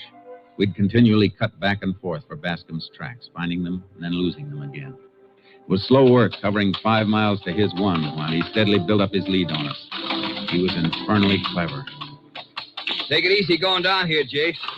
If this canyon wall was any steeper, we'd be hanging by our collars. Ooh, charcoal. Hey, wait a minute, Ed. Pull up. Whoa, boy. Whoa now. Whoa. Now what, Jace? Bascom didn't slide down here like we thought. No? Look. There's the rock he pushed over from the rim to make the skid marks we've been following. See, it's lava, like the cap on the rim. Different from the rest of the rock down here. So we've got to climb back to the top. I'd have sworn he started down here to cross this canyon. That's what he wanted us to think. Anything to cost us time. The trouble is we got to follow out every one of these blind trails he's leaving us. Any one of them may be the McCoy. Yeah, he'll be to California before we ever get out of these badlands. He isn't to California yet. Don't worry. He's working as hard as we are. Up, Charlie. Lift him up. Come on, Red Horse. Make like a goat. Come on. Watch it, Ed. Oh, what a climb. It's getting late. Look at that sun, Jace. Yeah. Hey, that low sun has got its advantages. Oh, boy. Oh, now. Easy. Take a look at that slope over there across the canyon. That patch of sand past that big mesquite. Yeah, tracks, footprints. Then Bascom did cross the canyon after all. Probably someplace a little downstream. Jace, how come we didn't see those tracks when we started down here from up before? He couldn't have made them since then. We aren't that close behind him. No, the tracks were there before. We just didn't see them. Now the sun's low enough to throw longer shadows into the prints his boots made. Makes them twice as visible. Yeah? Well, we better start looking for a place to cross ourselves. Now, let's climb a little higher first. I'm worried about that storm the way it's piling up. Up, Red Horse. Come on. Clouds are getting black, Jace. Probably loaded with static. We better try to make radio contact with the walkie-talkie while we can. We'll need to work from this high ground to get through. General call, Jace? Yeah. Now, suppose you try it now, Ed. Yeah. Unit 902 to unit in range. Unit 902 to unit in range. Unit 8 to Unit 902. Go ahead, Unit 902. Oh, boy. Oh. Here you are, Jace. Oh, Charco. Unit 8 to Unit 902. Go ahead. Unit 902 requests the location of Unit 8. Unit 8 is at the intersection of County 5 and State 11, 10 miles south of Dry Creek. 10-4. Unit 8 is now too far north. Fugitive still bearing toward Highway 11, approximately 12 miles south and east of Dry Creek. Suggest Unit 8 move south about 5 miles. Unit 8, 10-4. Unit 902 has had no direct contact with fugitive, but is following an identifiable trail. Will report any change. Please relay to other units. Unit 902, clear. Unit 8, 10-4. Say, look, Jace. Bascom may stay on the other side of the canyon, or he may double back to this side. Why don't we save ourselves a lot of riding and split up for a bit? Might not be a bad idea. I'll take the canyon floor. It's sandy. Tracks will be easy to spot there. And you can work along this rim. All right, but watch yourself, Ed. You'll be in the open down there. Yeah, just let Bascom show himself once. That's all I want. Come on, Red Horse. We're going down. Easy now. Easy. Give me a chance to get to the bottom before you start, Jace. Okay.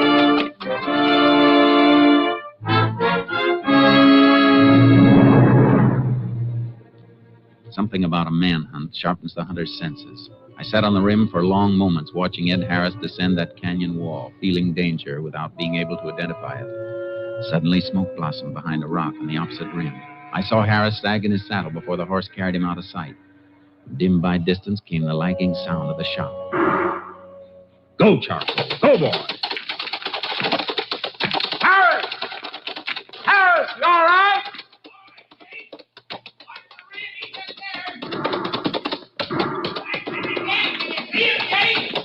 No! The rocks are in the way. Keep cover, Ed. Be with you in a minute.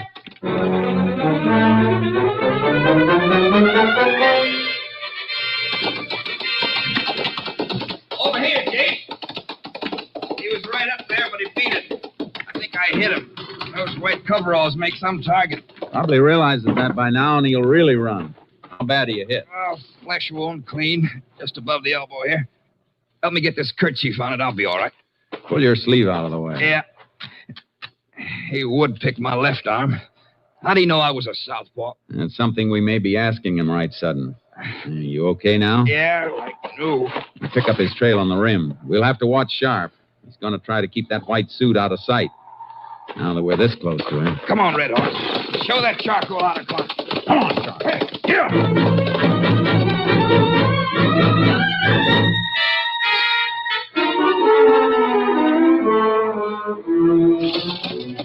Come on, boy. Easy now. Just a little more. Almost to the top. Come on now. Oh. Had a fat chance of picking up anybody's trail here, Jace. A herd of elephants could have crossed this loose shale without leaving a trace. Maybe. But look here. You see them? Yeah. Ants, a whole trail of them. Ants don't go after anything in this country they can't eat. Let's see what these are having for supper. Here we are. On this piece of shale. Yeah, blood. And then I did nail him. We got a wounded animal on our hands, Jace. May let go at us from behind any of these brush clumps. I don't think he's hurt so bad he won't keep on running. There's just a few drops here. I'm afraid you just creased him. That was pretty long range. Well, it won't be the next time I get him in my sights, I promise you that. I owe him something for this arm. Let's go. He's probably headed for that big mesquite thicket. Yeah, he would. Come on, Red Horse. Up, Charcoal. Hey. Hey, Jace. Look, out there in the open. His coveralls. He's peeled them off. And there he goes, into that big clump of brush across the clearing. Come on, let's go get him. Hey, wait a minute. Whoa, boy, whoa. Circle around below him, Ed. Make a lot of racket like we're still together and hunting blind. Maybe you can flush him back between those big rocks. Okay, I'll try it, Jace. I'll hide Charcoal out behind the side of them, and maybe we can rig up a little surprise party for Mr. Bascom when he comes through. But be careful, will you? He won't give you a chance. Don't give him one. Chance? That killer? Just let me get my hands on him. Come on, Red Horse. Hit that rock. Let's go. Here. Easy, Charcoal. Easy. We go this way.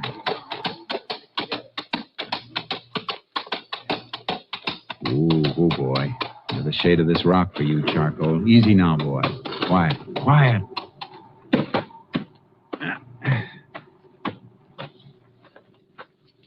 Head down, boy. Shh. Shut up, Charcoal.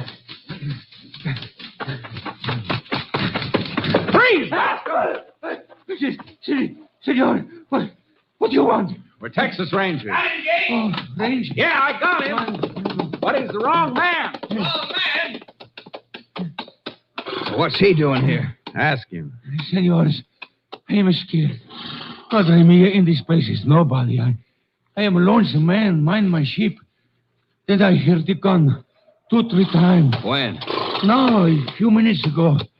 I think maybe it's my friend Diego come from next valley with gun to kill coyote.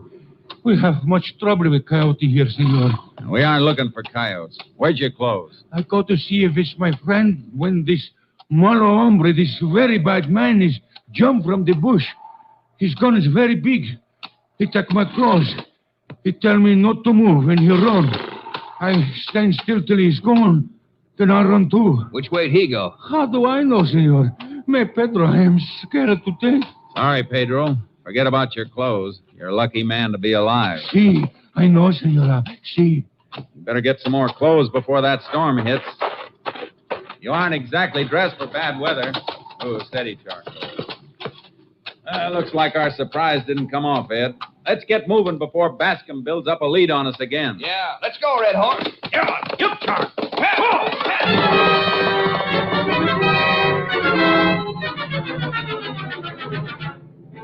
Harris and I picked up the trail shortly, but Bascom managed to stay ahead of us using a large bag of tricks to keep out of sight, even if he couldn't shake us.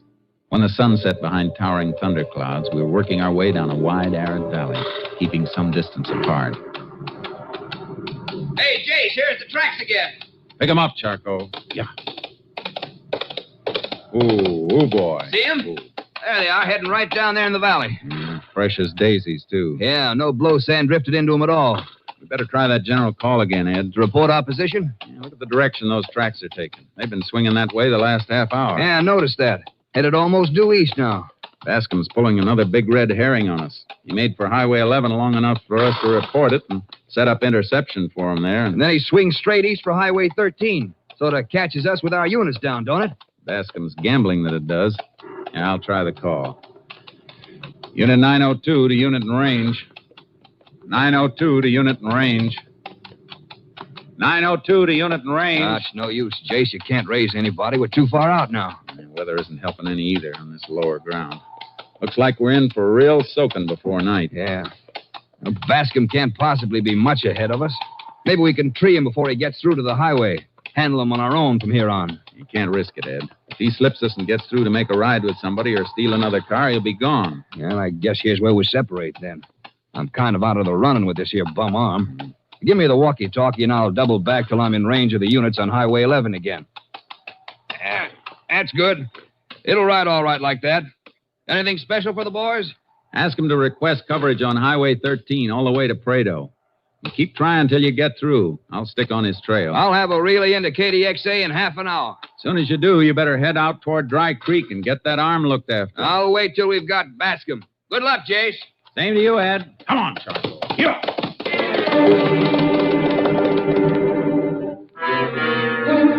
20 minutes later, the rain struck with cloudburst intensity, bringing complete darkness, but not before John Bascom's tracks led me onto an adobe bench where sheep had been grazing.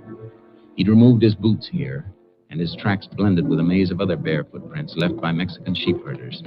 I rode on slowly. Suddenly, a small, rain-drenched boy stepped out from the brush.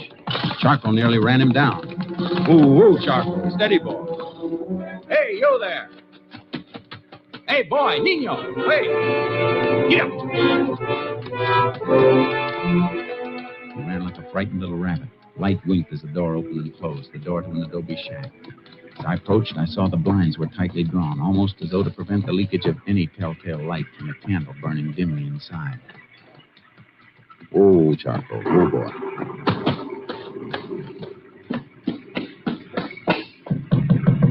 Open up. Open up. ¿Quién es? Who are you? Texas Ranger. Get me in out of this rain. I want to ask you some questions. Oh, no, senor. I cannot let you in. My husband, he's sick. He's very sick. That's your boy that just ran in here? Sí, senor, my Juanito. He was going to look for the mama goat. Storm, she's bad. You frightened him, senor. You gave me a turn for a minute, too. Look, I need a little help. Me, I would do anything for the Texas Ranger. Trailing a man, a very dangerous man. He must have passed close to here about the time the rain began.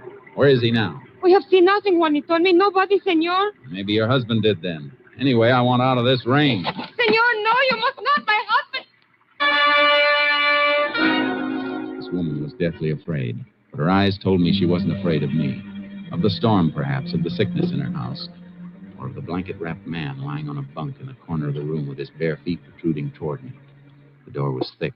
I pushed it inward as far as it'd go and stepped quickly behind it. Senor, please! Slide your gun out from under that blanket and drop it, Bascom. The gun, Bascom. Drop it or I'll break your other arm. Drop it!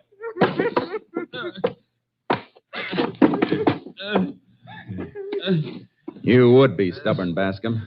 Now you really got something to be sick about. Do something. I'm bleeding to death. You won't get off that easy. We're saving you for the electric chair. You got something I can use for bandages, Senora? Oh, my arm. Un momento. Here, senor. Gracias. This'll do fine. How did you know? He was holding a gun on you and the boy, making you do what he said? See, how could you know? Your real husband's a sheep man, isn't he? Yes, senor. He's working near Prado now. Well, look at these bare feet sticking out here. You ever see an honest-to-goodness sheep man with his toes all crowded together from wearing cowboy boots? Better put some water on to heat. I'll need it to patch him up enough to take him in.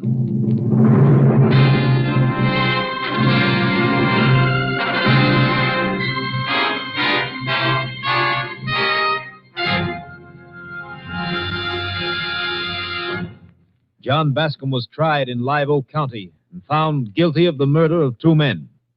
On the 2nd day of December 1947 at Huntsville Prison, his sentence was carried out. Death in the electric chair.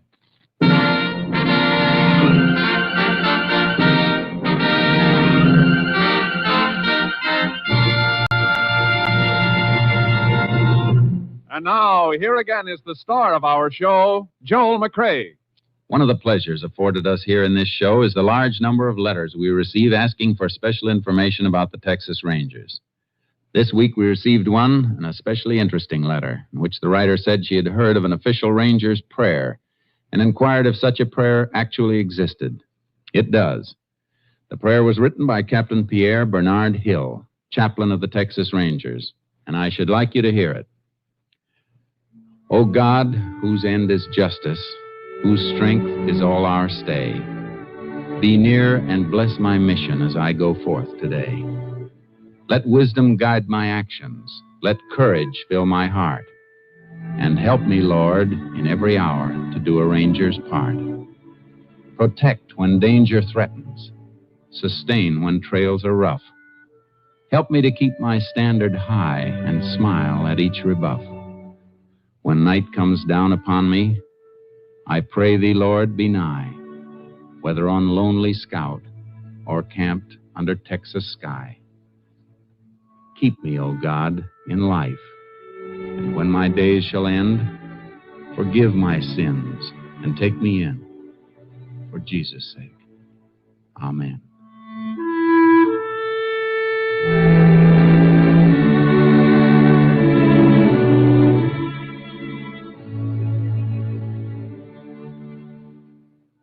Good night, folks. Good night. Next week, Joel McRae in another authentic reenactment of a case from the files of the Texas Rangers.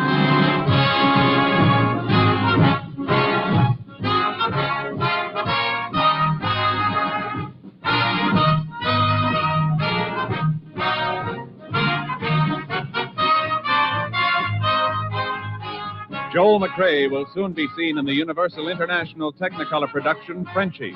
Tonight's cast included Tony Barrett, Herb Butterfield, Barney Phillips, Bill Johnstone, Herb Ellis, and Lillian Baez.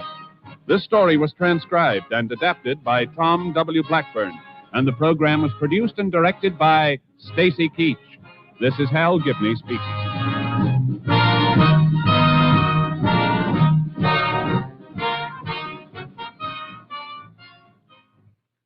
Three chimes mean good times on NBC.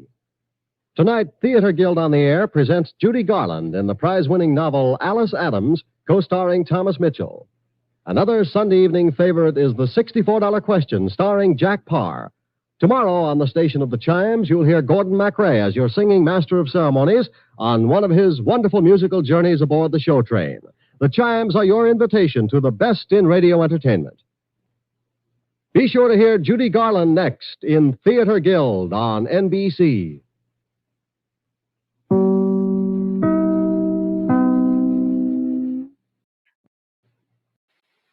Listen at the close of this program for an important announcement of a change in time for Tales of the Texas Rangers.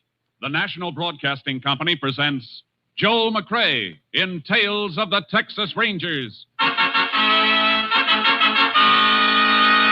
Tonight, transcribed from Hollywood, another authentic reenactment of a case from the files of the Texas Rangers.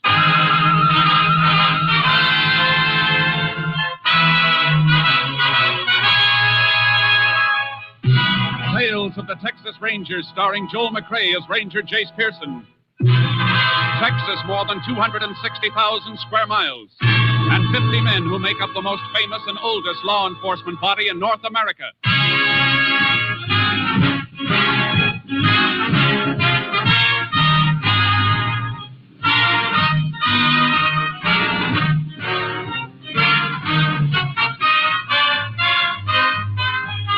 Now, from the files of the Texas Rangers come these stories based on fact. Only names, dates, and places are fictitious for obvious reasons. The events themselves are a matter of record.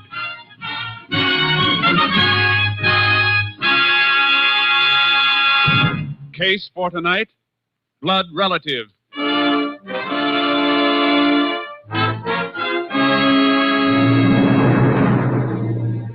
It is 4 p.m., June 26, 1949. Will Bonner, proprietor of the general store at Stump Hill, Texas, is waiting on Mac Kennedy, a dirt farmer. Yeah. 50 pounds of flour and the bacon, Mac. Anything else? Yeah, carton of cigarettes. Yeah. How about making it a couple of sacks of tobacco, huh? What's the matter, Will? My credit no good anymore? Mac, I think you ought to pull in your horns a little. Your bill's running kind of high. You get your money, don't you? Ain't a question of getting it, Mac. You stand to make a good crop this year. Unless you have to pay out, better chance you'll have to get on your feet permanent without no credit. Let me worry about...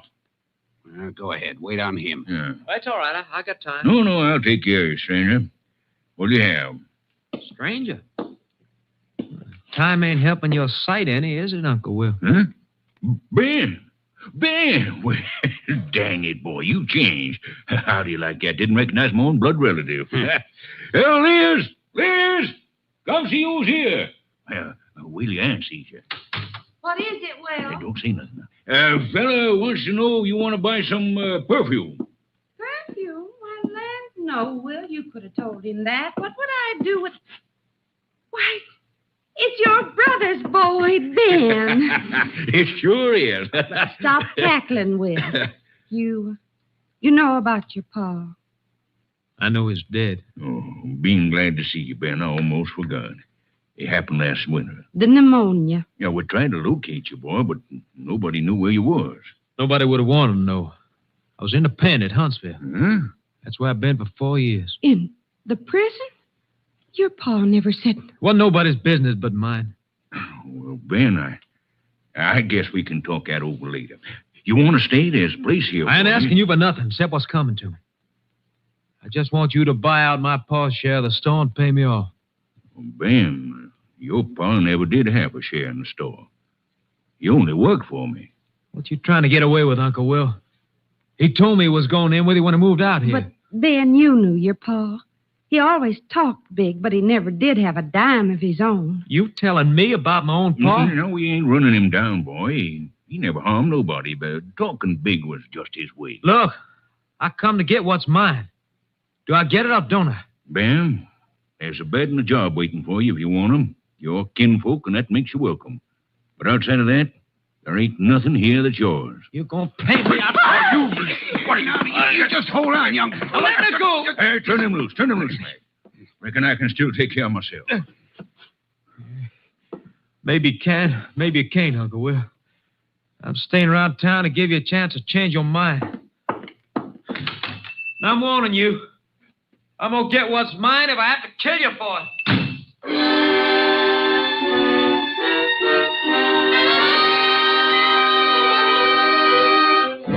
The following morning, June 27th, neighbors found Will Bonner shot to death and his wife Liz critically wounded and unconscious in the back room living quarters of their store.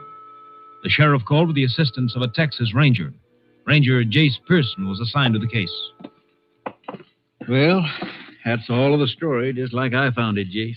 You look pretty downhearted, Sheriff. Bonner a friend of yours? I knowed him all my life. He helped me get elected.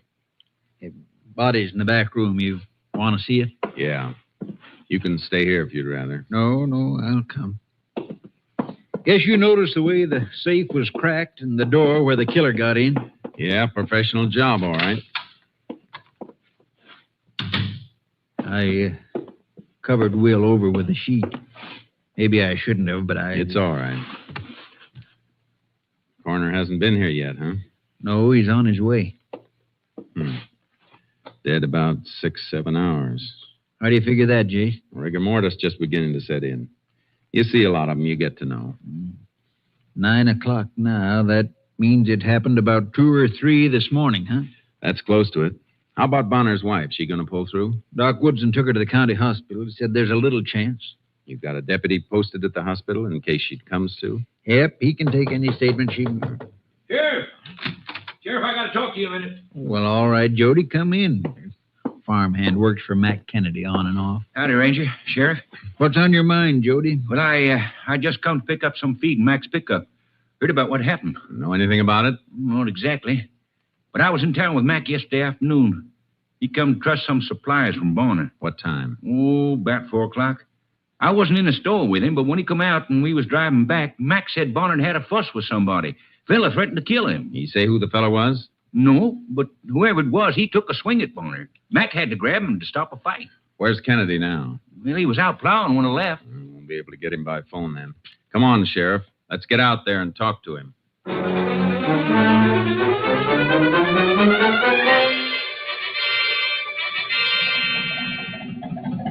Dead? Will Bonner dead? Yeah, and Liz is mighty close to joining him, Mac. Better cut the motor on your tractor. Yeah. Sheriff, Will should have told you about that fella. I should have called and told you myself after what he threatened to do to him. Too late for what anybody should have done. You know the man? Never saw him before, but I know who he is. Bonner's nephew. Fresh out of Huntsville. I heard him say so. An ex-con, and you didn't say anything about it? Well, Sheriff, how could I know he'd do it? A blood relative. Wasn't my affair, was it? You know the man if you saw him again? I'd know him any place. Better come into town with us. Talk while we ride. Okay. Did Bonner mention his nephew's name? Well, he called him Ben. Hey, Will Bonner had a brother died last year. Must have been his boy. We'll find out.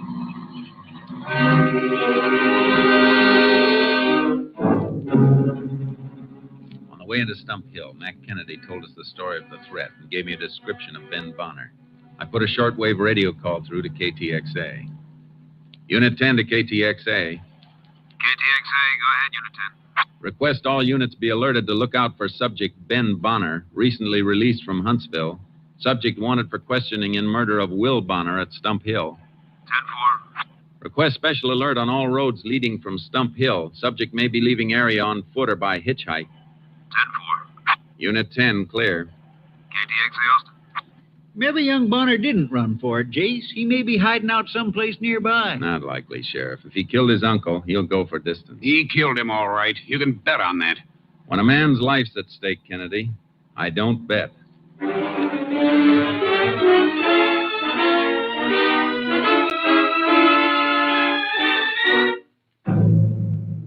Ben Bonner wasn't around Stump Hill. He'd pulled stakes and made a run for it, all right.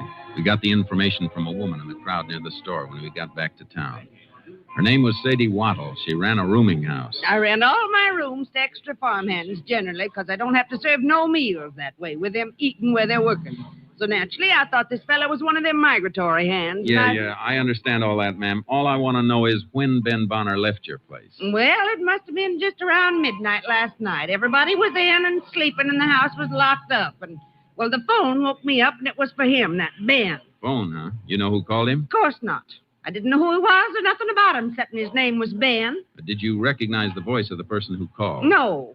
Well, please go ahead about the phone call. Well, I called him to the phone, that's all. Fine time of night to be waking people, I told him. Then he answered it. Right after that, he lit out like the devil was after him. You hear any of the conversation? I did not. I mind my own business. Besides, all he said was hello. After that, all the talking must have been done by whoever called him, because he never said another word, just listened a minute, then hung up and lit out. Phone ringing in the store, Jace. I better get it. Go ahead, Sheriff. Well, thanks for your help, Mrs. Waddle. I'm glad I'm alive to give it. Whew. I might have been murdered in my own sleep with an ex-convict under my roof. Ought to be some way we could tell him from other folks. A man who served his time can't be expected to carry a brand, ma'am. Besides, how did you know Ben Bonner's an ex-convict? How did I know? Huh. It's all over town, ain't it? Jace, the call is for you. Right there, Sheriff. Thanks, ma'am. Excuse me. Who's calling? Your headquarters, Captain Stinson. Hello, Captain. Got some good news for you, Jace. The Highway Patrol has picked up Ben Bonner. Fine. Where'd they get him? Almost to El Paso. Patrol car was stopped at a railroad crossing waiting for a freight to get through. They spotted him right in an empty flat. Freight, huh? It's a good thing they saw him. If he'd made El Paso, he'd been across the border into Juarez in no time. Well, he didn't make it. They're bringing him back to Stump Hill now. You'll have him there in a few hours. You getting a case against him? I seem to be getting plenty. Well, you don't sound too sure, Jace. I don't know. You look up his record? What was on his last ticket to Huntsville? Burglary, Jace. And that fits. Except for the killing this time. Yeah, it fits all right. Like the executioner's glove.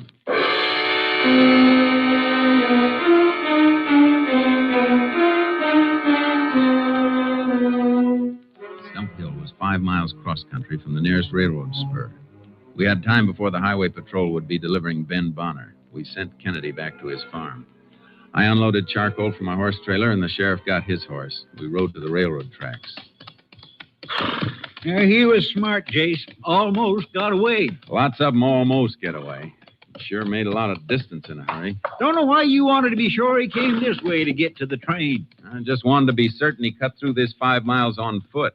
Proves he didn't hitchhike a fast ride and pick up a train further on down the line. Well, luck was with him for a while. He caught the only train he could have caught. You mean only one freight goes through here at night? Yep. Hotshot passenger clears first at about 1 a.m. Freight comes through about 15 minutes later. Slows for the grade here where he jumped it. About 1:15 is the schedule for the freight then, huh? That's right. Well, let's get back to town. Come on, Chuck. You look like that train schedule means something, Jace. It might. Coroner's report ought to be in by the time we get back to town. Hey, I see what you mean. If Bonner was killed between 2 and 3 a.m. like you figured... It'll mean his nephew Ben was on that freight at the time the old man was killed.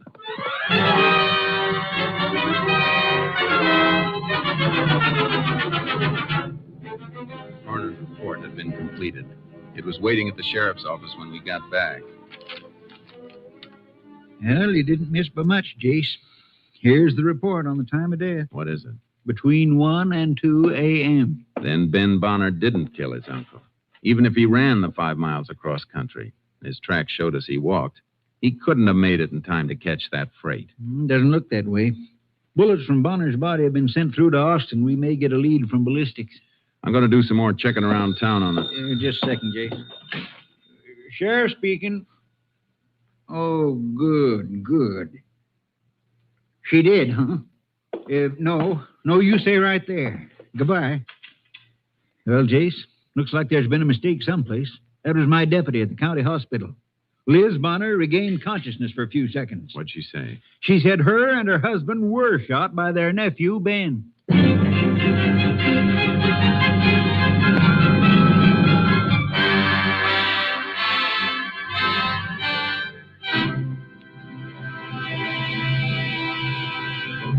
You are listening to Tales of the Texas Rangers, starring Joel McRae as Ranger Jace Pearson.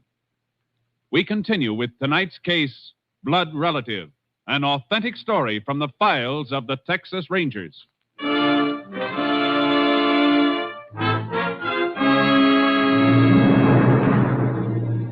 The highway patrol brought Ben Bonner back to Stump Hill and unloaded him at the local jail where the sheriff and I questioned him. But I didn't kill him, I tell you. Didn't even know he was dead till now. You said you was gonna kill him. You said it in front of a witness. Man, there's a difference between saying and doing. If you had nothing to do with it, why'd you run away? Because somebody called me up last night at the rooming house late. It was a man. Said he was a friend and wanted to warn me the sheriff was going to pick me up for threatening Uncle Will. You scare easy, don't you? You bet your life I do, mister. I just pulled 4 years at Huntsville and I had enough. I don't want no more. Maybe I was tough when I went to Uncle Will yesterday, but last night when I got that call, I was scared sick. And you don't know who called you? No, I don't know. You sure it wasn't somebody you served time with, letting you know he was here to help you with the job? No. Look, you gotta believe me. This is a murder rap. You can't send me up for it just because I shot off my mouth. That ain't evidence. Ben, there's more than that. Your Aunt Liz didn't die. She came to at the hospital. She says it was you who gunned her and her husband. That's a dirty lie. Look, if I did that, if I shot them and robbed the store, what was I doing on a freight? What did I do with the money? I ain't going to say anymore. I ain't going to talk till I see a lawyer. That's your right. We told you that in the beginning. All right, Sheriff. Guess you can lock him up again. Go on. Go ahead, then. Ranger, please, I didn't do it. Maybe the fellow who told you I threatened Uncle Will didn't tell you everything. Maybe you ought to ask him why there was arguing when I come into the store. All right, Ben, all right. Well, what do you think, Jace? I don't know. Let's get outside. If he did have an accomplice, the other fellow might be carting the loot and the gun. Might be. I'll see you later, Sheriff. I'm driving over to the hospital at the county seat. I want to talk to his aunt, Liz Bonner.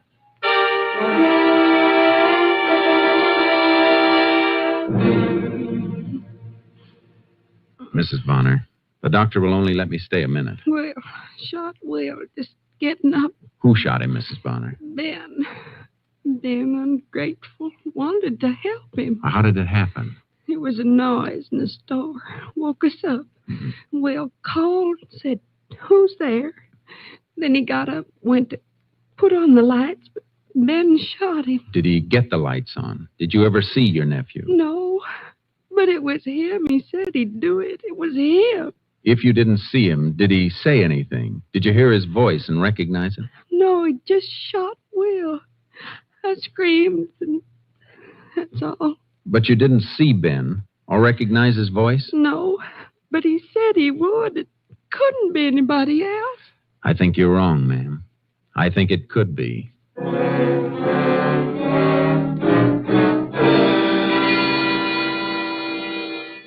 I burned up the road back to Stump Hill and got the sheriff. I wanted to make another check of the store and find out a few things about Mac Kennedy. Doggone it, Jace. You're sending your dogs at the wrong tree. Mac Kennedy's been Will's friend for years. I just asked if Kennedy'd ever been in trouble. Never. He's an honest, God-fearing dirt farmer, and that's all. What kind of shape is he in financially? Well, Jace, a man don't have to be a criminal just because he's down on his luck. Mac's crops have been bad. Sheriff, I'm just asking a few questions, that's all. Well, I'm sorry, Jace. I reckon Mac's in hawk up to his neck. Place and all his equipment, his mortgage. How come he can afford a hired hand? You mean Jody? Oh, he just drifts in and out. Ain't much of a worker, but he's all Mac needs. Migrates in the spring for planting season, then out again in the fall after harvest. He doesn't work for nothing, does he? Mac pays him right off when he makes his crop and sells it. That the way he pays everybody? Yeah, it's the only time he ever has any cash. Why? Just wondering. Did Mac buy here on credit from Bonner? Well, I guess so. Why? You find something in the ledger? Come take a look. Seems to be a page torn out. The book is kept in alphabetical order. Missing page is in the K's. If there was a charge page in here for Kennedy, it'd be right here. Now you got something I can't fight, Jace. What a setup. An ex-con threatens to kill a man, makes it perfect for somebody else to do the job and set the jailbird up for a frank. Come on, Sheriff. Let's get out to Kennedy's place again. Only this trip, we won't be asking questions about Ben Bonner.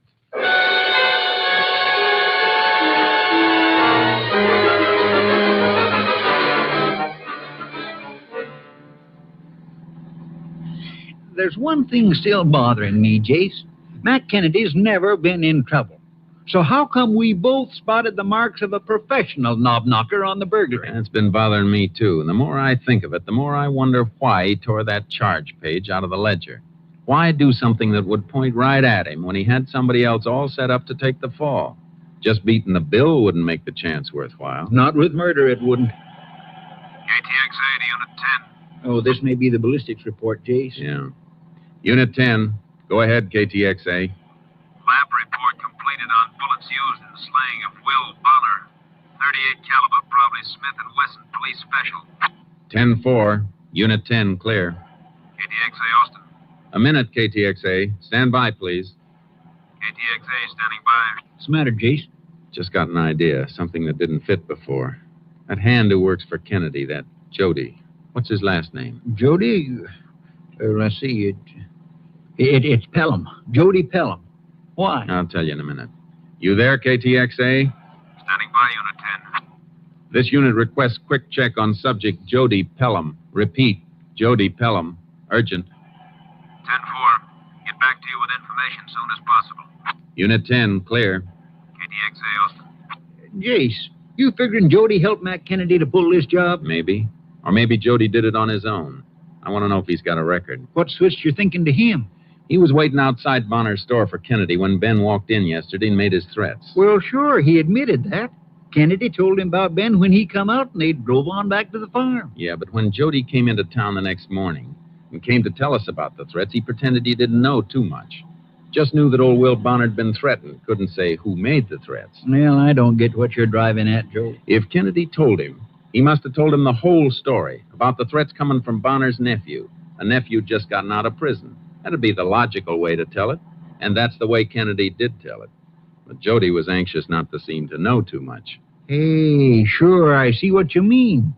Kennedy wasn't in town this morning till we went out and brought him in. Yeah, but when we got back, everybody in town knew that the man we were looking for was Bonner's nephew and that he was an ex-con. Sadie Waddles told us that. Only one it could have come from was Jody. He spread it around while we were out getting Kennedy. When we get to the farm, draw him out. Don't pounce on him until I get an answer on him from Austin. I hope it's the right answer. It may save Mac Kennedy's life.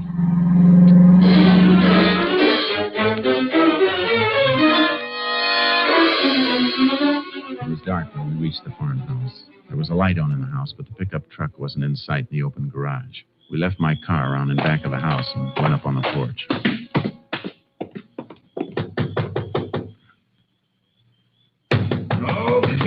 Okay, hold your horses. Oh, Sheriff, Ranger, huh? I thought it was Jody coming back with the pickup. Where'd he go? He drove up north to Edgeville this afternoon. Said he wanted to get something. He ought to be back soon. Well, aren't you going to ask us in, Mac? Oh, sure thing. Make yourself at home. Understand you got Bonner's nephew today. Heard a couple of women chewing about it on the party line. Yeah, we got him temporarily. What do you mean, temporarily? He didn't kill anybody, Mac. Hmm? You had an argument with Bonner yesterday. What about? I reckon that's my business. Yours and Bonner's. But he's dead now, so that makes it my business. Better talk up, Mac. Well, I've been running up a big bill. Will was cutting me down a little. You admit you owed him money. Why wouldn't I admit it? I pay my bills. Any man says otherwise is a liar. Nobody is saying otherwise, Mac. You keep a gun around here anyplace? Yeah. What kind? Smith & Wesson 38. It's right there on the mantel over the fireplace. I'll get it, Jason. Oh, don't wipe off any prints. Stick a pencil in the muzzle and lift it that way. Okay. Pencil won't go in, Jace. Something jamming it. Let me see. Don't have to worry about prints on that. Outside's been wiped clean with an oil rag. Looks like paper jammed in there. We'll soon find out. Take these shells out. Poke the pencil through. There. Why, it's Mac's charge page from the ledger. What's that? What are you trying to pull? Take it easy, Mac. We're not after you. Smell this gun and look at it, Sheriff. It was used, then reloaded, but never cleaned. Well, that gun hasn't been touched in years. Mac, this gun killed Will Bonner and almost killed his wife last night. Jody Pelham did it after you told him about Bonner's nephew. But why would he tear out that page and plant it here? So he could use Mac here to give himself a double cover-up. He made the call to the rooming house and got Ben Bonner to run.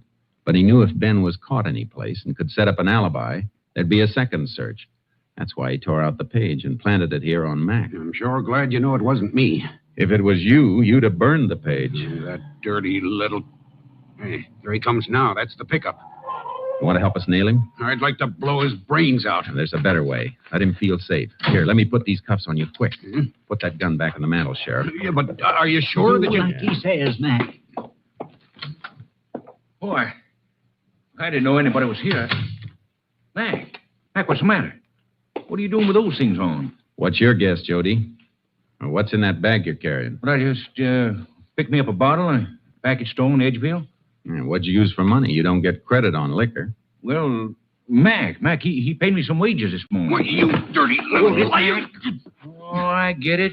I kind of wondered where he got the money. Now you know, huh? Well, when I got up last night and found he was gone, I sort of got to wondering this morning. You shut up, Mac. All right, Sheriff. I guess we can take him in. You better come along to make a statement, Jody. Sure. I hate to do a thing like this to a friend, but I guess he deserves it. Doing old Bannon like he did. Yeah. I thought you'd feel that way. Let's go. You might as well admit you fired the gun, Mac. A diphenylman test will prove you did. What kind of test is that? A man fires a gun. The nitrate from the powder gets into the pores of his hand. Chemical application shows it up. Well, he washed his hands since last night, I reckon. Oh, washing won't get it out. Stays for a couple of days. You fired a gun recently, Jody? No. Well, then we make the same test on your hand. It'll show you the difference. Well, you don't have to do that. I don't understand that kind of stuff anyway. That's too bad. I thought you might like to see how we work. Get in. Watch him, Sheriff. All right. Well, Austin ought to have that information I requested before, Sheriff. Yeah? This might bore you, Jody. Unit 10 to KTXA. Go ahead, Unit 10. This unit back in service. Been waiting for you. Have information you requested on subject Jody Pelham. What's that? 2 years Huntsville burglary. 3 years Louisiana State Penitentiary burglary and safe cracking. 10-4. Unit 10 clear. KTXA Austin. Stop this car. Let me get out of here. Watch him, Sheriff. Don't make me use this gun, Jody. You rotten. Never mind that, Mac. Here, take these keys and put the cuffs on the right man, Sheriff. We might as well have him there. He'll be wearing them a lot until he reaches the death cell at Huntsville.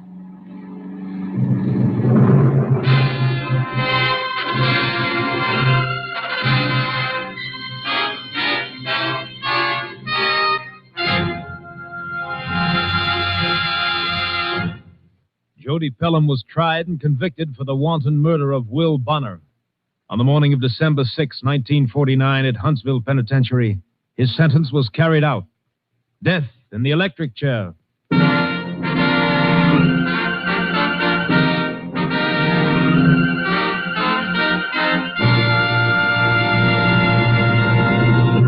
And now, here again is the star of our show, Joel McRae. Folks, Tales of the Texas Rangers is moving to a new time. You won't hear us next Sunday, but the week after that, we'll be back just an hour and a half later than usual on NBC, right after Theater Guild. So we'll see you in 2 weeks, on Sunday, November 26th. And I hope you'll be listening. Good night. Good night, Joel. See you 1 week from this coming Sunday. Remember, friends, as Joel told you, Tales of the Texas Rangers will come to you an hour and a half later, immediately following Theater Guild. Beginning next Sunday at this time, you'll hear Hedda Hopper's fine program. The week after next, November 26th, Joel McRae as Ranger Jace Pearson will be with you again. A week from Sunday, Joel McRae in another authentic reenactment of a case from the files of the Texas Rangers.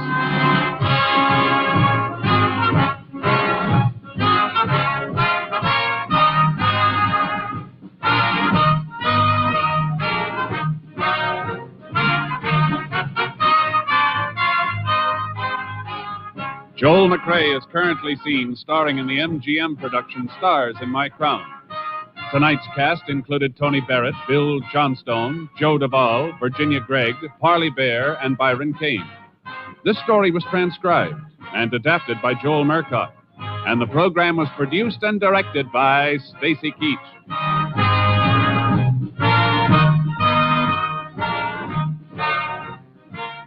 1 week from next Sunday, Tales of the Texas Rangers will be back with you immediately following Theater Guild.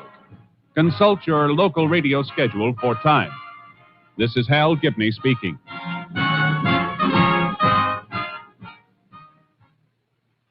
Three chimes mean good times on NBC. The National Broadcasting Company presents Joel McRae in Tales of the Texas Rangers. Tonight, transcribed from Hollywood, another authentic reenactment of a case from the files of the Texas Rangers.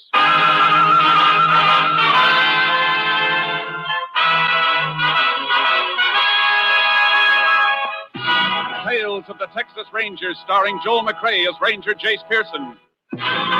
Texas, more than 260,000 square miles, and 50 men who make up the most famous and oldest law enforcement body in North America.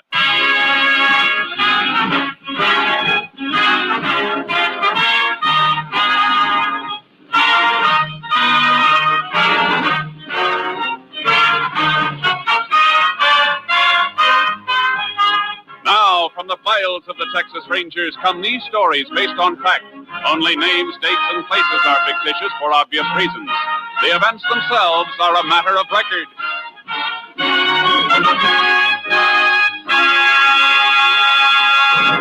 Case for tonight, hanging by a thread.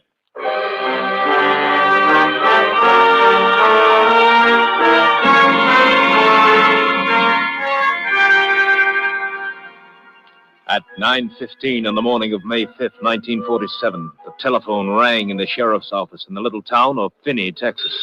Sheriff Hanson answered it. Sheriff's office, Hanson speaking. Sheriff, this is George Hawks. How are you, George? What can I do for you? Nothing now. Nobody can. How's that? I just called to tell you I'm going to kill myself. What did you say? You heard me. It'll take you 20 minutes to get out to my place. By that time, I'll be dead. Now, wait a minute, George. What? Hello? George! Operator! Yes, sir? Oh, this is the sheriff. That caller just came in here. Where was it from? One moment, Sheriff. If this is someone's idea of a practical Hello, joke... Sheriff. Yes? That call was placed from 317 out on Gum Creek Road, the residence of Mr. George Hawk.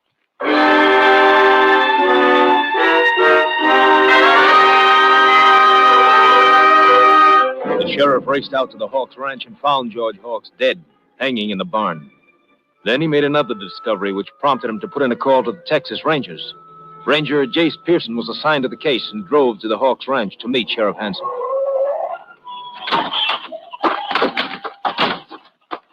Jace, am I glad to see you. Howdy, Sheriff. It's been a long time. Yeah, a month of Sundays. Now, I hope I didn't call you down here for nothing, Jace, but this looks mighty fishy to me. So I want you to take a look at the body. Hasn't been taken down yet? No, I put in a call to the coroner, but he was out somewhere. I left a message for him to come out here as soon as they could locate him. How'd you find out about the body, Sheriff? I got a phone call, Jace, about 9:15. Said it was George Hawks and he was going to kill himself. I thought maybe it was some jokers, so I traced the call. And? It came from here, all right. So I drove out fast as I could, but George was dead. Hanging by the neck in the barn. No pulse. Body still warm. Sheriff, I know you didn't call me down here to investigate a routine suicide. What's the catch? Well, I'm getting to that. Come in the barn. This is just the way he was when I found him. You notice that's a wire he's hanging from, not a rope. Yeah. Cut off the clothesline, probably. How'd you know? Guessed. I saw the clothesline had been cut, part of it dragging on the ground in the yard. You Rangers don't miss much, do you? Not if we can help it, Sheriff. Well, I want to show you something I found. Look at this, right under the body. It's an oil drum. Right. And the exact position I found it in, on its side. Now, you'll notice, Jace, that it's the only thing near enough that George could have stood on while he put the wire around his neck. Here's the rim marks where it stood on the straw before it was tipped over. Yeah, only he didn't stand on it. Look at this end of the drum. Thick with dust. Now, look at the other end. Dusty, too. Jace, there's not a sign of a footprint on either end of this oil drum. You're right, Sheriff. He couldn't have climbed up in the loft and jumped, or that wire would have taken his head off. Yeah, that's what I figured, and that's why I called you. What about fingerprints? Oh, couldn't find any, just a few smears. What does it spell to you, Jace? Just one word, and an unpleasant one. Murder.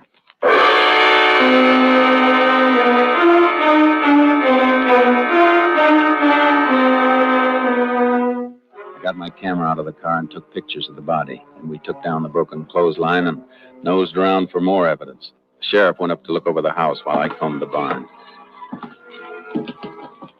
How'd you make out up at the house, Sheriff? Nothing, Jace. Absolutely nothing. No note from George. Everything tidy. No sign of a struggle. Funny nobody's around. Who would be ordinarily? His wife, Millie. One of the hands. He had 2 men working for him last I heard. How you coming, Jace? I found a couple of things, but not the thing I want. What's that? The tool that was used to cut the wire he's hanging on. All I found in the barn here was this pair of rusty pliers. Well, couldn't they have been used to cut it? No, Sheriff, they wouldn't cut butter. Besides, the cut's too clean. How about footprints? No luck yet. But I think I've found what the killer stood on to string the body up. What? The stepladder. I found it under the tool bench. Been used lately. Marks in the dust where it'd been dragged out and then pushed back. Well, what are you fixing to do, Jace? Going up the ladder and take a look at the beam where the wire's looped over. Here, I'd better hold it for you. It's pretty rickety. Thanks. Find something? I think so. What is it, Jace? Look at this. Stuck on a splinter where the wire went over the beam. It's a piece of black thread. Yeah, black wool thread. Well, are you a string saver, Jace? In a case like this, yes. Let's take a look outside. What about a motive, Sheriff? For suicide or murder? Either. Can't think of a one offhand. George was a pretty normal guy. Happily married. Didn't have any enemies that I know. How about those 2 hands you mentioned? Well, this new one, Brad Johnson, been working for George about 6 months. Only met him a couple of times. Seemed to be all right. In a quiet sort of way. And the other? Old Tom. Oh, he's okay. Drinks a lot. George used to fire him regular and then take him back when he sobered up. There's no good footprints in the yard here. Nope. Ground's packed pretty hard. Oh, Sheriff. Car coming up the house. Is that the coroner? That? Well, no, that looks like... Well, sure, that's George Hawks' car. That's Millie driving it. Mrs. Hawks. Come on. We'll have to tell her, Sheriff. This is the only part of the job I really hate. Yeah, I know, Jace. Sheriff, what are you doing out this way? And... Morning, Mrs. Hawks. This is Ranger Pearson. Howdy, ma'am. Ranger? What's happened? What's the matter? I'm sorry to have to tell you, Millie. George, Something happened to George? yes. He's dead. Oh, no. Come on, Mrs. Hawks. We'll take you to the house.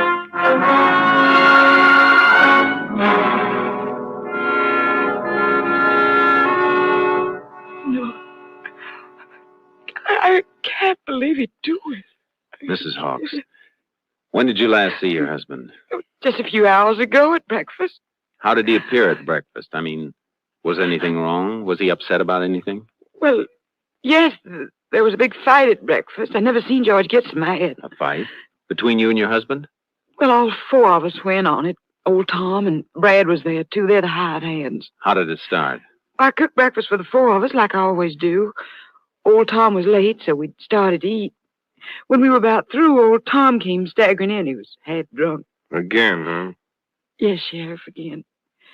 Then he and George had this big row, and George fired him for being drunk.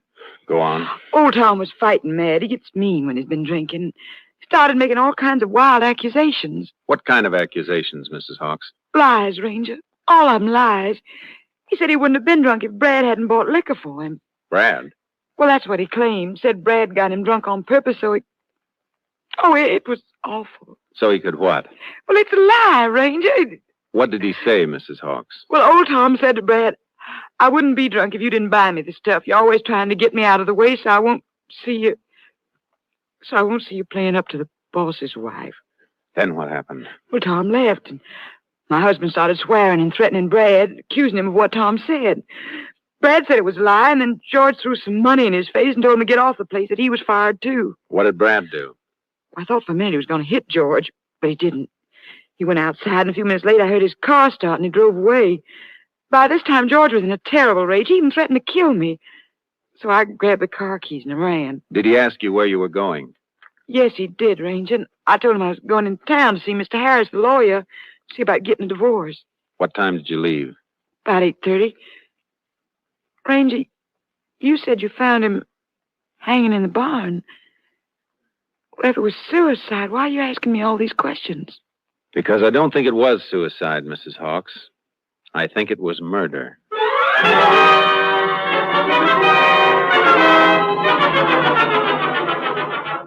After the coroner and the doctor arrived, the sheriff borrowed a horse from the corral. I got charcoal out of the trailer, and we headed for Tom's shack up in the hills. There it is, Jace. Just around those rocks. That Tom's horse, Sheriff? Grazing out back? Yep. He's around someplace. Up, charcoal. Yep. I just can't see old Tom as a killer, Jace. He ain't the type. Huntsville's full of them, Sheriff. Killers who aren't the type. Oh, charcoal. Oh, boy. Yeah.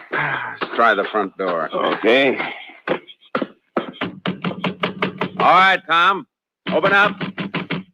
He's not here, Jace. I can see through the windows. Shack's empty. What the? Somebody's shooting close by. Maybe Tom. That shot came from back up in that draw. Come on, Sheriff. There he is. Back by that clump of trees. Is that Tom? Sure is. Hey, he's running toward the trees. Hold it, Tom. There we are. I'll put one over his head. Yeah, he's starving. See what he's wearing, Jace? Yeah. Black sweater. What's all the commotion? All right, Tom. Throw down that rifle. Sure. Sure, Ranger. But, what for? Why didn't you stop when I told you to? Well, to tell the truth, Ranger, I didn't hear you. I'm kind of deaf. I heard you shot, though. Yeah, that's right, Jace. He's hard of hearing. What's that, Sheriff? Oh, never mind. Why'd you shoot at us, Tom? Shoot at you? Why, I never did no such thing. What were you doing then? Ain't no law against a man killing himself a rabbit for supper. All right. Get his rifle, Sheriff. Let's go. Huh? Where to? To your shack first. We're going to have a long talk about George Hawks.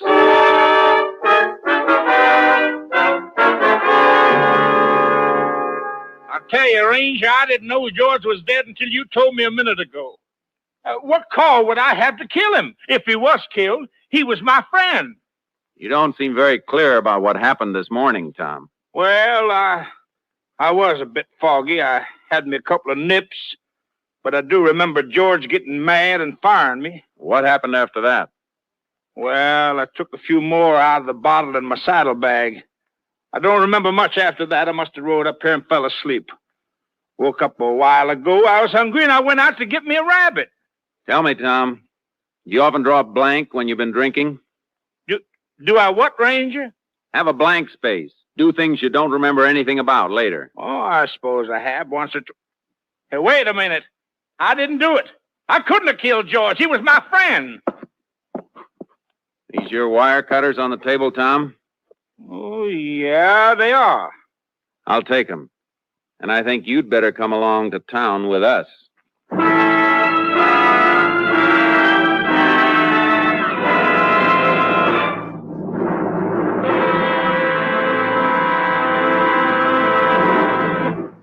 You are listening to Tales of the Texas Rangers, starring Joel McCrae as Ranger Jace Pearson at our new Sunday time. We hope that our many friends who have listened to us at the earlier hour will continue to be with us each Sunday. And for those of you who are hearing our program for the first time, we extend a warm and cordial welcome and invite you to be with us each Sunday from now on. And now we continue with tonight's case, Hanging by a Thread, an authentic story from the files of the Texas Rangers.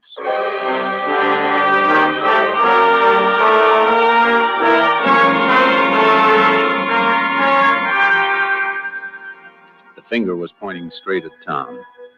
When we got back to the Hawks Ranch, there was a man in the back lot feeding the hogs. It was Brad Johnson, the third witness at the breakfast fight. While the sheriff took Tom into town, I got Brad's version of what happened. And then he threw the money in my face, Ranger. $30. Told me I was fired. I wanted to hit him, but I didn't. Then what, Brad? Then I got my duffel bag, threw it in my car, and drove off. Where'd you go? To Finney. Drove around town for a few minutes, and then I went to the White Spot Cafe and had a cup of coffee. What time was this? When I was in the cafe? Oh, about 9:30, I guess. Why'd you come back here? Well, somebody in town said that George had killed herself and that the coroner was on his way out here. So? Well, I figured if it was true, there wouldn't be anybody to do the chores. We fired old Tom, too. And Mrs. Hawks always treated me so friendly. Well, so I come out to do what I could. Yeah, very nice of you. Tell me, Brad, is there anything between you and Mrs. Hawks? No, sir. That's a lie, Ranger. Never even spoke to each other except at meal times or say good morning. What are you planning to do now? Well, I don't know. Help Mrs. Hawks till she can get somebody, I reckon. I see. Well, I gotta be moseying along. Oh, don't leave town without letting me know. Oh, I won't, Ranger. I'll be around.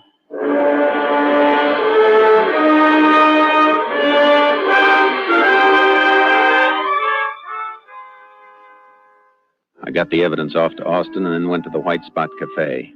Brad had been seen there at 9:30, and Mrs. Hawks had been with her lawyer half an hour before. I radioed headquarters that I was staying over in Finney, and about 9 that night, I got a phone call. Hello? Jace, Captain Stinson. I've got the report on that stuff you sent in today. You got a pencil? Sure have, Captain. Shoot. On that black wool sweater, the thread you sent in the envelope matched all right. It's definitely off the sweater. How about the wire cutters? I'm afraid I got a disappointment for you there, Jace. They couldn't get a match. I'm afraid the murder wire wasn't cut with the tool you sent. Are you sure, Captain? The boys in the lab are. They made sample cuts with every millimeter of those blades and couldn't match up a single one with a murder wire. Oh. What kind of a fix does that put you in, Jace? I'm not sure. Well, thanks, Captain. I'll keep in touch with you. All right, Jace. Good luck.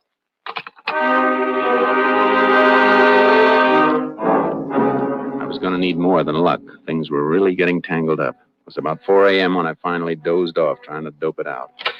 Then at 8:30, I met the sheriff in his office. Well, you look like you've been through the ringer, Jace. Hotel bed's too hard for you? No, but I didn't get much sleep trying to figure this Hawks thing out. Looks like we'll have to let old Tom go, Sheriff. Why? What's up? The lab says Tom's cutters didn't cut that wire. They didn't? No.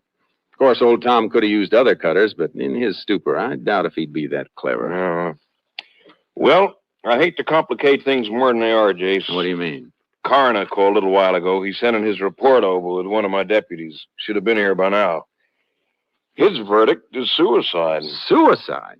Oh, that doesn't make sense. No, apparently does to him. We'll know when the report gets here. Yeah. George Hawks, deceased. Climbed up a stepladder, put a wire around his neck, and then placed the ladder neatly under a workbench 12 feet away. My dusty oil drum snorting things up, Jason. Considerable. Morning, Sheriff. Howdy, Ranger. Hi. Morning, Joe. Did you get it? Yep. Had to wait while the coroner signed it. Here it is. Yeah, thanks, Joe. Anything more I can do, Sheriff? No, not right now. Well, I'll go get me some breakfast then. Let's see. No marks of violence on the victim's body. Autopsy disclosed no brain injury. Death probably caused by strangulation. Coroner's conclusion, suicide. Signed G. Parker, coroner. There it is, Jace. Couldn't be. No, here's something from the doctor. I examined the body at 11:30 a.m. It is my opinion the death occurred approximately 3 hours previously. Hey, wait a minute, Sheriff. Well, what is it? That'd make it about 8:30 when George died. What time did you say he called you? At 9:15. Great suffering. Sheriff, are you sure it was George who called? Well, now that you mention it, I'm not sure. Said he was George. Could it have been somebody else? Yeah, I suppose so. It's beginning to piece together, Sheriff. Whoever it was could have killed George, then called you and tried to sound like him. To establish an alibi. Exactly. And then pop up someplace else a few minutes later. Like the White Spot Cafe. I'll call you later. Where are you going, Chase? Back to the Hawks Ranch.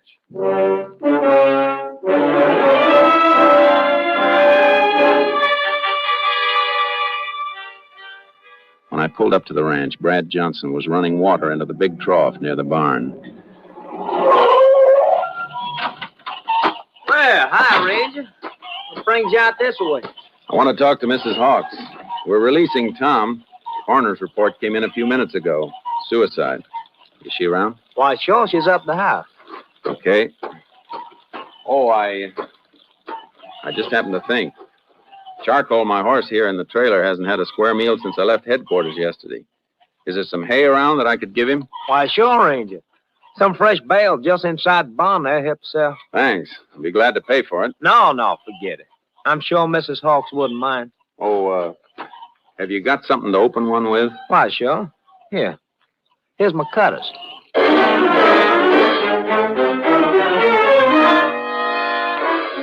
I took the cutters into the barn and made some cuts on a wire sample. After I gave the cutters back to Brad and fed charcoal, I spoke briefly with Mrs. Hawks, and then I tore out for the lab in Austin. By 1 o'clock, I got the results. Here it is, Jace. Take a look. The wires match, Johnny? See for yourself. That dual microscope never lied to me yet.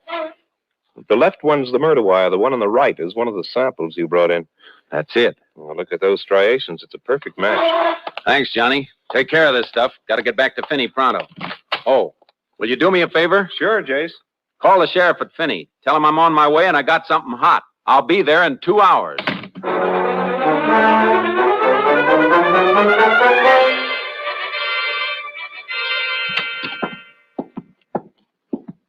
Well, Jace, you sure made good time. What'd you find out? We got positive proof the murder wire was cut with Brad Johnson's cutters. Brad's? You going to pick him up? Not right yet, Sheriff. Why not? We only know that Brad's cutters were used. We don't know he used them. We got to be sure. What are your plans, Jace? I've been thinking. Those stories that Mrs. Hawks and Brad told me, they were alike, all right. Too much alike. What do you mean? A couple of times they used the exact phrases. Mm-hmm. What about Tom and the black thread? We'll keep an eye on him, but I think he's clean. He could have caught his sleeve on that beam doing anything, pitching hay or anything. Yeah, he could have. Well, what do we do now? We got to catch him alone, Brad and Mrs. Hawks. When they don't know anybody's around, we got to hear what they say to each other. Maybe after the funeral. It's this afternoon, 4 o'clock. You know where it's being held, Sheriff? Sure, out of the ranch. Be a graveside ceremony. Where's the cemetery? Clear over on the other side of town from the Hawks' place. It'll take them a while to get over there and back. Sheriff, while they're at the cemetery, you and I are going to the ranch and fix up a little surprise.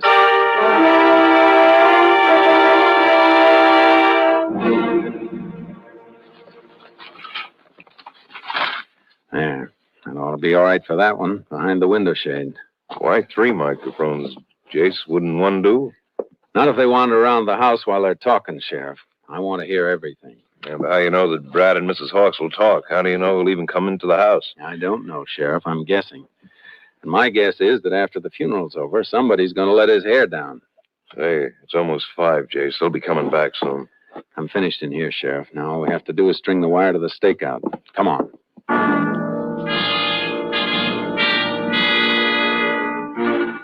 We'd hidden my car in a lane down the road and set up our equipment in a clump of trees close to the house. 3 neighbors' cars drove up, then Brad's. We watched him as he fed the stock. About sundown, the last of the guests left the house.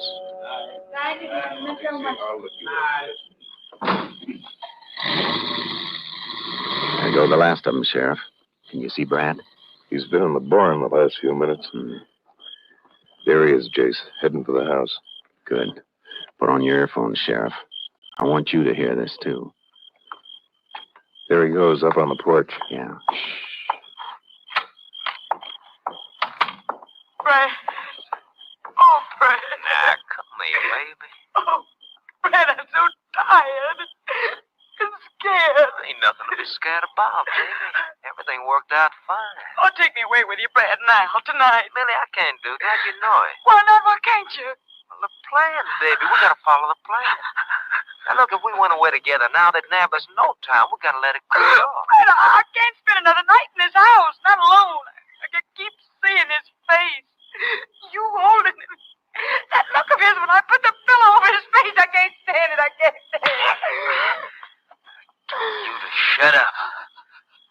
Look, I put a lot of hard work on us. Our alibi's got him clear off the trail. I'm not gonna let him get back on it, you hear?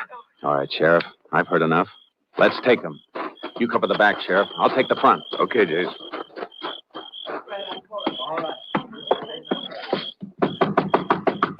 All right, in there. Open up. Ranger Pearson, open up.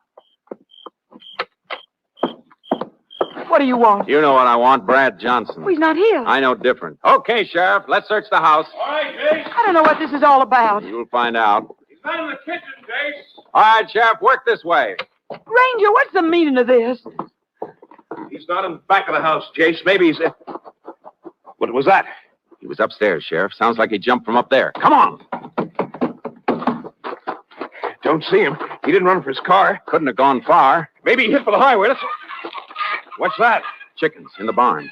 Something scared them, and I think I know what. Come on. If we play this right, we've got him trapped. I know you're in there, Brad. Come on out. All right. Dark as pitch in there, Jace. Turn on your flashlight, Sheriff. Take the other side. I'll look behind those things. Okay.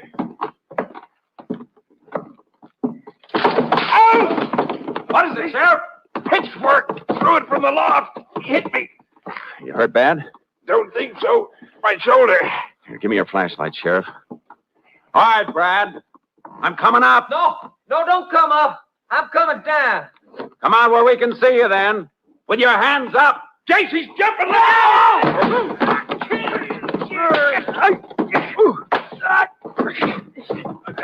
Jace, you all right?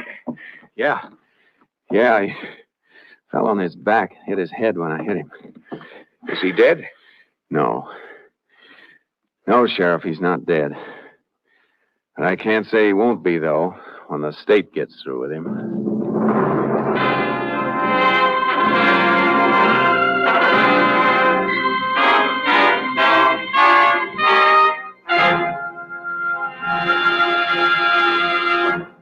After Mildred Hawks turned state's witness, Brad Johnson confessed to the murder of his employer. For her part in the crime, Mildred Hawks received a sentence of 50 years in a women's prison at Huntsville. Johnson's sentence, death in the electric chair.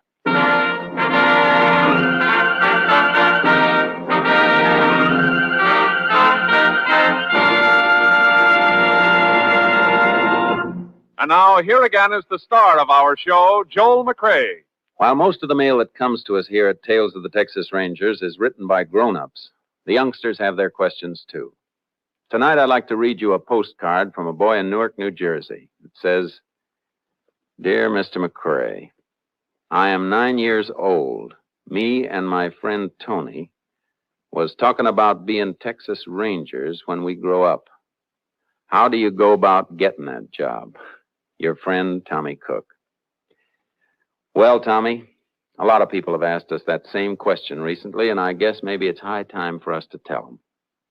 First, a ranger has to serve at least 10 years as an outstanding police officer. Then he may compete with others for the job. If he's selected, he works under the wing of a ranger captain for at least 6 months, and then he's put out in the field with other seasoned rangers for a year and a half. By this time, he is, or he isn't, a true Texas Ranger. And Tommy, your card's being sent to Colonel Homer Garrison, Jr., Chief of the Texas Rangers. Good luck. Good night.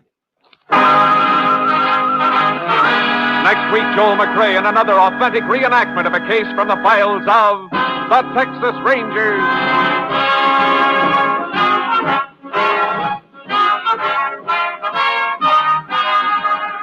Joel McRae is currently seen starring in the Universal International Technicolor production Saddle Trench. Tonight's cast included Tony Barrett, Byron Kane, Betty Lou Gerson, Jeff Corey, and Wally Mayer.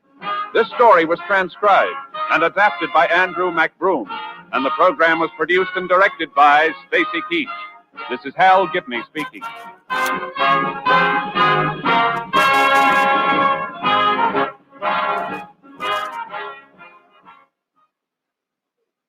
3 chimes mean good times on NBC. Tuesday nights are bright with comedy on NBC. Start off the evening with Baby Snooks. Hear Fibber McGee and Molly of 79 Wistful Vista. Listen as Art Linkletter proves that people are funny and laugh with Bob Hope and his gang.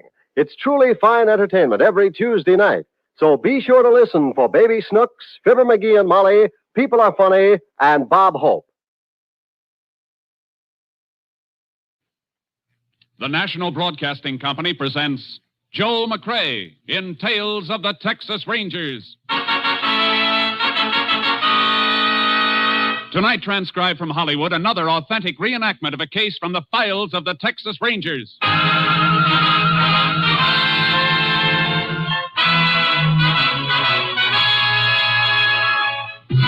Tales of the Texas Rangers, starring Joel McRae as Ranger Jace Pearson. Texas, more than 260,000 square miles, and 50 men who make up the most famous and oldest law enforcement body in North America.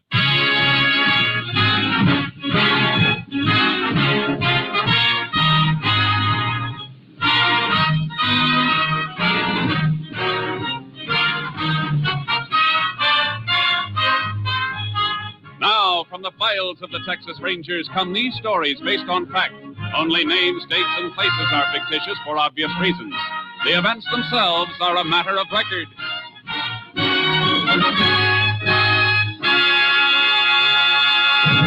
Case for tonight, room 114.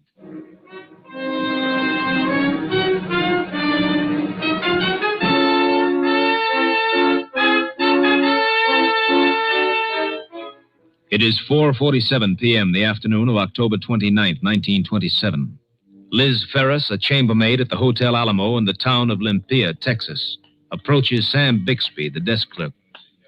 Mr. Bixby.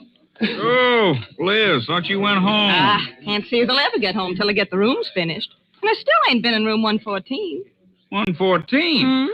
That's Mr. Boland's room. Oh, he went out a couple hours ago. Well, he left one of them do not disturb cards on his door just the same. His key ain't in the box there. I looked before while you were sorting out the mail. Well, he probably just forgot to leave his key. You got your pass key. You can get in. Well, how'd you know he didn't come back again without you seeing him? Suppose he's in there taking a bath. All right, Liz, all right. Come on. I'll come back with you. Give me the keys. Some folks don't care at all when I finish work, long as they can sleep the day away. Now, Liz, Mr. Boland's been here for 2 days, and this is the first time he's give you any trouble. Well, if it ain't him, it's somebody else. There's that do not disturb card on the door, like I said. Did you try knocking? That on the door? Of course I didn't. I got some consideration for other folks, even if they ain't got none for me. Besides, I run the vacuum cleaner in the hall hard enough to wake the dead. Well, he don't answer the knock. Sure, he went out. Well, if you're so sure, why don't you open the door then? You in, Mr. Boland? Mr. Boland? He's out, all right. Go ahead, Liz. All right, I'll make the bed first, then get the vacuum. What's the matter? A man's leg sticking out from under the bed, and there's blood on the rug. Let me out of here. No, be quiet, Liz. Don't let the other guests hear you. I better call the sheriff right away.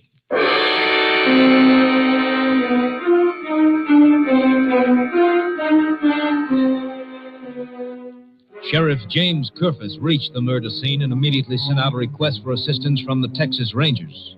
Ranger Jace Pearson was assigned to investigate. He joined the sheriff in room 114 of the Alamo Hotel. Everything just like I found it, Ranger. Except I had the bed moved so as I could get a look at the body. Throat slashed, huh? Looks like it was done with a straight-edge razor, Sheriff. Yeah.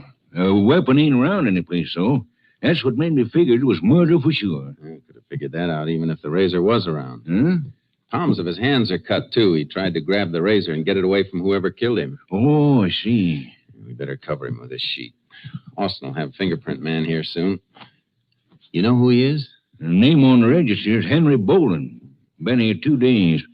Come up from Lone Star to sell some cattle at the auction barn. All the way up here from Lone Star to auction cattle? That's pretty far. Yeah, now that you mention it, yes. Yeah, plenty far. Who discovered the body? A desk clerk and cleaning woman. You must have passed him out in the hall. I told him to wait right outside. Yeah, I saw him. We better talk to him. Right. Just trying to clean the Fix me. Liz, Ranger wants to talk to you. Oh, sure thing. I already told you all I know, Sheriff. Anybody come in to visit in this room today? Well, that's hard to say, Ranger. A lot of cattlemen in town when the auction's running. Well, nobody stopped by the desk, but you know how it is. Men know each other, visit around. Sure. If he'd been out tending his business like a man ought to be, he mightn't be dead. That's what I say. Now, Liz, I told you he was out. I saw him go. When was this? Noon, a little later maybe. But I didn't see him come in again. Are you sure it was Boland you saw? Might have been somebody dressed like him, wearing his clothes, maybe. Oh, no, I saw him good enough to know for sure. Stopped just a few feet from the desk to wipe his eyeglasses with a handkerchief. Eyeglasses? Is something wrong with that, Jace? I'll tell you in a minute. He wear glasses all the time? Every time I see Yeah, him, sure he did. I see. When you opened this door, most of the body was hidden by the bed, wasn't it? Yeah. That's right. Well, the bed's been moved since then. I think you better come in and identify the body. Oh, do we have to? Yeah, I'm afraid it's necessary, because the man in here didn't wear glasses. Oh. Come on. Well, okay. Now, look, he wouldn't have to be wearing them when he was killed, Jace. He never wore them. Man who wears glasses all the time has little pressure marks alongside the bridge of his nose. It's a thing we always look for. Helps with identification. Now, I'll move the sheet. All right. What? Well, that ain't Mr. Boland. No, it ain't. Well, then who is this fella? Sheriff, I don't know. I never saw him before. He's a lot different. Mr. Boland not only wore glasses, he had a mustache. And this feller don't. This couldn't be him clean-shaven? No, sir, could not. Looks like Boland isn't our victim, Sheriff. Looks like he's the killer.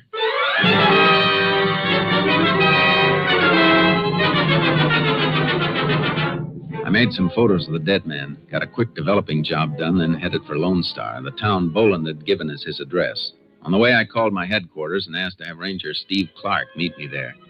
He was waiting at the county courthouse when I drove up. Howdy, Jace. Howdy, Steve. Been waiting long? No, just got here about half an hour ago. Say, what's up? Headquarters fill you in on the killing of the Alamo Hotel in Olympia? Yeah, they told me about it. Good. How far out's the Boland ranch? Well, it begins 9 miles southwest. What do we do, go out and grab Boland? If he's around, but it isn't likely. Not after checking out of that hotel and leaving a dead man in his room. Why'd you head this way, then? Well, nobody at Olympia had seen the dead man before. We got to find out who he is. If there was bad blood between him and Boland, somebody around here might know about it. That's a good thought. I'll load my horse in with yours, and we can go out to the ranch and wake him up.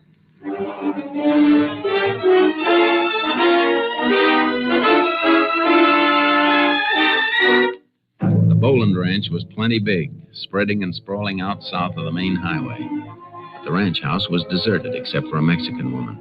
She was frightened and wouldn't unlatch the screen door. We just want to talk to you, ma'am, Go that's all. away, go away. You come back again when Mr. Boland is here. We're Texas Rangers. We just want some information from you. I know nothing, please. You go away. If Mr. Boland is in there, we'd like to talk to him. No one is here, senor. No one but me. It won't do you any good to hide him, ma'am. If he's not there, why can't we come in and look around? No. We should have gotten a search warrant, Jason. Yeah, she's just frightened because she's alone. There ought to be somebody else around a ranch of this size. Bolin must have hands. Yeah. Where are the men, Senora? The vaqueros who work on the ranch. Round up, all out to work, they round up. All right, Senora. You can go back to bed. We'll go talk to them. Your Senora wasn't any too happy to see you, boy. I know. Well, let's get the horses out of the trailer. You really want to look for those cowpokes tonight? Yeah, because we got plenty of other things to do in the morning. Come on, Charcoal. All right, boy. Come on. What's on your mind for the morning?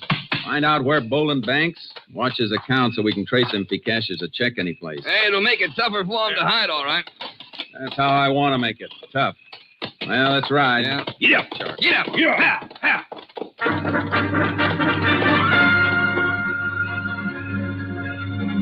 Poland had plenty of stock, all right. We passed cows and calves by the score. But ground marks showed that the main herds, the selling beef, were driving south.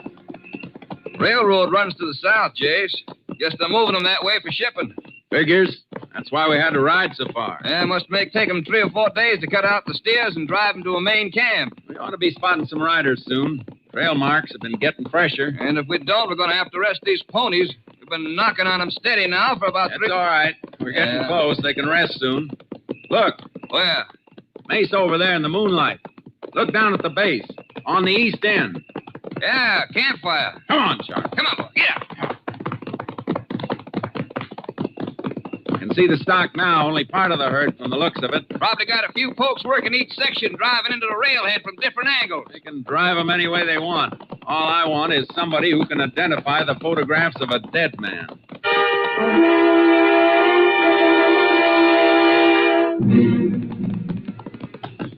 Campfire there, all right, Jace. Nobody around it. That's kind of funny, isn't it? Fire must have been made by cowpokes. They gotta be around. Horses couldn't move far if they were hobbled, but there ain't any horses inside either. Nothing but part of the herd. Maybe they moved around the other side of the mesa. Whoa, Charcoal. Where'd that shot come from, Jace? Up a brush and rock at the edge of the mesa. Whoa, easy, boy. You fellas! Wherever you are! Come up where we can see you and keep your hands high! Not while you're gunning from cover. Who are you? Ranch hands with the right to be here. That's more than you got. What are you doing on this range? We're Texas Rangers. Rangers? And after Rangers, let's get a look at you. Come on, Clark. Yeah. Yep. Oh, Charcoal. Oh, boy. Now move out of that brush where we can see you. Okay. Come on, fella. We better get off our horses, Jace. Make too good a target for them. Yeah. Well, reckon y'all Rangers, all right. My name's Frank Tuller. This Charlie Small. Never mind the introductions, Tuller. You always throw lead at anybody riding this range? I fired over your head. Just a warning. A warning for what? That's orders, Rangers. Somebody's been making off with some stock, and Bolin told us to be on the lookout for strange riders. Bolin? He around? No. When'd you see him last? Just before we started out on Roundup. Tuller and I ain't seen anybody but each other for almost a week. And you don't have any idea where your boss might be. How would we know? Hey, you seem mighty anxious to find him. I am mighty anxious. Yeah, the boss in some kind of trouble? He's in plenty of trouble. We'll find it out sooner or later. He's wanted for murdering a man in a hotel in Olympia. So if you know where he is or even where he might be, you better talk up. Well, if we knew, we'd tell you right off, but we don't. Know anybody Bolin's been having trouble with? Nope. No, boss never had trouble with nobody. There's a dead man who'd disagree with that if he could. Get those photos out of your saddlebag, will you, Steve? Right. Maybe you can identify the man Bolin killed. Here you are, Jace. Thanks. Here, Tuller, Yeah? you too, Small. Huh? Take a look. What, say? Ranger, Bolin never killed this man. What makes you so sure of that? Because this is the boss. This is a picture of Bolin himself.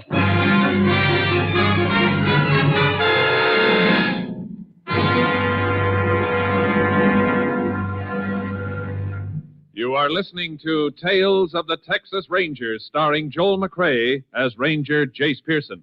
We continue now with tonight's case, Room 114, an authentic story from the files of the Texas Rangers.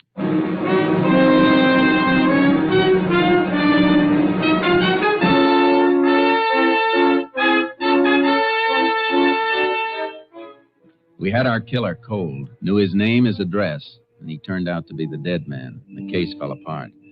It didn't make sense. You're sure this is a photo of Boland? We ought to know.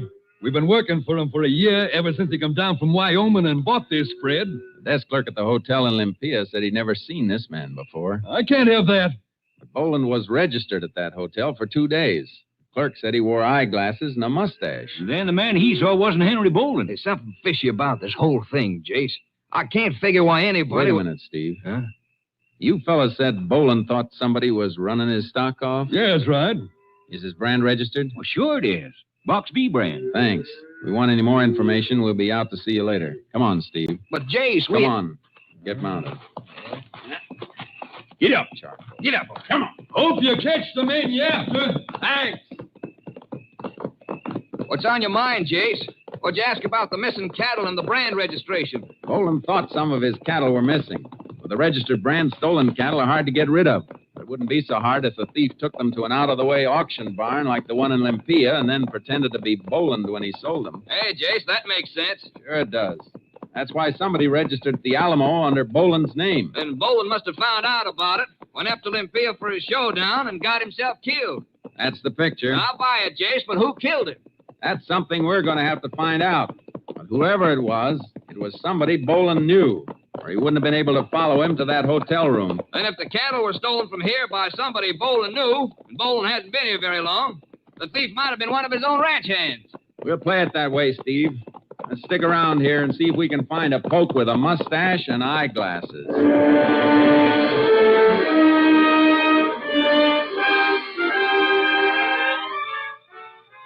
During the next morning, we spotted a pair of riders and asked if they knew of a hand with a mustache and glasses. There was such a man on the ranch, and they told us what general direction he might be working in. A couple of hours later, we found him alone, pushing some strays out of a blind draw. That's him, Jace. Just saw the sun reflect on his glasses. Let's go. Get up, Charlie. Get up. You! Stay right where you are. Don't move for that rifle holster. What's the matter, Ranger? What are you doing out here? Ooh, we'll ask the questions. Mustache, too, Jace. Yeah. Just sit tight on that horse until I get your rifle. Now, look, Ranger. When you come riding down on me like I done something and grab my gun, I reckon I got a right to know what it's all about. You been at the Alamo Hotel in Olympia recently? Never been in Olympia in my whole life. Where you been for the past 4 days? Right here on this range working. Anybody with you? No, just me. How come? The other hands are working in 2s and 3s? Well, I ain't. I've been working through this Badlands strip. No herding here. Nothing but a few strays a one man can dig out. That's how it come. Anybody seen you here in the last couple of days? How could anybody see me? I've been way back in that scrub canyon. Yeah. If nobody saw you there, nobody'd see you if you weren't there either. What's your name? Dave Booden. Booden, huh? All right, you better come with us. Come with you? For what? I ain't coming any place. I'm not asking you. I'm telling you. Somebody murdered your boss, Henry Boland, up in Olympia yesterday. Murdered Hank Boland? That's right. The description of the killer fits you. What? Well, you're crazy. I've been right here, I tell you. Tell me anything you want. But you're coming to Olympia. I want a couple of people to get a look at you.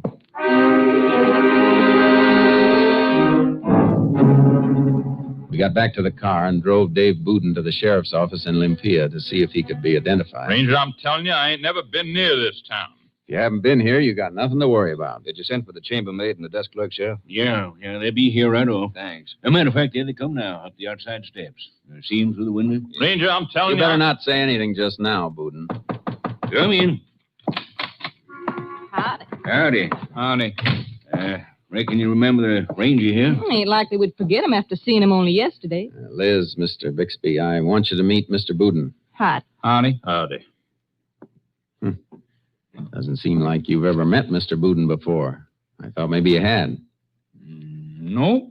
Can't say I ever had the pleasure. Me neither. Although for a minute he did look like... Like who? Now listen, lady, you never... Quiet, Booden. What's everybody getting excited about? I was just going to say he looked like Sarah Leamy's old beau, the one that run off when everybody expected they was going to get married. All right, Liz, all right. Thanks, Liz, Mr. Bixby. We just wanted to be sure that this man wasn't the one who was registered under the name of Henry Boland. Oh, I see. Oh, no, nothing like him. Except for the eyeglasses and the mustache. Yeah, I guess we might as well let these folks go back to the hotel, Jason. Yeah, looks like you were telling the truth, Booden. I'm sorry. No harm done, Ranger. No way you could have known. Jace, I've been thinking. You suppose a mustache and eyeglasses might have been a disguise to throw us off? That's a thought, Sheriff. It's been done before. Well, that ain't the way it was this time, Ranger. Why not, Bixby? Well, them glasses may have been fake, but not the mustache. Man you're after had a real mustache. I know, 'cause I seen him in the barber shop, and the barber trimmed it.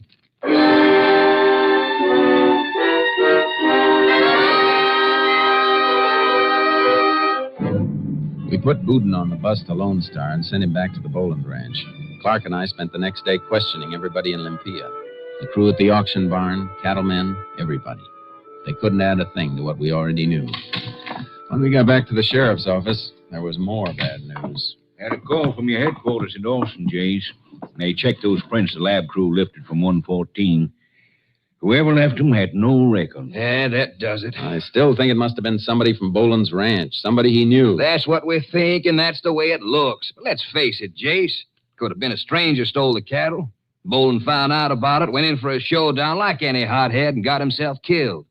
Killer could have come in from any direction and left in any direction. Yeah, that's right, Jace. No way you're telling. Come in. Howdy, Sheriff. Rangers. Yeah. Something we can do for you? Well, my name is Denny. I drive a line haul for interstate trucking.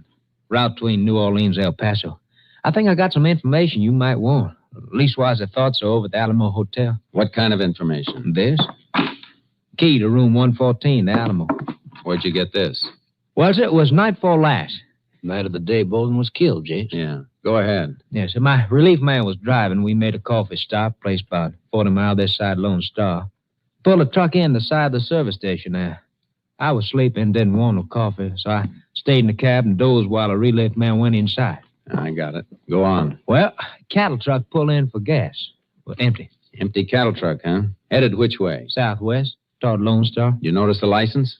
Well, no, but there was a mark on the side, box with a B in the middle of it. Boland's Box B brand, Jace. Must have been the truck used to haul the stolen cattle up here. Yeah, to haul the killer back to the ranch. What about the key? I was coming to that. Fell in the cattle truck. He paid for the gas. I didn't see him too good. I was just sort of slumped in my cab, half groggy, not exactly watching him, but seeing. I know what you mean. Well, when he fished money out of his pocket, I saw him kind of look at something he dug out with it. Then he sort of looked around like he was looking for some place to throw it. Station man left him to go inside for change. Then the fellow walked right past my truck real quick. He didn't see me, of course, because the cab was dark, and I heard him throw something. Make kind of a clink. Then he went back to the cattle rig and drove off. That's what he threw away, this hotel key here? That's it. I found out where my partner came out. We went back to check the top and the tailgate, and I sort of looked around and found the key with my flash.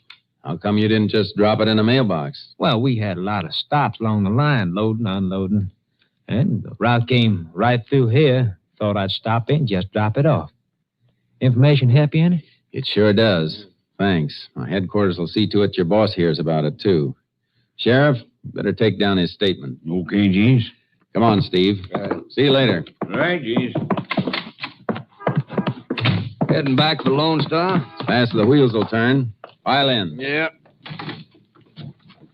How are we going to narrow it down, Jace? Boudin was the only hand with a mustache and the glasses, and he's clear. Glasses still could have been phony. Some the killer wore only while he was in Olympia. We know the mustache wasn't a phony. Boland's hands have been on roundup for a couple of weeks. A lot of them let their beards grow. Would have been a simple matter to shave the beard and leave a lip cover. Sneak away with a load of cattle and then shave clean before he got back. I know, but Boudin wasn't the only hand working alone. One of the others did it and disappeared for a few days. His sidekick know about it. Doesn't have to be a one-man job, Steve. The sidekick could be in on it, too. Yeah, that figures. What's our play, Jace? Fingerprint them all and get a check on the prints up at Austin? I think we can wrap it up quicker than that. We know the killer doesn't have a beard now and uses a straight razor. That was the murder weapon. Yeah. Boudin can tell us which of the men shaved with straight razors, and once we know that, we can settle the rest with a camera I got in the car trunk. How? By asking the straight razor men if they'd like to pose for a couple of identification pictures with eyeglasses and a phony mustache. Tell them we'll have to hold them until the pictures are seen by a couple of witnesses in Olympia. That ought to flush some action from them. Action? I'm betting the man who killed Boland will raise more fuss than the alligator when the lake went dry.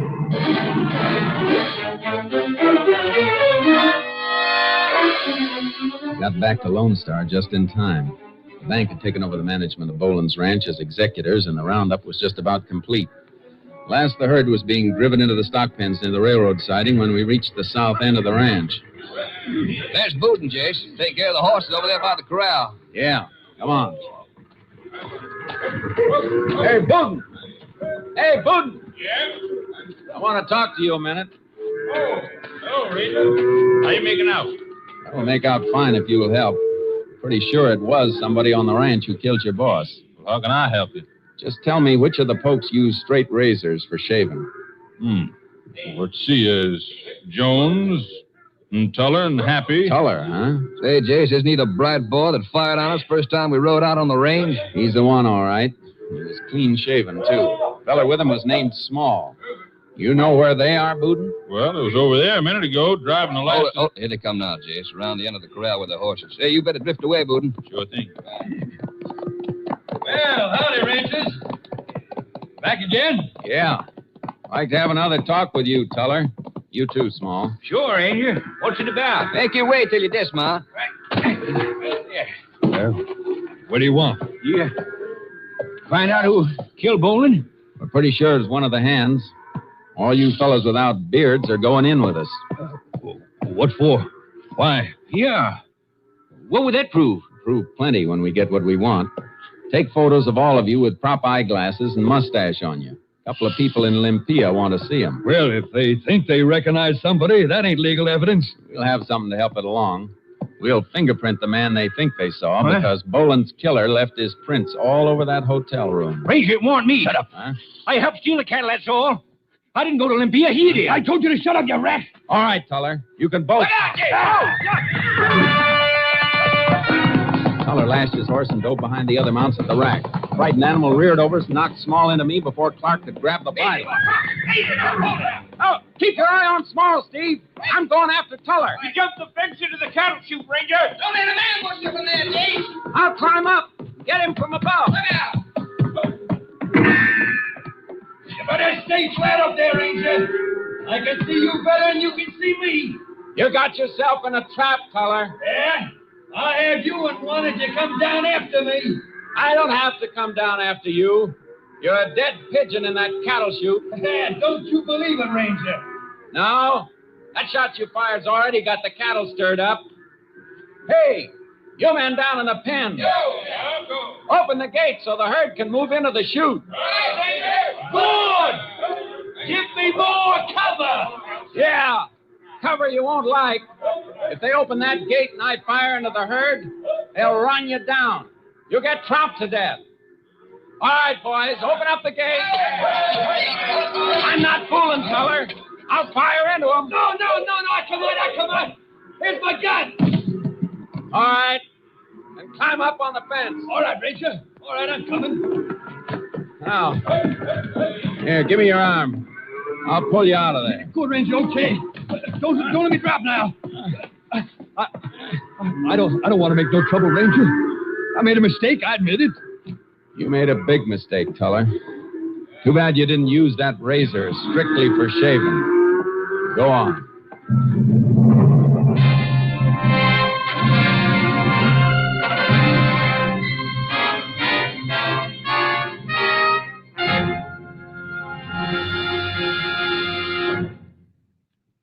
For his part in the crime, Charles Small received a sentence of 25 years.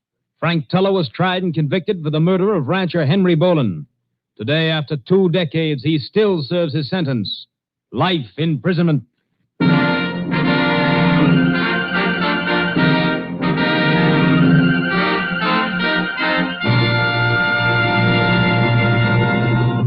now, here again is the star of our show, Joel McRae. Reflecting on the old-time one riot, one ranger reputation of the Texas Rangers, a visitor to Texas recently mentioned to a ranger that he'd been noticing a number of current press reports where 2 rangers had participated in the quelling of a riot or investigation of a crime. After citing this observance to the ranger, the man asked, "How come 2 men are being assigned to some of these cases now? Are the rangers less effective than they used to be?" The lanky ranger shook his head. "Oh, no," he said. "1 ranger is still sufficient to handle the situation, all right, but In these days of complex legal technicalities, we've been sending two of them along. One to take care of what trouble there is, and the other one to serve as a sort of a disinterested witness. Good night, folks. See you next week. Next week, Joel McRae in another authentic reenactment of a case from the files of the Texas Rangers.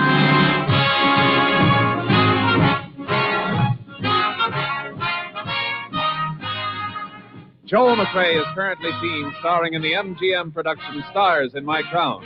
Tonight's cast included Tony Barrett, Ann Diamond, Herb Vigran, Peggy Weber, Tom McKee, Bill Johnstone, Herb Ellis, and Barney Phillips. This story was transcribed and adapted by Joel Murcott, and the program was produced and directed by Stacy Keach. This is Hal Gibney speaking.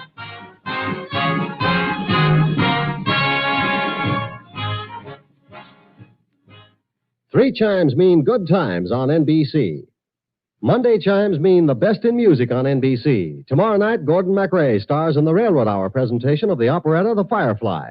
The NBC Symphony presents a one-hour concert featuring works by Vivaldi, Wagner, and Stravinsky. Tomorrow's NBC Symphony concert marks the first in a series under the baton of the widely acclaimed young conductor Guido Cantelli. Now, the $64 question. Three chimes mean good times on NBC. The National Broadcasting Company presents Joel McRae in Tales of the Texas Rangers. Tonight, transcribed from Hollywood, another authentic reenactment of a case from the files of the Texas Rangers.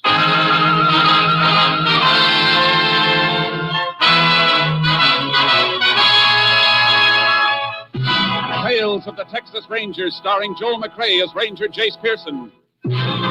Texas, more than 260,000 square miles, and 50 men who make up the most famous and oldest law enforcement body in North America.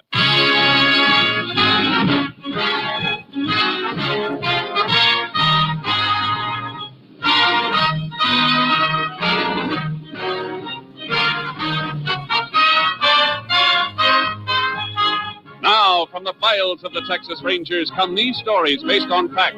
Only names, dates, and places are fictitious for obvious reasons. The events themselves are a matter of record.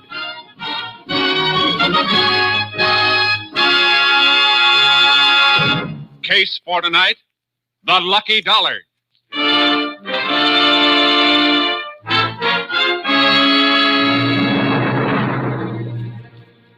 It is 7:30 of a simmering hot night, August 14th, 1945. In a small South Texas town not far from Corpus Christi, Joe Barry is counting up the day's receipts of his modest store. His wife, Clara, is locking up in back. 15 dollars. 10, 20, 30, 40, 50. What the? Joseph! Well, what's happened to the lights? I'm not through back here. Well, I didn't turn them off, Ma. One of the fuses must have blown. Hey, you think it could be the refrigerator again? No, I just put in a whole new unit, didn't I? Hey, you just stay where you are, Clara. I'll get my flashlight here and see what the trouble is. Be careful, Joseph. And don't worry, honey. I'll be careful. Let's see what we got here now. All these fuses look good. Joseph? Everything seems all right in here, Ma. Must be in the main switch box. I'll take a look outside.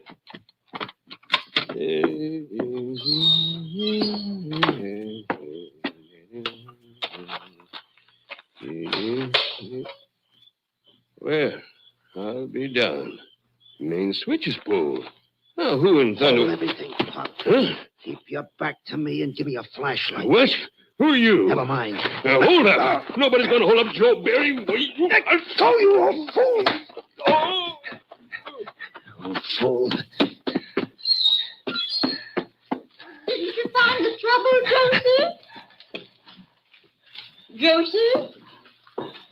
Joseph, what on earth you doing trying to count up here with so little... Now, Joseph, what are you doing? Keep away, old woman. Joseph! Get away from that cash register. Shut up! Crazy old bat.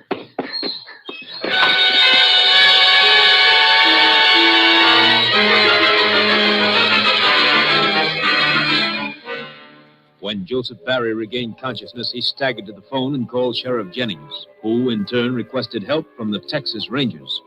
Ranger Jace Pearson was at the scene of the crime a short time later. It's just like Barry said, Sheriff.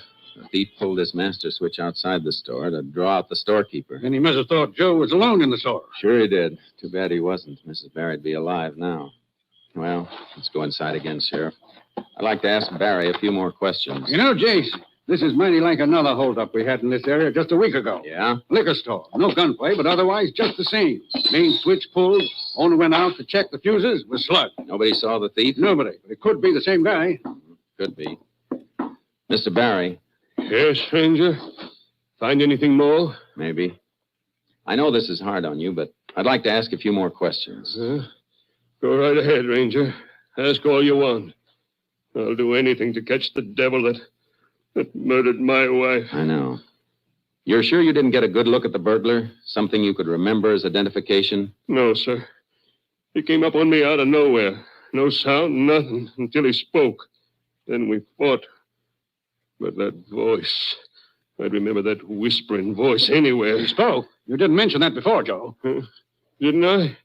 It's kind of hard to think right now, Sheriff. With poor Clara. What'd the burglar say, Mr. Barry? Oh, not much, Ranger. But I'd know that voice. I'd know it all right. Well, go on. Try to remember it, word for word. He said, hold everything, Pop. Keep your back to me and hand over your flashlight. And then when I fought him, let go, you old fool. That's all. He hit me, and the next thing I knew, I saw Clara. It's all right, Mr. Barry. I won't ask you to talk much more now, but would you mind coming over to the cash register for a minute? Sure. I'll come with you. There was so little in the till, Ranger. Only $45 it was. $45 for my Clara. Look here, Mr. Barry. Hmm? Can you tell me about this piece of adhesive stuck on the front of the register? Looks like something was pasted here. It was, Ranger. That murdering skunk even took the first dollar this store ever made. My lucky dollar. Lucky dollar? Yeah. Had it stuck up there on the register with a couple of pieces of adhesive tape. He took it. Not all of it, Mr. Barry. Look here. A corner of the bill is still stuck under this piece of adhesive. Must have torn off when he grabbed it. That's not much to go on, Jace. It's a start, Sheriff. A dollar bill that matches this torn corner and the bullets from Mrs. Barry's body. Clara. How can we help him, Jace? And best thing for him is some rest, Sheriff. I'll leave it to you. All right. What about you? I'm hoping we can pick up some fingerprints on the register here and from the outside switch box. I'll radio the lab crew to fly down here, and we'll see what they can find. Meantime, we'll notify all banks to be on the lookout for a sticky dollar bill with one corner missing.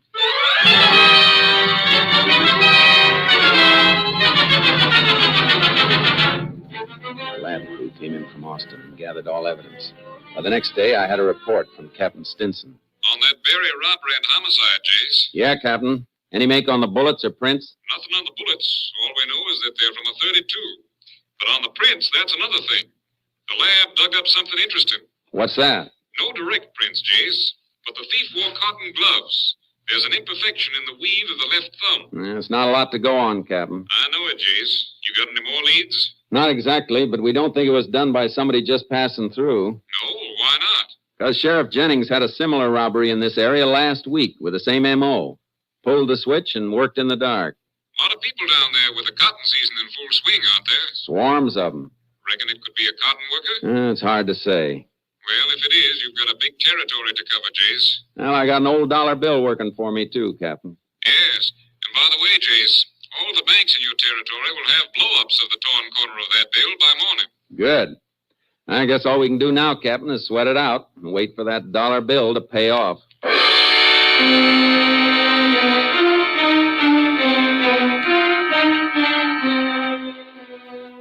Captain Stinson made good his promise. By next morning, every bank in the area had a description of the missing lucky dollar and photos of the torn corner.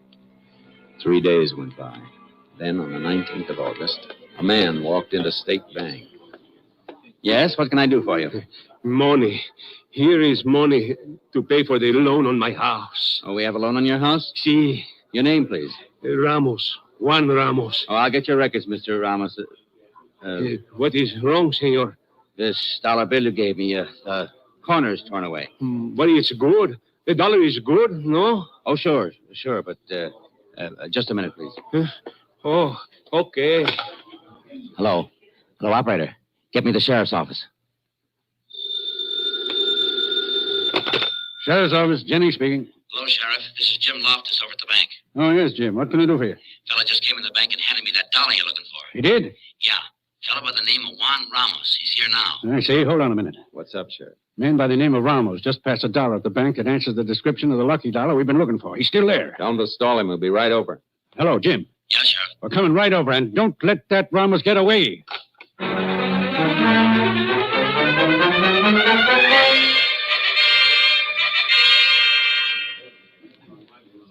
This is the missing lucky dollar, all right, Sheriff. See how it matches? But I swear to you, Ranger, I do nothing wrong. I come to the bank to make payment for my house. Where'd you get this dollar, Ramos? Oh, I earn it, Ranger. Quien sabe where it come from? One day I work one place, one day another place. Who knows where I get paid the dollar? That was your last job. Wait, I worked 4 or 5 days for Mr. Larson, Sheriff. You know, I cross the tracks. Larson? Odie Larson runs a sort of swap shop in the Mexican settlement, Jace. It's a dump, but Odie does a pretty good business. Let's go see Mr. Larson, then. Maybe he'll be able to tell us something about Ramos and the lucky dollar.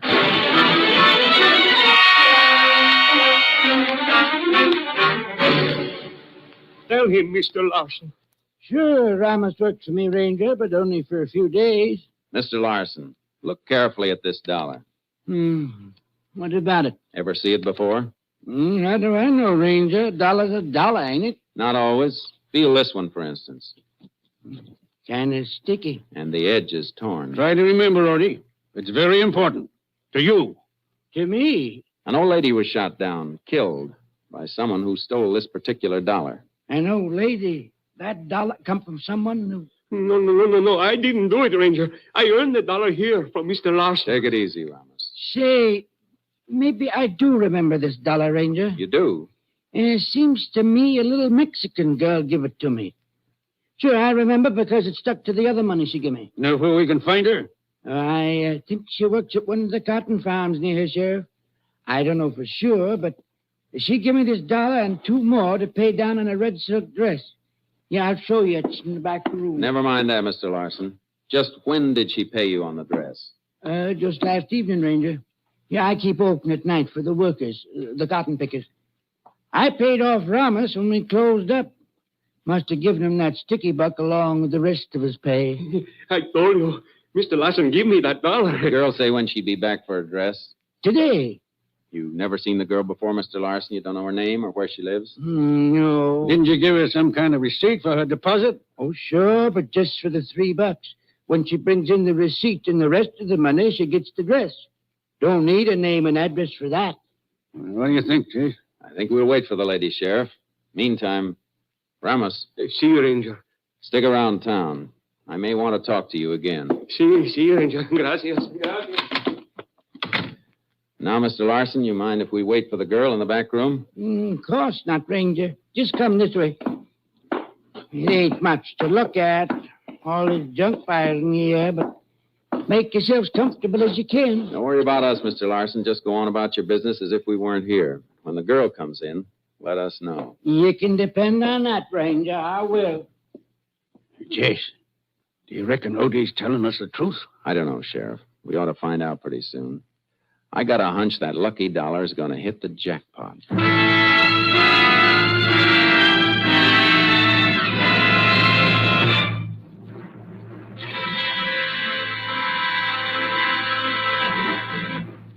You are listening to Tales of the Texas Rangers, starring Joel McRae as Ranger Jace Pearson.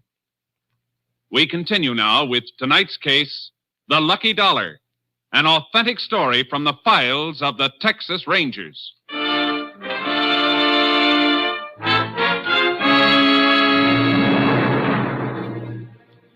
waited in the back room for some time.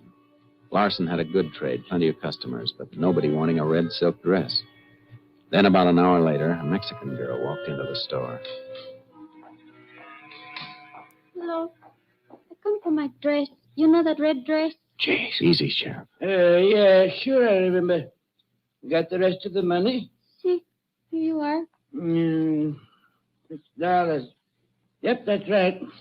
Now, you wait here now, and I'll go get the dress.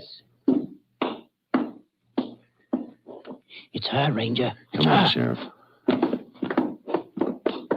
You, young lady. Me? What is it, Ranger? You mind telling me your name, where you live? My name is Gita Marsalis.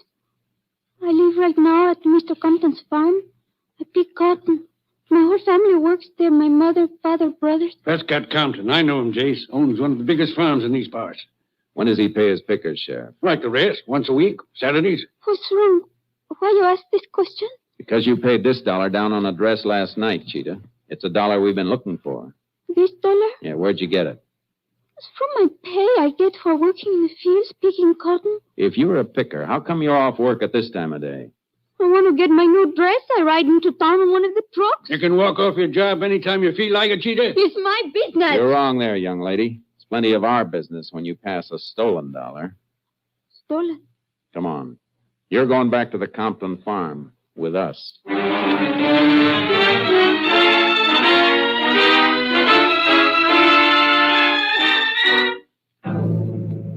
Sheriff Jennings and I drove Cheetah Marsalis back to the Compton farm. The girl had her new red dress, but it didn't seem to make her happy. We found Prescott Compton at one of the trucks near the main house, weighing the cotton his pickers were bringing in. And that's Compton right over there. You made it 2.5 pounds, Pedro. Okay, I'll print that to your account. Dump off. Miss Compton. Well, howdy, Sheriff. This is Ranger Pearson. We'd like to talk to you. Of course. Does this girl work for you, Mr. Compton? Cheetah? Well, sure she does, Ranger. The whole Marsalis family works for me. They're fine people. Hey, what are you doing away from the fields, Cheetah? You haven't gotten yourself in any trouble, have you? I do nothing, Mr. Compton. She passed this $1 bill that was stolen in a robbery and killing 4 days ago, Mr. Compton.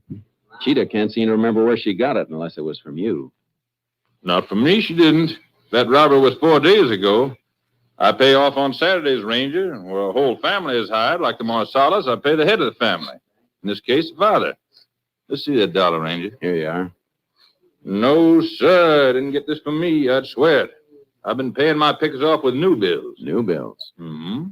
Well, Cheetah? I didn't do anything wrong, Ranger. I don't know where that $1 came from. Well, we'll soon settle this, Ranger. Cheetah's brother's working right close here.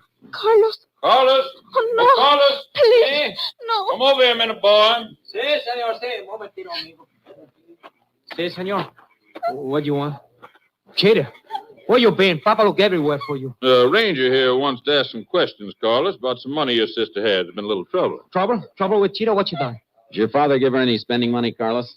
Hey, Papa give us all a little. See, Ranger, see. 50, maybe 75 cents. Then he never give Cheetah as much as $8 or $9 at a time, huh? Oh, no, senor, never. Cheetah never had that much. Any idea where she might have gotten it? I can guess.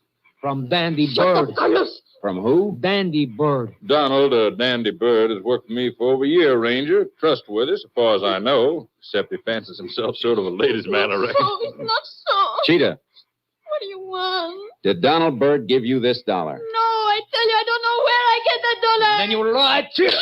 Hey, take it easy, Marsalis. You should forget the money from no other place, senor. It's from this Dandy. And no sister of mine go to take money from a man like that. Where does Bird work, Mr. Compton? Well, Carlos can take you right to his truck, Ranger. See, you better show you the way, Ranger. And you, little sister, you pick your cotton here close to the house where I can keep an eye on you when we come back with your fine Dandy. I hate you. I hate everybody. Come on, Sheriff. Carlos, let's get started for Bird's truck.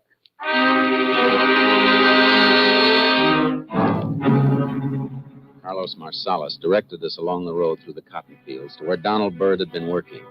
A trailer was there, but the truck was nowhere in sight. Hey, that's strange, senor. I know he was working here. Hey, Sam, come over here a minute, huh? Come right over, boy. Maybe he moved to another part of the field. No, I don't think so, Sheriff. What do you want, Carlos? Where's Dandy Bird? This ranger here want him. What, Dandy drove out of the field 3 or 4 hours ago, Mr. Ranger. He had full load. He's in town? He sure is, boss, at the cotton gin. Does Dandy get himself some kind of trouble? I'm going to make him plenty trouble if he don't leave Cheetah alone. Your sister? Well, she drove into town with Dandy. She did. And she lied to us twice, Sheriff. Bird was at the gin when she came to the store for her dress. Sure he was.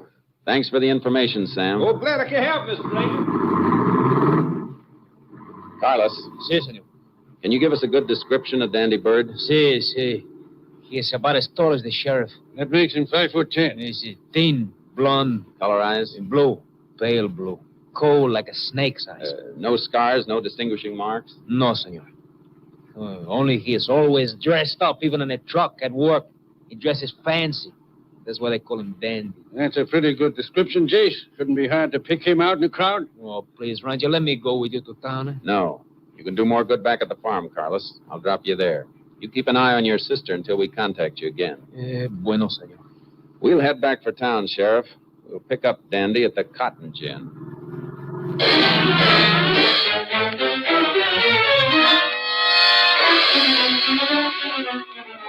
There was a big lineup of trucks at the Cotton Gin, but we didn't see any driver that answered Dandy's description.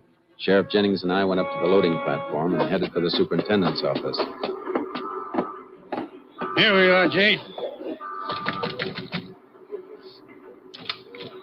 Yes, sir. What can I do for you? Ranger Pearson would like some information, Mr. Collins. Why, sure. Come on in my office so we can hear ourselves talk. There. Have a chair, gentlemen. Now, how can I help you? You know most of the drivers by sight, don't you, Mr. Collins? I'd say so, Ranger. The regulars, anyway. But there's a heavy crop this year. You saw the line of trucks outside. Well, there's lots of new drivers. The man we want is regular, Mr. Collins. Works for Press Compton. Man's name is Donald or Dandy Bird. Dandy? Why, sure, I know him. Funny, you should ask for him, too. Oh, somebody else wanted him? Yeah, phone call came in here about half hour ago. Phone call? Mm-hmm. I went out on the platform and gave a yell. Dandy moved up close to the head of the line, and he climbed out and came back in the office with me. Then you heard the conversation? What there was of it, Ranger. I wasn't paying much attention. But seems to me he did say something about meeting somebody at the same place tonight. Then he hightailed out of here, and I haven't seen him since. You any idea where he went? No, and I wish I did. Left the truck standing, blocking the whole line. You're looking for Dandy Bird, Ranger. I'd like to get my hands on him myself. Well, thanks, Mr. Collins. Oh, one thing more.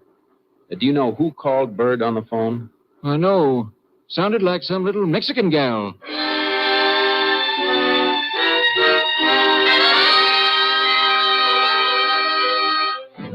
I left Sheriff Jennings scouring the town for Bird while I went back to the Compton farm to have a talk with Cheetah. We didn't have much time. It was getting dark. As I turned off the highway onto the Compton Road, I saw Carlos Marsalis running toward me. Ranger, please, sir. Yeah, what is it, Carlos? Cheetah, senor. She's gone. What? I thought I told you to keep an eye on her. I did, senor. But she went into a shock and I wait. But when she don't come out, I go in, and Cheetah's gone. Her clothes, everything. And then I look out the window. I see her stopping the bus. I run after her, but it's no use. The bus was gone. A bus? Past me coming down here. Pile in, Carlos. We'll follow it.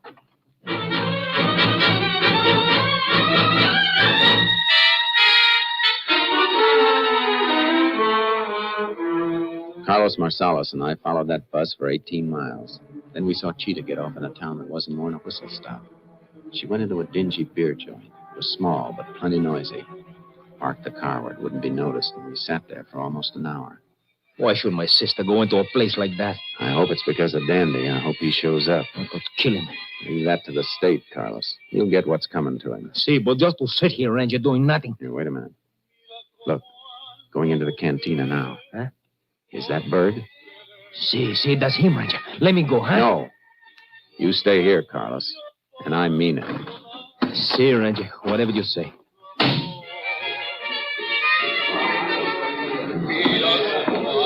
Can I buy a beer, baby? Dandy, oh, Dandy, darling. I was so afraid you wouldn't come. I told you I went on the phone, didn't I? You see, you did. But I was so frightened. First that ranger. Then I had a big fight with my family. Carlos even hit me. Poor kid. I leave them, Dandy. I leave my family because I love you. Yeah, sure nobody followed you here, kid. No one even saw me leave the farm. Good. I can do without them rangers snooping on my tail. Waiter, 2 beers. Si, senor. Dandy, what you do to make those rangers come for you? Do? What does anybody do to get the rangers after them? Those guys are always looking for trouble. Hey, what about them beers? See, mister, right away. Dandy, you tell me the truth? For you, I leave my family, Dandy. I love you. Yeah, I know, baby. The beers, senor. Ah, just in time. Boy, am I dry. Like I said, kid, Dandy Bird never makes trouble for nobody. I got plans for it. Dandy, what's wrong? That ranger coming in the door. He's heading this way. Put away that gun, Dandy. Come on, Cheetah, we're getting out of here. Stay where you are, Bird. So you did leave the Rangers here. No, Dandy. You stay where you are, Ranger. Don't go for your guns. I got the girl in front of me. Dandy, let me go. No, babe. You're staying close to me. Dandy! Get the girl out of the way, Bird. Keep away from that door. Not on my life, Ranger. You try to gun me and you hit her first. You treat me like this. You don't love me. Oops, to you, devil. Let me get this door open. Don't come any closer, Ranger. He has a gun, Ranger. Get away from him, Cheetah. Dandy, let me go. Stay here, you little... Cheetah! Hold it, Dandy. Oh, yeah? Don't shoot no more, Ranger. Don't shoot no more. I'm done. You sure are. Too bad you didn't stick to the cotton business. Come on, Dandy. On your feet.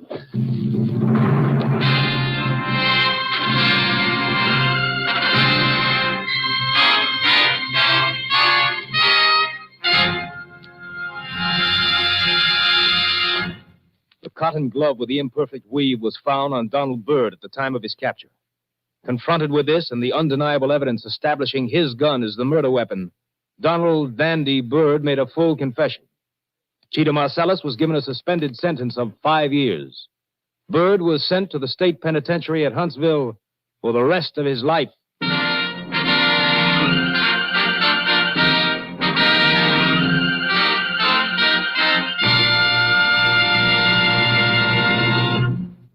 And now, here again is the star of our show, Joel McCrea, with another interesting anecdote about the Texas Rangers. In the early oil boom days of Texas, the Rangers were faced with a problem of rounding up lawbreakers and holding them in custody until they could get them to the nearest jail, which might be 50 miles away. Captain M.T. Lone Wolf Gonzalez, now commander of Company B, Texas Rangers, used a novel fresh air jail that became known as the Ranger Trot Line. It was simply a long chain strung up between two posts with 50 or 60 trace chains attached. When an arrest was made, he padlocked the free end of the trace chain to his prisoner and left him there to face the jibes and laughter of the local citizens. Though it's no longer used today, the Ranger Trot Line started quite a few would-be bad men on the straight and narrow path. And to this day, there are some characters who still can't stand the sight of a trace chain. Good night, folks. See you same time next week. Good night, Joel. Folks, there have been so many requests for the Texas Ranger prayer read by Joel McCrea a few weeks ago that there has been some delay in answering all of the mail. If your copy of the Texas Ranger prayer has not been received as yet, please be patient. You should receive your copy soon. Next week, Joel McCrea in another authentic reenactment of a case from the files of the Texas Rangers.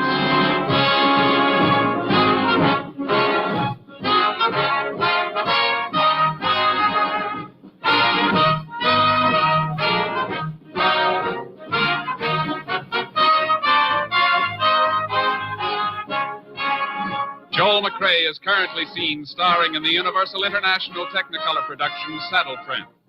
Tonight's cast included Tony Barrett, Nestor Paiva, Peggy Weber, Lou Krugman, Herb Butterfield, Byron Kane, Wilms Herbert, and Barney Phillips. This story was transcribed and adapted by Virginia M. Cook, and the program was produced and directed by Stacy Keach. This is Hal Gibney speaking.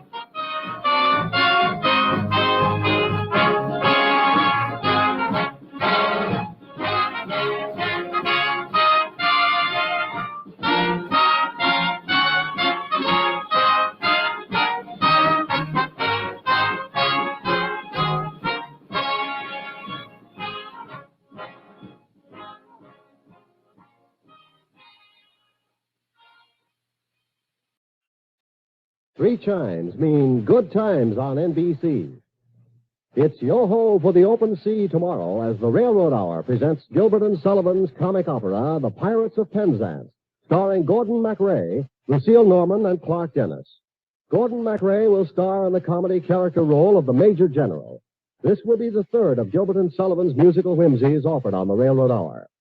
For music in a more serious manner tomorrow, the NBC Symphony brings you another hour-long concert of some of the world's greatest music, under the baton of the brilliant young conductor, Guido Cantelli.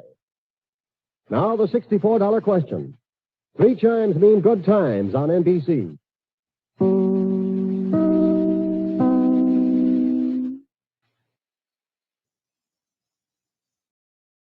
The National Broadcasting Company presents Joel McCrea in Tales of the Texas Rangers. Tonight, transcribed from Hollywood, another authentic reenactment of a case from the files of the Texas Rangers.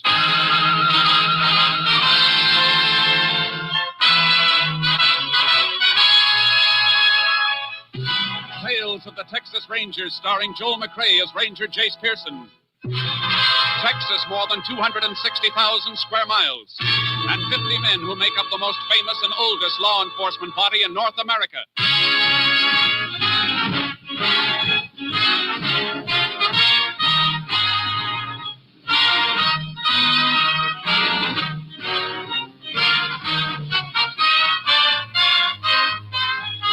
Now, from the files of the Texas Rangers come these stories based on fact. Only names, dates, and places are fictitious for obvious reasons. The events themselves are a matter of record.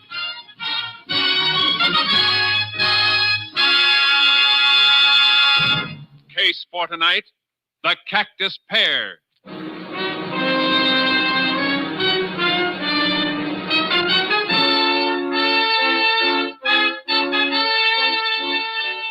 It is 4 p.m., the afternoon of March 28, 1947.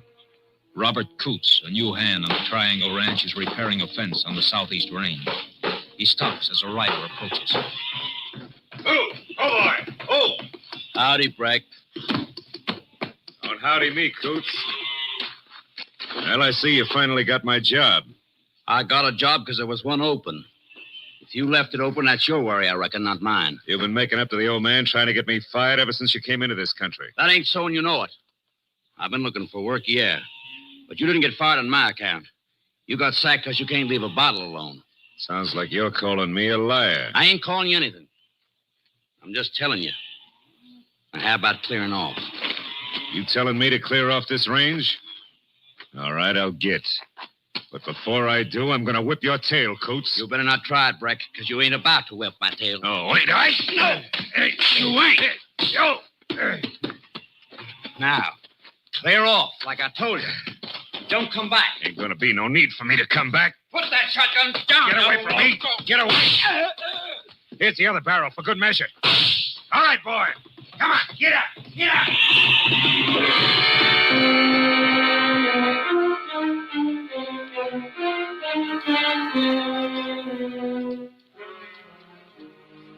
The body of ranch hand Robert Coots was discovered by the owner of the ranch next day when he rode out to search for the missing rider. He summoned the sheriff, and the sheriff called for the assistance of a Texas Ranger. Ranger Jace Pearson was assigned to the case. You say you spotted the buzzards this morning, Mr. Galt? Yeah, and I found Coots. From the look of him, he must have been shot sometime yesterday. Thought I heard a shotgun yesterday afternoon. Should have rode out then. Why didn't you? Sheriff, you know, we've been having a time with the coyotes and mountain cats lately. I just figured one of my hands must have spotted one and cut loose. Coots was fixing to break in the fence, huh? Yeah, that's right. Might have known something was wrong when Coots didn't come back to the ranch last night. Spot's just up ahead where my deputy's standing. Yeah, I can see the body now. Anybody been stealing cattle around here lately, Sheriff? Oh, a few head now and then, Jace. Nothing big. Coots might have run into somebody doing it, though. Might have. Here we are. Oh, boy. Oh, Charlie. Oh, boy. Howdy, Sheriff. Ranger. Hi there. Yeah. Tie the horses off the fence here. I don't want them tramping around near the body. Good idea. Coots with you a long time, Mr. Galt? No, Reggie, no. Hired him on less than a week ago. He was new around here, Jace. Only been here about a month, all told. You ever say where he came from? Yep, over around Marfa. Hit with both barrels, Jace. Once through the stomach, once through the head. Yeah. He was on the ground when the second charge hit him, though. Look, some of the shot clipped the grass. Yeah. Killer's horse stopped here, too. Looks like. Yeah. Coots must have had a fist fight with the man who killed him. How do you figure that, Jace? A little dried blood on the grass here, scuffle marks, and some of the blades pressed down as though somebody'd been lying here. Yeah, Coots was shot, though. Might be his blood, you know. No, with his wounds, he was killed instantly. He didn't move 15 feet and then back again after getting blasted like that. Come on. All right. Yeah, what you looking for? Horse moved off this way. Prints mixed right in with some of your herd. They were grazing around here and then took off mighty sudden.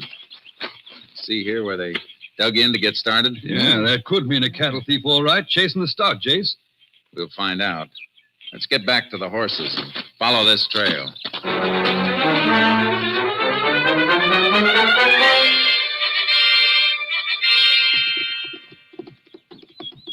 All right. This is far enough. Ooh, Charlie. Hold up. Now, whoever it was, he wasn't trying to steal cattle. He was following the herd tracks so the trail of his horse wouldn't stand out clear. I don't see how you can tell that. Herd moved uprange toward the mesa. Anybody stealing them would have been driving them to the south fence where the state road is. Have to get them to a truck to get them away. Yeah, but what made them run then, Jace? A shotgun must have stampeded them. If they'd been driven, someone would have left marks where they cut out to get away from the rider. And the rider would have left tracks cutting after him. I see what you mean. But shouldn't we keep on trailing them, though? Yeah, but not this way. He was headed for rocky ground near the mesa, trying to lose anybody who might follow him. He's smart. I don't get your plan. Well, he was careful leaving here after he killed a man. He mightn't have been so careful riding in before he killed. We'll backtrack the trail he took getting here and might tell us where he came from. That makes sense, Jace. Let's go. Hey, up, boy. Ranger, can I have the body picked up by the funeral house now? Yeah. Even an autopsy isn't going to tell us much. Oh? I thought you could tell a lot from the shot that killed somebody. That ballistic stuff, you know. Not so much with a shotgun. Barrels are smooth bore. Don't leave rifle marks, but... Hey, hold it. What'd you find, Ranger? These. Empty 16-gauge shotgun shells. Killer might have ejected him here to reload his shotgun in case he ran into trouble. Well, can you tell anything with those? If we find the gun they came from, we might be able to match the way the hammer hits the shell. Yeah, if we find the shotgun. Every rancher and cowpoke in the county must have one.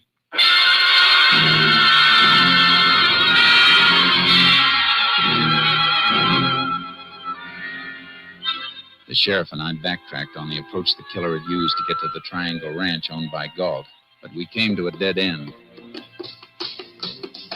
Well, Jace, guess this is as far as we go. Can't follow him on pavement or the gravel road shoulder. I rode out from town. It's too bad. I was hoping he'd come from a ranch someplace. Would have narrowed us down to one spot. Nothing much we can do now, except go around examining shotguns. One other thing first. A couple of deep tracks in that ditch off the road. Must have had rain here recently. Yeah, day before yesterday. That's why he left such a clear print there yesterday, then. I want to get a kit for my radio car and drive back here. What for? Take a couple of photographs of that print. Make a plaster impression of it. Help us to identify the horse, if we find him.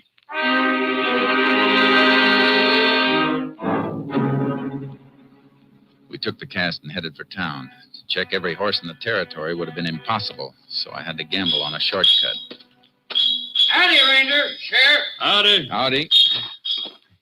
Hey, mind dropping that hammer a minute and taking a look at this? Sure thing. Yeah, what is it? Plaster cast. Shoe print of a left hind hoof. You remember making a shoe like this, Ed? Common plate, Sheriff. It was caulked or something I might remember, but I don't know. I know it's a tough one, but all shoes are a little different. Wear in different places. Hoofs have to be fitted for slightly different shapes. That's true, all right. If I come across that shoe now, after seeing the cast, I might recognize it. Good. I'm going to leave this cast here. If anybody brings in a horse to be shod, and the left hind hoof looks like the cast, don't touch it until you call us. Be right glad to help. Keep my eyes open.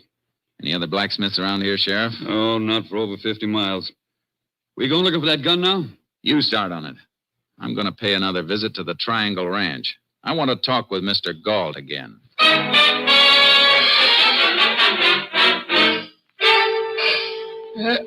Finish here in a minute, Ranger. Hey, Joe? Yeah? Turn on the rest of the irrigation pumps, will you? Okay. That's fine. Good.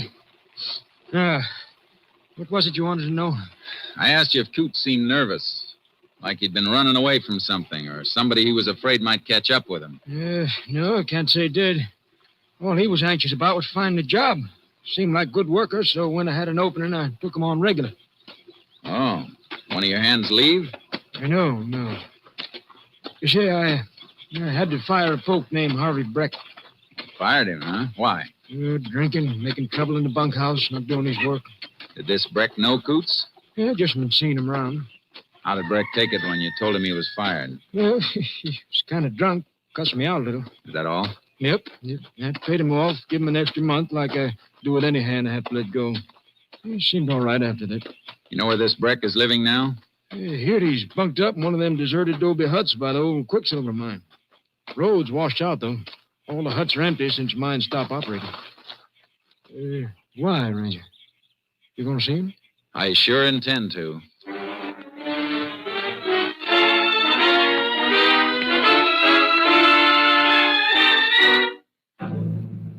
I went back through town, picked up the sheriff, and we rode our horses out to the abandoned mine. I've checked 100 guns today, Jace. Every tough and near tough I could think of. No good, though, huh? No hammer marks like the one we're looking for. You fire the guns to get a test shell for comparison? Sure. But I'd swear none of them was the gun we want. I kept the most likely ones and labeled them for you, though. Good. You can add one more when we test Breck's gun. And here are the shacks now. Oh, boy. Ooh, charcoal. Ooh. Must be that one. Little smoke's coming up the chimney. There's Breck. Heard us coming. You fellas looking for... Oh. Howdy, Sheriff. Howdy, Breck. Ranger wants a few words with you. Okay. Mind if we come inside? All right. Reckon you know that somebody killed the man who took your place over at the Triangle Ranch. Yeah, so I heard. Happened Tuesday afternoon. Where were you? I was right here. Anybody who says I wasn't is a liar. Nobody said anything yet. Where's your shotgun? I don't have a gun. You don't, huh? And where's the gun you cleaned not long ago? I didn't clean... Don't tell me you didn't. This oily rag in the corner says you did. This rag was used for cleaning a gun and nothing else. Better get the gun, Breck. We want to see it. It's under the bunk.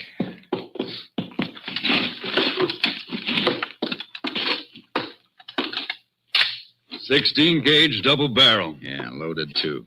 Hey, let me have it a minute.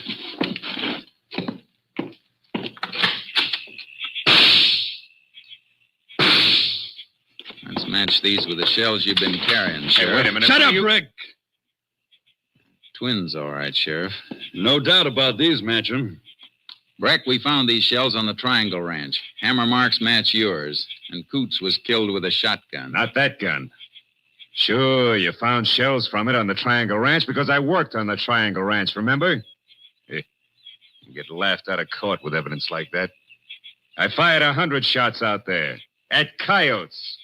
Your story could hold, Jace. Yeah, maybe, maybe not. Because there's one other thing, Breck. We're all going to take a ride into town after I check the shoes on your horse. Now, that's real interesting, Ranger. Because if we're riding into town, you'll be packing me behind you. I don't own a horse.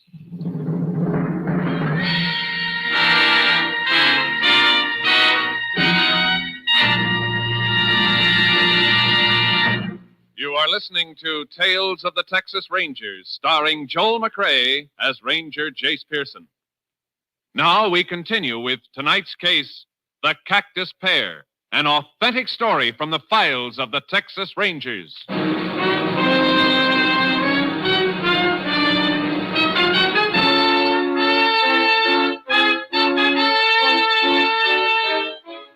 Breck had us stopped, and he knew it. His story about the coyotes and the empty shotgun shells covered him, and we didn't even have enough to take him in. We left him and headed back for town. If he is the one, Chase, we're going to have a time proving it. Gunn would have made a strong case against anybody who hadn't worked on the ranch, but he can alibi that. Yeah. You got something on your mind, Chase. What is it? He swore he hadn't been on the Triangle Ranch in a week since Galt fired him. Yeah. We can't prove otherwise. I don't know. If he did shoot at a coyote, it must have been before Galt fired him.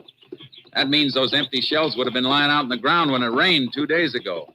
Cardboard portion of the shells don't look like they'd been wet. The sun could have dried them out after the rain, Chase. Yeah, there's some metal on the shell, too. I'm going to send those shells through to the lab at Austin. You think they'll be able to tell if they've been out in the rain or not? Metal gets wet. There's got to be some oxidation. Lab will know whether there is or not. If there isn't, it'll mean the shells were fired in the past 2 days. Yeah, but he'd still stick to his story, Chase. You know how a jury is with scientific evidence. A little leery of it sometimes. I know we'll need more. I wasn't thinking of the shells as jury evidence. I was thinking of them as a time saver for us. Oh. If he's telling the truth, we'll have to start all over. But if he's lying, we'll have to trip him up.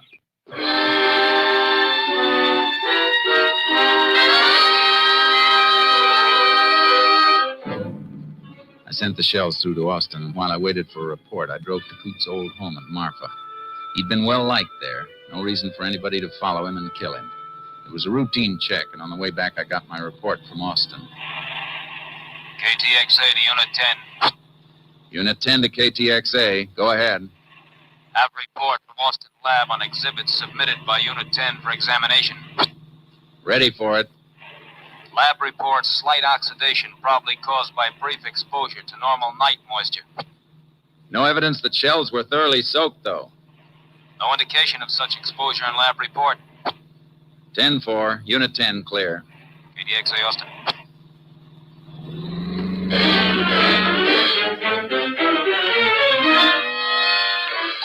I drove back south as hard as I could. When I got near the Quicksilver mine, I took charcoal out of the trailer and rode onto the shack Breck had been using to make sure he was still around. Whoa, boy. Whoa, charcoal.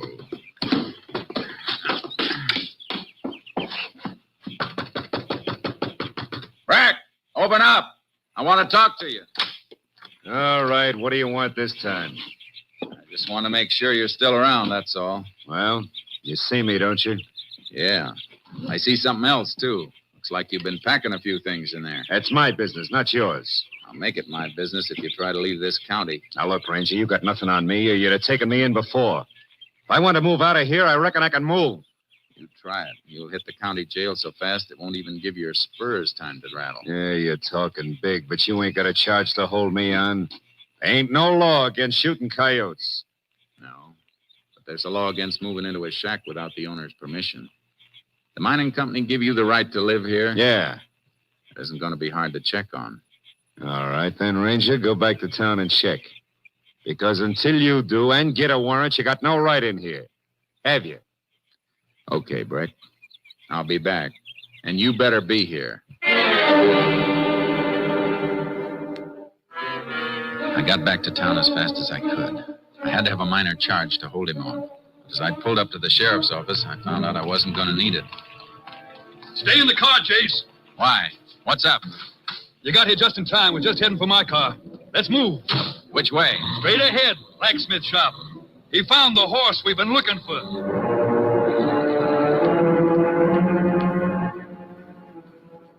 Oh, boy. Oh, there. Oh. Yeah. Here, Ranger, look. Just like the cast. Oh, boy. You see this nick in the left hind shoe? This nail bent a little? Same as the impression on the cast. That's it, all right. Who owns him? Ranger, you're probably going to eat me out for this, but he's mine. Yours? You mean to say you couldn't recognize a shoe you fitted to one of your own horses? Well, that's the trouble, Ranger. I didn't shoe him. I only bought him a month ago, and I was just going to put new plates on him for the first time now. That's how come I just spotted the shoe. What were you doing out on the Triangle Ranch when Coutts was killed? But, Ranger, I wasn't out there. Your horse was last Tuesday. But I wasn't riding him. I loaned him out. You better tell us who you loaned him to. Well, I let Harvey Breck use him. What? Breck? Well, my wife can tell you. I'll call her. You don't have to call her. Come on, Sheriff. Let's go.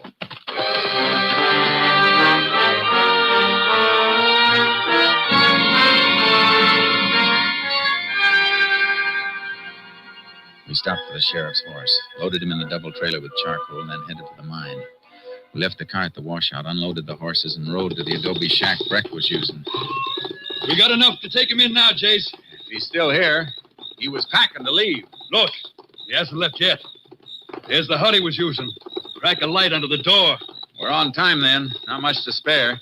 It's a cinch he figures to move out tonight. He won't move now. Stop here. Move, Charcoal. He isn't going to come easy, Sheriff. Watch out for that shotgun. He wants gunplay. He can have it. We'll know when he answers the door. All right, Breck. Open up. We know you're in there, Breck. Now, come on. Maybe waiting in there so he can nail us with that shotgun if we bust in. We can wait out here for you, Breck. That light in there could keep us waiting all night if he's gone. You mean it's a trick to slow us up? We'll find out. Keep that door covered while I kick it in. Right. It was empty. Breck had made his getaway. We went over the ground outside to get his direction. It led toward rugged country, and we followed as fast as we could on horseback, cutting back and forth to pick up his marks. Went up into these hills, Sheriff. We made some time. It was easy to trail this far, and he's on foot. Yeah, but we're going to be on foot, too, now. Why? He's headed for the border, Jace. Rio Grande's that way, but no horse can take this country between here and there. Oh, boy. Oh, charcoal. How far is it to the river? 40 miles of country the devil won't have, and we'll have to cover every inch of it on foot. Well, that's what he's doing. Come on, let's go. We must be close to him by... Hey, look, Sheriff. That's him. Top on the ridge. Get to cover under that ledge. You better hide and stay there. I got you pinned down. Hobble the horses so they can move off and graze later. How are we going to get to him? Long way up that ridge, and we'll be moving right into his sights. You go around that way. All right. Crawl and hug whatever cover you can find. I'll go the other way and see if we can't circle in behind him.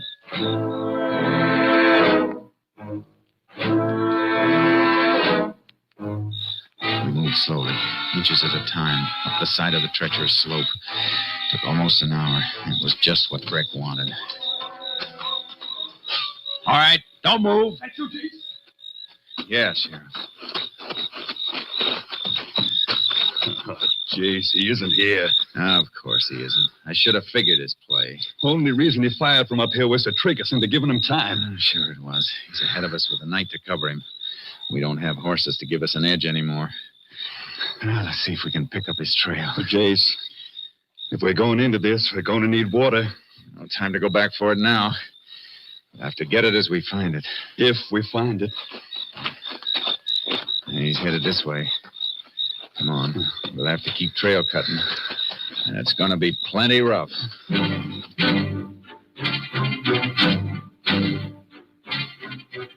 It's like the sheriff said. Country the devil wouldn't have. Breck was piling up a lead with every hour of the night. We have to cover 2 miles to his one, Jace. Every time we lose the trail, he gains ground. Can't be helped. We get to the top of this ridge, and it may be the wrong one again, like the last two we climbed. It'll be daylight in a couple of hours. We'll be able to spot his tracks better then, and we can move faster. Maybe we better rest until then. Can't. I'm counting on him having to rest. That's the only time we can make up on him. I reckon you're right, Chase. But it'll be another day and night of this without a wink, and no guarantee we catch him at that. He may go any direction to make us cross him. You want to rest a few hours while I go on ahead? If you're going, I'm going. Good. Come on. If we only knew which...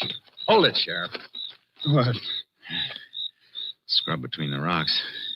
Here, throw your light on it. All right. Look. Barely grown in the earth between the rocks. Roots ripped out a little and exposed. Yeah. Fresh, too. Grabbed the scrub to pull himself up. Good. Means we aren't climbing this one for nothing this time. No. We better keep on climbing.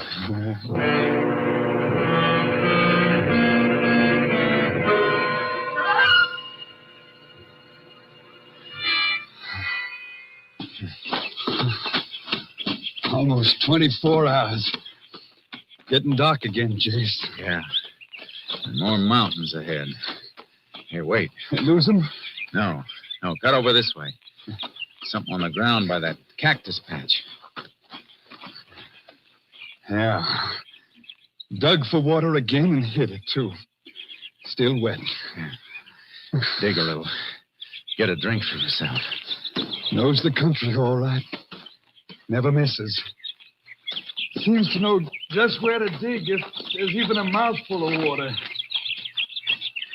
What you doing over there? He ate here.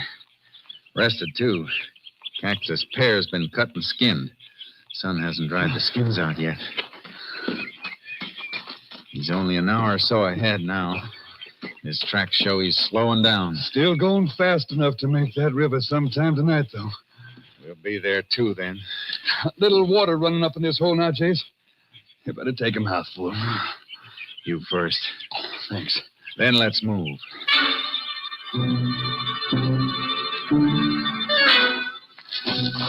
We pressed as hard as we could, but he was getting closer to the river. Going towards Santa Elena Canyon, Chase. River's narrow there. How far? Less than half a mile away. Gotta run then, Sheriff. Can you make it? Try. Look. His shotgun. Couldn't haul it any further. Lightening up to make his last run. I think I heard something ahead. Keep going.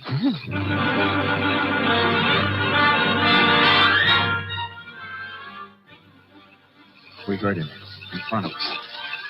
And we broke through the brush at the river. He was just wading in. Stop, Brett! I'll get him. Don't make me put a bullet in you, Brett. You ain't taking me. Oh, yes, I am. Let go. Let go. I'm over the border. Not while you're still in the river. Let go, I said. Get him. Yeah. But you're going to have to help me. Drag him to shore. Few more feet, he'd have made it. He needed just a few more seconds. Just about as long as it took to eat a cactus pear.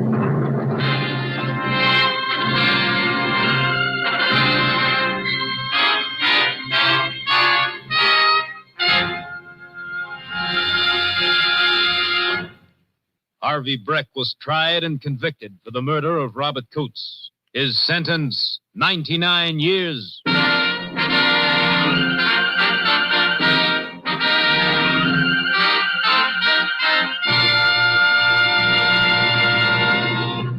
And now, here again is the star of our show, Joel McCrea. When the Allies invaded Normandy in World War II, they got an idea as to how far the fame of the Texas Rangers had spread. Both surrendering Nazis and liberated Free French said they knew the war was as good as over because the Texas Rangers had landed. Of course, it was the heroic American Ranger troops who made the landings, but nothing could convince the Nazi war prisoners that these were not the terrible Texans they'd heard about in many American legends. Good night, folks. See you same time next week. Next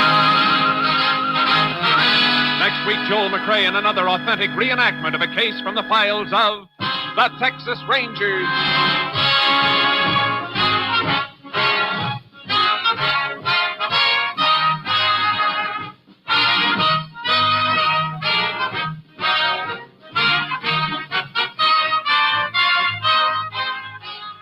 Joel McCrea is currently seen starring in the MGM production Stars in My Crown. Tonight's cast included Tony Barrett, Wilms Herbert, Tom McKee, and Gerald Moore. This story was transcribed and adapted by Joel Murcott, and the program was produced and directed by Stacy Keach. This is Hal Gibney speaking.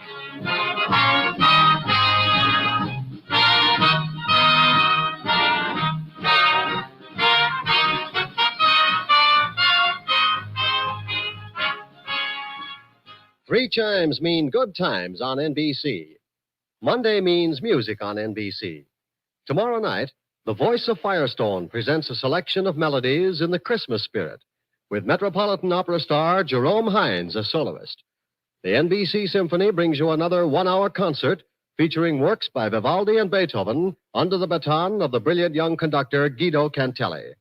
Stay tuned for the $64 question with more good times on NBC. The National Broadcasting Company presents Joel McCrea in Tales of the Texas Rangers. Tonight, transcribed from Hollywood, another authentic reenactment of a case from the files of the Texas Rangers.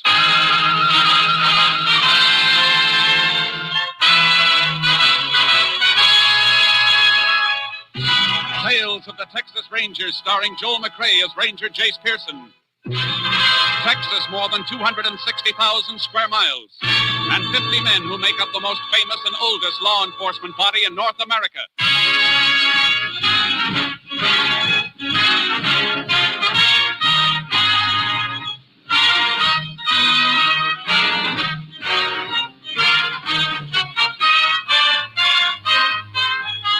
Now, from the files of the Texas Rangers come these stories based on fact. Only names, dates, and places are fictitious for obvious reasons. The events themselves are a matter of record.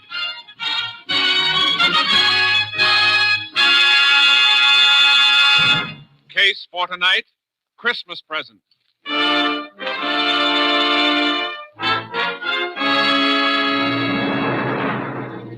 It is 2 p.m., December 21st, 4 days before Christmas in the Depression year of 1931. On a city street corner in North Texas, a man dressed as Santa Claus suddenly leaves his post beside a large red pot labeled Help the Poor. Shivering with cold, he enters the newly opened building of the Panhandle Equity Bank and approaches the bank guard. Say, mister, you mind if I stay in here a few minutes, warm up a little? I sure don't. I've been watching you through the window. Don't know how you stood it as long as you did. Oh, this Santa Claus outfit's pretty warm at first, but then the cold sort of creeps in on you. How long they expect you to stand out in that? Oh, 8 to 2. 6 hours, that's all. Well, it's 2 o'clock right now. You can go home. Not till my relief man shows up, I can't. Can't leave till he gets here. Some money in the pot out there. Oh. Well, why don't you wait right in here till you see him? Well, I was hoping you'd say that, because I'm sure... Oh, there he is now. Just drove up in a car. Oh, he can't leave a car parked there in front of the bank. There's a time limit on parking. Well, I think he's just wondering why I'm not there. I better go out and... Oh, he sees me. He's coming in. Howdy. Howdy. Was wondering when you get here. God let me come in and warm up. I hope your Santa Claus suit is warmer than his. We'll be closed up by the time you need warming. I don't think I'll get very cold. I got a Colt 45 in my pocket pointed right for your belly. Now, don't move. Don't move, he said. Keep your hand away from your gun. You guys are pulling the stick up. No kidding. You figured that all out by yourself, stupid? Let's make it a nice, quiet stick-up, huh? Just walk to the rear of the bank with us, take us through the door to the money in the vault. Now, go on. You'll never get away with this. You're just trying to attract any attention. You'll never live to know whether we're doing or not. All right. Open that door. The girl by the desk has to open it. It's button control. Well, tell her you won't in. Miss Keene. Oh, I'm sorry, Mr. Lovett. Your Santa Claus friend's coming in with you? Yeah. We're so busy, I didn't even notice it. Something wrong, Mr. Lovett? You look kind of sick. You'd be more than sick if you let out one yell. They got guns in their pockets, Miss Keene. Watch your mouth, sister. Nobody else can see us now. Take his gun. I've got it. Now, sister, whether he lives or not is up to you, understand? What do you want me to do? Open the cages of those money trays. Get to it. All right. You got the sack. Tell her what to put in it. Stuff it into your jacket when you're through. All right. And remember, sis, one yap and this jerk gets it. All right. Go on. Come on, now, stuff it in the sack.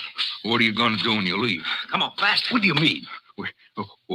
We'll give you a chance to get away. I mean, we won't yell or anything until you're gone. Honest. Oh, yeah, that's real nice of you.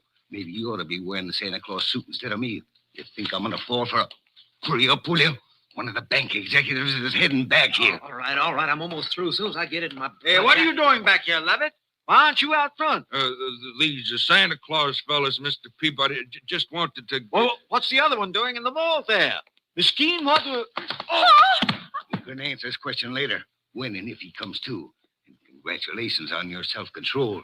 You're liable to get medals for saving your own lives. All right, let's go. I got it. All right, let's leave these people to quiet. Wait. Oh!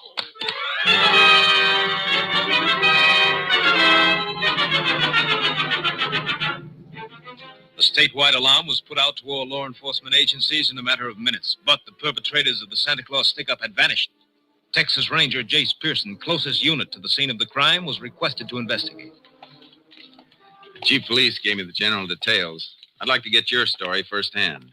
Well, I saw the guard take them through there, Ranger, and I went back to see why he was leaving his post on the bank floor, and that's when I got hit. You have any idea how big they were? No, I don't. I was too excited. I see.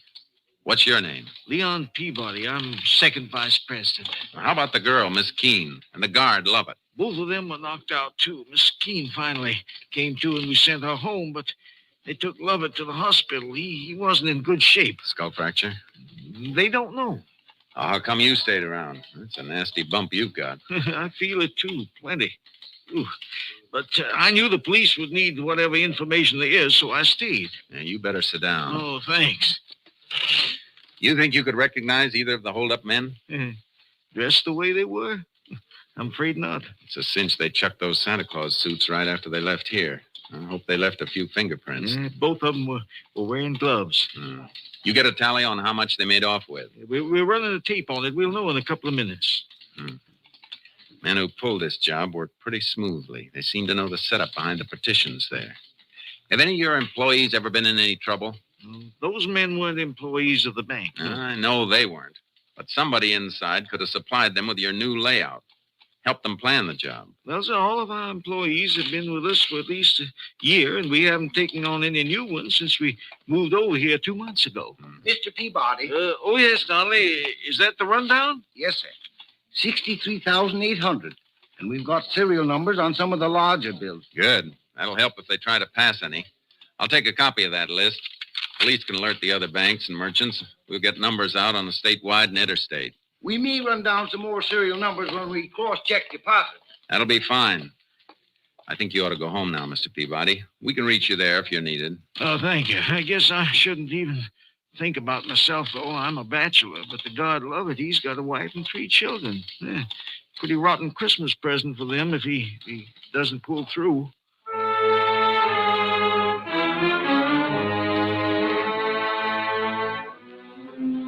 I paid a call on Miss Keene, the girl who'd been slugged, but she was in a state of shock and hysteria.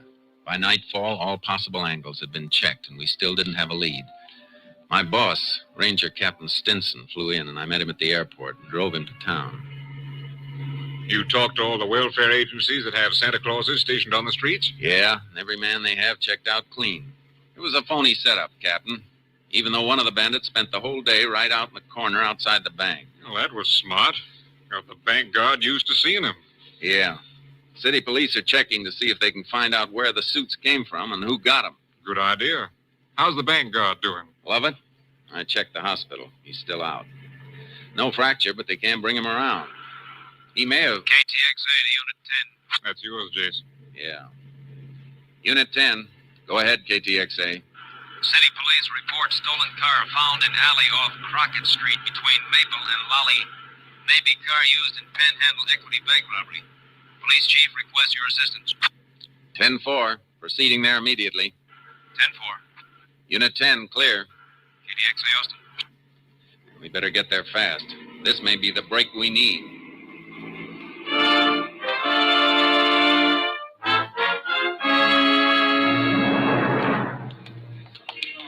Here it is, Rangers, abandoned in the alley. Prowl car spotted it and checked the license on the stolen car list. When was it reported stolen, Chief? Early this morning, but the owner says it might have been missing since yesterday. He's been away. You check on him? Yep, he's clear. That's where he said he was. What makes you fellas think this is the car? Found this on the floor, under the seat. Big red button. Off a Santa suit, all right. I'm going to climb in behind the wheel for a second. Ask one of the men in the prowl car to flash his light this way. Sure. Let's have a spotlight here, will you, boys? Okay, Chief. That do, Ranger? Yeah, that's fine. Hey, have any of your men moved this rear vision mirror, Chief? Nope. How about this front seat? You slide it back to get that button you found? No, just saw it under there and reached in and got it. What are you trying to figure, Jace? The last fellow who drove this car was pretty big, about an inch or inch and a half taller than I am. What makes you think so? Because the seat's all the way back where it would be for a tall driver. and I have to raise myself a bit to get a clear view through the rear vision mirror. Hey, that's good thinking, Jase. Yeah, but maybe he didn't touch anything. Maybe he left the car just like it was when he stole it. I'll give odds against that. A man who's getting away from a bank stick-up wants to know what's coming behind him.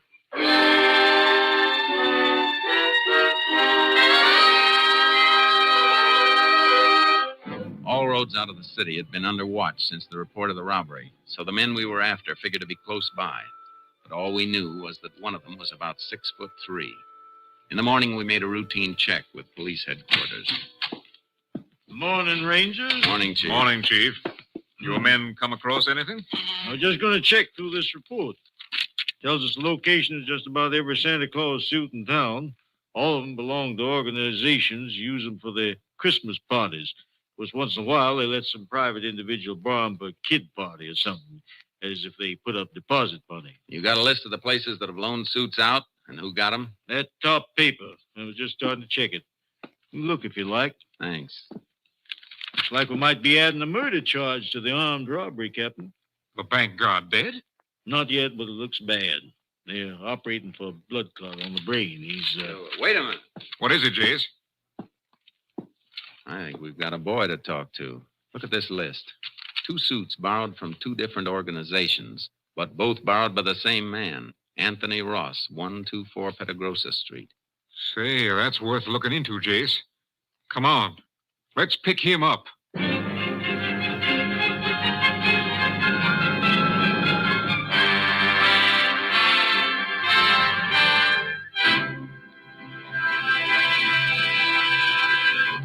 You are listening to Tales of the Texas Rangers, starring Joel McRae as Ranger Jace Pearson.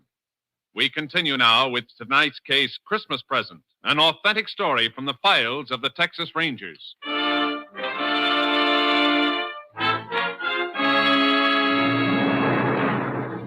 The home of Anthony Ross at 124 Petagrosa Street turned out to be a rundown shack on the outskirts of town. A small boy and girl, not dressed well enough against the cold, stopped playing with a mongrel dog as we drove up.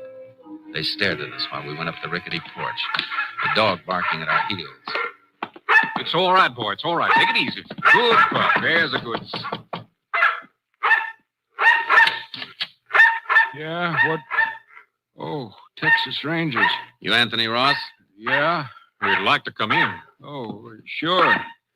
Annie, you and Jim take the dog in the back of the house and play there. Look at those suit boxes, Jase. Yeah, see them. What do you want to see me about? We can start with those boxes on the table. What's in them? I don't know. Just a couple of packages. That's all. They ain't mine. You better open them up, Jase. Yeah. No. Wait a minute. I tell you, they ain't mine. You got no right to... This search warrant says we have. Search warrant? Now, look. Now, those things ain't stolen. They were rented. Yeah. Couple of Santa suits, all right, Captain. And look, a button missing from the jacket of this one. I don't know what this is all about. Why are you coming... Maybe we can refresh your memory. The guard you slugged at the Panhandle Equity Bank isn't expected to live. What? Who was wearing the other suit, Ross? Who was your partner? What are you guys doing to me? I don't know what you're talking about. We're talking about the $63,000 stick-up you and somebody else pulled yesterday. And since you're about 5'10", I can tell you that your partner's about 6'3". Rangers, you're making a mistake. I don't even know anything about a holdup. The button missing from this suit was found in your getaway car, the one your partner drove. It wasn't me. I tell you, I didn't even know what kind of costumes were in them boxes. They ain't mine. And where'd you get them? I picked them up at a couple of places yesterday morning. You say you picked them up, and you're trying to tell us you don't know what's in the boxes. I picked them up for somebody else. They were rented out in your name. The woman ordered them in my name. What woman? The one who hired me to pick them up. That's a pretty phony story, Ross. Who was this woman you're talking about? What's her name? I don't know. I don't even know. You better come with us, Ross. No. You got to listen to me. Please listen. You got to believe me. I was in town early yesterday morning. She come right up to me on the street. I was pulling my kid's old wagon along, trying to find some junk I might sell. You sure you don't want to think this story over before you go any further? She asked me if I wanted to earn $1 running a couple of errands. I said, sure. a buck could give my kids a meal for a change. She asked me my name and address, and I told her, and then she told me to wait while she went into a booth and made some phone calls. When she come out, she sent me to 2 different clubs, told me there'd be costumes and packages. She had them left in my name to avoid confusion, she said. You didn't think that was funny?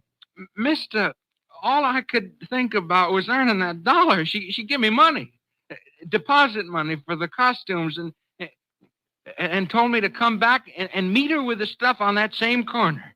Where were you at 2 o'clock yesterday afternoon? I was looking around for a junk again for a couple hours after I delivered the packages, and I guess at 2 o'clock I was walking back home from town. It's a long walk to here in this weather.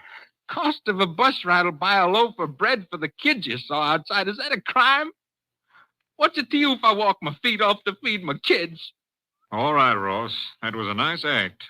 But there's a big hole in it. You say you delivered the Santa Claus suits to a woman you didn't know. But you've still got them. Yeah, I got them. They're going to mean a good Christmas. Yeah, but you're not going to believe what I tell you. The woman came here last night, drove up in a car, woke me up. She said she was leaving town in a hurry. They didn't have time to take the costumes back herself, and if I'd take them back, I could keep the deposits. $15 each. Yeah, but you're not going to believe that, are you? You better get your coat. Will you give me a chance to ask one of the neighbors to watch out for my kids? I'm afraid you'll be gone too long for that. I'm sorry, but we'll have to take him into the juvenile home. Oh. I guess they'll get better care there than I've been able to give. I'll get my coat. Ross, you been doing any painting around here? Painting? This place looked like it ever saw paint. What made you ask that, Jace? I just noticed this inside the leg of this Santa Claus suit. Paint blob. Looks fresh. Well, how come it's inside the leg, not outside? I don't know. That's something we'll have to figure. This is the large size suit. Must have been worn by the big boy we're looking for. The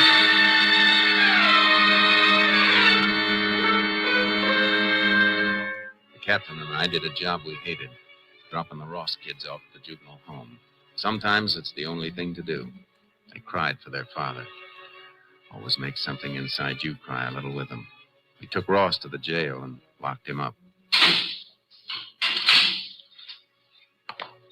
Well, that seems to be it, Rangers. By the time he comes up for trial, he should be ready to name his accomplice. That is, if we don't find him before then. I'd go along with that, Chief, if we'd found any money on him or in the house, even a few dollars. Kids got under your skin, huh, Jason? They got under yours, too, Captain. You know it. Yeah, but we got to remember, that bank guard has kids, too. You got any late reports on him from the hospital? Man stationed there says the operation is over. Don't know how it's going to come out yet, though. You might as well go over there and check with the doctors, Jace. I got to get back to company headquarters. Do me a favor, then. You're heading toward Austin. Take the Santa outfits with you and have them sent on to the lab. Get an analysis of that paint in the trousers. Maybe some traces in the boots, too. Well, how come the boots? Well, they're made to go on over regular shoes. I figured that paint stain on the inside of the pants came from a blob of paint on the shoe of the man who put them on. I see. All right, Jace, you want to know the content of the paint and see if lab can run down the source, is that it? Yeah. You working up to some kind of a lead? Maybe. A few things I'm trying to fit together. Maybe they won't fit. If they do, though, you'll hear from me.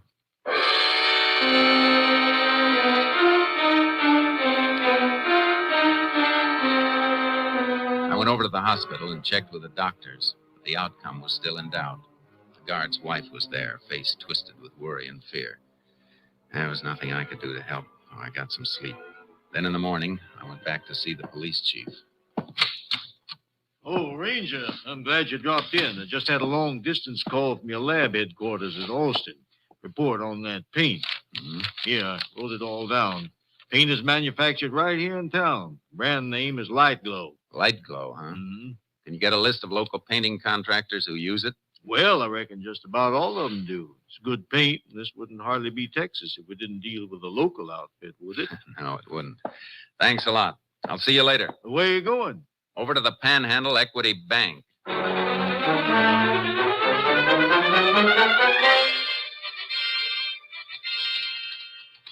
Mr. Peabody, do you know who painted this bank before you opened? Well, there was a contract for the building, included the painting. I guess that was done on a subcontract. Can you find out from the contractor? Sure, but you mind my asking why? I told you the day of the robbery. Everything was too well planned. Like the men who did it knew the inside of the bank. Yes, I remember you saying that. You think the painters may have? That's what I think. But why not some of the construction men? I've got a reason for being interested in painters. Check it for me, will you?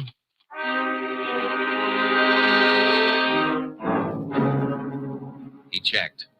Contractor gave the name of the painters. 2 men, Eddie West and Martin Poggen. They'd been working the day of the robbery, he said, at a house on the north side of town. I went out to the house to see the owner. Why, yes, Ranger. They worked here all day that day. I remember we heard the report of the robbery on the radio. They were both here all day? Yes. Didn't even go out to eat? Had their lunches with them. Kind of smelly when the house gets painted. Most women usually get out of the way. I wanted to watch them, so I was here every minute to see they didn't get sloppy. I like things neat. I see. Well, thanks, ma'am. I'm sorry I bothered you. Why are you asking about them, Ranger? Nothing important. Not as long as you say they were here. Goodbye, ma'am. Merry Christmas to you. Yeah, the same to you, Ranger. Merry Christmas. She was the alibi for Eddie West and Martin Poggen. She was too nervous about answering a few simple questions, nervous enough to make me wonder. I went back to the jail, got Anthony Ross out in my custody, and drove him to the north side of town. All right, get out, Ross. We're going in here for a minute. Why? What are you trying to frame now? I just want you to meet somebody.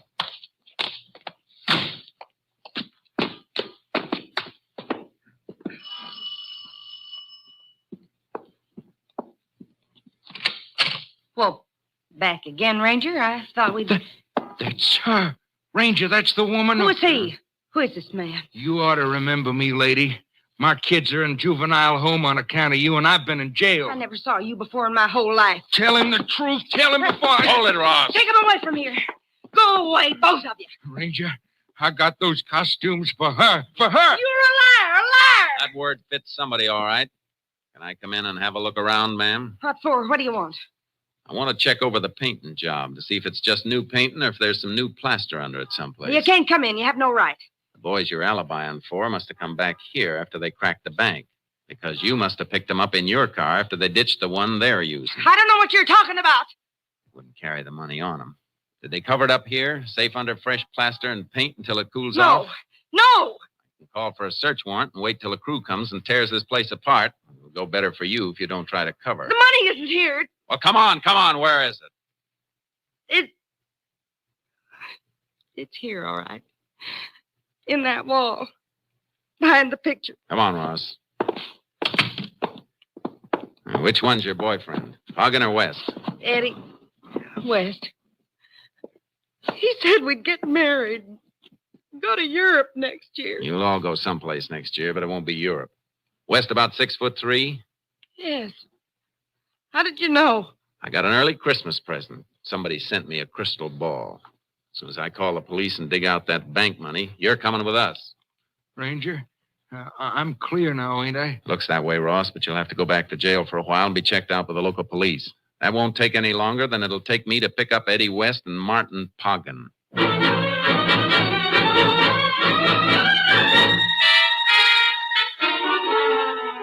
I made my call, then took West's girlfriend and Anthony Ross back to jail. Poggen and West were playing it smart, working right up to Christmas Eve like a couple of house painters would be doing. I found out where they were working, a loft of a warehouse. Local police covered the building while I went in.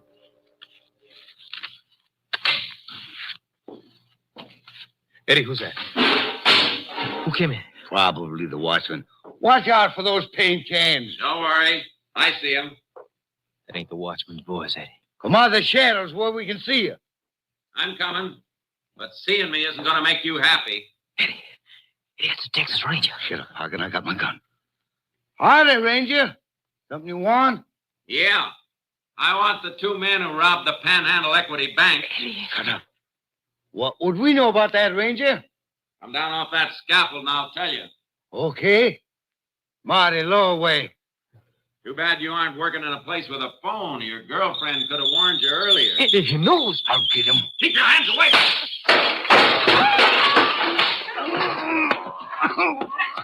I'm hurt. I'm bleeding. I just nicked you when you tried to dig for that gun in your pocket. You're not hurt. We didn't do nothing, Ranger. Somebody should have told you that the real Santa Claus gives. He doesn't take. Get up and try this present I've got for you. A pair of handcuffs.